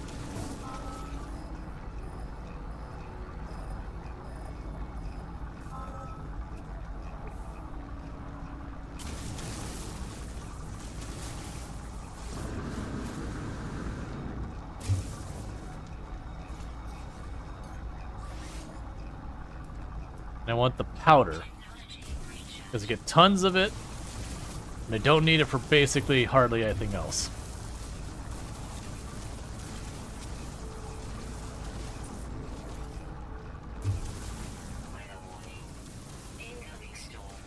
No incoming storm.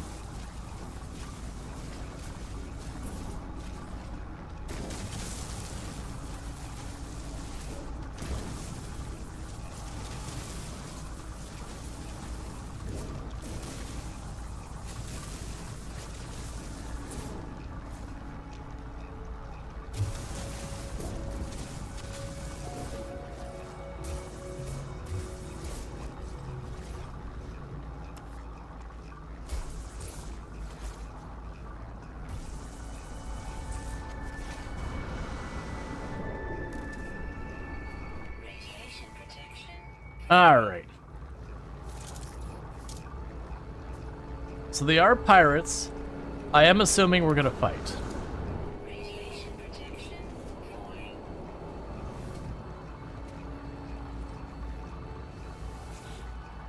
Alright. The small creature is busy adding up trade profits when I appear. Sensing me, their eyes widen in anticipation and they rub their fingers together greedily. We didn't understand a single word they said. The life form pecks emphatically at the monetary figures on their pad. They bounce up and down, and a relaxing perfume fills the air. A relief after a menacing radioactive air the planet. So we can tap on the pad, we can give them 100 units. Let's tap on the pad. The life form looks surprised, then takes pity on me. They smile gently at my confusion and give me some units. Hey, I mean, you know what? That's certainly, it could have gone worse. Okay, the voice of freedom. Glorious survivor, welcome. The path of liberty shall be our own masters. Rid of the crimson illusion. A sky for the strong. The broadcast is finished. The terminal begins printing a secure pass. An invitation, it seems, to meet this voice of freedom. I accept this. This is all new to me. I'm assuming that this is the alternative to the Atlas Pass. Or the Atlas run. Because I've done the Atlas one where you side with a big crimson orb kind of thing. Accept invitation. Navigational data received.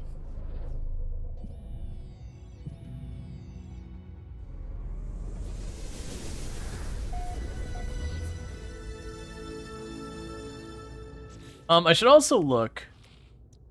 So for regular Atlas Pass, okay, so I'll need Emerald. Alright, that's fine. We need iodized cobalt and all that. Meanwhile, we can go to this device. Shove that there. Recharge it. Begin that. We're still in extreme storm, that's fine.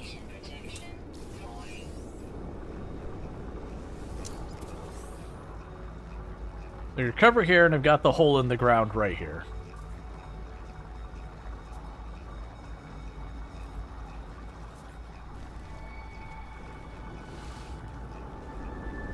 Where's the actual hole?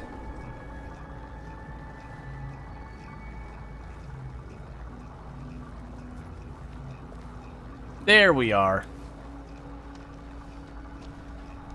And this should effectively go right back to my ship.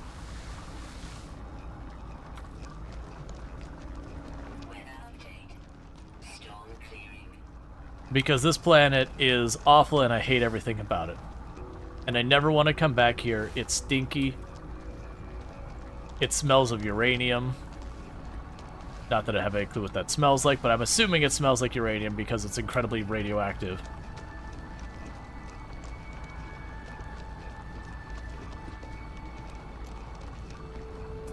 Meanwhile, let's scan you. And you. For a little extra money while we're safe. I did see there was an animal up here we hadn't scanned.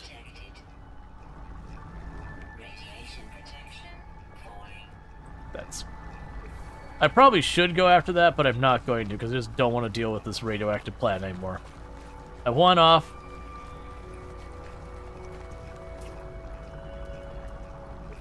It's just a terrible planet. It's got so much, like, graphical garbage all over everything. Get me off the ground. Alright.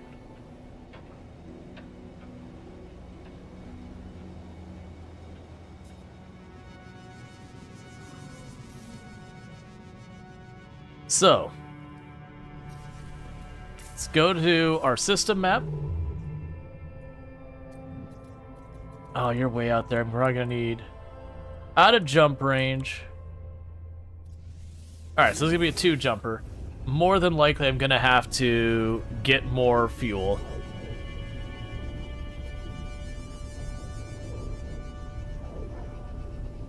Okay.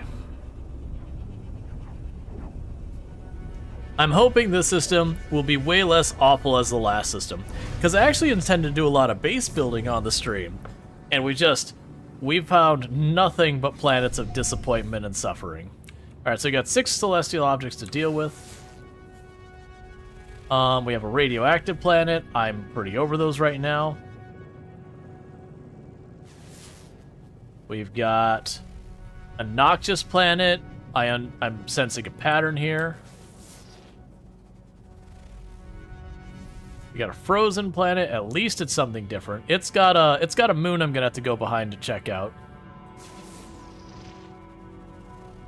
We've got a flourishing planet with aggressive sentinels. Honestly, so far, the nicest one of the bunch. And another flourishing planet with sentinels. So let's go to... Oh, I can actually see around that planet now.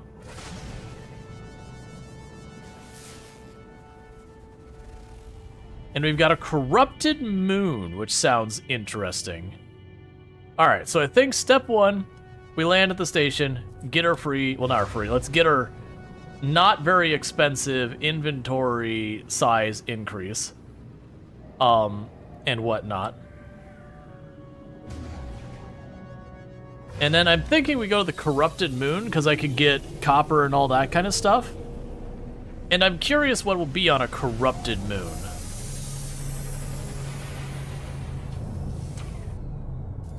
Like, it definitely doesn't sound like a planet that's gonna have any type of diverse life or whatever. But, that's fine.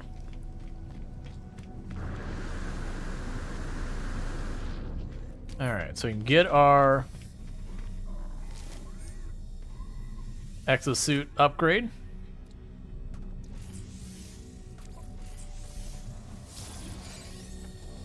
That's fine. Weapon terminal.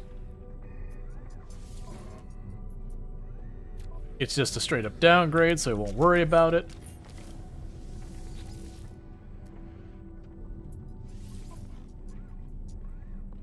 It's mostly a downgrade, so I won't worry about it.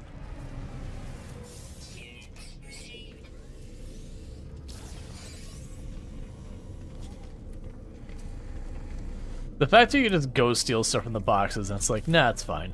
Don't worry about it. Alright. So we're not gonna worry about doing a whole bunch of stuff here. Let's see if I can't get what I need to just go to the next system. If not, we go for the moon. So let's see what we're dealing with. Got antimatter. Got a housing. Got a warp cell. I don't know that it's going to be in remotely enough.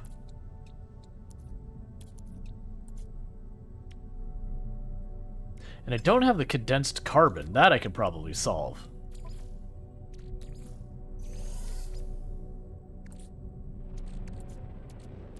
Oh, I've got pirate transponders. Yeah, let's Let's check our inventory and let's sell stuff if we can. Yeah, so we can quickly sell the pyre transponder and all that.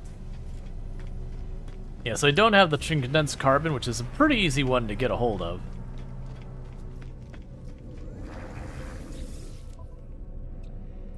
Oh, and we also got... Oh, that's buying. I was about to say, like, we got a wiring loom? It's like, heck yeah, man.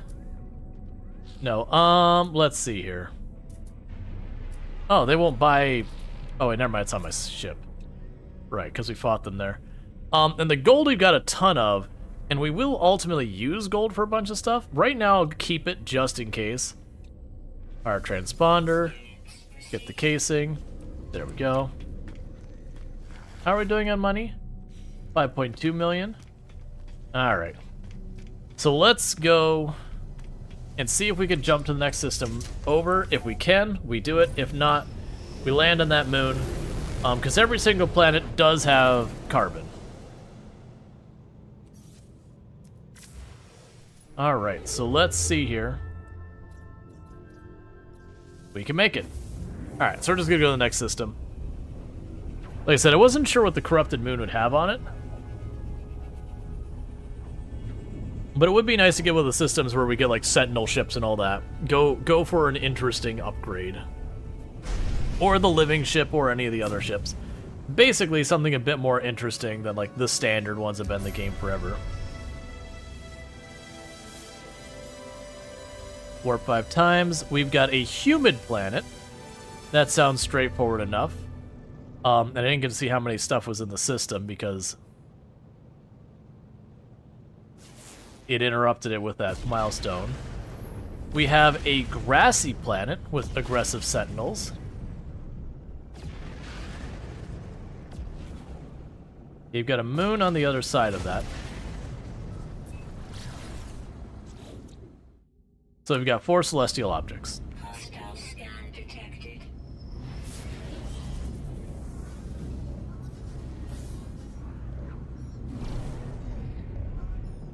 Warning.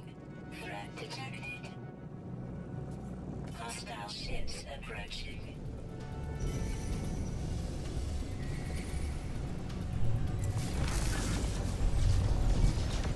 All right.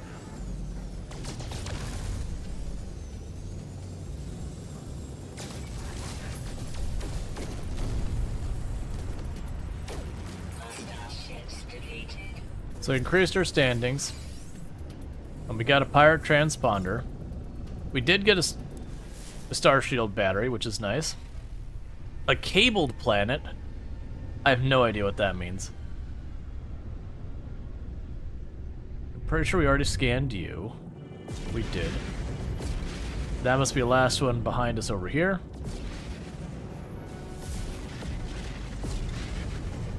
A wind-swept planet, so I'm assuming that means desert planet. Okay, so that's an outlaw station. Okay. Alright. So the cabled planet might be a planet that has weird exotic stuff on it. So that would be worth checking out. It didn't have much on it though, so I'm assuming it'll be like a barren planet with weird stuff on it. And we can see if there's any of the other ones that are interesting for building on. The humid planet sounds like it might be a good one, because that would be potentially a water planet. And I talked about that maybe being something we do just since that got a whole thing.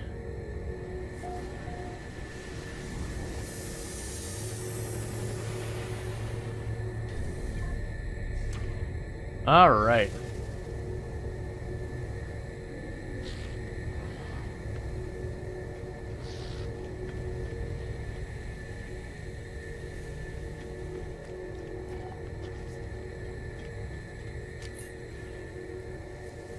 Okay, so let's see what we got for weapons here. That's kind of a side grade, so we won't worry about it.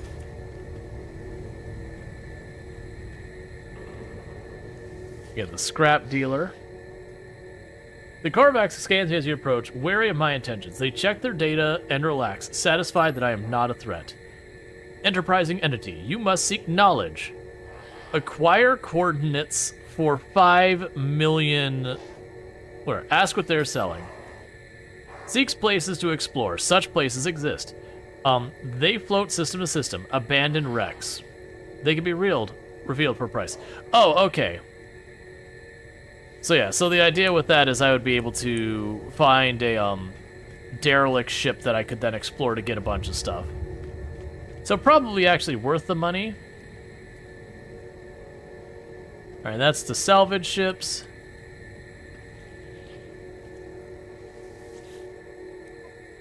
We have the illegal aftermarket upgrades, which I cannot afford any of because I have no nanites.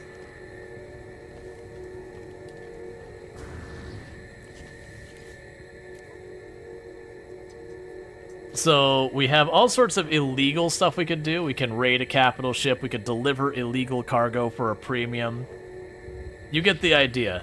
You can make some solid money, but these are all higher risk stuff. I'm not against doing that. Contraband shipping and receiving. Yeah, and this just lets you buy and sell illegal goods and whatever. And you can sell regular goods while you're here. But you get the idea. If you want to deal in the illicit stuff, that happens there. We can still get our exosuit upgrade. As you probably noticed, the price of those things are going up each and every single time I do this.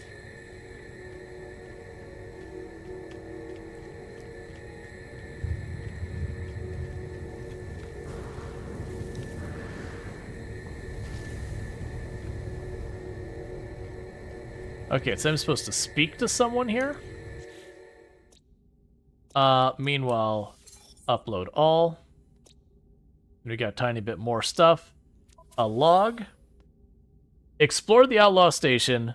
Outlaw systems allow you to purchase black market good. Acquire forged passports to restore reputation in regulated systems. Locate the system authorities. Local system authorities have been displaced by the Voice of Freedom's outlaw forces. Outlaw systems allow the purchase of profitable black market goods. Complete lucrative missions for the station's bounty master. Acquire a forged passport. Yeah, so a forged passport to restore reputation in regulated systems.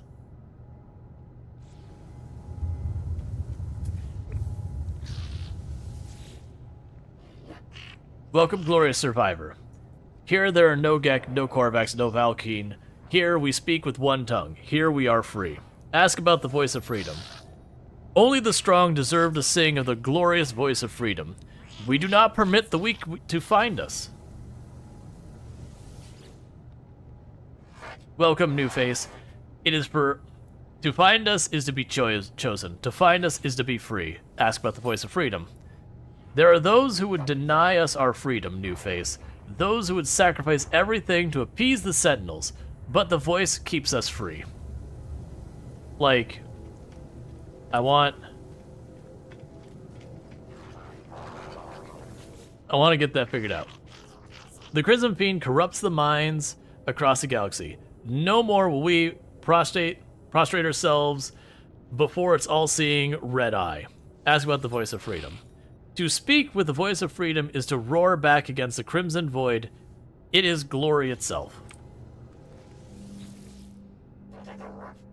You are one of us now, new face. You are bonded to us. You are free. Ask about the Voice of Freedom.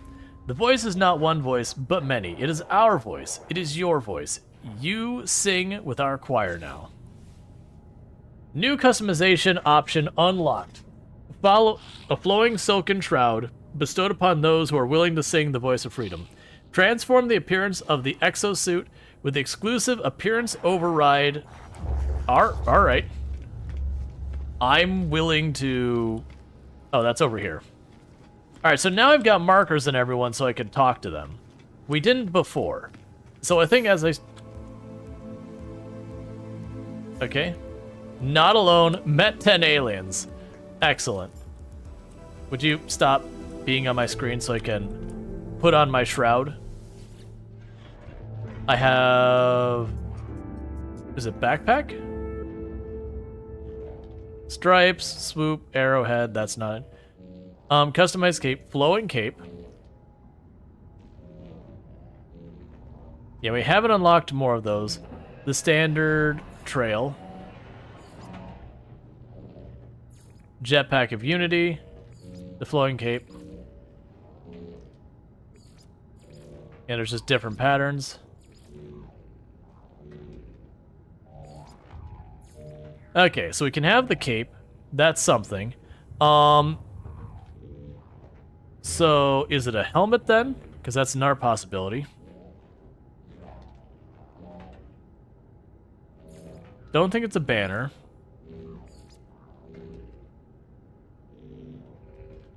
Yeah, so it's not here. What about torso?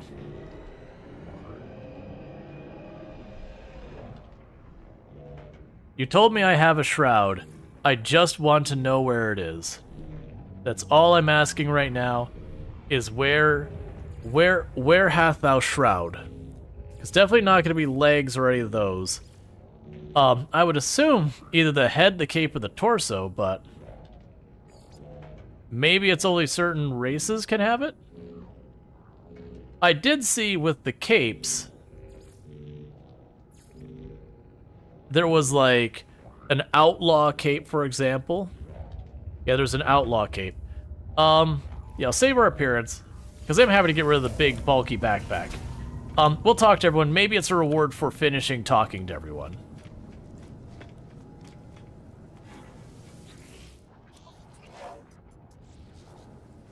Yep, because we already talked to them beforehand. But I'm going to talk to them again, because it wants me to. And it's just being like, hey, if you don't want to be on the straight and narrow, you can be, you know, criminals. And honestly, I've not done this before, so I'm down to do it. Life support systems. Commercial monitoring disabled. Station defenses primed. Freedom. Atlas surveillance uplink rejected. Request the voice of freedom. Glorious survivor. The promised star will be yours. Glass, glass, glass, glass, glass, glass. Cool, man. Nice conversation. I appreciate it. Really made some, like, I mean, just different outlook on the world now.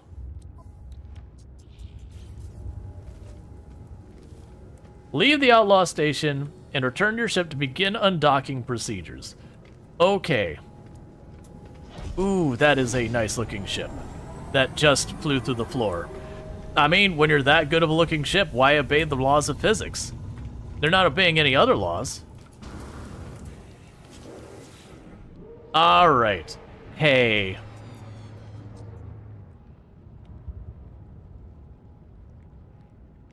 So, we can salvage frigate module, fusion cores. So, my thought is, a lot of these seem like I'm going to be going to different stations to do that. We will do those. Let's see what the quest tells me to do. Because before I start fighting, you know, fighting proper ships, if we're gonna go that way... Oh. Station flight path monitoring alert. Exit clearance pending. The voice of freedom will not permit the Atlas silence New Face carries our voice. You must hide your trail. Take this document, disrupt the traffic records at the station core. Your voice will be free in the darkness. Accept the task. Rare item found. A forged passport. A counterfeit starship registration document. This digital signature is guaranteed free of previous crimes and misdemeanors. Can be used to reset negative faction standings record at the space station core. Okay.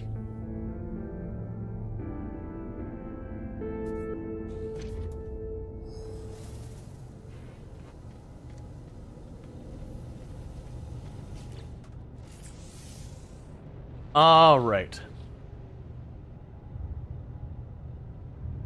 So, I have these forged documents.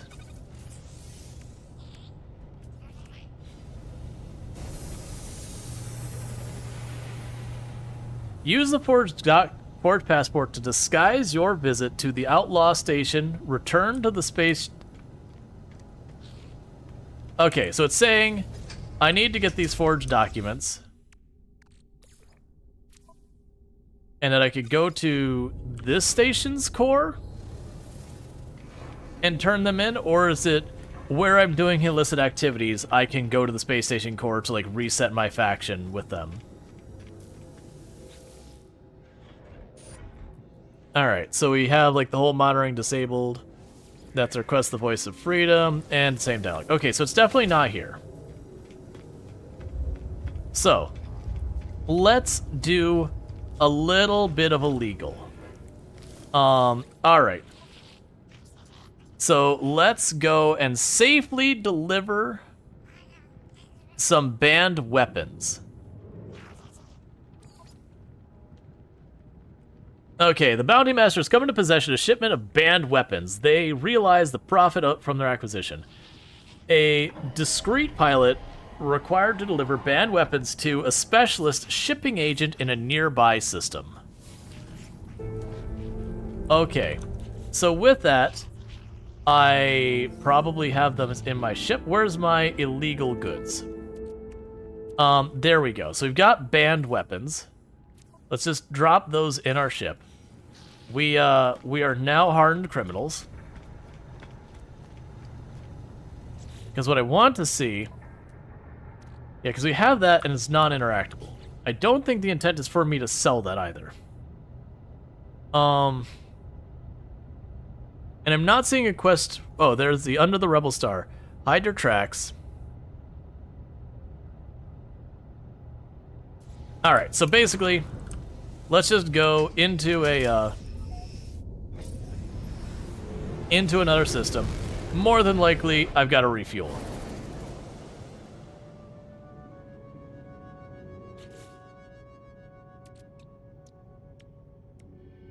Yeah, it's literally at 0, so I had to refuel.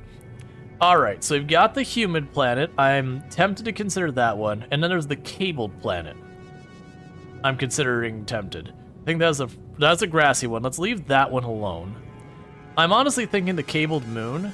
I'm genuinely curious if that'll have... No, wasn't it there was a special thing that was like dissonance or whatever? Windswept, that'll just be a sandy planet or whatever. Warning. Threat detected. Alright.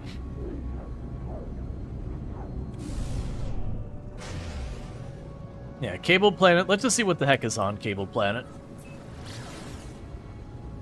Warning. Threat detected. Yeah. So we have a whole bunch of...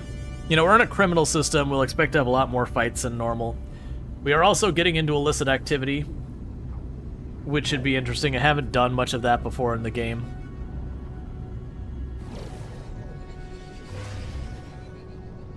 Alright.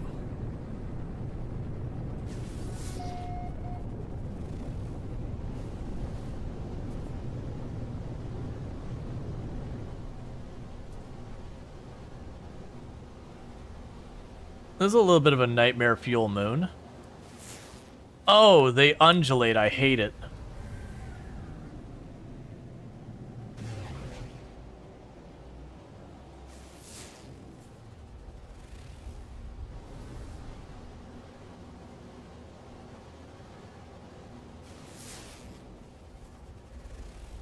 What I'm trying to see is if we zip around here, if this is all we see or we start to see a little bit of variety. Because otherwise it looks like a moon I would only land on just to grab some copper and all that nice and easy. But it's definitely not looking like it's a Dissolent or whatever it was that has the Sentinels on it, the Corrupted Sentinels.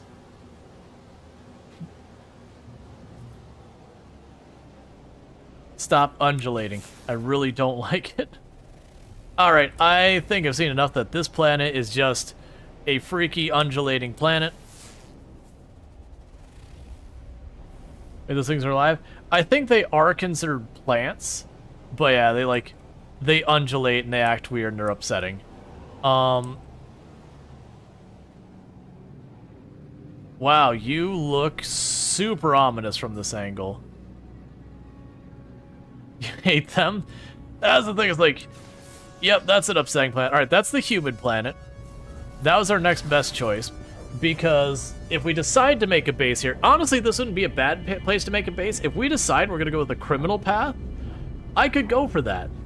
That we ultimately set up on the humid planet, and we probably should make it easier for me to get from the humid planet to the space station. So what I'm going to do for that is we're going to go to the space station's side of this planet, so that when I take off from the surface, I can just go straight up. Threat detected.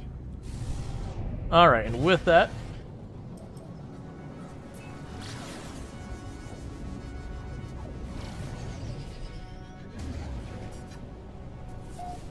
alright. This feels like Starfield tried to be. Yeah, it's just Starfield definitely went with the handcrafted approach. Is this all water? Okay, that is water. So I want to find a deep-looking body of water.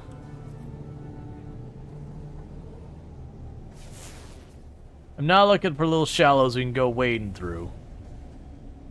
I want to find what looks like a proper ocean. Or at least a sizable lake.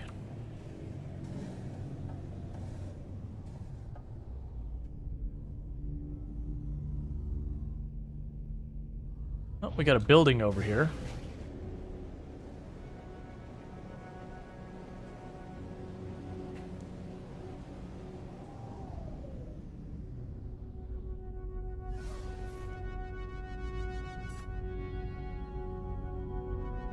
Alright, what kind of building are you?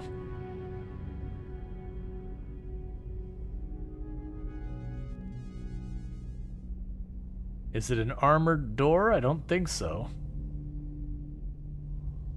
That might be one that just gives us a signal or whatever, but that's good enough a landing place for me. Alright. So it's a nice temperature outside. Intense heat bursts. So it seems like the planet is mostly okay with pockets of awful. It is a reinforced door. Alright, well that's a bummer. That is worth me dealing with, but first... Technology recharge.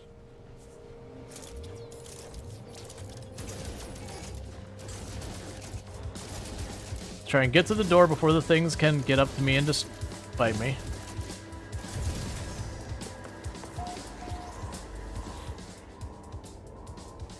Let's see, the automatic process has scrambled the output of this terminal. I can make out a few words, but the rest is lost in static. I can't make any of those words out. They could lead me to the overseer's workflow and bringing the facility back online. Okay, so I have to just randomly guess. Normally, if I knew what those words were, I could potentially guess. I'm going to assume guess. The electric overseer's workflow is restored. The system comes back online. So, out of a 1 in 3 guess, I guessed correctly. Alright, and we can install this into our stuff. Alright, so let's move you over here, move you over there. And we gave ourselves even more cold resistance, so we're really well set up for a cold planet. Alright, and we could throw... Alright, so we're basically out of carbon, which is the whole reason we came here in the first place. No, I don't want to sit in the chair.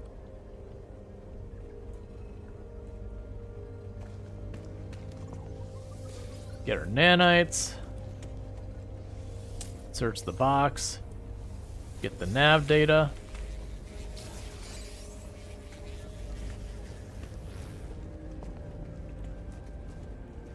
And we need Atlas passes to do that, which means we'll have to hit higher level systems. Yeah, and I like the idea of going, like, a little bit more into the pirate. Okay, so you've got storm. How bad is the storm? Awful. Awful is how bad the storm is. Hey, little doggo bot. How you doing? All right. So I'm gonna have to tour the planet a little bit to get that. With that said, let me go ahead and jump back in the ship so we can drop a quick cheeky save and all that. Now, another way you can do those, if you don't want to have to sit there and fight while being attacked and all that, is you can just take your ship, blast away the door, let the stuff respond, and just deal with it that way. There's certainly a bunch of danger you'll run into that, but that's fine. Honestly, if I could find a big body of water to make a water base here, I think that would make the storms a non-issue. Because I don't think the storms take effect while you're underwater. I could be wrong about that. And all that good stuff. Yeah, let's put down a quick save. Alright, and I just want to put down a quick save because it is getting to be about that time, chat, so we are going to need to be wrapping up stream here in just a minute. But thank you so much for tuning in. If you have enjoyed tonight's stream and you're not already following the channel, don't forget to drop a follow. That way you can find your way back here in the future. That said, I do stream a whole variety of games. I do think we will play more No Man's Sky. That said, I don't know if tomorrow we'll give the new Traveler's Rest update a go. We'll go back for more some Auction Not Included or more No Man's Sky. We'll figure that all out tomorrow. But I do stream 5 days a week, every day but Thursdays and Fridays, from 7 p.m. EST till about 4 a.m. EST, hence where we're wrapping up. It's past 4 a.m. EST. In the meantime, what I'm going to go ahead and do is I'm going to say goodbye to YouTube and TikTok because there is no such thing as rating over there, so catch you all later. And for those over here on Twitch, just hang out for a moment because what we will do is go to our ending stream screen